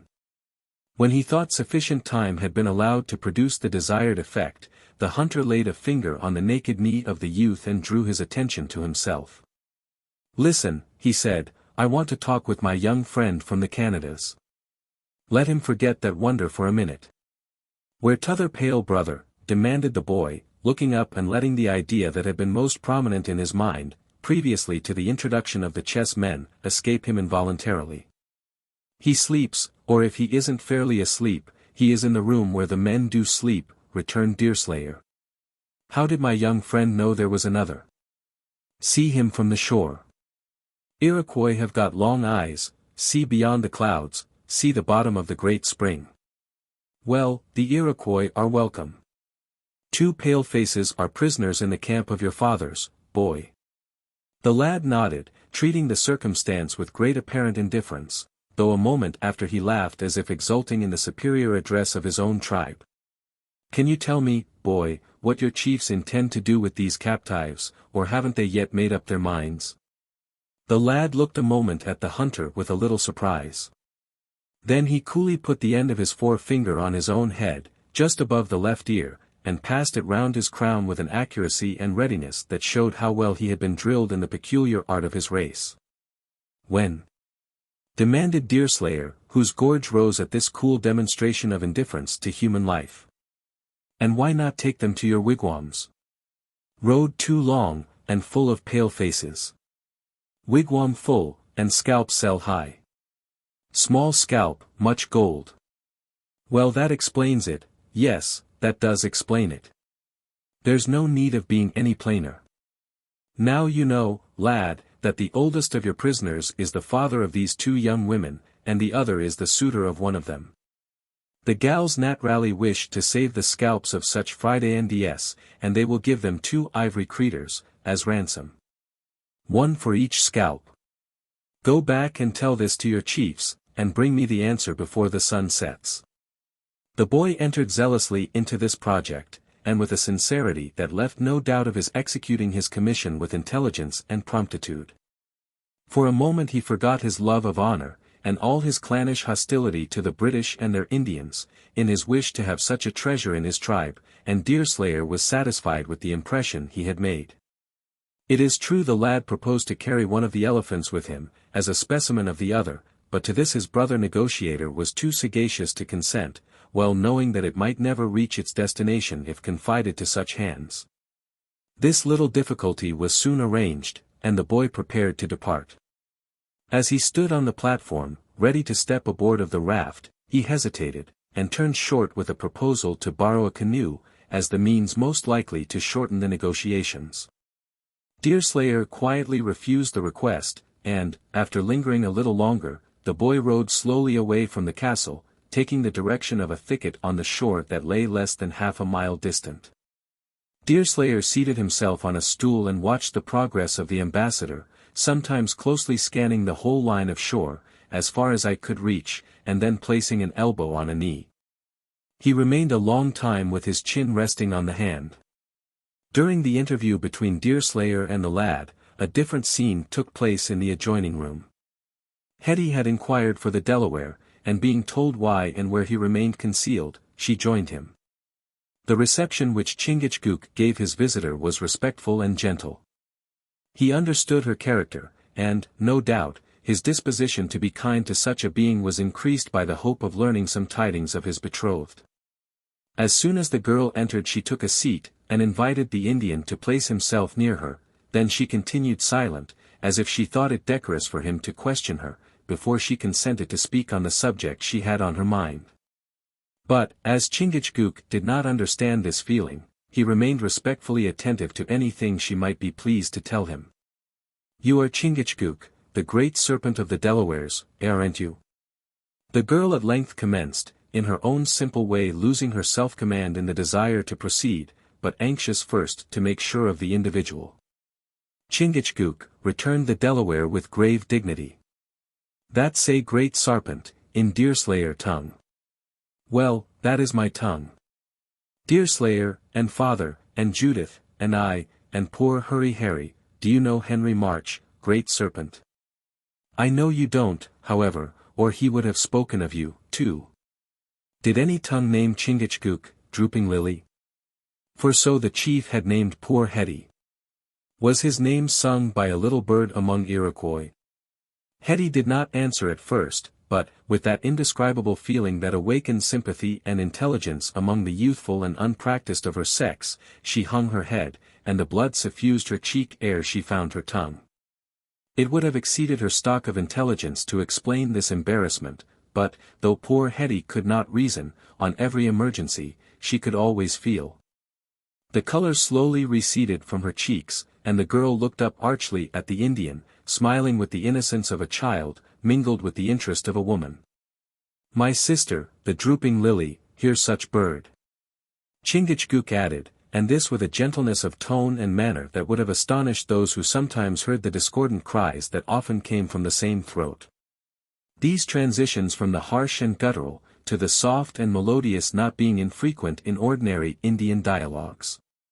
"My sister's ears were open, has she lost her tongue? You are Chingachgook, you must be. For there is no other red man here," and she thought Chingachgook would come. Chingachgook, pronouncing the name slowly, and dwelling on each syllable, "Great Sarpent, Yengeese tongue." It is singular there should be any question concerning the origin of the well-known sobriquet of Yankees. Nearly all the old writers who speak of the Indians first known to the colonists make them pronounce the word English as Yengeese. Even at this day, it is a provincialism of New England to say English instead of English, and there is a close conformity of sound between English and Yengeese, more especially if the latter word, as was probably the case, be pronounced short. The transition from Yengeese, thus pronounced, to Yankees, is quite easy. If the former is pronounced Yengeese, it is almost identical with Yankees, and Indian words have seldom been spelt as they are pronounced. Thus the scene of this tale is spelt Otsego, and is properly pronounced Otsego. The liquids of the Indians would easily convert N into Yen. Chingachgook, repeated Hetty, in the same deliberate manner. "Yes, so Hist called it, and you must be the chief." "Watawa," added the Delaware. "Watawa, or Hist. I think Hist prettier than Wa, and so I call her History. Wa very sweet in Delaware ears. You make it sound differently from me. But, never mind, I did hear the bird you speak of sing, Great Serpent. Will my sister say words of song? What she sing most, how she look, often she laugh." She sang Chingachgook oftener than anything else, and she laughed heartily, when I told how the Iroquois waded into the water after us, and couldn't catch us. "I hope these logs haven't ears, Serpent." "No fear logs, fear sister next room. No fear Iroquois, Deerslayer stuff his eyes and ears with strange beast. I understand you, Serpent, and I understood History. Sometimes I think I'm not half as feeble-minded as they say I am. Now, do you look up at the roof, and I'll tell you all. But you frighten me, you look so eager when I speak of History." The Indian controlled his looks, and affected to comply with the simple request of the girl. "Hist told me to say, in a very low voice, that you mustn't trust the Iroquois in anything. They are more artful than any Indians she knows. Then she says that there is a large bright star that comes over the hill, about an hour after dark." Hist had pointed out the planet Jupiter, without knowing it, and just as that star comes in sight, she will be on the point. "Where I landed last night, and that you must come for her, in a canoe." "Good, Chingachgook understand well enough, now, but he understand better if my sister sing him in." Hetty repeated her words, more fully explaining what star was meant, and mentioning the part of the point where he was to venture ashore. She now proceeded in her own unsophisticated way to relate her intercourse with the Indian maid, and to repeat several of her expressions and opinions that gave great delight to the heart of her betrothed. She particularly renewed her injunctions to be on their guard against treachery, a warning that was scarcely needed, however, as addressed to men as wary as those to whom it was sent. She also explained with sufficient clearness, for on all such subjects the mind of the girl seldom failed her, the present state of the enemy, and the movements they had made since morning.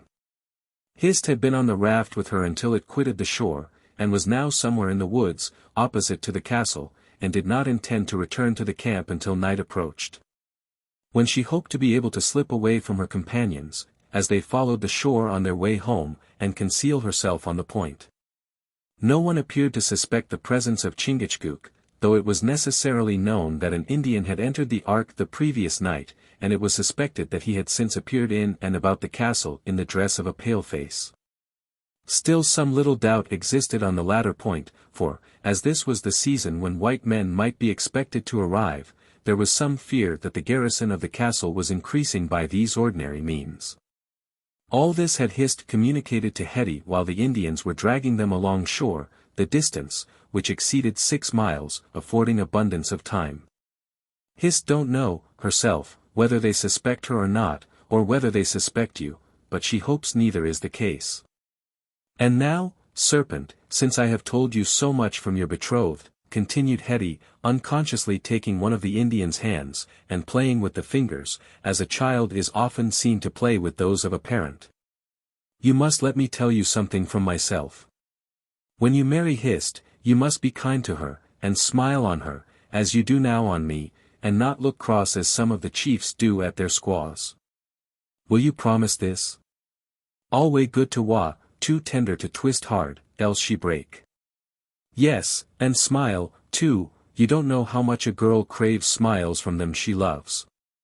Father scarce smiled on me once, while I was with him, and, Hurry, yes, Hurry talked loud and laughed, but I don't think he smiled once either. You know the difference between a smile and a laugh. Laugh, best. Hear while laugh, think bird sing. I know that, her laugh is pleasant, but you must smile. And then, serpent, you mustn't make her carry burthens and hoe corn, as so many Indians do, but treat her more as the pale-faces treat their wives. Watawa no pale-face, got red skin, red heart, red feelin's. All red, no pale-face. Must carry papoose. Every woman is willing to carry her child, said Hetty smiling, and there is no harm in that.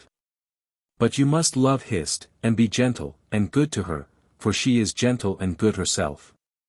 Chingachgook gravely bowed, and then he seemed to think this part of the subject might be dismissed. Before there was time for Hetty to resume her communications, the voice of Deerslayer was heard calling on his friend, in the outer room. At this summons the serpent arose to obey, and Hetty joined her sister. Chapter 14. A stranger animal, cries one. Sure never lived beneath the sun. A lizard's body lean and long. A fish's head, a serpent's tongue. Its foot, with triple claw disjoined. And what a length of tail behind.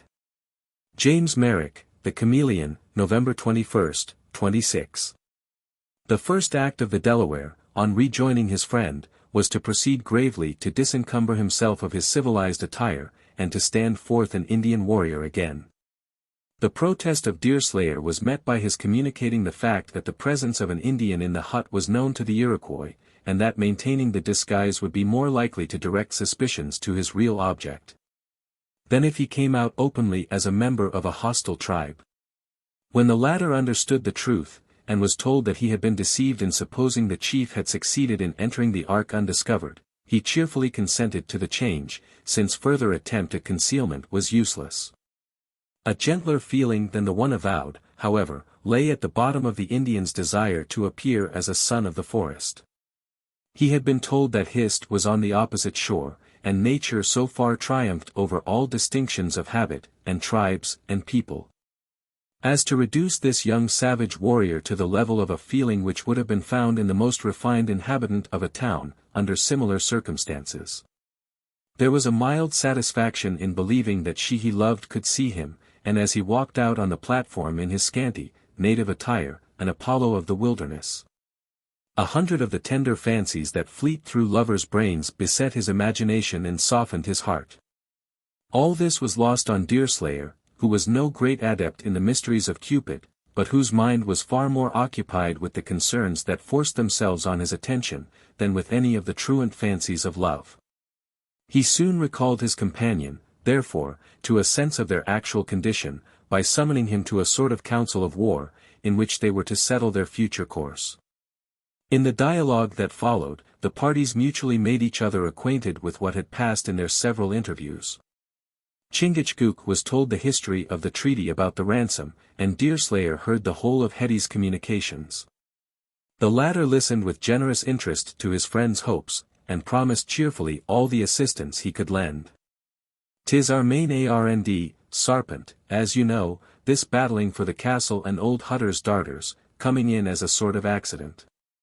"Yes, yes, I'll be active in helping little Hist, who's not only one of the best and handsomest maidens of the tribe, but the very best and handsomest. I've always encouraged you, chief, in that liking, and it's proper, too, that a great and ancient race like your'n shouldn't come to an end. If a woman of red skin and red gifts could get to be near enough to me to wish her for a wife, I'd arch for just such another, but that can never be, no, that can never be. I'm glad Hetty has met with Hist, howsever, for though the first is a little short of wit and understanding, the last has enough for both. Yes, sarpent, laughing heartily, put 'em together, and two smarter gals isn't to be found in all your colony."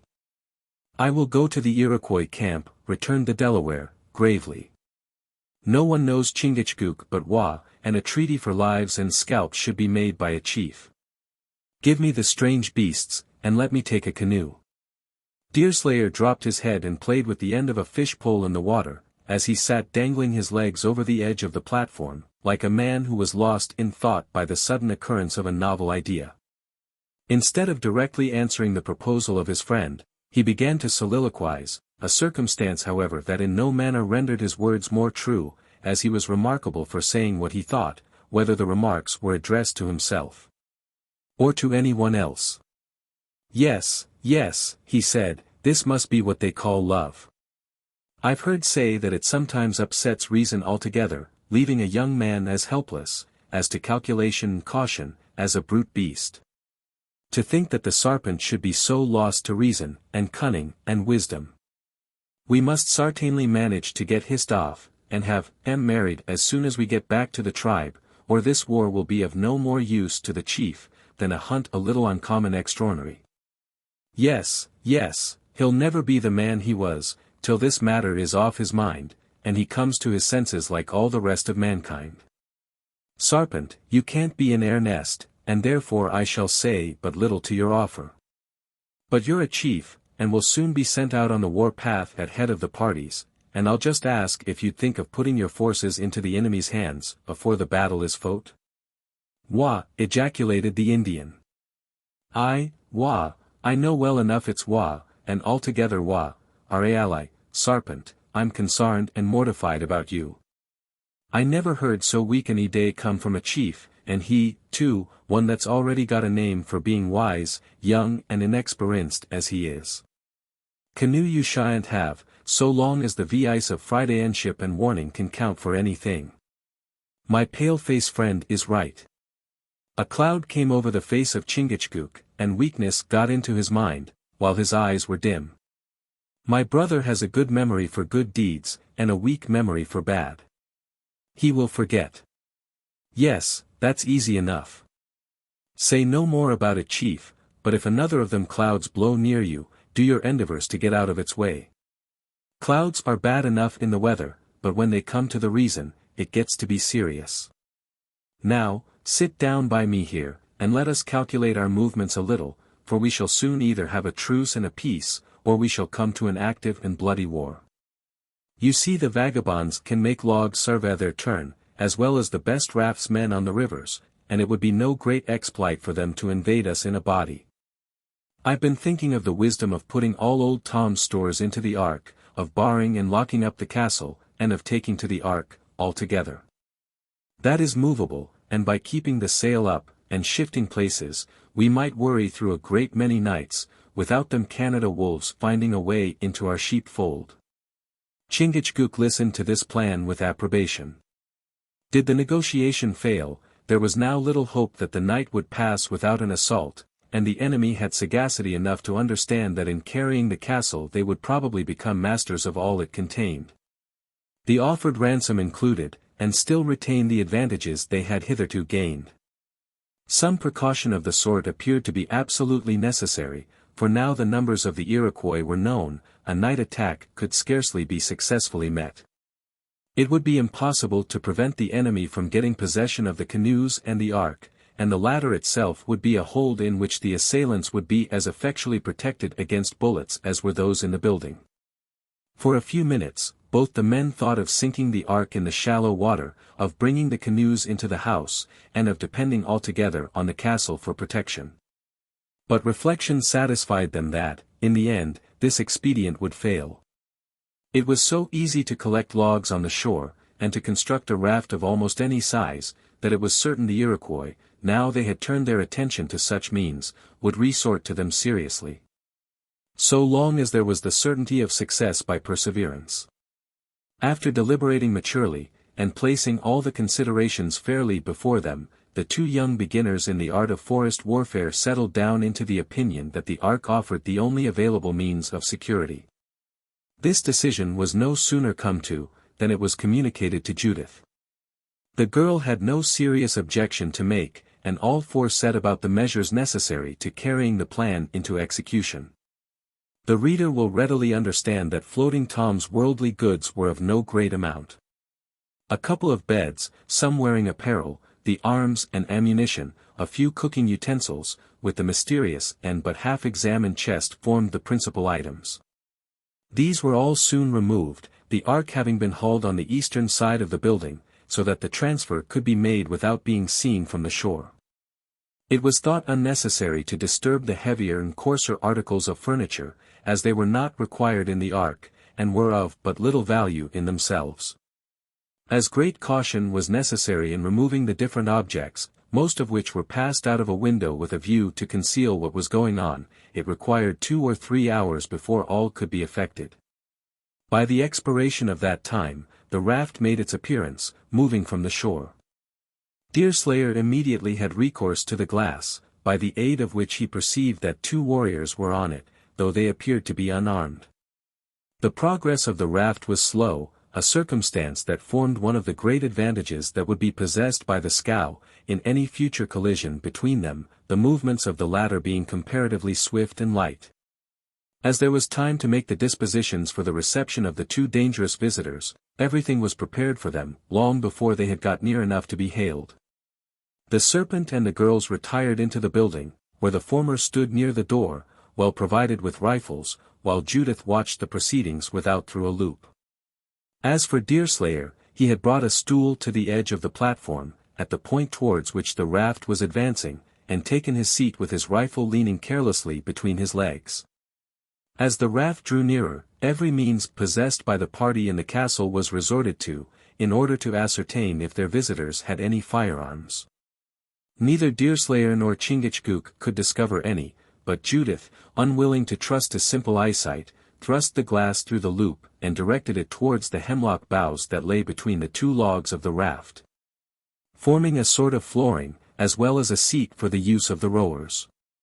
When the heavy moving craft was within 50 feet of him, Deerslayer hailed the Hurons, directing them to cease rowing, it not being his intention to permit them to land. Compliance, of course, was necessary, and the 2 grim-looking warriors instantly quitted their seats, though the raft continued slowly to approach, until it had driven in much nearer to the platform. "Are ye chiefs?" demanded Deerslayer with dignity. "Are ye chiefs, or have the Mingos sent me warriors without names, on such an errand? If so, the sooner ye go back, the sooner them will be likely to come that a warrior can talk with." "Hugh!" exclaimed the elder of the 2 on the raft, rolling his glowing eyes over the different objects that were visible in and about the castle, with a keenness that showed how little escaped him. "My brother is very proud, but Rivenoak, we use the literal translation of the term, writing as we do in English, is a name to make a Delaware turn pale." "That's true, or it's a lie, Rivenoak, as it may be. But I am not likely to turn pale, seeing that I was born pale. What's your errand, and why do you come among light bark canoes, on logs that are not even dug out? The Iroquois are not ducks, to walk on water.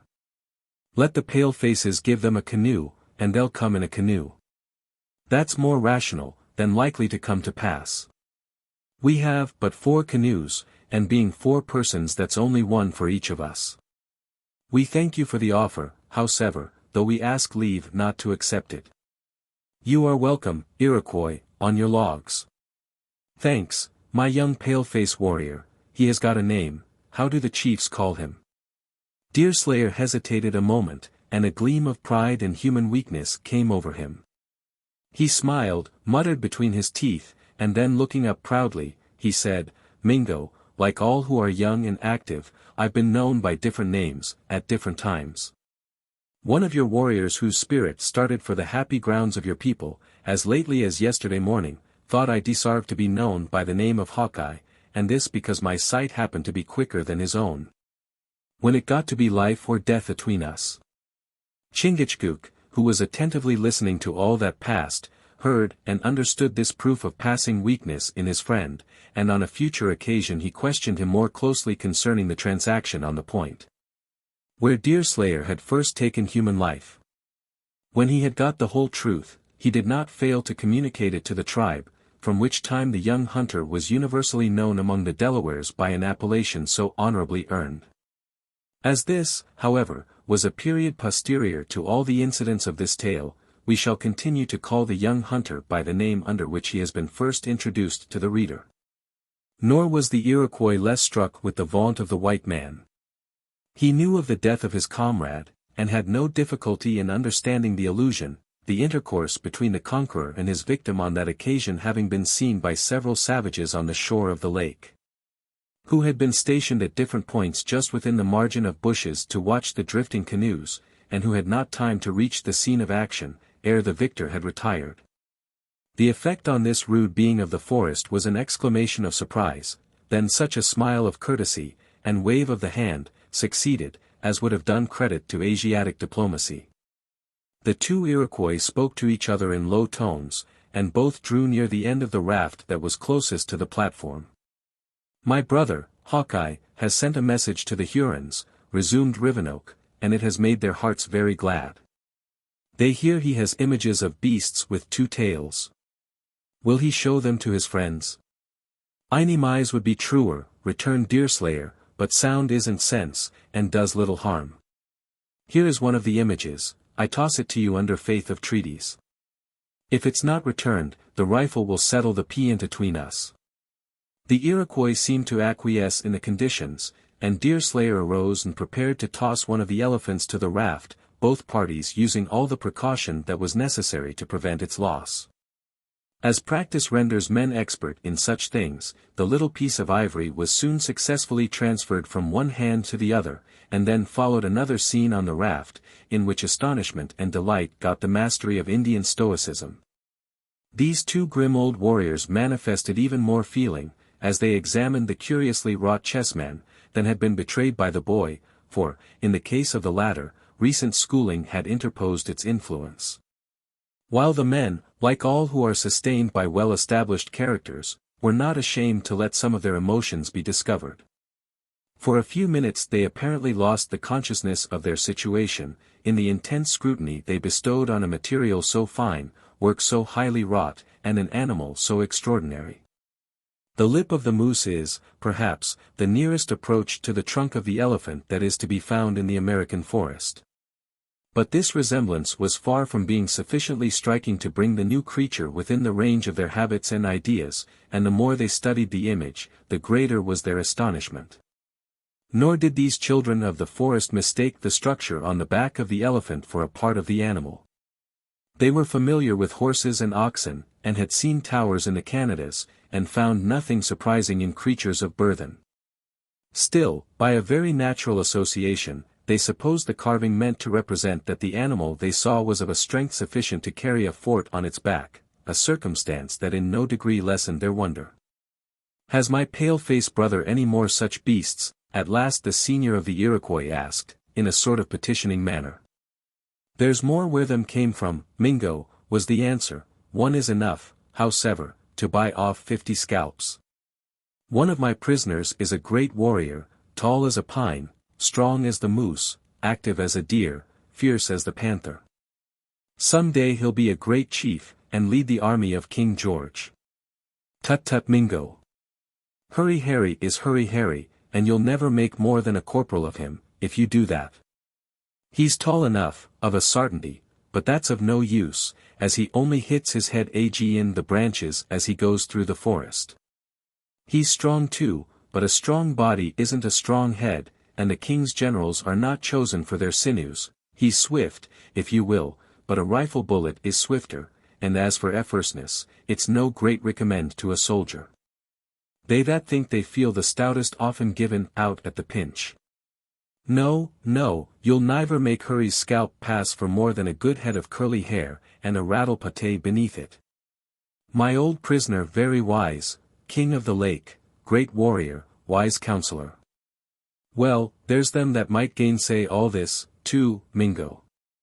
A very wise man wouldn't be apt to be taken in so foolish a manner as befell Master Hutter, and if he gives good counsel, he must have listened to very bad in that affair. There's only one king of this lake, and he's a long way off, and isn't likely ever to see it. Floating Tom is some such king of this region, as the wolf that prowls through the woods is king of the forest. A beast with 2 tails is well worth 2 such scalps. But my brother has another beast, he will give 2, holding up as many fingers, for old father. Floating Tom is no father of mine, but he'll fare none the worse for that. As for giving 2 beasts for his scalp, and each beast with 2 tails, it is quite beyond reason. Think yourself well off, Mingo, if you make a much worse trade. By this time the self-command of Rivenoak had got the better of his wonder, and he began to fall back on his usual habits of cunning, in order to drive the best bargain he could. It would be useless to relate more than the substance of the desultory dialogue that followed, in which the Indian manifested no little management, in endeavoring to recover the ground lost under the influence of surprise. He even affected to doubt whether any original for the image of the beast existed, and asserted that the oldest Indian had never heard a tradition of any such animal. Little did either of them imagine at the time that long ere a century elapsed, the progress of civilization would bring even much more extraordinary and rare animals into that region, as curiosities to be gazed at by the curious. And that the particular beast, about which the disputants contended, would be seen laving its sides and swimming in the very sheet of water, on which they had met. The Otsego is a favorite place for the caravan keepers to let their elephants bathe. The writer has seen 2 at a time, since the publication of this book, swimming about in company. As is not uncommon on such occasions, one of the parties got a little warm in the course of the discussion, for Deerslayer met all the arguments and prevarication of his subtle opponent with his own cool directness of manner. An unmoved love of truth.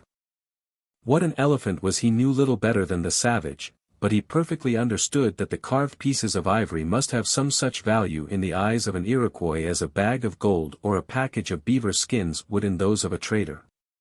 Under the circumstances, therefore, he felt it to be prudent not to concede too much at first, since there existed a nearly unconquerable obstacle to making the transfers, even after the contracting parties had actually agreed upon the terms. Keeping this difficulty in view, he held the extra chessmen in reserve, as a means of smoothing any difficulty in the moment of need. At length the savage pretended that further negotiation was useless, since he could not be so unjust to his tribe as to part with the honor and emoluments of 2 excellent, full-grown male scalps for a consideration so trifling as a toy like that he had seen, and he prepared to take his departure. Both parties now felt as men are wont to feel, when a bargain that each is anxious to conclude is on the eve of being broken off, in consequence of too much pertinacity in the way of management. The effect of the disappointment was very different, however, on the respective individuals. Deerslayer was mortified, and filled with regret, for he not only felt for the prisoners, but he also felt deeply for the 2 girls. The conclusion of the treaty, therefore, left him melancholy and full of regret. With the savage, his defeat produced the desire of revenge.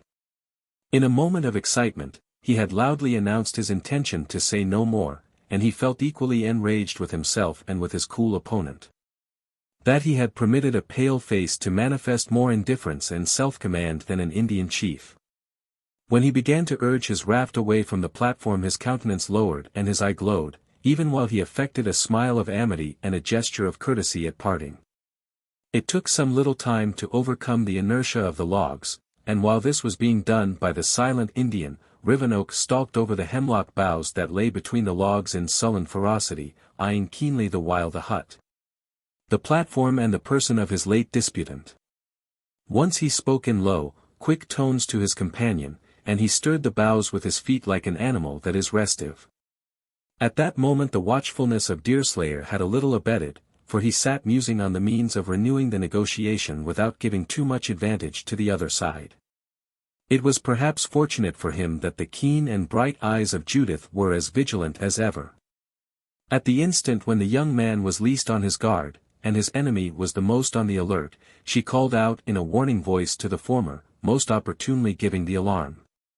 "Be on your guard, Deerslayer," the girl cried. "I see rifles with the glass, beneath the hemlock brush, and the Iroquois is loosening them with his feet." It would seem that the enemy had carried their artifices so far as to employ an agent who understood English.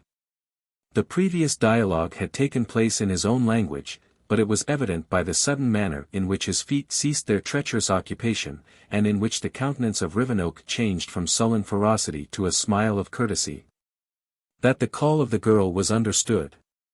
Signing to his companion to cease his efforts to set the logs in motion, he advanced to the end of the raft which was nearest to the platform, and spoke. "Why should Rivenoak and his brother leave any cloud between them?" he said. "They are both wise, both brave, and both generous. They ought to part friends. One beast shall be the price of one prisoner." "And, Mingo," answered the other, delighted to renew the negotiations on almost any terms, and determined to clinch the bargain if possible by a little extra liberality, "you'll see that a paleface knows how to pay a full price, when he trades with an open heart, and an open hand. Keep the beast that you had forgotten to give back to me, as you was about to start, and which I forgot to ask for, on account of concern at parting in anger. Show it to your chiefs. When you bring us our Friday NDS, 2 more shall be added to it," and, hesitating a moment in distrust of the expediency of so great a concession, then, deciding in its favor, "and, if we see them afore the sun sets, we may find a 4th to make up an even number." This settled the matter. Every gleam of discontent vanished from the dark countenance of the Iroquois, and he smiled as graciously, if not as sweetly, as Judith Hutter, herself. The piece already in his possession was again examined, and an ejaculation of pleasure showed how much he was pleased with this unexpected termination of the affair. In point of fact, both he and Deerslayer had momentarily forgotten what had become of the subject of their discussion, in the warmth of their feelings, but such had not been the case with Rivenoak's companion. This man retained the piece, and had fully made up his mind, were it claimed under such circumstances as to render its return necessary, to drop it in the lake, trusting to his being able to find it again at some future day. This desperate expedient, however, was no longer necessary, and after repeating the terms of agreement, and professing to understand them, the 2 Indians finally took their departure, moving slowly towards the shore.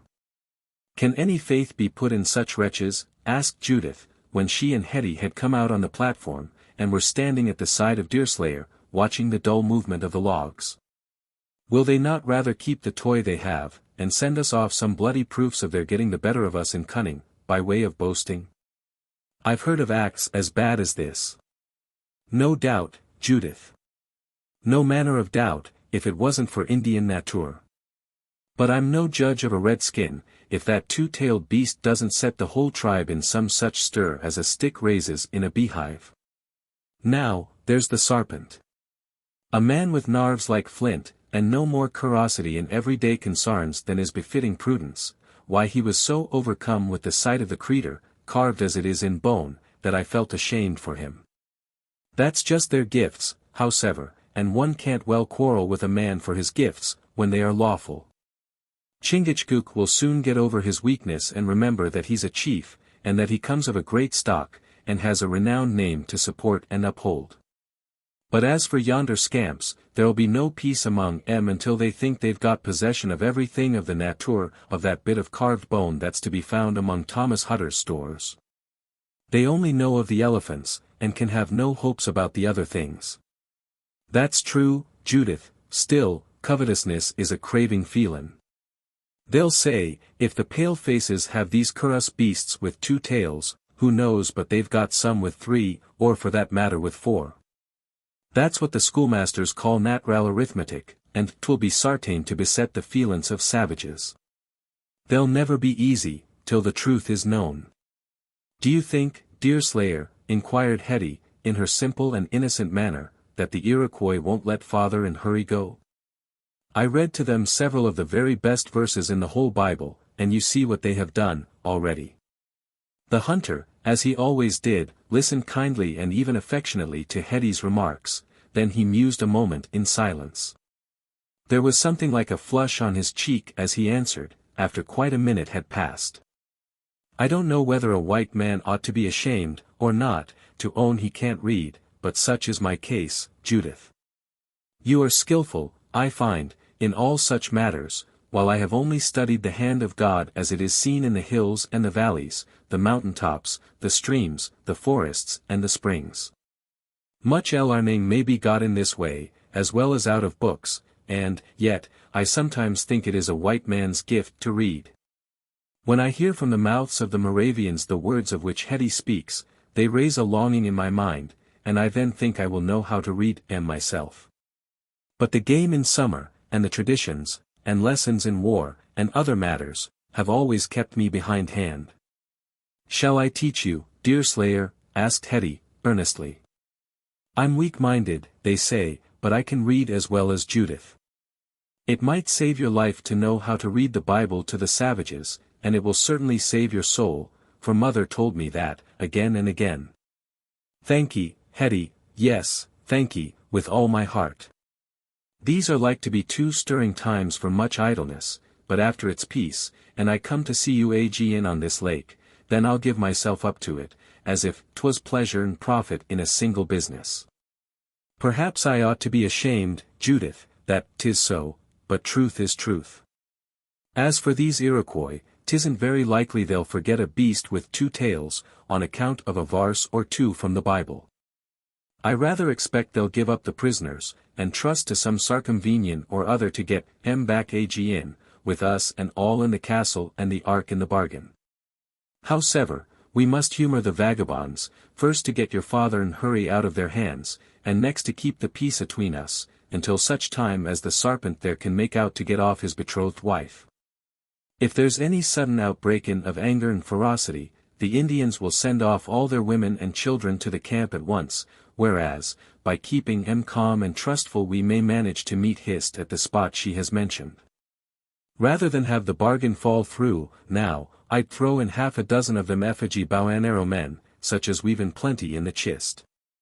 Judith cheerfully assented, for she would have resigned even the flowered brocade, rather than not redeem her father and please Deerslayer. The prospects of success were now so encouraging as to raise the spirits of all in the castle, though a due watchfulness of the movements of the enemy was maintained. Hour passed after hour, notwithstanding, and the sun had once more begun to fall towards the summits of the western hills, and yet no signs were seen of the return of the raft. By dint of sweeping the shore with the glass, Deerslayer at length discovered a place in the dense and dark woods where, he entertained no doubt, the Iroquois were assembled in considerable numbers. It was near the thicket whence the raft had issued, and a little rill that trickled into the lake announced the vicinity of a spring. Here, then, the savages were probably holding their consultation, and the decision was to be made that went to settle the question of life or death for the prisoners. There was one ground for hope in spite of the delay, however, that Deerslayer did not fail to place before his anxious companions. It was far more probable that the Indians had left their prisoners in the camp, than that they had encumbered themselves by causing them to follow through the woods a party that was out on a merely temporary excursion. If such was the fact, it required considerable time to send a messenger the necessary distance, and to bring the 2 white men to the spot where they were to embark. Encouraged by these reflections, a new stock of patience was gathered, and the declension of the sun was viewed with less alarm. The result justified Deerslayer's conjecture. Not long before the sun had finally disappeared, the 2 logs were seen coming out of the thicket again, and as it drew near, Judith announced that her father and Hurry, both of them pinioned, lay on the bushes in the center.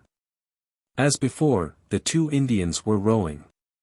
The latter seemed to be conscious that the lateness of the hour demanded unusual exertions, and contrary to the habits of their people, who are ever averse to toil, they labored hard at the rude substitutes for oars.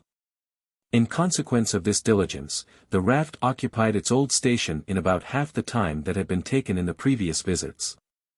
Even after the conditions were so well understood, and matters had proceeded so far, the actual transfer of the prisoners was not a duty to be executed without difficulty.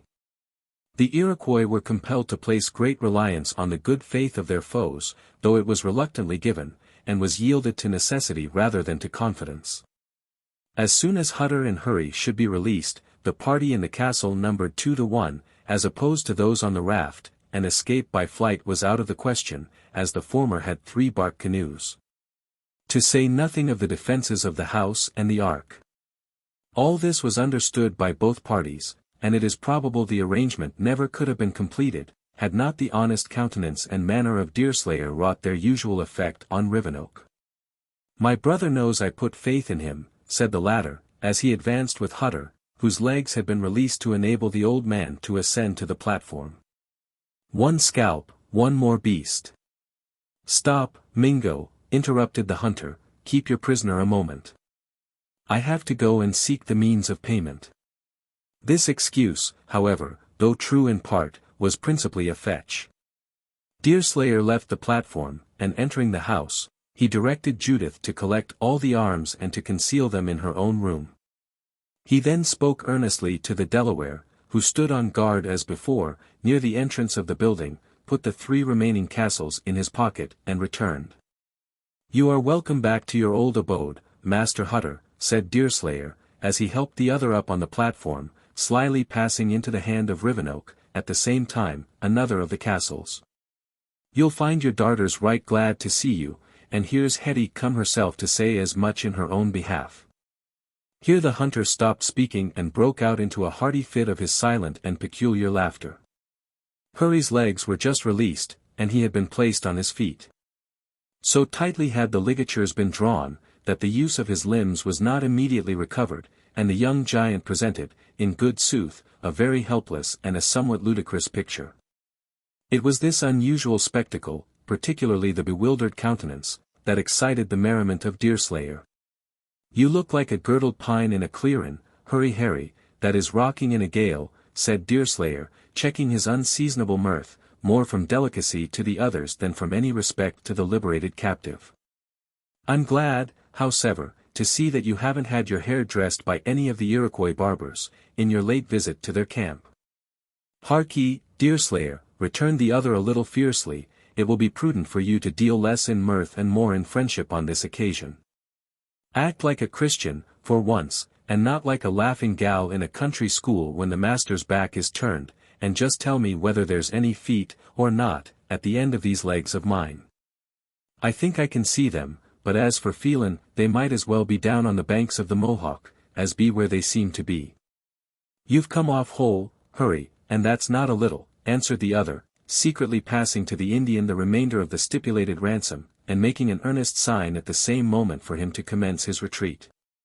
"You've come off whole, feet and all, and are only a little numb from a tight fit of the withes. Natural'll soon set the blood in motion, and then you may begin to dance, to celebrate what I call a most wonderful and unexpected deliverance from a den of wolves." Deerslayer released the arms of his friends, as each landed, and the 2 were now stamping and limping about on the platform, growling and uttering denunciations as they endeavored to help the returning circulation. They had been tethered too long, however, to regain the use of their limbs in a moment, and the Indians being quite as diligent on their return as on their advance, the raft was fully 100 yards from the castle when Hurry, turning accidentally in that direction, discovered how fast it was getting beyond the reach of his vengeance. By this time he could move with tolerable facility, though still numb and awkward. Without considering his own situation, however, he seized the rifle that leaned against the shoulder of Deerslayer, and attempted to cock and present it. The young hunter was too quick for him. Seizing the piece he wrenched it from the hands of the giant, not, however, until it had gone off in the struggle, when pointed directly upward.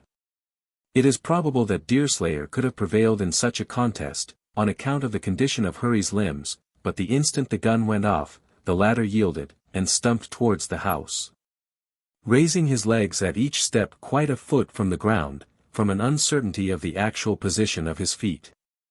But he had been anticipated by Judith. The whole stock of Hutter's arms, which had been left in the building as a resource in the event of a sudden outbreaking of hostilities, had been removed, and were already secreted, agreeably to Deerslayer's directions. In consequence of this precaution, no means offered by which March could put his designs in execution. Disappointed in his vengeance, Hurry seated himself, and like Hutter, for half an hour, he was too much occupied in endeavoring to restore the circulation, and in regaining the use of his limbs, to indulge in any other reflections. By the end of this time the raft had disappeared, and night was beginning to throw her shadows once more over the whole sylvan scene. Before darkness had completely set in, and while the girls were preparing the evening meal, Deerslayer related to Hutter an outline of events that had taken place, and gave him a history of the means he had adopted for the security of his children and property. Chapter 15. As long as Edward rules this land, ne quiet you will ye know. Your sons and husbands shall be slain, and brooks with blood shall flow. You leave your geode and lawful kinge, when in adversity, like me, unto the true cause stick, and for the true cause die. Chatterton. The calm of evening was again in singular contrast, while its gathering gloom was in as singular unison with the passions of men. The sun was set, and the rays of the retiring luminary had ceased to gild the edges of the few clouds that had sufficient openings to admit the passage of its fading light. The canopy overhead was heavy and dense, promising another night of darkness, but the surface of the lake was scarcely disturbed by a ripple. There was a little air, though it scarce deserved to be termed wind. Still, being damp and heavy, it had a certain force. The party in the castle were as gloomy and silent as the scene. The two ransomed prisoners felt humbled and discolored, but their humility partook of the rancor of revenge. They were far more disposed to remember the indignity with which they had been treated during the last few hours of their captivity, than to feel grateful for the previous indulgence. Then that keen-sighted monitor, conscience, by reminding them of the retributive justice of all they had endured, goaded them rather to turn the tables on their enemies than to accuse themselves. As for the others, they were thoughtful equally from regret and joy. Deerslayer and Judith felt most of the former sensation, though from very different causes, while Hetty for the moment was perfectly happy. The Delaware had also lively pictures of felicity in the prospect of so soon regaining his betrothed. Under such circumstances, and in this mood, all were taking the evening meal. "Old Tom!" cried Hurry, bursting into a fit of boisterous laughter, "you looked amazingly like a tethered bear, as you was stretched on them hemlock boughs, and I only wonder you didn't growl more. Well, it's over, and SYTHs and lamentations won't mend the matter. There's the blackguard Rivenoak, he that brought us off has an uncommon scalp, and I'd give as much for it myself as the colony. Yes, I feel as rich as the governor in these matters now, and will lay down with them doubloon for doubloon. Judith, darling, did you mourn for me much, when I was in the hands of the Philipsteins?" The last were a family of German descent on the Mohawk, to whom Hurry had a great antipathy, and whom he had confounded with the enemies of Judea. "Our tears have raised the lake, Hurry March, as you might have seen by the shore," returned Judith, with a feigned levity that she was far from feeling. "That Hetty and I should have grieved for father was to be expected, but we fairly rained tears for you. We were sorry for poor Hurry, as well as for father," Judith put in her innocent and unconscious sister. "True, girl, true, but we feel sorrow for everybody that's in trouble, you know," returned the other in a quick, admonitory manner and a low tone. "Nevertheless, we are glad to see you, Master March, and out of the hands of the Philipsteins, too. Yes, they're a bad set, and so is the other brood of M, down on the river. It's a wonderment to me how you got us off, Deerslayer. And I forgive you the interference that prevented my doing justice on that vagabond, for this small service. Let us into the secret, that we may do you the same good turn, at need. Was it by lying, or by coaxing?" By neither, hurry, but by buying. We paid a ransom for you both, and that, too, at a price so high you had well be on your guard again another captivement, lest our stock of goods shouldn't hold out. A ransom.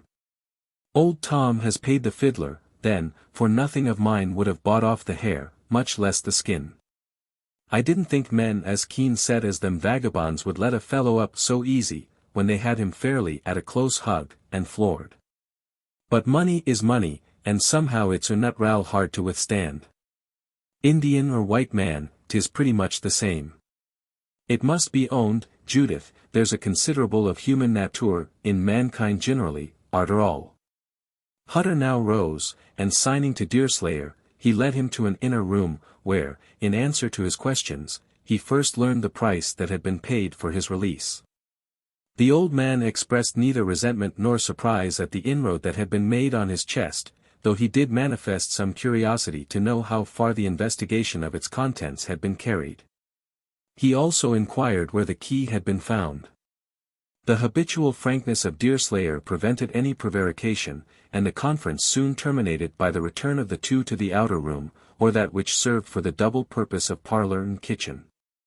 "I wonder if it's peace or war, between us and the savages," exclaimed Hurry, just as Deerslayer, who had paused for a single instant, listened attentively, and was passing through the outer door without stopping.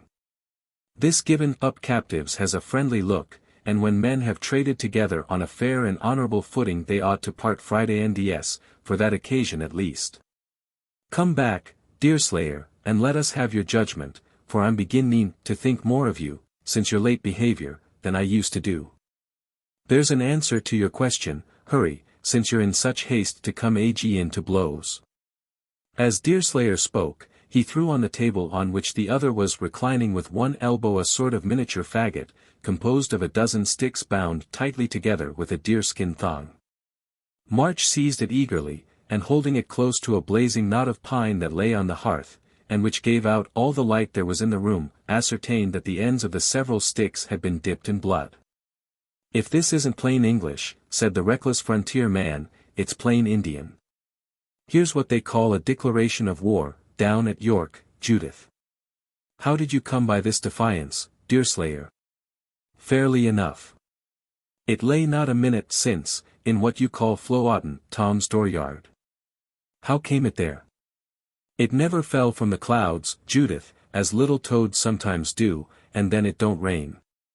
You must prove where it come from, Deerslayer, or we shall suspect some design to skeer them that would have lost their wits long ago, if fear could drive them away." Deerslayer had approached a window, and cast a glance out of it on the dark aspect of the lake.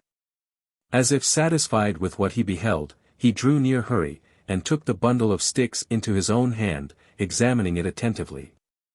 "Yes, this is an Indian declaration of war, sure enough," he said, "and it's a proof how little you're suited to be on the path it has traveled, Harry March, that it has got here, and you never the wiser as to the means. The savages may have left the scalp on your head, but they must have taken off the ears, else you'd have heard the stirring of the water made by the lad as he come off in on his 2 logs. His errand was to throw these sticks at our door, as much as to say, we've struck the war-post since the trade, and the next thing will be to strike you. The prowling wolves. But hand me that rifle, Judith, and I'll send an answer back to the vagabonds through their messenger." "Not while I stand by, Master March," coolly put in Deerslayer, motioning for the other to forbear. "Faith is faith, whether given to a redskin, or to a Christian. The lad lighted a knot, and came off fairly under its blaze to give us this warning, and no man here should harm him, while employed on such an errand. There's no use in words, for the boy is too cunning to leave the knot burning, now his business is done, and the night is already too dark for a rifle to have any certainty." "That may be true enough, as to a gun, but there's virtue still in a canoe," answered Hurry, passing towards the door with enormous strides, carrying a rifle in his hands. "The being doesn't live that shall stop me from following and bringing back that reptile's scalp. The more on them that you crush in the egg, the fewer there'll be to dart at you in the woods." Judith trembled like the aspen, she scarce knew why herself, though there was the prospect of a scene of violence. For if Hurry was fierce and overbearing in the consciousness of his vast strength, Deerslayer had about him the calm determination that promises greater perseverance, and a resolution more likely to effect its object. It was the stern, resolute eye of the latter, rather than the noisy vehemence of the first, that excited her apprehensions. Hurry soon reached the spot where the canoe was fastened, but not before Deerslayer had spoken in a quick, earnest voice to the serpent, in Delaware. The latter had been the first, in truth, to hear the sounds of the oars, and he had gone upon the platform in jealous watchfulness. The light satisfied him that a message was coming, and when the boy cast his bundle of sticks at his feet, it neither moved his anger nor induced surprise. He merely stood at watch, rifle in hand, to make certain that no treachery lay behind the defiance. As Deerslayer now called to him, he stepped into the canoe, and quick as thought removed the paddles. Hurry was furious when he found that he was deprived of the means of proceeding. He first approached the Indian with loud menaces, and even Deerslayer stood aghast at the probable consequences. March shook his sledge-hammer fists and flourished his arms as he drew near the Indian, and all expected he would attempt to fell the Delaware to the earth. One of them, at least, was well aware that such an experiment would be followed by immediate bloodshed. But even Hurry was awed by the stern composure of the chief, and he, too, knew that such a man was not to be outraged with impunity.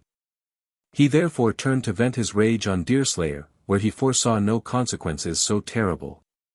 What might have been the result of this second demonstration if completed, is unknown, since it was never made. "Hurry," said a gentle, soothing voice at his elbow, "it's wicked to be so angry, and God will not overlook it. The Iroquois treated you well, and they didn't take your scalp, though you and father wanted to take theirs. The influence of mildness on passion is well known." Hetty, too, had earned a sort of consideration, that had never before been enjoyed by her, through the self-devotion and decision of her recent conduct.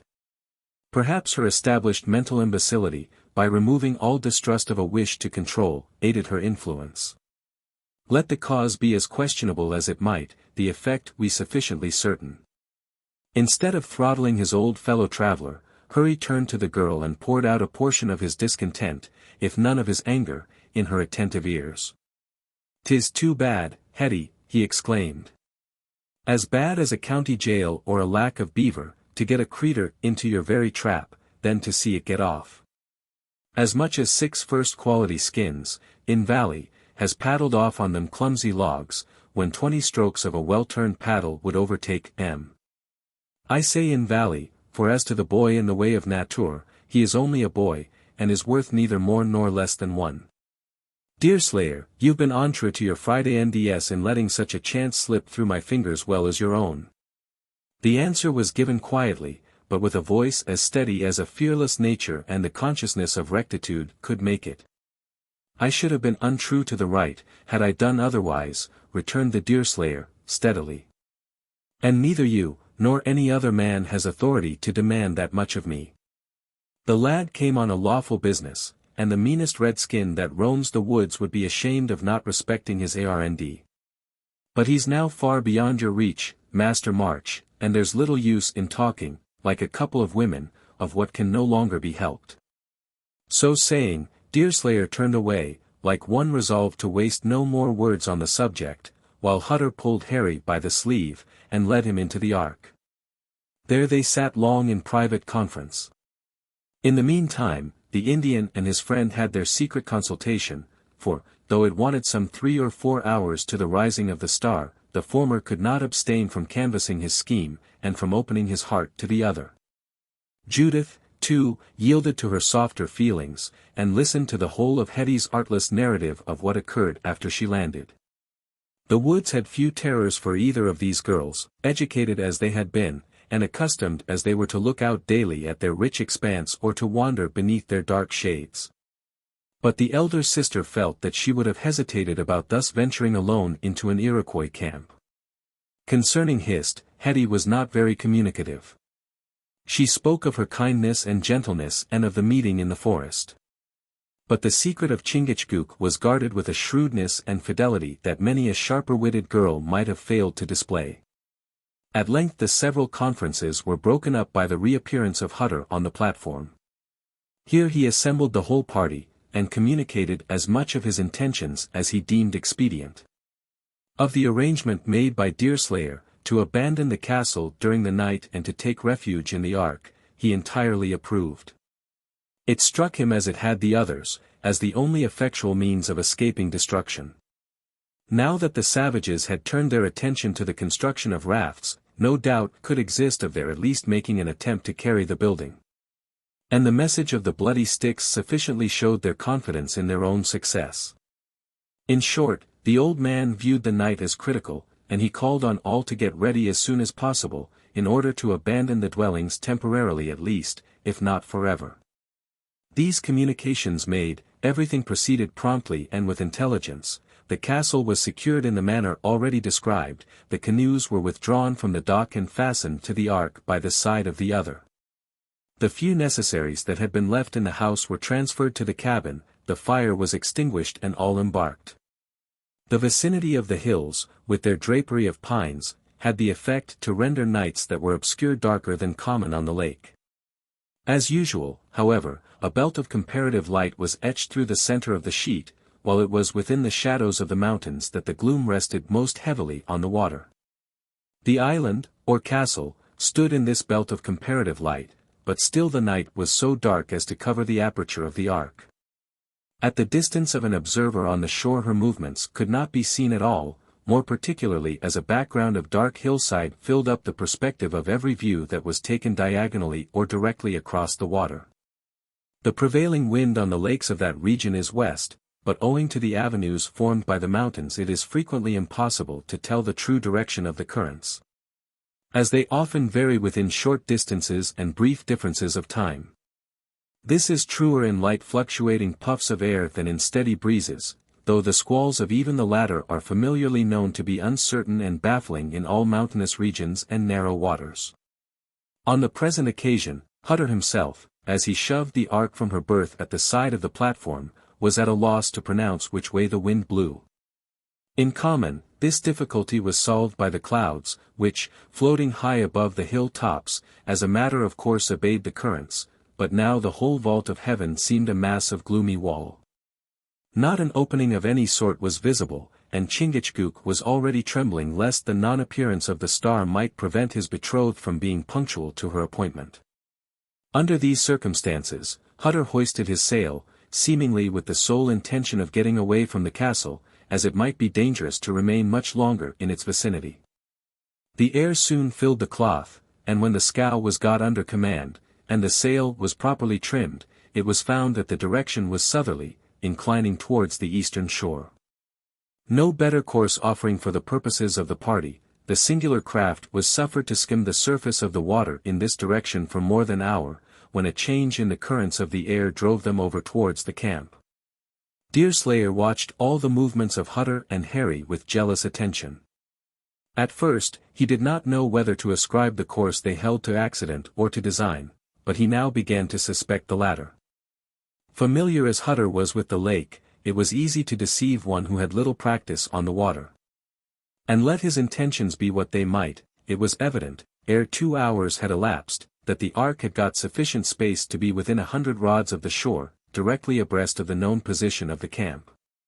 For a considerable time previously to reaching this point, Hurry, who had some knowledge of the Algonquin language, had been in close conference with the Indian, and the result was now announced by the latter to Deerslayer, who had been a cold, not to say distrusted, looker-on of all that passed.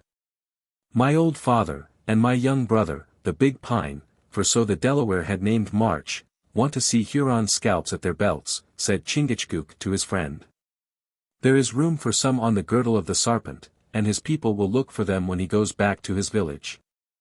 Their eyes must not be left long in a fog, but they must see what they look for.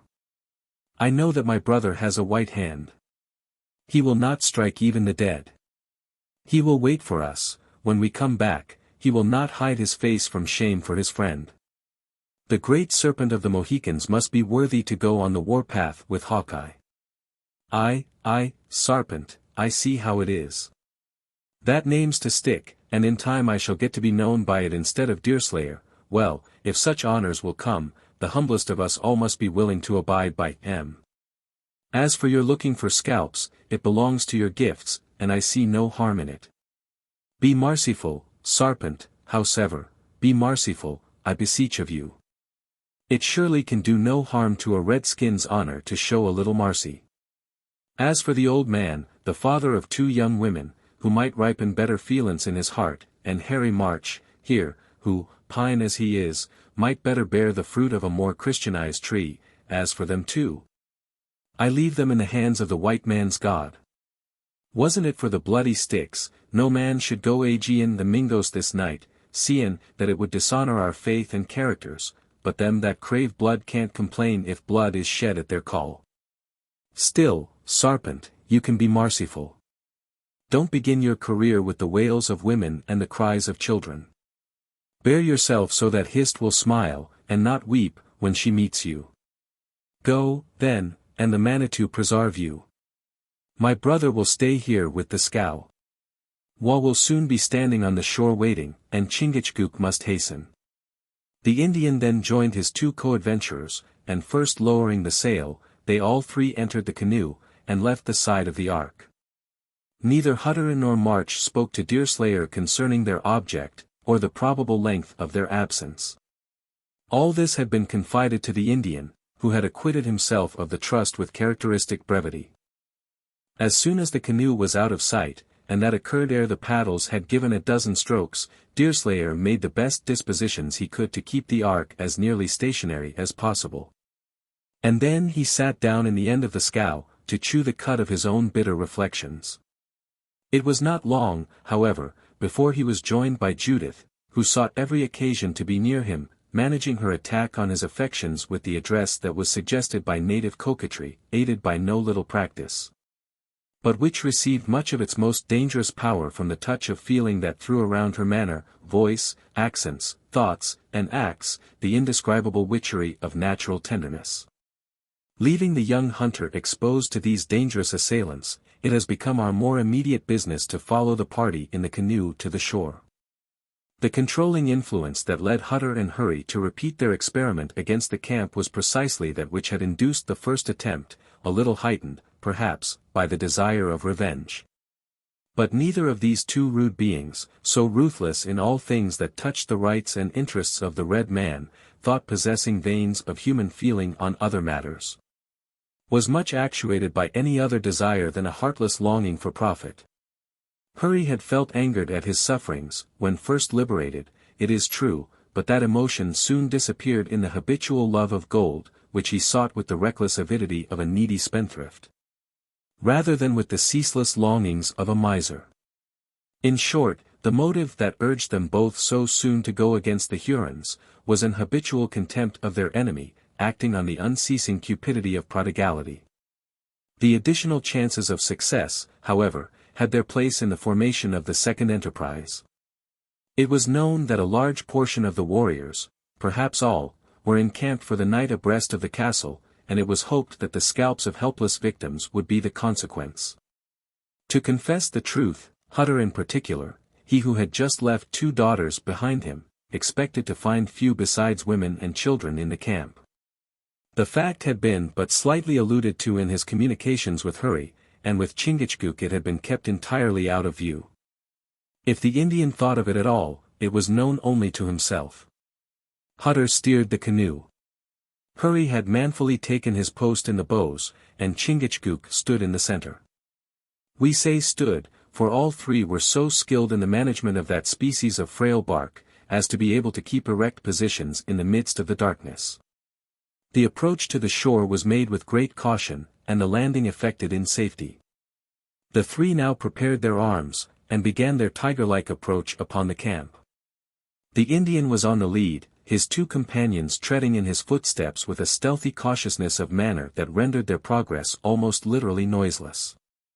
Occasionally a dried twig snapped under the heavy weight of the gigantic Hurry, or the blundering clumsiness of the old man, but, had the Indian walked on air, his step could not have seemed lighter.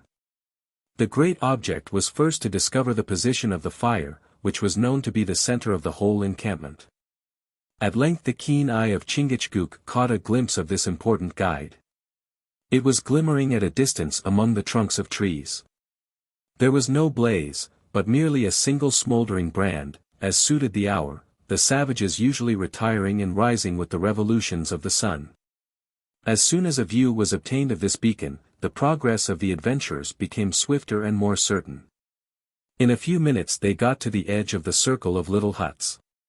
Here they stopped to survey their ground, and to concert their movements. The darkness was so deep as to render it difficult to distinguish anything but the glowing brand, the trunks of the nearest trees, and the endless canopy of leaves that veiled the clouded heaven. It was ascertained, however, that a hut was quite near, and Chingachgook attempted to reconnoiter its interior. The manner in which the Indian approached the place that was supposed to contain enemies, resembled the wily advances of the cat on the bird. As he drew near, he stooped to his hands and knees, for the entrance was so low as to require this attitude, even as a convenience. Before trusting his head inside, however, he listened long to catch the breathing of sleepers. No sound was audible, and this human serpent thrust his head in at the door, or opening, as another serpent would have peered in on the nest. Nothing rewarded the hazardous experiment. For, after feeling cautiously with a hand, the place was found to be empty.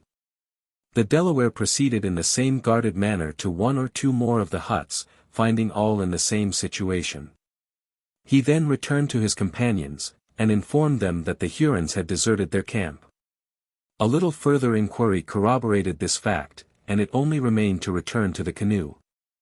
The different manner in which the adventurers bore the disappointment is worthy of a passing remark. The chief, who had landed solely with the hope of acquiring renown, stood stationary, leaning against a tree, waiting the pleasure of his companions. He was mortified, and a little surprised, it is true. But he bore all with dignity, falling back for support on the sweeter expectations that still lay in reserve for that evening. It was true, he could not now hope to meet his mistress with the proofs of his daring and skill on his person, but he might still hope to meet her, and the warrior, who was zealous in the search, might always hope to be honored. On the other hand, Hutter and Hurry, who had been chiefly instigated by the basest of all human motives, the thirst of gain, could scarce control their feelings. They went prowling among the huts, as if they expected to find some forgotten child or careless sleeper. And again did they vent their spite on the insensible huts, several of which were actually torn to pieces, and scattered about the place. Nay, they even quarrelled with each other, and fierce reproaches passed between them. It is possible some serious consequences might have occurred, had not the Delaware interfered to remind them of the danger of being so unguarded, and of the necessity of returning to the ark. This checked the dispute, and in a few minutes they were paddling sullenly back to the spot where they hoped to find that vessel.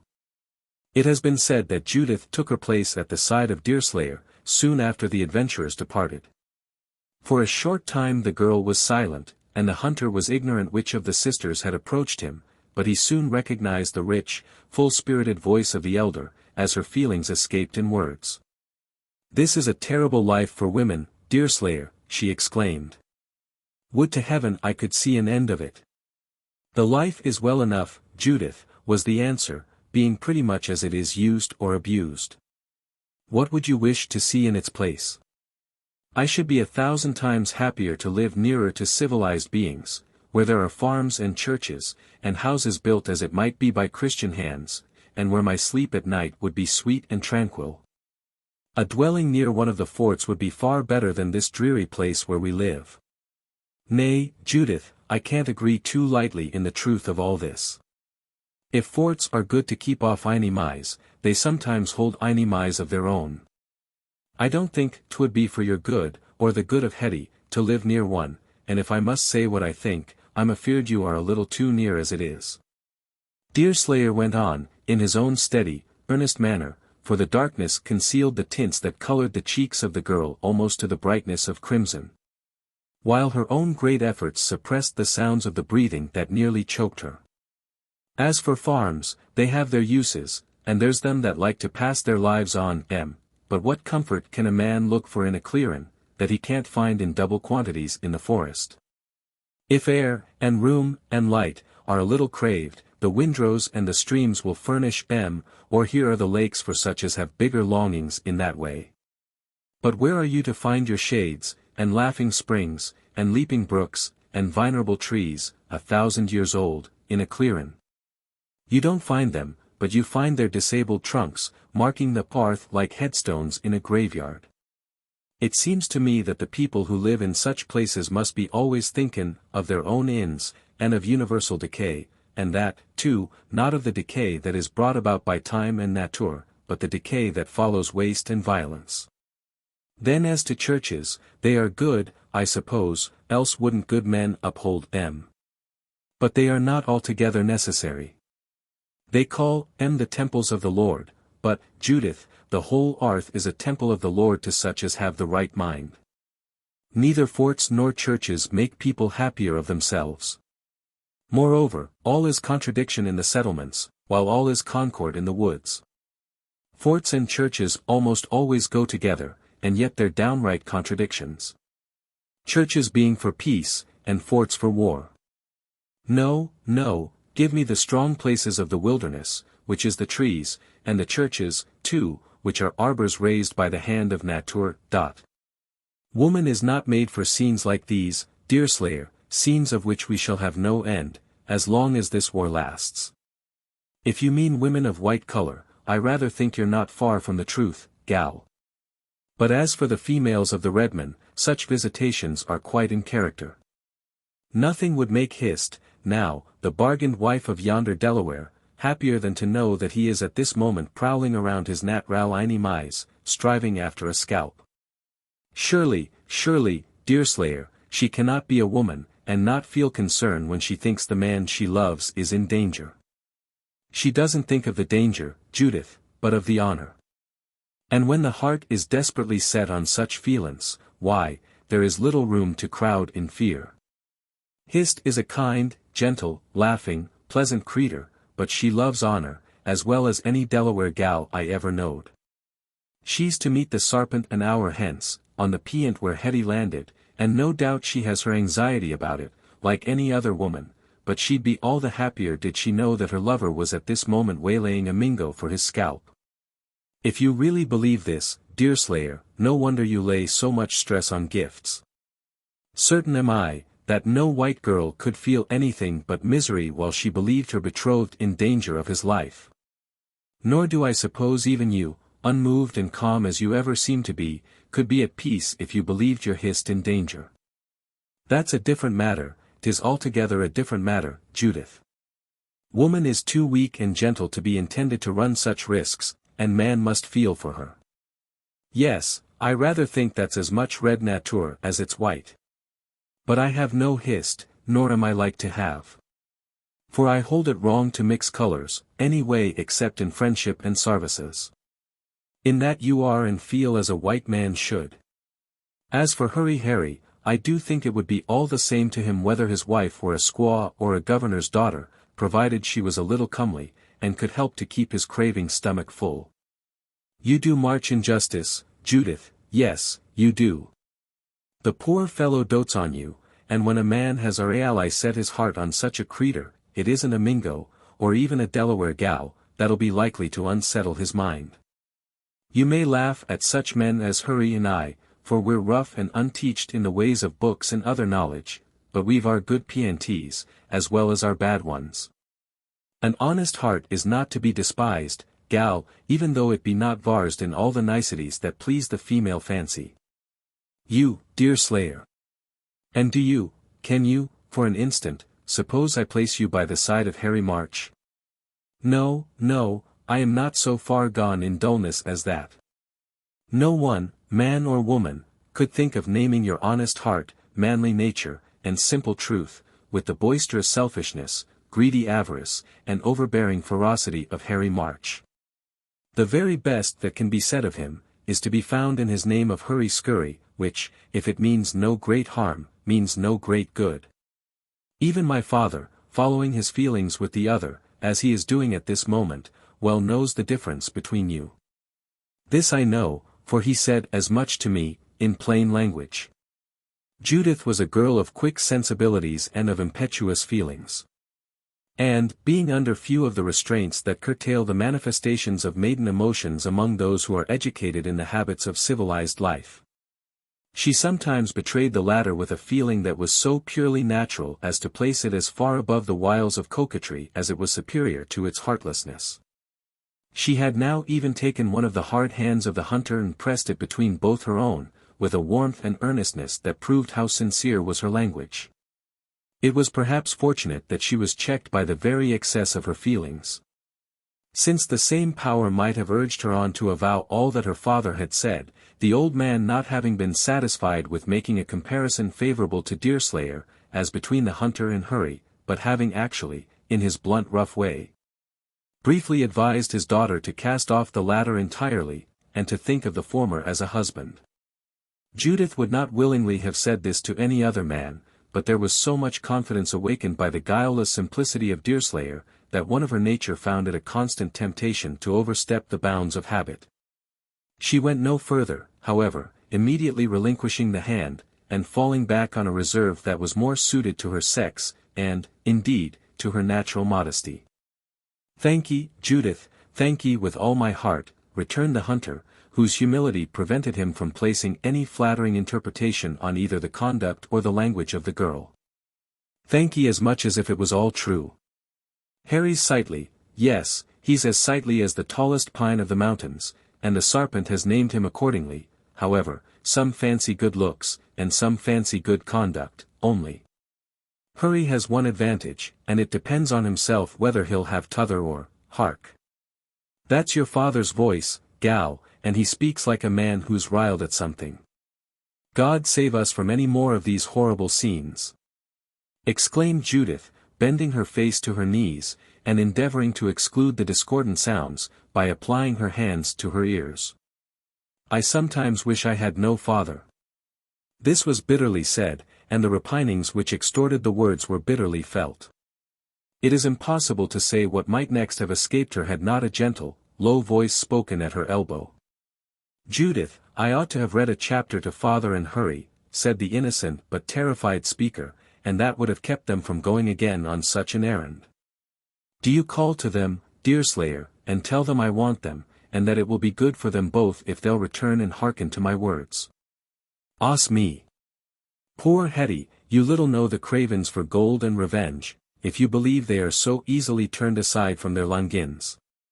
But this is an uncommon business in more ways than one, Judith. I hear your father and Hurry growling like bears, and yet no noise comes from the mouth of the young chief. There's an ind of secrecy, and yet his whoop, which ought to ring in the mountains, according to rule in such circumstances, is silent. Justice may have alighted on him, and his death have saved the lives of the innocent. Not it, the Sarpent is not the one to suffer if that's to be the law. Sartainly there has been no onset, and 'tis most likely that the camp's deserted, and the men are comin' back to Sapint. That accounts for the growls of Hurry and the silence of the Sarpent." Just at this instant a fall of a paddle was heard in the canoe, for vexation made march reckless. Deerslayer felt convinced that his conjecture was true. The sail being down, the ark had not drifted far. And ere many minutes he heard Chingachgook, in a low, quiet tone, directing Hutter how to steer in order to reach it. In less time than it takes to tell the fact, the canoe touched the scow, and the adventurers entered the latter. Neither Hutter nor Hurry spoke of what had occurred. But the Delaware, in passing his friend, merely uttered the words, "Fire's out," which, if not literally true, sufficiently explained the truth to his listener. It was now a question as to the course to be steered. A short surly conference was held. When Hutter decided that the wisest way would be to keep in motion as the means most likely to defeat any attempt at a surprise, announcing his own and March's intention to requite themselves for the loss of sleep during their captivity by lying down. As the air still baffled and continued light, it was finally determined to sail before it, let it come in what direction it might, so long as it did not blow the ark upon the strand. This point settled, the released prisoners helped to hoist the sail, and they threw themselves upon two of the pallets, leaving Deerslayer and his friend to look after the movements of the craft. As neither of the latter was disposed to sleep, on account of the appointment with Hist, this arrangement was acceptable to all parties. That Judith and Hetty remained up also, in no manner impaired the agreeable features of this change. For some time the scow rather drifted than sailed along the western shore, following a light southerly current of the air. The progress was slow, not exceeding a couple of miles in the hour, but the two men perceived that it was not only carrying them towards the point they desired to reach, but at a rate that was quite as fast as the hour yet rendered necessary. But little more was said the while even by the girls, and that little had more reference to the rescue of Hist than to any other subject. The Indian was calm to the eye, but as minute after minute passed, his feelings became more and more excited, until they reached a state that might have satisfied the demands of even the most exacting mistress. Deerslayer kept the craft as much in the bays as was prudent, for the double purpose of sailing within the shadows of the woods, and of detecting any signs of an encampment they might pass on the shore. In this manner they doubled one low point, and were already in the bay that was terminated north by the goal at which they aimed. The latter was still a quarter of a mile distant, when Chingachgook came silently to the side of his friend and pointed to a place directly ahead. A small fire was glimmering just within the verge of the bushes that lined the shore on the southern side of the point, leaving no doubt that the Indians had suddenly removed their camp to the very place. Or at least the very projection of land where Hist had given them the rendezvous. Chapter XVI. I hear thee babbling to the vale of sunshine and of flowers. But unto me thou bring'st a tale of visionary hours. Wordsworth. One discovery mentioned at the close of the preceding chapter was of great moment in the eyes of Deerslayer and his friend. In the first place, there was the danger, almost the certainty, that Hutter and Hurry would make a fresh attempt on this camp, should they awake and ascertain its position. Then there was the increased risk of landing to bring off Hist. And there were the general uncertainty and additional hazards that must follow from the circumstance that their enemies had begun to change their positions. As the Delaware was aware that the hour was near when he ought to repair to the rendezvous, he no longer thought of trophies torn from his foes. And one of the first things arranged between him and his associate was to permit the two others to sleep on, lest they should disturb the execution of their plans by substituting some of their own. The ark moved slowly, and it would have taken fully a quarter of an hour to reach the point, at the rate at which they were going, thus affording time for a little forethought. The Indians, in the wish to conceal their fire from those who were thought to be still in the castle, had placed it so near the southern side of the point as to render it extremely difficult to shut it in by the bushes. Though Deerslayer varied the direction of the scow both to the right and to the left, in the hope of being able to effect that object. "There's one advantage, Judith, in finding that fire so near the water," he said, while executing these little maneuvers, "since it shows the Mingos believe we are in the hut, and our coming on them from this quarter will be an unlooked-for event. But it's lucky Harry March and your father are asleep, else we should have them prowling after scalps in. Ha! There, the bushes are beginning to shut in the fire, and now it can't be seen at all."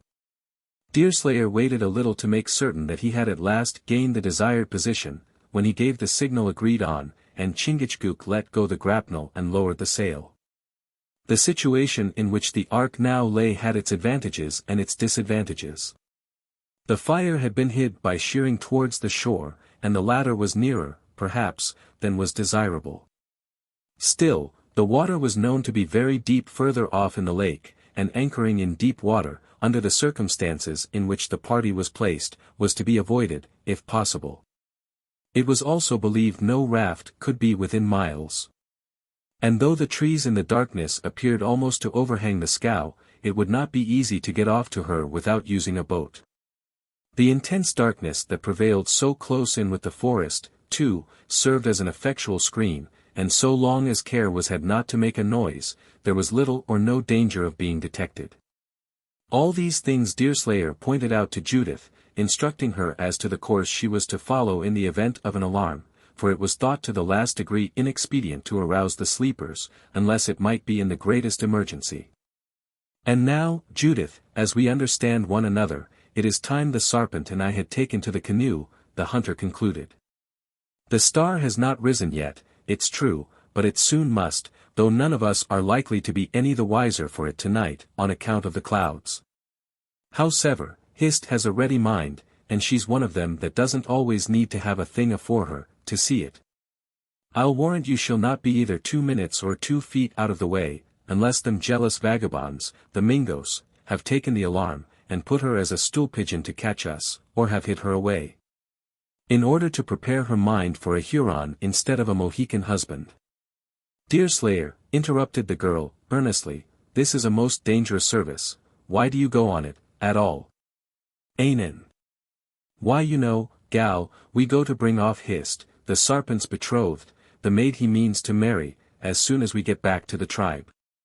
That is all right for the Indian, but you do not mean to marry Hist, you are not betrothed, and why should two risk their lives and liberties, to do that which one can just as well perform? Ah, now I understand you, Judith, yes, now I begin to take thee day.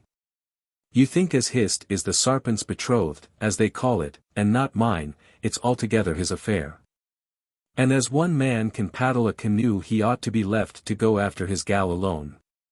But you forget this is our ARND here on the lake, and it would not tell well to forget an ARND just as the pinch came.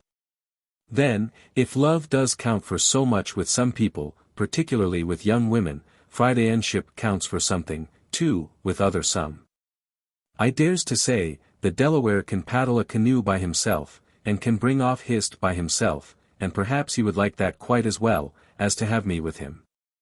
But he couldn't circumvent circumventions, or stir up an ambushment, or fight with the savages, and get his sweetheart at the same time, as well by himself as if he had a Fridaynd with him to depend on, even if that Fridaynd is no better than myself. No, no, Judith, you wouldn't desert one that counted on you, at such a moment, and you can't, in reason, expect me to do it. I believe you are right, Deerslayer, and yet I wish you were not to go. Promise me one thing, at least, and that is, not to trust yourself among the savages, or to do anything more than to save the girl. That will be enough for once, and with that you ought to be satisfied. Lord bless you. Gal. One would think it was Hetty that's talking, and not the quick-witted and wonderful Judith Hutter. But fright makes the wise silly, and the strong weak. Yes, I've seen proofs of that, time and again. Well, it's kind and soft-hearted in you, Judith, to feel this consarn for a fellow creature, and I shall always say that you are kind and of true feelings, let them that envy your good looks tell as many idle stories of you as they may. Deerslayer, hastily said the girl, interrupting him, though nearly choked by her own emotions, do you believe all you hear about a poor, motherless girl? Is the foul tongue of Hurry Harry to blast my life? Not it, Judith, not it. I've told Hurry it wasn't manful to backbite them he couldn't win by fair means, and that even an Indian is always tender, touching a young woman's good name. If I had a brother, he wouldn't dare to do it. Exclaimed Judith, with eyes flashing fire. But, finding me without any protector but an old man, whose ears are getting to be as dull as his feelings, he has his way as he pleases. Not exactly that, Judith, no, not exactly that, neither. No man, brother or stranger, would stand by and see as fair a gal as yourself hunted down, without saying a word in her behalf. Hurry's in earnest in wanting to make you his wife, and the little he does let out in you, comes more from jealousy, like, than from anything else. Smile on him when he awakes, and squeeze his hand only half as hard as you squeezed mine a bit ago, and my life on it, the poor fellow will forget everything but your comeliness. Hot words don't always come from the heart, but oftener from the stomach than anywhere else. Try him, Judith, when he awakes, and see the virtue of a smile. Deerslayer laughed, in his own manner, as he concluded, and then he intimated to the patient-looking, but really impatient Chingachgook, his readiness to proceed. As the young man entered the canoe, the girl stood immovable as stone, lost in the musings that the language and manner of the other were likely to produce. The simplicity of the hunter had completely put her at fault. For, in her narrow sphere, Judith was an expert manager of the other sex, though in the present instance she was far more actuated by impulses, in all she had said and done, than by calculation. We shall not deny that some of Judith's reflections were bitter, though the sequel of the tale must be referred to, in order to explain how merited, or how keen were her sufferings. Chingachgook and his pale-faced friend set forth on their hazardous and delicate enterprise, with a coolness and method that would have done credit to men who were on their 20th, instead of being on their first, warpath. As suited his relation to the pretty fugitive, in whose service they were engaged, the Indian took his place in the head of the canoe, while Deerslayer guided its movements in the stern. By this arrangement, the former would be the first to land, and of course, the first to meet his mistress. The latter had taken his post without comment, but in secret influenced by the reflection that one who had so much at stake as the Indian, might not possibly guide the canoe with the same steadiness and intelligence as another who had more command of his feelings. From the instant they left the side of the ark, the movements of the two adventurers were like the maneuvers of highly drilled soldiers, who, for the first time were called on to meet the enemy in the field. As yet, Chingachgook had never fired a shot in anger, and the debut of his companion in warfare is known to the reader. It is true, the Indian had been hanging about his enemy's camp for a few hours, on his first arrival, and he had even once entered it, as related in the last chapter, but no consequences had followed either experiment. Now, it was certain that an important result was to be effected, or a mortifying failure was to ensue. The rescue, or the continued captivity of Hist, depended on the enterprise. In a word, it was virtually the maiden expedition of these two ambitious young forest soldiers. And while one of them set forth impelled by sentiments that usually carry men so far, both had all their feelings of pride and manhood enlisted in their success. Instead of steering in a direct line to the point, then distant from the ark less than a quarter of a mile, Deerslayer laid the head of his canoe diagonally towards the center of the lake, with a view to obtain a position from which he might approach the shore, having his enemies in his front only. The spot where Hetty had landed, and where Hist had promised to meet them, moreover, was on the upper side of the projection rather than on the lower. And to reach it would have required the two adventurers to double nearly the whole point, close in with the shore, had not this preliminary step been taken. So well was the necessity for this measure understood, that Chingachgook quietly paddled on, although it was adopted without consulting him, and apparently was taking him in a direction nearly opposite to that one might think he most wished to go. A few minutes sufficed, however, to carry the canoe the necessary distance, when both the young men ceased paddling as it were by instinctive consent, and the boat became stationary. The darkness increased rather than diminished, but it was still possible, from the place where the adventurers lay, to distinguish the outlines of the mountains. In vain did the Delaware turn his head eastward, to catch a glimpse of the promised star. For, notwithstanding the clouds broke a little near the horizon in that quarter of the heavens, the curtain continued so far drawn as effectually to conceal all behind it. In front, as was known by the formation of land above and behind it, lay the point, at the distance of about 1,000 feet.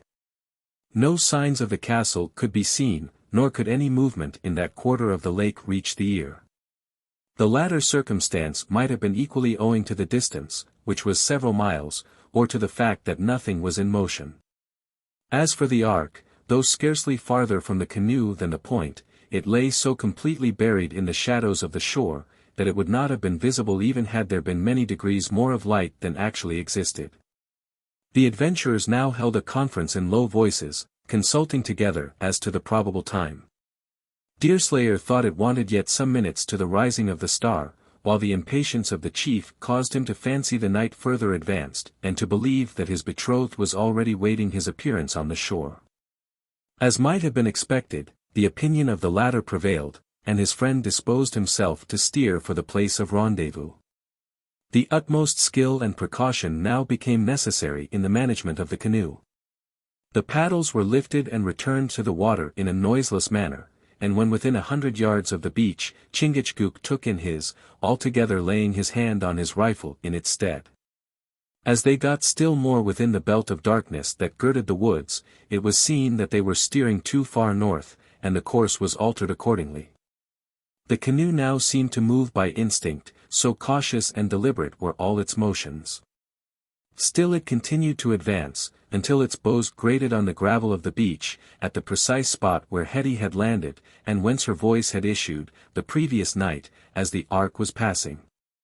There was, as usual, a narrow strand, but bushes fringed the woods, and in most places overhung the water. Chingachgook stepped upon the beach, and cautiously examined it for some distance on each side of the canoe. In order to do this, he was often obliged to wade to his knees in the lake, but no hist rewarded his search. When he returned, he found his friend also on the shore.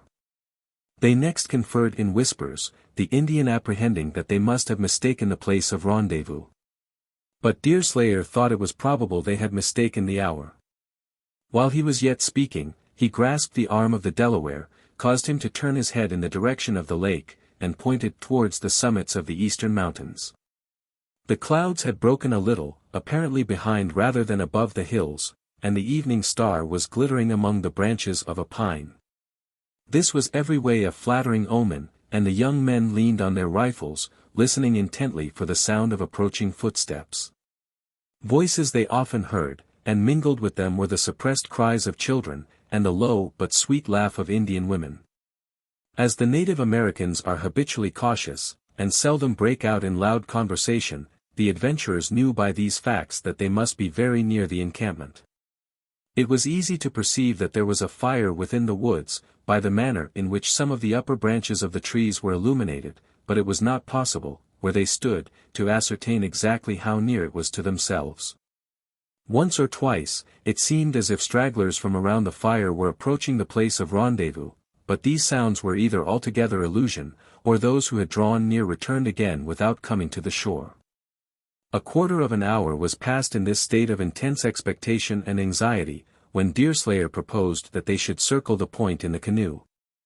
And by getting a position close in, where the camp could be seen, reconnoiter the Indians, and thus enable themselves to form some plausible conjectures for the non-appearance of Hist. The Delaware, however, resolutely refused to quit the spot, reasonably enough offering as a reason the disappointment of the girl, should she arrive in his absence. Deerslayer felt for his friend's concern, and offered to make the circuit of the point by himself, leaving the latter concealed in the bushes to await the occurrence of any fortunate event that might favor his views. With this understanding, then, the parties separated. As soon as Deerslayer was at his post again, in the stern of the canoe, he left the shore with the same precautions, and in the same noiseless manner, as he had approached it. On this occasion he did not go far from the land, the bushes affording a sufficient cover, by keeping as close in as possible. Indeed, it would not have been easy to devise any means more favorable to reconnoitering round an Indian camp, than those afforded by the actual state of things. The formation of the point permitted the place to be circled on 3 of its sides, and the progress of the boat was so noiseless as to remove any apprehensions from an alarm through sound. The most practiced and guarded foot might stir a bunch of leaves or snap a dried stick in the dark, but a bark canoe could be made to float over the surface of smooth water, almost with the instinctive readiness. And certainly with the noiseless movements of an aquatic bird. Deerslayer had got nearly in a line between the camp and the ark before he caught a glimpse of the fire. This came upon him suddenly, and a little unexpectedly, at first causing an alarm, lest he had incautiously ventured within the circle of light it cast. But perceiving at a second glance that he was certainly safe from detection, so long as the Indians kept near the center of the illumination, he brought the canoe to a state of rest in the most favorable position he could find, and commenced his observations. We have written much, but in vain, concerning this extraordinary being, if the reader requires now to be told, that, untutored as he was in the learning of the world, and simple as he ever showed himself to be in all matters touching the subtleties of conventional taste, he was a man of strong, native, poetical feeling. He loved the woods for their freshness, their sublime solitudes, their vastness, and the impress that they everywhere bore of the divine hand of their Creator. He seldom moved through them, without pausing to dwell on some peculiar beauty that gave him pleasure, though seldom attempting to investigate the causes. And never did a day pass without his communing in spirit, and this, too, without the aid of forms or language, with the infinite source of all he saw, felt, and beheld. Thus constituted, in a moral sense, and of a steadiness that no danger could appall, or any crisis disturb, it is not surprising that the hunter felt a pleasure at looking on the scene he now beheld. That momentarily caused him to forget the object of his visit. This will more fully appear when we describe it. The canoe lay in front of a natural vista, not only through the bushes that lined the shore, but of the trees also, that afforded a clear view of the camp. It was by means of this same opening that the light had been first seen from the ark. In consequence of their recent change of ground, the Indians had not yet retired to their huts, but had been delayed by their preparations, which included lodging as well as food. A large fire had been made, as much to answer the purpose of torches as for the use of their simple cookery, and at this precise moment it was blazing high and bright, having recently received a large supply of dried brush. The effect was to illuminate the arches of the forest, and to render the whole area occupied by the camp as light as if hundreds of tapers were burning. Most of the toil had ceased, and even the hungriest child had satisfied its appetite. In a word, the time was that moment of relaxation and general indolence which is apt to succeed a hearty meal, and when the labors of the day have ended. The hunters and the fishermen had been totally successful. And food, that one great requisite of savage life, being abundant, every other care appeared to have subsided in the sense of enjoyment dependent on this all-important fact. Deerslayer saw at a glance that many of the warriors were absent. His acquaintance Rivenoak, however, was present, being seated in the foreground of a picture that Salvator Rosa would have delighted to draw, his swarthy features illuminated as much by pleasure as by the torch-like flame. While he showed another of the tribe one of the elephants that had caused so much sensation among his people. A boy was looking over his shoulder, in dull curiosity, completing the group. More in the background 8 or 10 warriors lay half recumbent on the ground, or sat with their backs reclining against trees, so many types of indolent repose. Their arms were near them all, sometimes leaning against the same trees as themselves, or were lying across their bodies in careless preparation. But the group that most attracted the attention of Deerslayer was that composed of the women and children. All the females appeared to be collected together, and, almost as a matter of course, their young were near them. The former laughed and chatted in their rebuked and quiet manner, though one who knew the habits of the people might have detected that everything was not going on in its usual train. Most of the young women seemed to be light-hearted enough. But one old hag was seated apart with a watchful soured aspect, which the hunter at once knew betokened that some duty of an unpleasant character had been assigned her by the chiefs. What that duty was, he had no means of knowing. But he felt satisfied it must be in some measure connected with her own sex, the aged among the women generally being chosen for such offices and no other. As a matter of course, Deerslayer looked eagerly and anxiously for the form of Hist. She was nowhere visible though the light penetrated to considerable distances in all directions around the fire. Once or twice he started, as he thought he recognized her laugh. But his ears were deceived by the soft melody that is so common to the Indian female voice.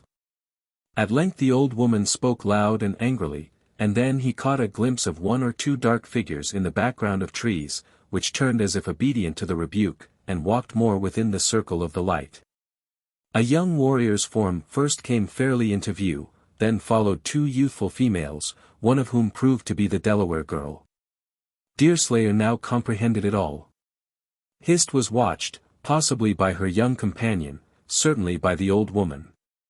The youth was probably some suitor of either her or her companion, but even his discretion was distrusted under the influence of his admiration. The known vicinity of those who might be supposed to be her friends, and the arrival of a strange red man on the lake had induced more than the usual care. And the girl had not been able to slip away from those who watched her in order to keep her appointment.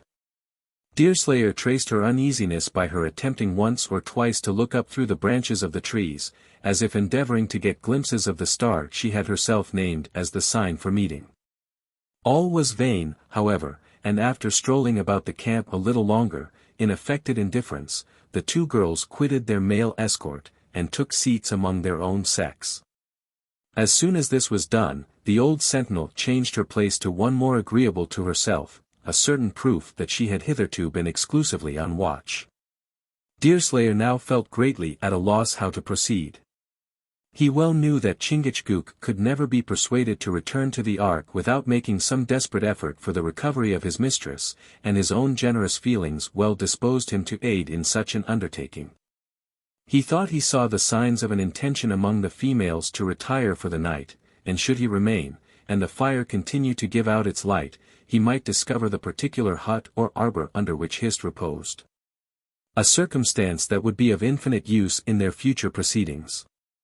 Should he remain, however, much longer where he was, there was great danger that the impatience of his friend would drive him into some act of imprudence.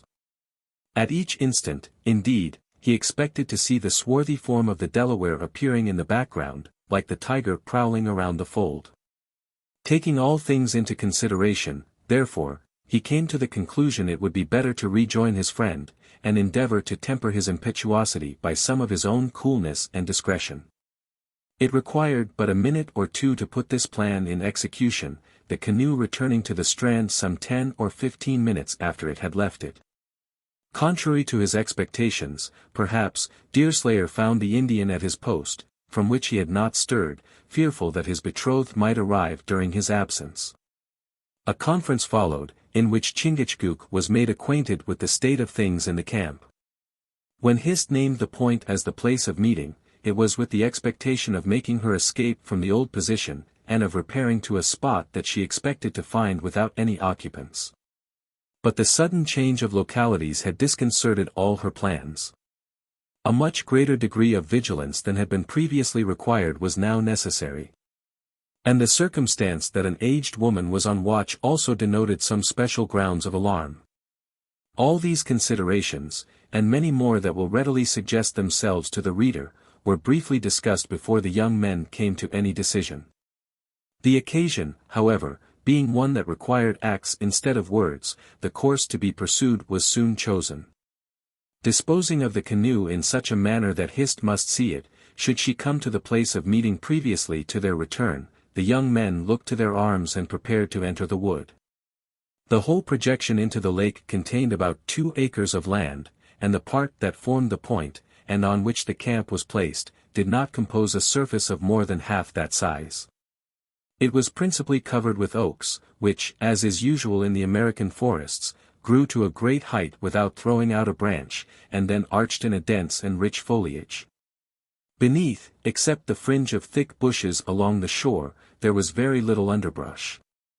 Though, in consequence of their shape, the trees were closer together than is common in regions where the axe has been freely used, resembling tall, straight, rustic columns, upholding the usual canopy of leaves.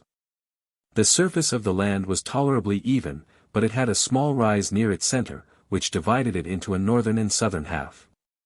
On the latter, the Hurons had built their fire, profiting by the formation to conceal it from their enemies, who, it will be remembered, were supposed to be in the castle, which bore northerly. A brook also came brawling down the sides of the adjacent hills, and found its way into the lake on the southern side of the point. It had cut for itself a deep passage through some of the higher portions of the ground, and, in later days, when this spot has become subjected to the uses of civilization, by its windings and shaded banks, it has become no mean accessory in contributing to the beauty of the place. This brook lay west of the encampment, and its waters found their way into the great reservoir of that region on the same side, and quite near to the spot chosen for the fire. All these peculiarities, so far as circumstances allowed, had been noted by Deerslayer, and explained to his friend. The reader will understand that the little rise in the ground, that lay behind the Indian encampment, greatly favored the secret advance of the 2 adventurers. It prevented the light of the fire diffusing itself on the ground directly in the rear, although the land fell away towards the water, so as to leave what might be termed the left, or eastern flank of the position unprotected by this covering. We have said unprotected, though that is not properly the word, since the knoll behind the huts and the fire offered a cover for those who were now stealthily approaching, rather than any protection to the Indians. Deerslayer did not break through the fringe of bushes immediately abreast of the canoe, which might have brought him too suddenly within the influence of the light, since the hillock did not extend to the water. But he followed the beach northerly until he had got nearly on the opposite side of the tongue of land, which brought him under the shelter of the low acclivity, and consequently more in the shadow. As soon as the friends emerged from the bushes, they stopped to reconnoiter.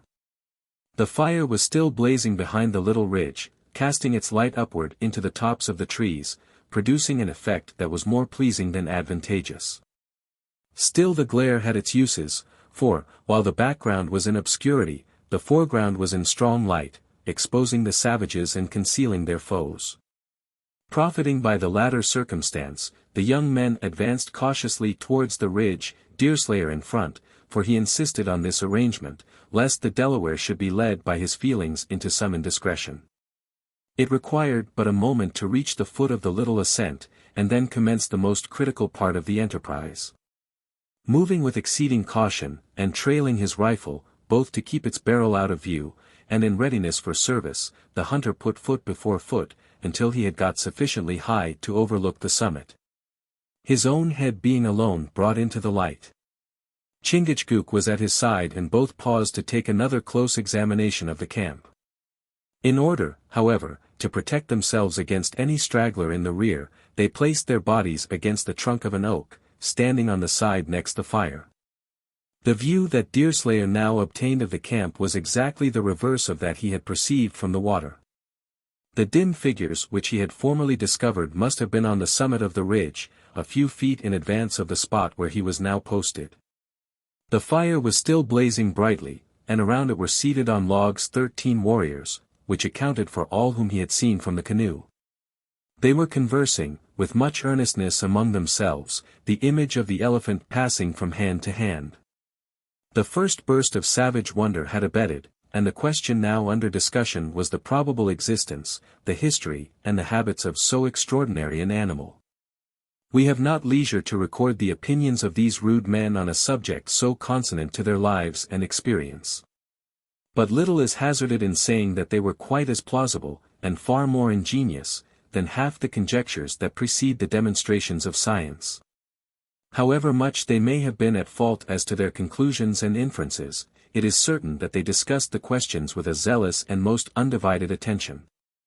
For the time being all else was forgotten, and our adventurers could not have approached at a more fortunate instant. The females were collected near each other, much as Deerslayer had last seen them, nearly in a line between the place where he now stood and the fire. The distance from the oak against which the young men leaned and the warriors was about 30 yards, the women may have been half that number of yards nigher. The latter, indeed, were so near as to make the utmost circumspection, as to motion and noise, indispensable. Although they conversed in their low, soft voices, it was possible, in the profound stillness of the woods, even to catch passages of the discourse, and the light-hearted laugh that escaped the girls might occasionally have reached the canoe. Deerslayer felt the tremolo that passed through the frame of his friend when the latter first caught the sweet sounds that issued from the plump, pretty lips of Hist. He even laid a hand on the shoulder of the Indian, as a sort of admonition to command himself. As the conversation grew more earnest, each leaned forward to listen.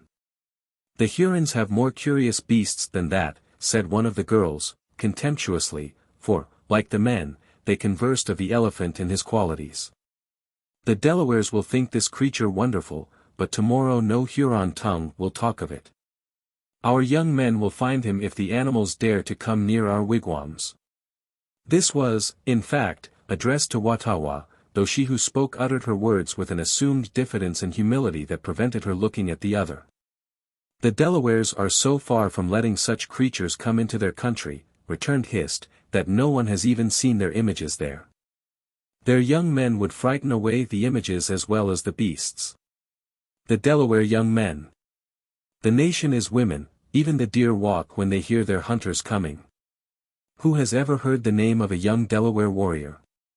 This was said in good humor, and with a laugh, but it was also said bitingly. That Hist so felt it, was apparent by the spirit betrayed in her answer. "Who has ever heard the name of a young Delaware?" she repeated earnestly. Tamenund, himself, though now as old as the pines on the hill, or as the eagles in the air, was once young, his name was heard from the Great Salt Lake to the sweet waters of the west. What is the family of Uncas? Where is another as great, though the pale faces have ploughed up its grates, and trodden on its bones? Do the eagles fly as high, is the deer as swift or the panther as brave? Is there no young warrior of that race? Let the Huron maidens open their eyes wider, and they may see one called Chingachgook, who is as stately as a young ash, and as tough as the hickory. As the girl used her figurative language and told her companions to open their eyes, and they would see, the Delaware, Deerslayer thrust his fingers into the sides of his friend, and indulged in a fit of his hearty, benevolent laughter. The other smiled, but the language of the speaker was too flattering, and the tones of her voice too sweet for him to be led away by any accidental coincidence, however ludicrous. The speech of Hist produced a retort, and the dispute, though conducted in good humor, and without any of the coarse violence of tone and gesture that often impairs the charms of the sex in what is called civilized life, grew warm and slightly clamorous. In the midst of this scene, the Delaware caused his friend to stoop, so as completely to conceal himself, and then he made a noise so closely resembling the little chirp of the smallest species of the American squirrel, that Deerslayer himself, though he had heard the imitation 100 times, actually thought it came from one of the little animals skipping about over his head. The sound is so familiar in the woods, that none of the Hurons paid it the least attention. Hist, however, instantly ceased talking, and sat motionless. Still she had sufficient self-command to abstain from turning her head. She had heard the signal by which her lover so often called her from the wigwam to the stolen interview, and it came over her senses and her heart, as the serenade affects the maiden in the land of song. From that moment, Chingachgook felt certain that his presence was known. This was affecting much, and he could now hope for a bolder line of conduct on the part of his mistress than she might dare to adopt under an uncertainty of his situation. It left no doubt of her endeavoring to aid him in his effort to release her. Deerslayer arose as soon as the signal was given, and though he had never held that sweet communion which is known only to lovers, he was not slow to detect the great change that had come over the manner of the girl. She still affected to dispute, though it was no longer with spirit and ingenuity, but what she said was uttered more as a lure to draw her antagonists on to an easy conquest, than with any hopes of succeeding herself. Once or twice, it is true, her native readiness suggested a retort, or an argument that raised a laugh, and gave her a momentary advantage. But these little sallies, the offspring of motherwit, served the better to conceal her real feelings, and to give to the triumph of the other party a more natural air than it might have possessed without them. At length the disputants became wearied, and they rose in a body as if about to separate. It was now that Hist, for the first time, ventured to turn her face in the direction whence the signal had come. In doing this, her movements were natural, but guarded, and she stretched her arm and yawned, as if overcome with a desire to sleep. The chirp was again heard, and the girl felt satisfied as to the position of her lover, though the strong light in which she herself was placed, and the comparative darkness in which the adventurers stood, prevented her from seeing their heads. The only portions of their forms that appeared above the ridge at all. The tree against which they were posted had a dark shadow cast upon it by the intervention of an enormous pine that grew between it and the fire, a circumstance which alone would have rendered objects within its cloud invisible at any distance. This Deerslayer well knew, and it was one of the reasons why he had selected this particular tree. The moment was near when it became necessary for Hist to act. She was to sleep in a small hut, or bower, that had been built near where she stood, and her companion was the aged hag already mentioned.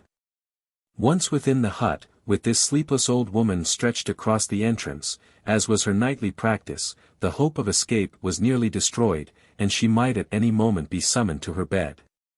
Luckily, at this instant one of the warriors called to the old woman by name, and bade her bring him water to drink. There was a delicious spring on the northern side of the point, and the hag took a gourd from a branch and, summoning Hist to her side, she moved towards the summit of the ridge, intending to descend and cross the point to the natural fountain. All this was seen and understood by the adventurers, and they fell back into the obscurity, concealing their persons by trees, until the two females had passed them. In walking, Hist was held tightly by the hand. As she moved by the tree that hid Chingachgook and his friend, the former felt for his tomahawk, with the intention to bury it in the brain of the woman. But the other saw the hazard of such a measure, since a single scream might bring all the warriors upon them, and he was averse to the act on considerations of humanity. His hand, therefore, prevented the blow. Still as the two moved past, the chirrup was repeated, and the Huron woman stopped and faced the tree whence the sound seemed to proceed, standing, at the moment, within 6 feet of her enemies. She expressed her surprise that a squirrel should be in motion at so late an hour, and said it boded evil. Hist answered that she had heard the same squirrel 3 times within the last 20 minutes, and that she supposed it was waiting to obtain some of the crumbs left from the late supper. This explanation appeared satisfactory, and they moved towards the spring, the men following stealthily and closely. The gourd was filled, and the old woman was hurrying back, her hand still grasping the wrist of the girl, when she was suddenly seized so violently by the throat as to cause her to release her captive. And to prevent her making any other sound than a sort of gurgling, suffocating noise. The serpent passed his arm round the waist of his mistress and dashed through the bushes with her, on the north side of the point. Here he immediately turned along the beach and ran towards the canoe. A more direct course could have been taken, but it might have led to a discovery of the place of embarking. Deerslayer kept playing on the throat of the old woman like the keys of an organ, occasionally allowing her to breathe, and then compressing his fingers again nearly to strangling. The brief intervals for breath, however, were well improved, and the hag succeeded in letting out a screech or two that served to alarm the camp. The tramp of the warriors, as they sprang from the fire, was plainly audible, and at the next moment 3 or 4 of them appeared on the top of the ridge, drawn against the background of light, resembling the dim shadows of the phantasmagoria. It was now quite time for the hunter to retreat. Tripping up the heels of his captive, and giving her throat a parting squeeze, quite as much in resentment at her indomitable efforts to sound the alarm as from any policy, he left her on her back, and moved towards the bushes, his rifle at a poise. And his head over his shoulders, like a lion at bay. Chapter 17. There, ye wise saints, behold your light, your star. Ye would be dupes and victims, and ye are. Is it enough? Or, must I, while a-thrill? Lives in your sapient bosoms, cheat you still? Thomas More, Lalla Rookh, the veiled prophet of Khurasan. The fire, the canoe, and the spring, near which Deerslayer commenced his retreat, would have stood in the angles of a triangle of tolerably equal sides. The distance from the fire to the boat was a little less than the distance from the fire to the spring, while the distance from the spring to the boat was about equal to that between the 2 points first named.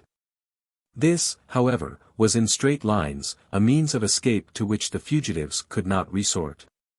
They were obliged to have recourse to a detour in order to get the cover of the bushes, and to follow the curvature of the beach. Under these disadvantages, then, the hunter commenced his retreat, disadvantages that he felt to be so much the greater from his knowledge of the habits of all Indians, who rarely fail in cases of sudden alarms. More especially when in the midst of cover, immediately to throw out flankers, with a view to meet their foes at all points, and if possible to turn their rear. That some such course was now adopted he believed from the tramp of feet, which not only came up the ascent, as related, but were also heard, under the first impulse, diverging not only towards the hill in the rear, but towards the extremity of the point, in a direction opposite to that he was about to take himself. Promptitude, consequently became a matter of the last importance, as the parties might meet on the strand, before the fugitive could reach the canoe. Notwithstanding the pressing nature of the emergency, Deerslayer hesitated a single instant, ere he plunged into the bushes that lined the shore. His feelings had been awakened by the whole scene, and a sternness of purpose had come over him, to which he was ordinarily a stranger. For dark figures loomed on the ridge, drawn against the brightness of the fire, and an enemy might have been sacrificed at a glance. The Indians had paused to gaze into the gloom, in search of the screeching hag, and with many a man less given to reflection than the hunter, the death of one of them would have been certain. Luckily he was more prudent. Although the rifle dropped a little towards the foremost of his pursuers, he did not aim or fire, but disappeared in the cover. To gain the beach, and to follow it round to the place where Chingachgook was already in the canoe, with Hist, anxiously waiting his appearance, occupied but a moment. Laying his rifle in the bottom of the canoe, Deerslayer stooped to give the latter a vigorous shove from the shore, when a powerful Indian leaped through the bushes, alighting like a panther on his back. Everything was now suspended by a hair.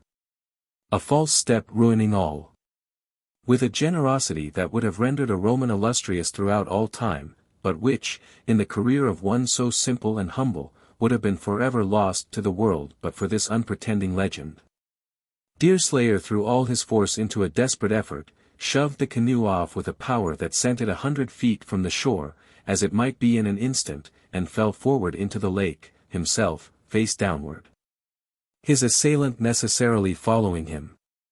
Although the water was deep within a few yards of the beach, it was not more than breast-high, as close in as the spot where the two combatants fell. Still this was quite sufficient to destroy one who had sunk, under the great disadvantages in which Deerslayer was placed. His hands were free, however, and the savage was compelled to relinquish his hug, to keep his own face above the surface. For half a minute there was a desperate struggle, like the floundering of an alligator that has just seized some powerful prey, and then both stood erect, grasping each other's arms, in order to prevent the use of the deadly knife in the darkness.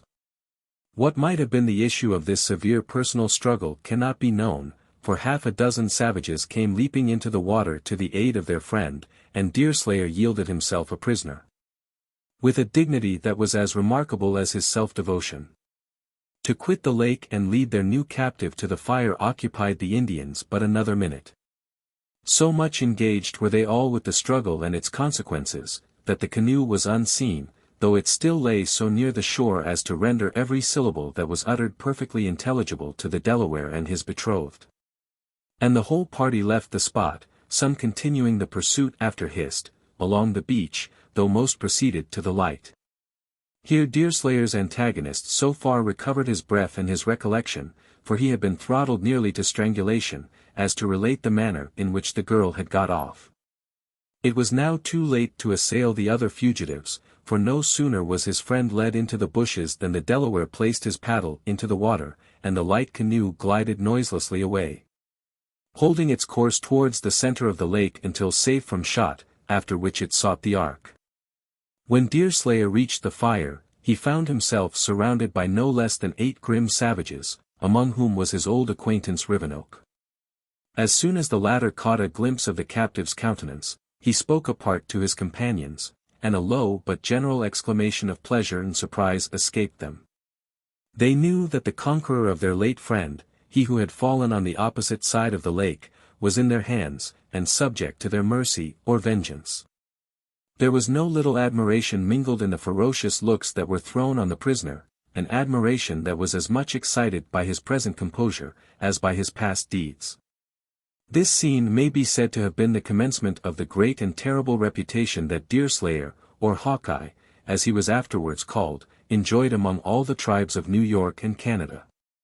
A reputation that was certainly more limited in its territorial and numerical extent, than those which are possessed in civilized life, but which was compensated for what it wanted in these particulars, perhaps, by its greater justice, and the total absence of mystification and management. The arms of Deerslayer were not pinioned, and he was left the free use of his hands, his knife having been first removed. The only precaution that was taken to secure his person was untiring watchfulness, and a strong rope of bark that passed from ankle to ankle, not so much to prevent his walking, as to place an obstacle in the way of his attempting to escape by any sudden leap. Even this extra provision against flight was not made until the captive had been brought to the light, and his character ascertained. It was, in fact, a compliment to his prowess, and he felt proud of the distinction. That he might be bound when the warriors slept he thought probable, but to be bound in the moment of capture showed that he was already, and thus early, attaining a name. While the young Indians were fastening the rope, he wondered if Chingachgook would have been treated in the same manner, had he too fallen into the hands of the enemy. Nor did the reputation of the young paleface rest altogether on his success in the previous combat, or in his discriminating and cool manner of managing the late negotiation, for it had received a great accession by the occurrences of the night.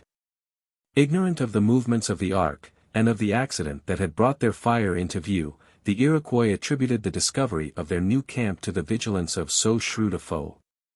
The manner in which he ventured upon the point, the abstraction or escape of Hist, and most of all the self-devotion of the prisoner, united to the readiness with which he had sent the canoe adrift, were so many important links in the chain of facts, on which his growing fame was founded. Many of these circumstances had been seen, some had been explained, and all were understood. While this admiration and these honors were so unreservedly bestowed on Deerslayer, he did not escape some of the penalties of his situation. He was permitted to seat himself on the end of a log, near the fire, in order to dry his clothes, his late adversary standing opposite, now holding articles of his own scanty vestments to the heat, and now feeling his throat, on which the marks of his enemy's fingers were still quite visible. The rest of the warriors consulted together, near at hand, all those who had been out having returned to report that no signs of any other prowlers near the camp were to be found. In this state of things, the old woman, whose name was She-Bear, in plain English, approached Deerslayer, with her fists clenched and her eyes flashing fire. Hitherto, she had been occupied with screaming, an employment at which she had played her part with no small degree of success. But having succeeded in effectually alarming all within reach of a pair of lungs that had been strengthened by long practice, she next turned her attention to the injuries her own person had sustained in the struggle. These were in no manner material, though they were of a nature to arouse all the fury of a woman who had long ceased to attract by means of the gentler qualities, and who was much disposed to revenge the hardships she had so long endured, as the neglected wife and mother of savages, on all who came within her power. If Deerslayer had not permanently injured her, he had temporarily caused her to suffer, and she was not a person to overlook a wrong of this nature, on account of its motive. Skunk of the Pale Faces, commenced this exasperated and semi-poetic fury, shaking her fist under the nose of the impassible hunter, "You are not even a woman. Your friends the Delawares are only women, and you are their sheep. Your own people will not own you, and no tribe of redmen would have you in their wigwams. You skulk among petticoat warriors. You slay our brave friend who has left us. No, his great soul scorned to fight you, and left his body rather than have the shame of slaying you. But the blood that you spilt when the spirit was not looking on, has not sunk into the ground. It must be buried in your groans. What music do I hear? Those are not the wailings of a red man, no red warrior groans so much like a hog. They come from a pale-faced throat, a Yengeese bosom, and sound as pleasant as girls singing, dog, skunk, woodchuck, mink, hedgehog, pig, toad, spider, Yenge.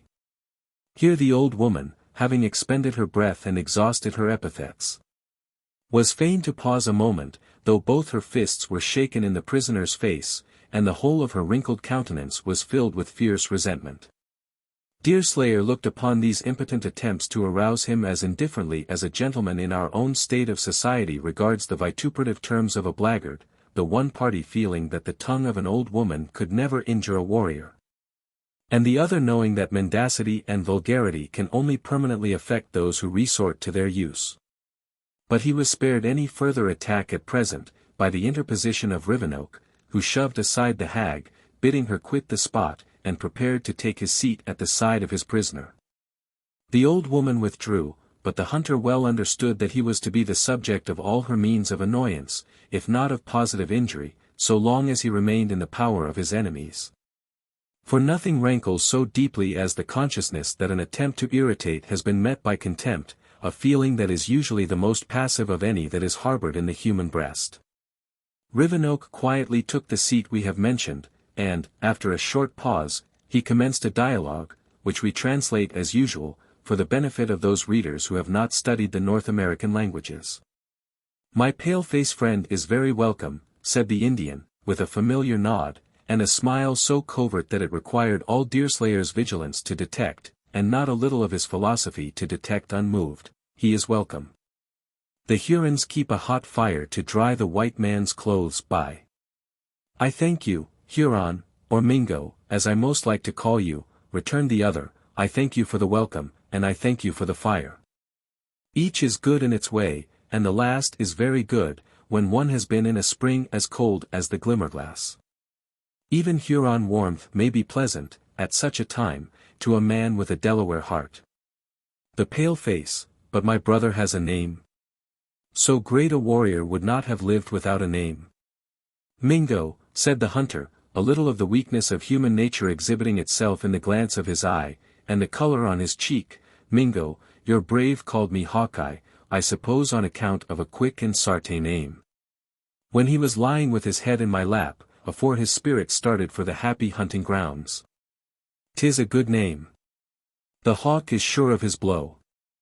Hawkeye is not a woman, why does he live with the Delawares? I understand you, Mingo, but we look on all that as a circumvention of some of your subtle devils, and deny the charge. Providence placed me among the Delawares young, and, bating what Christian usages demand of my color and gifts, I hope to live and die in their tribe. Still I do not mean to throw away altogether my native rights, and shall strive to do a pale-face duty, in redskin society. Good, a Huron is a redskin, as well as a Delaware. Hawkeye is more of a Huron than of a woman. I suppose you know, Mingo, your own meaning, if you don't I make no question, 'tis well known to Satan. But if you wish to get anything out of me, speak plainer, for bargains cannot be made blindfolded, or tongue-tied. Good. Hawkeye has not a forked tongue, and he likes to say what he thinks. He is an acquaintance of the muskrat, this was the name by which all the Indians designated Hutter, and has lived in his wigwam. But he is not a friend. He wants no scalps, like a miserable Indian, but fights like a stout-hearted paleface. The muskrat is neither white, nor red. Neither a beast nor a fish. He is a water snake, sometimes in the spring and sometimes on the land. He looks for scalps, like an outcast. Hawkeye can go back and tell him how he has outwitted the Hurons, how he has escaped, and when his eyes are in a fog, when he can't see as far as from his cabin to the shore, then Hawkeye can open the door for the Hurons. And how will the plunder be divided? Why, Hawkeye will carry away the most, and the Hurons will take what he may choose to leave behind him. The scalps can go to Canada, for a paleface has no satisfaction in them. Well, Rivenoak, for so I hear Tarmu, this is plain English, enough, though spoken in Iroquois. I understand all you mean, now, and must say it out devils even Mingo deviltry. No doubt, 'twould be easy enough to go back and tell the muskrat that I had got away from you, and gain some credit, too, by the exploit. Good. That is what I want the pale-face to do. Yes, that's plain enough. I know what you want me to do, without more words. When inside the house, and eating the muskrat's bread, and laughing and talking with his pretty darters, I might put his eyes into so thick a fog, that he couldn't even see the door, much less the land. Good. Hawkeye should have been born a Huron. His blood is not more than half white. There you're out, Huron, yes, there you're as much out, as if you mistook a wolf for a catamount. I'm white in blood, heart, nature, and gifts, though a little redskin in feelings and habits. But when old Hutter's eyes are well befogged, and his pretty darters perhaps in a deep sleep, and Hurry Harry, the great pine as you Indians term him, is dreaming of anything but mischief, and all suppose Hawkeye is acting as a faithful sentinel. All I have to do is set a torch somewhere in sight for a signal, open the door, and let in the Hurons, to knock them all on the head. Surely my brother is mistaken. He cannot be white. He is worthy to be a great chief among the Hurons. That is true enough, I dares to say, if he could do all this.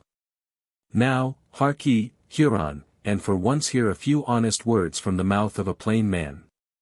I am Christian born, and them that come of such a stock, and that listen to the words that were spoken to their fathers and will be spoken to their children, until earth and all it holds perishes, can never lend themselves to such wickedness. Circumventions in war, may be, and are, lawful, but circumventions, and deceit, and treachery among Fridayians are fit only for the pale-faced devils. I know that there are white men enough to give you this wrongy day of our nature, but such be untrue to their blood and gifts, and ought to be, if they are not, outcasts and vagabonds. No upright paleface could do what you wish, and to be as plain with you as I wish to be, in my judgment no upright Delaware either. With a Mingo it may be different. The Huron listened to this rebuke with obvious disgust, but he had his ends in view, and was too wily to lose all chance of affecting them by a precipitate avowal of resentment. Affecting to smile, he seemed to listen eagerly, and he then pondered on what he had heard. "Does Hawkeye love the muskrat?" he abruptly demanded, "or does he love his daughters?" "Neither, Mingo. Old Tom is not a man to gain my love, and, as for the darters, they are comely enough to gain the liking of any young man, but there's reason age in any very great love for either. Hetty is a good soul, but Nature has laid a heavy hand on her mind, poor thing." "And the wild rose!"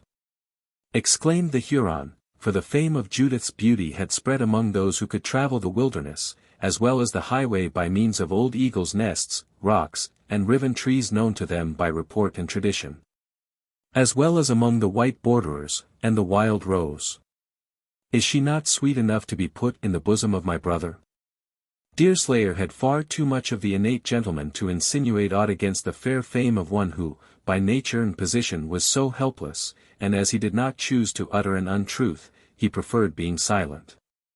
The Huron mistook the motive, and supposed that disappointed affection lay at the bottom of his reserve. Still bent on corrupting or bribing his captive, in order to obtain possession of the treasures with which his imagination filled the castle, he persevered in his attack. "Hawkeye is talking with a friend," he continued. "He knows that Rivenoak is a man of his word, for they have traded together, and trade opens the soul. My friend has come here on account of a little string held by a girl, that can pull the whole body of the sternest warrior. You are nearer the truth, now, Huron, than you've been afore, since we began to talk. This is true. But one end of that string was not fast to my heart, nor did the wild rose hold the other. This is wonderful. Does my brother love in his head, and not in his heart? And can the feeble mind pull so hard against so stout a warrior? There it is AGN, sometimes right and sometimes wrong. The string you mean is fast to the heart of a great Delaware. One of Mohican stock in fact, living among the Delawares since the dispersion of his own people, and of the family of Uncas, Chingachgook by name, or Great Sarpent. He has come here, led by the string, and I've followed, or rather come afore, for I got here first, pulled by nothing stronger than Fridaymanship. Which is strong enough for such as are not niggardly of their feelings, and are willing to live a little for their fellow creatures, as well as for themselves. But a string has two ends, one is fast to the mind of a Mohican, and the other. Why, the other was here close to the fire, half an hour since. Watawa held it in her hand, if she didn't hold it to her heart. I understand what you mean, my brother, returned the Indian gravely, for the first time catching a direct clue to the adventures of the evening. The great serpent, being strongest, pulled the hardest, and Hist was forced to leave us.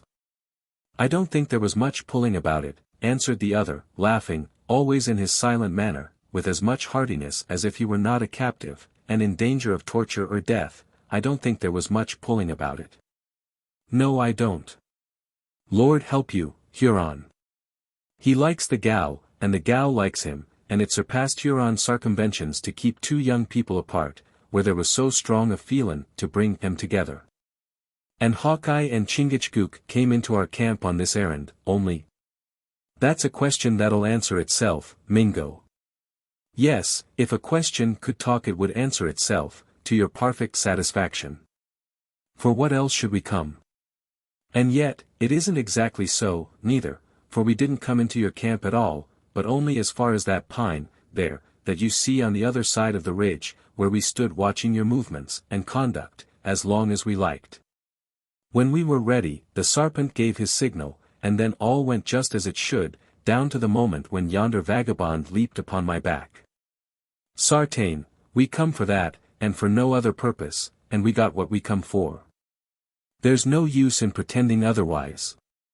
Hist is off with a man who's the next thing to her husband, and come what will to me, that's one good thing determined. What sign, or signal, told the young maiden that her lover was nigh?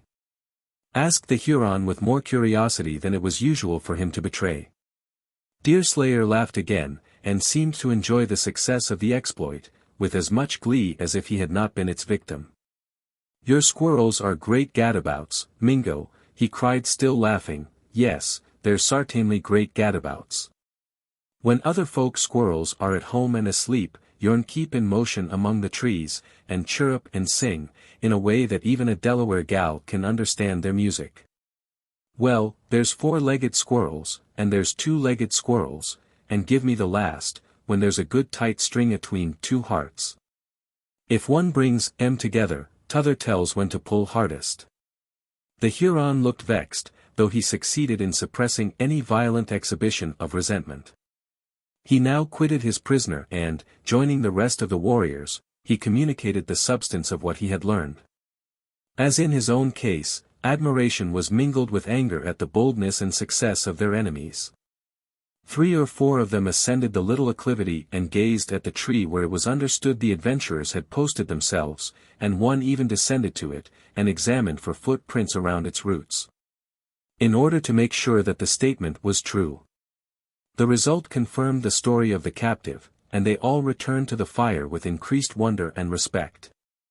The messenger who had arrived with some communication from the party above, while the 2 adventurers were watching the camp, was now dispatched with some answer, and doubtless bore with him the intelligence of all that had happened. Down to this moment, the young Indian who had been seen walking in company with Hist and another female had made no advances to any communication with Deerslayer. He had held himself aloof from his friends, even, passing near the bevy of younger women, who were clustering together, apart as usual, and conversed in low tones on the subject of the escape of their late companion. Perhaps it would be true to say that these last were pleased as well as vexed at what had just occurred. Their female sympathies were with the lovers, while their pride was bound up in the success of their own tribe.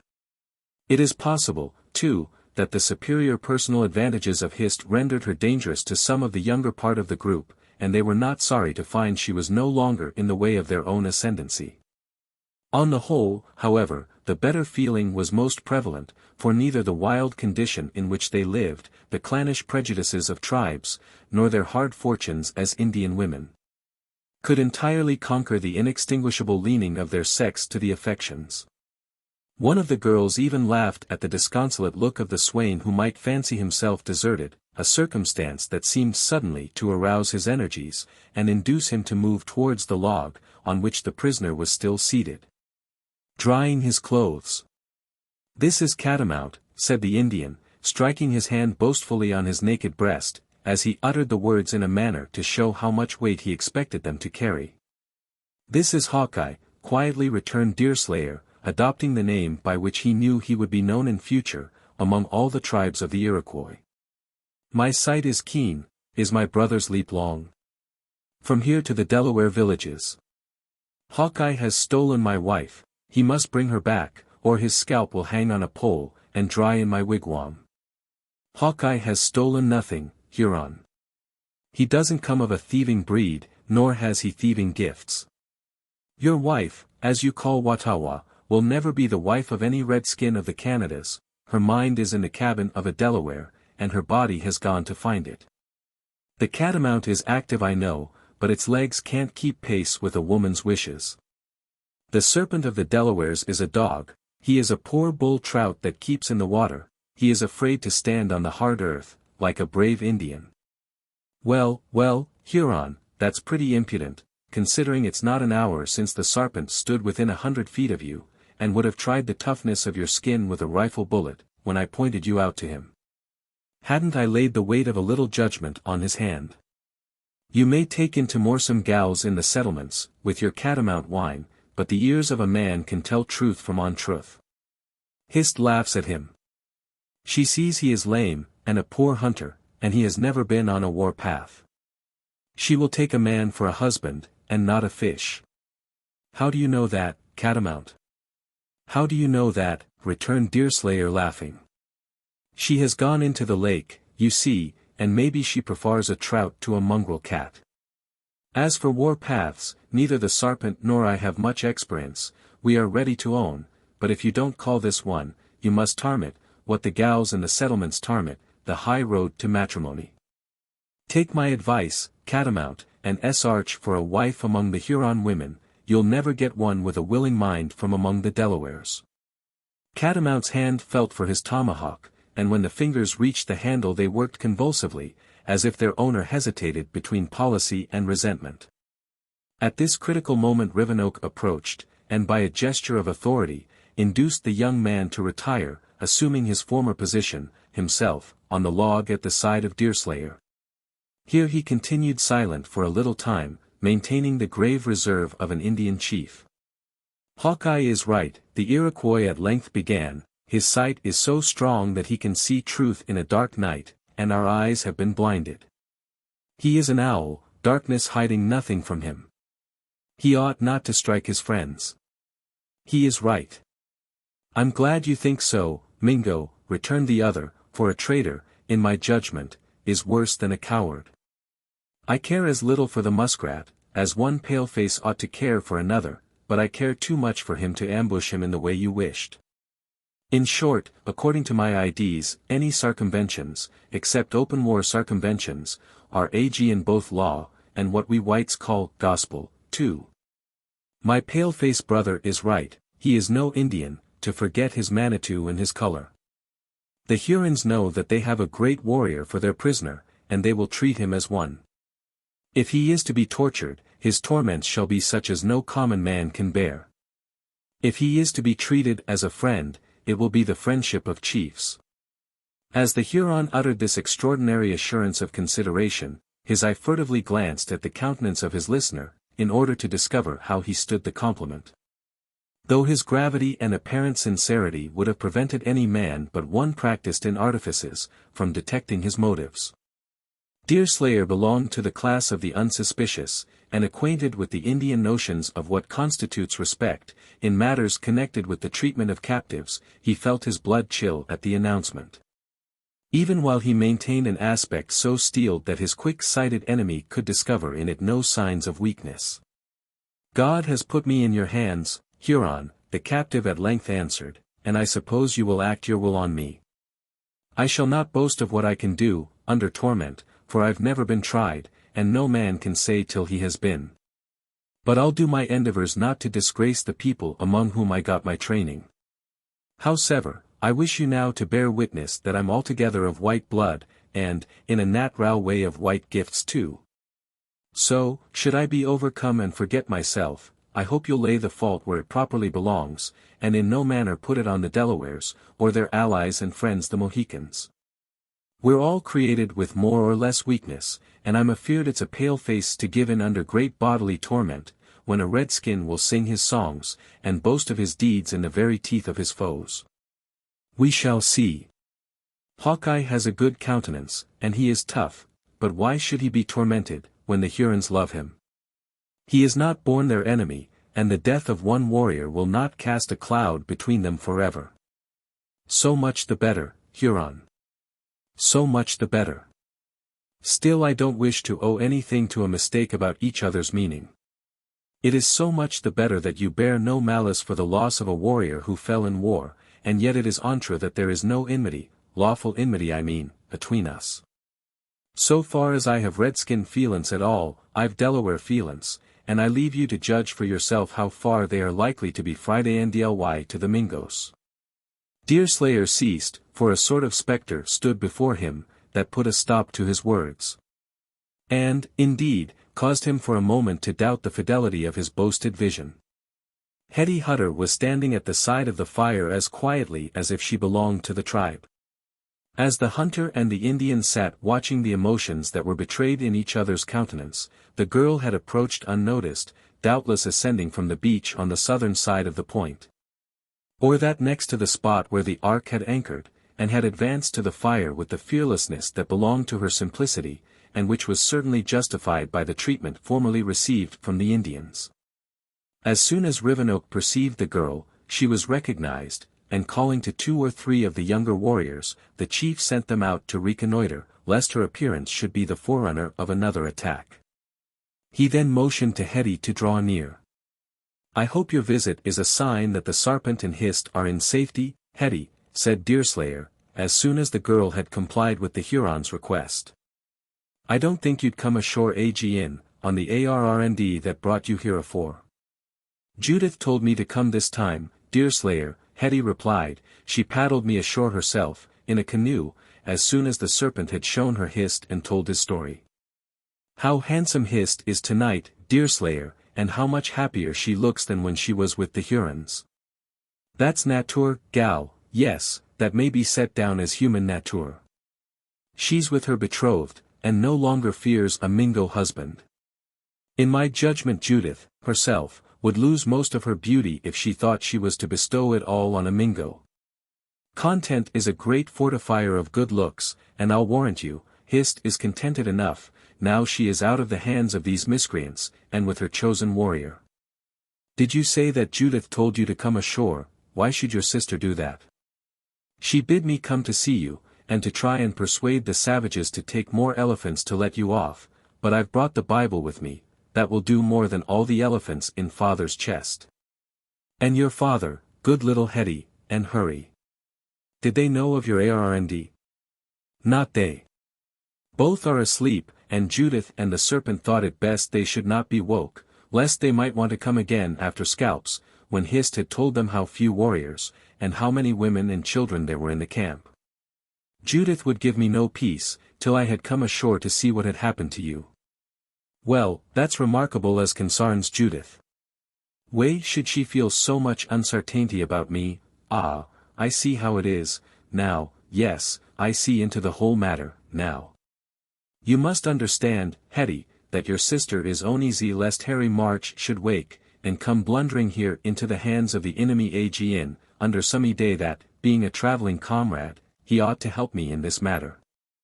Hurry is a blunderer, I will allow, but I don't think he'd risk as much for my sake, as he would for his own."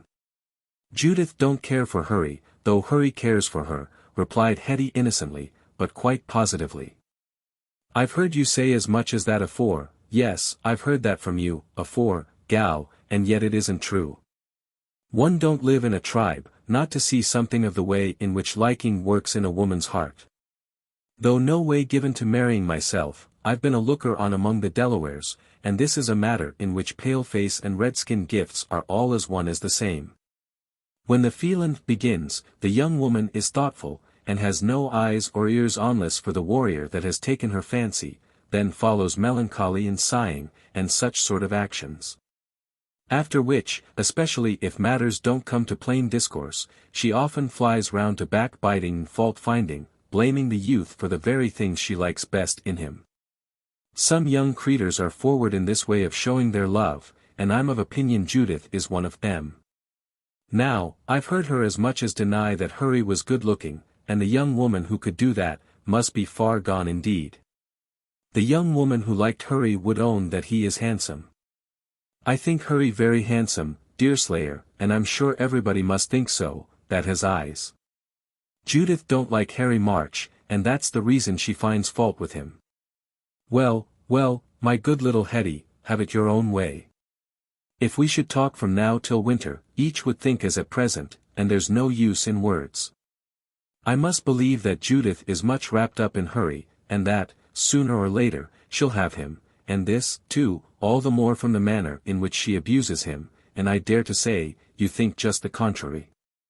But mind what I now tell you, gal, and pretend not to know it," continued this being, who was so obtuse on a point on which men are usually quick enough to make discoveries, and so acute in matters that would baffle the observation of much the greater portion of mankind. "I see how it is, with them vagabonds. Rivenoak has left us, you see, and is talking yonder with his young men, and though too far to be heard, I can see what he is telling them. Their orders is to watch your movements, and to find where the canoe is to meet you, to take you back to the ark, and then to seize all and what they can. I'm sorry Judith sent you, for I suppose she wants you to go back again." "All that's settled, Deerslayer," returned the girl, in a low, confidential and meaning manner, "and you may trust me to outwit the best Indian of them all. I know I am feeble-minded, but I've got some sense, and you'll see how I'll use it in getting back, when my errand is done. AHS. Me, poor girl, I'm afeard all that's easier said than done. They're a venomous set of reptiles and their peisans none the milder, for the loss of hist.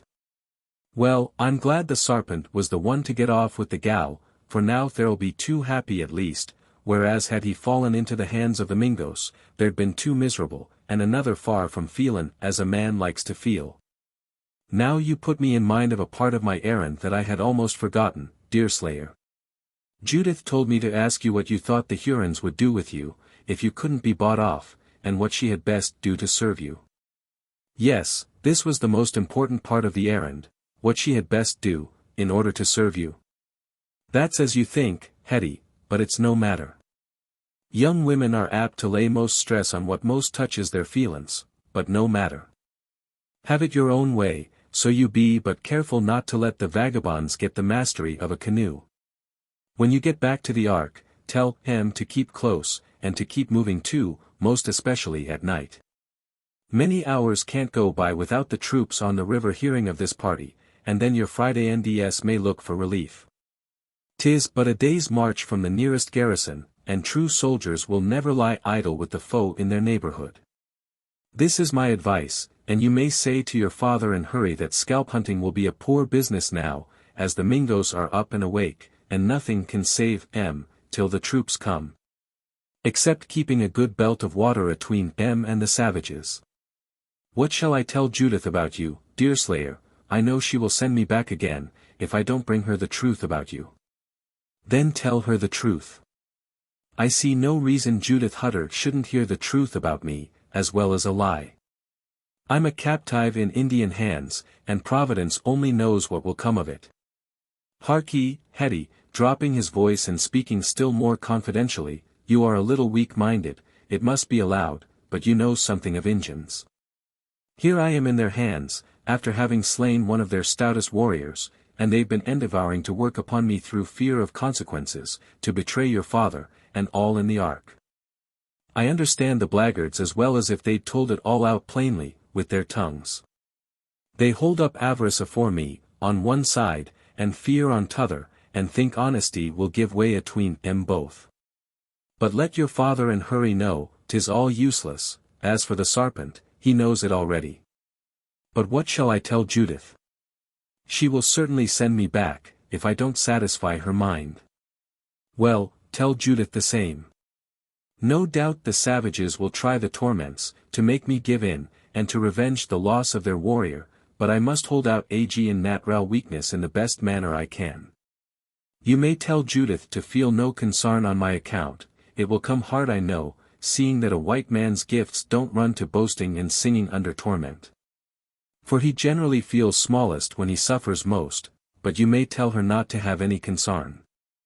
I think I shall make out to stand it, and she may rely on this, let me give in, as much as I may, and prove completely that I am white, by wailings, and howlings, and even tears, yet I'll never fall so far as to betray my Friday NDS. When it gets to burning holes in the flesh, with heated ramrods, and to hacking the body, and tearing the hair out by the roots, nature may get the upper hand, so far as groans, and complaints are concerned. But there the triumph of the vagabonds will end. Nothing short of God's abandoning him to the devils can make an honest man untrue to his color and duty. Hetty listened with great attention, and her mild but speaking countenance manifested a strong sympathy in the anticipated agony of the supposititious sufferer. At first she seemed at a loss how to act. Then, taking a hand of Deerslayer, she affectionately recommended to him to borrow her Bible, and to read it while the savages were inflicting their torments. When the other honestly admitted that it exceeded his power to read, she even volunteered to remain with him, and to perform this holy office in person. The offer was gently declined, and Rivenoak being about to join them, Deerslayer requested the girl to leave him, first enjoining her again to tell those in the ark to have full confidence in his fidelity. Hetty now walked away, and approached the group of females with as much confidence and self-possession as if she were a native of the tribe. On the other hand, the Huron resumed his seat by the side of his prisoner, the one continuing to ask questions with all the wily ingenuity of a practiced Indian counselor. and the other baffling him by the very means that are known to be the most efficacious in defeating the finesse of the more pretending diplomacy of civilization, or by confining his answers to the truth, and the truth only. Chapter 18. Thus died she, never more on her shall sorrow light, or shame. She was not made through years or moons the inner weight to bear, which colder hearts endure till they are laid by age in earth. Her days and pleasure were brief but delightful, such as had not stayed long with her destiny, but she sleeps well by the seashore whereon she loved to dwell. Byron. Don Juan, 471. The young men who had been sent out to reconnoiter, on the sudden appearance of Hetty, soon returned to report their want of success in making any discovery. One of them had even been along the beach as far as the spot opposite to the ark, but the darkness had completely concealed that vessel from his notice. Others had examined in different directions, and everywhere the stillness of night was added to the silence and solitude of the woods. It was consequently believed that the girl had come alone, as on her former visit, and on some similar errand. The Iroquois were ignorant that the ark had left the castle, and there were movements projected, if not in the course of actual execution, by this time, which also greatly added to the sense of security. A watch was set, therefore, and all but the sentinels disposed themselves to sleep. Sufficient care was had to the safe keeping of the captive, without inflicting on him any unnecessary suffering. And, as for Hetty, she was permitted to find a place among the Indian girls in the best manner she could. She did not find the friendly offices of Hist, though her character not only bestowed impunity from pain and captivity, but it procured for her a consideration and an attention that placed her, on the score of comfort, quite on a level with the wild but gentle beings around her. She was supplied with a skin, and made her own bed on a pile of boughs a little apart from the huts. Here she was soon in a profound sleep, like all around her. There were now 13 men in the party, and 3 kept watch at a time. One remained in shadow, not far from the fire, however. His duty was to guard the captive, to take care that the fire neither blazed up so as to illuminate the spot, nor yet became wholly extinguished, and to keep an eye generally on the state of the camp. Another passed from one beach to the other, crossing the base of the point, while the third kept moving slowly around the strand on its outer extremity, to prevent a repetition of the surprise that had already taken place that night. This arrangement was far from being usual among savages, who ordinarily rely more on the secrecy of their movements, than on vigilance of this nature. But it had been called for by the peculiarity of the circumstances in which the Hurons were now placed. Their position was known to their foes, and it could not easily be changed at an hour which demanded rest. Perhaps, too, they placed most of their confidence on the knowledge of what they believed to be passing higher up the lake, and which, it was thought, would fully occupy the whole of the pale-faces who were at liberty, with their solitary Indian ally. It was also probable Rivenoak was aware that, in holding his captive, he had in his own hands the most dangerous of all his enemies. The precision with which those accustomed to watchfulness, or lives of disturbed rest, sleep, is not the least of the phenomena of our mysterious being. The head is no sooner on the pillow than consciousness is lost. And yet, at a necessary hour, the mind appears to arouse the body, as promptly as if it had stood sentinel the while over it. There can be no doubt that they who are thus roused awake by the influence of thought over matter, though the mode in which this influence is exercised must remain hidden from our curiosity until it shall be explained, should that hour ever arrive, by the entire enlightenment of the soul on the subject of all human mysteries. Thus it was with Hetty Hutter. Feeble as the immaterial portion of her existence was thought to be, it was sufficiently active to cause her to open her eyes at midnight. At that hour she awoke, and leaving her bed of skin and boughs she walked innocently and openly to the embers of the fire, stirring the latter, as the coolness of the night and the woods, in connection with an exceedingly unsophisticated bed, had a little chilled her. As the flame shot up, it lighted the swarthy countenance of the Huron on watch, whose dark eyes glistened under its light like the balls of the panther that is pursued to his den with burning brands. But Hetty felt no fear, and she approached the spot where the Indian stood. Her movements were so natural, and so perfectly devoid of any of the stealthiness of cunning or deception, that he imagined she had merely arisen on account of the coolness of the night, a common occurrence in a bivouac, and the one of all others. Perhaps, the least likely to excite suspicion. Hetty spoke to him, but he understood no English. She then gazed near a minute at the sleeping captive, and moved slowly away in a sad and melancholy manner. The girl took no pains to conceal her movements. Any ingenious expedient of this nature quite likely exceeded her powers, still her step was habitually light and scarcely audible. As she took the direction of the extremity of the point, or the place where she had landed in the first adventure, and where Hist had embarked, the sentinel saw her light form gradually disappear in the gloom without uneasiness or changing his own position. He knew that others were on the lookout, and he did not believe that one who had twice come into the camp voluntarily, and had already left it openly, would take refuge in flight. In short, the conduct of the girl excited no more attention than that of any person of feeble intellect would excite in civilized society, while her person met with more consideration and respect. Hetty certainly had no very distinct notions of the localities, but she found her way to the beach, which she reached on the same side of the point as that on which the camp had been made. By following the margin of the water, taking a northern direction, she soon encountered the Indian who paced the strand as sentinel. This was a young warrior, and when he heard her light tread coming along the gravel he approached swiftly, though with anything but menace in his manner. The darkness was so intense that it was not easy to discover forms within the shadows of the woods at the distance of 20 feet, and quite impossible to distinguish persons until near enough to touch them. The young Huron manifested disappointment when he found whom he had met, for, truth to say, he was expecting his favorite, who had promised to relieve the ennui of a midnight watch with her presence. This man was also ignorant of English, but he was at no loss to understand why the girl should be up at that hour. Such things were usual in an Indian village and camp, where sleep is as irregular as the meals. Then poor Hetty's known imbecility, as in most things connected with the savages, stood her friend on this occasion. Vexed at his disappointment, and impatient of the presence of one he thought an intruder, the young warrior signed for the girl to move forward, holding the direction of the beach. Hetty complied. But as she walked away she spoke aloud in English in her usual soft tones, which the stillness of the night made audible at some little distance.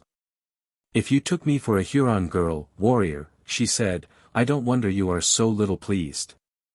I am Hetty Hutter, Thomas Hutter's daughter, and have never met any man at night, for mother always said it was wrong, and modest young women should never do it, modest young women of the pale faces, I mean. For customs are different in different parts of the world, I know. No, I'm Hetty Hutter, and wouldn't meet even Hurry Harry, though he should fall down on his knees and ask me. Mother said it was wrong." By the time Hetty had said this, she reached the place where the canoes had come ashore, and, owing to the curvature of the land and the bushes, would have been completely hid from the sight of the sentinel, had it been broad day. But another footstep had caught the lover's ear, and he was already nearly beyond the sound of the girl's silvery voice. Still Hetty, bent only on her own thoughts and purposes, continued to speak, though the gentleness of her tones prevented the sounds from penetrating far into the woods. On the water they were more widely diffused. "Here I am, Judith," she added, "and there is no one near me. The Huron on watch has gone to meet his sweetheart, who is an Indian girl you know, and never had a Christian mother to tell her how wrong it is to meet a man at night." Hetty's voice was hushed by a hist that came from the water, and then she caught a dim view of the canoe, which approached noiselessly, and soon grated on the shingle with its bow. The moment the weight of Hetty was felt in the light craft the canoe withdrew, stern foremost, as if possessed of life and volition, until it was 100 yards from the shore. Then it turned and, making a wide sweep, as much to prolong the passage as to get beyond the sound of voices, it held its way towards the ark. For several minutes nothing was uttered. But, believing herself to be in a favorable position to confer with her sister, Judith, who alone sat in the stern, managing the canoe with a skill little short of that of a man, began a discourse which she had been burning to commence ever since they had quitted the point. Here we are safe, Hetty, she said, and may talk without the fear of being overheard. You must speak low, however, for sounds are heard far on the water in a still night. I was so close to the point some of the time while you were on it, that I have heard the voices of the warriors, and I heard your shoes on the gravel of the beach, even before you spoke. I don't believe, Judith, the Hurons know I have left them. Quite likely they do not, for a lover makes a poor sentry, unless it be to watch for his sweetheart. But tell me, Hetty, did you see and speak with Deerslayer? Oh, yes, there he was seated near the fire, with his legs tied, though they left his arms free, to move them as he pleased. Well, what did he tell you, child? Speak quick, I am dying to know what message he sent me. What did he tell me? Why, what do you think, Judith, he told me that he couldn't read. Only think of that. A white man, and not know how to read his Bible even. He never could have had a mother, sister. Never mind that, Hetty. All men can't read. Though mother knew so much and taught us so much, father knows very little about books, and he can barely read the Bible, you know. Oh. I never thought fathers could read much, but mothers ought all to read, else how can they teach their children? Depend on it, Judith, Deerslayer could never have had a mother, else he would know how to read. Did you tell him I sent you ashore, Hetty, and how much concern I feel for his misfortune? Asked the other, impatiently. I believe I did, Judith. But you know I am feeble-minded, and I may have forgotten. I did tell him you brought me ashore. And he told me a great deal that I was to say to you, which I remember well, for it made my blood run cold to hear him. He told me to say that his friends, I suppose you are one of them, sister. How can you torment me thus, Hetty? Certainly, I am one of the truest friends he has on earth. Torment you? Yes, now I remember all about it. I am glad you used that word, Judith, for it brings it all back to my mind. Well, he said he might be tormented by the savages, but he would try to bear it as becomes a Christian white man, and that no one need be afeared. Why does Deerslayer call it afeared, when mother always taught us to say afraid?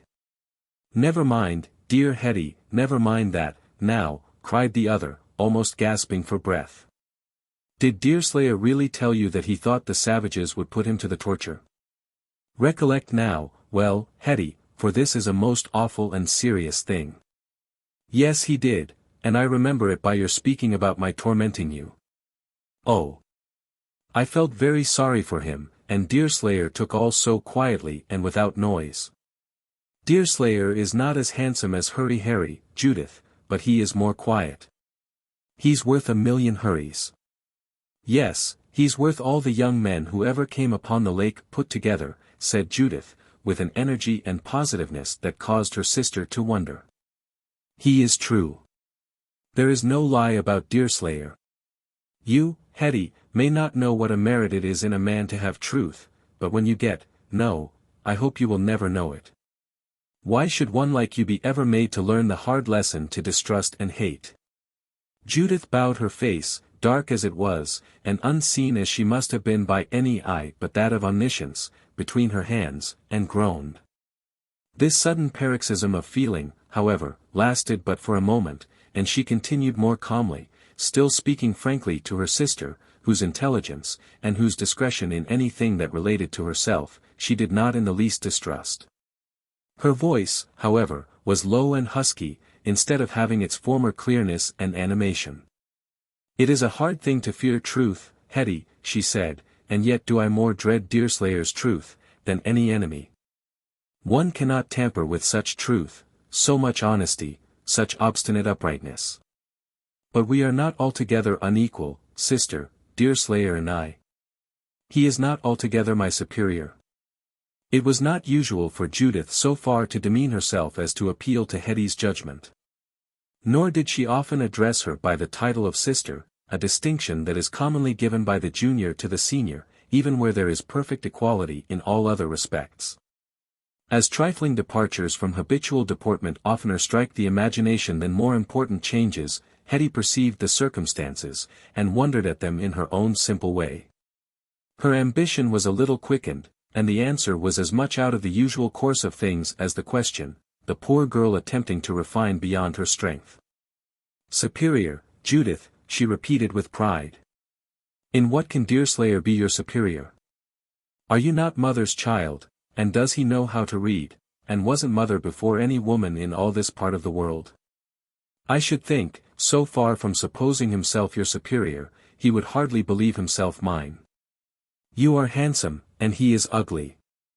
No, not ugly, Hetty, interrupted Judith. Only plain. But his honest face has a look in it that is far better than beauty. In my eyes, Deerslayer is handsomer than Hurry Harry. Judith Hutter. You frighten me. Hurry is the handsomest mortal in the world, even handsomer than you are yourself. Because a man's good looks, you know, are always better than a woman's good looks. This little innocent touch of natural taste did not please the elder sister at the moment, and she did not scruple to betray it. Hetty, you now speak foolishly, and had better say no more on this subject, she answered. Hurry is not the handsomest mortal in the world, by many. And there are officers in the garrisons, Judith stammered at the words, there are officers in the garrisons, near us, far comelier than he. But why do you think me the equal of Deerslayer? Speak of that, for I do not like to hear you show so much admiration of a man like Hurry Harry, who has neither feelings, manners, nor conscience. You are too good for him, and he ought to be told it, at once. Judith, how you forget. Why I am not beautiful, and am feeble-minded. You are good, Hetty, and that is more than can be said of Harry March. He may have a face, and a body, but he has no heart. But enough of this, for the present. Tell me what raises me to an equality with Deerslayer. To think of you asking me this, Judith. He can't read, and you can. He don't know how to talk, but speaks worse than Hurry even, for, sister, Harry doesn't always pronounce his words right. Did you ever notice that? Certainly, he is as coarse in speech as in everything else. But I fear you flatter me, Hetty, when you think I can be justly called the equal of a man like Deerslayer. It is true, I have been better taught, in one sense am more comely, and perhaps might look higher. But then his truth, makes a fearful difference between us. Well, I will talk no more of this, and we will bethink us of the means of getting him out of the hands of the Hurons. We have father's chest in the ark, Hetty, and might try the temptation of more elephants, though I fear such baubles will not buy the liberty of a man like Deerslayer. I am afraid father and Hurry will not be as willing to ransom Deerslayer, as Deerslayer was to ransom them. Why not, Judith? Hurry and Deerslayer are friends, and friends should always help one another. Alas! Poor Hetty, you little know mankind. Seeming friends are often more to be dreaded than open enemies, particularly by females. But you'll have to land in the morning, and try again what can be done for Deerslayer. Tortured he shall not be, while Judith Hutter lives, and can find means to prevent it. The conversation now grew desultory, and was drawn out, until the elder sister had extracted from the younger every fact that the feeble faculties of the latter permitted her to retain, and to communicate. When Judith was satisfied, though she could never be said to be satisfied, whose feelings seemed to be so interwoven with all that related to the subject, as to have excited a nearly inappeasable curiosity, but when Judith could think of no more questions to ask, without resorting to repetition, the canoe was paddled towards the scow.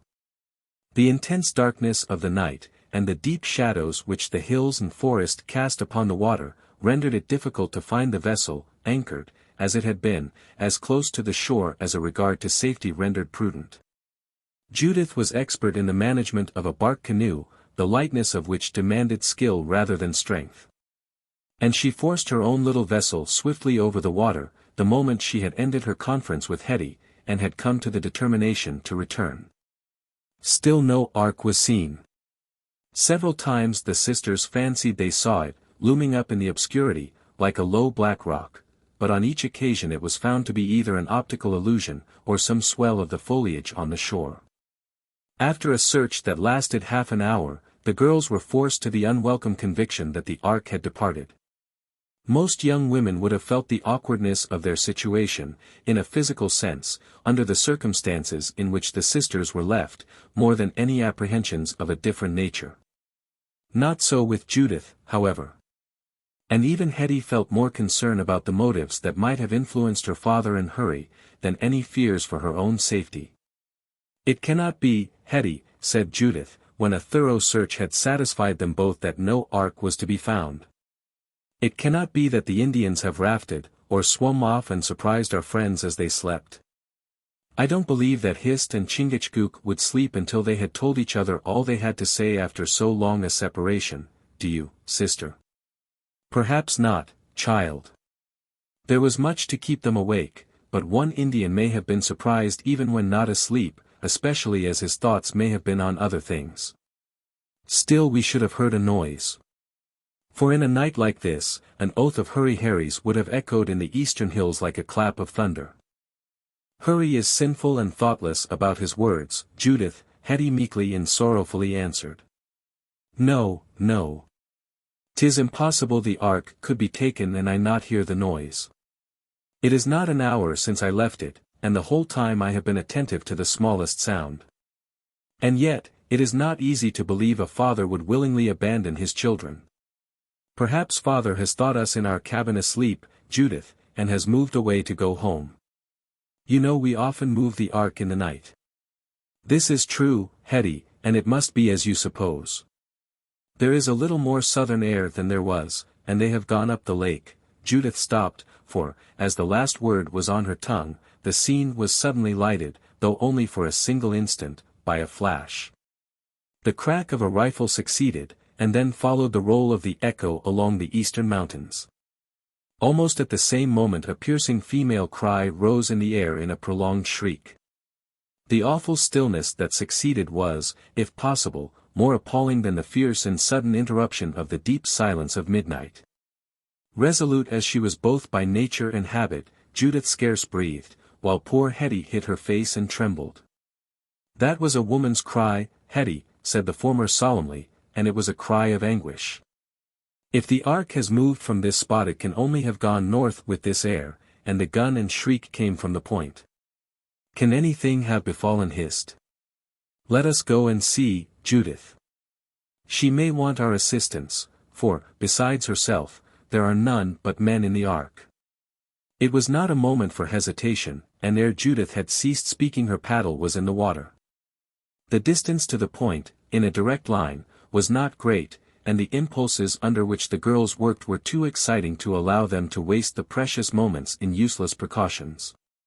They paddled incautiously for them, but the same excitement kept others from noting their movements. Presently a glare of light caught the eye of Judith through an opening in the bushes, and steering by it, she so directed the canoe as to keep it visible, while she got as near the land as was either prudent or necessary. The scene that was now presented to the observation of the girls was within the woods, on the side of the declivity so often mentioned, and in plain view from the boat. Here all in the camp were collected, some 6 or 8 carrying torches of fat pine, which cast a strong but funereal light on all beneath the arches of the forest. With her back supported against a tree, and sustained on one side by the young sentinel whose remissness had suffered Hetty to escape, sat the female whose expected visit had produced his delinquency. By the glare of the torch that was held near her face, it was evident that she was in the agonies of death, while the blood that trickled from her bared bosom betrayed the nature of the injury she had received. The pungent, peculiar smell of gunpowder, too, was still quite perceptible in the heavy, damp night air. There could be no question that she had been shot. Judith understood it all at a glance. The streak of light had appeared on the water a short distance from the point, and either the rifle had been discharged from a canoe hovering near the land, or it had been fired from the ark in passing. An incautious exclamation, or laugh, may have produced the assault, for it was barely possible that the aim had been assisted by any other agent than sound. As to the effect, that was soon still more apparent, the head of the victim dropping, and the body sinking in death. Then all the torches but one were extinguished, a measure of prudence. And the melancholy train that bore the body to the camp was just to be distinguished by the glimmering light that remained. Judith sighed heavily and shuddered, as her paddle again dipped, and the canoe moved cautiously around the point. A sight had afflicted her senses, and now haunted her imagination, that was still harder to be borne, than even the untimely fate and passing agony of the deceased girl. She had seen, under the strong glare of all the torches, the erect form of Deerslayer, standing with commiseration, and as she thought, with shame depicted on his countenance, near the dying female. He betrayed neither fear nor backwardness himself, but it was apparent by the glances cast at him by the warriors, that fierce passions were struggling in their bosoms. All this seemed to be unheeded by the captive, but it remained impressed on the memory of Judith throughout the night. No canoe was met hovering near the point. A stillness and darkness, as complete as if the silence of the forest had never been disturbed, or the sun had never shone on that retired region, now reigned on the point, and on the gloomy water, the slumbering woods, and even the murky sky. No more could be done, therefore, than to seek a place of safety, and this was only to be found in the center of the lake. Paddling in silence to that spot, the canoe was suffered to drift northerly, while the girls sought such repose as their situation and feelings would permit.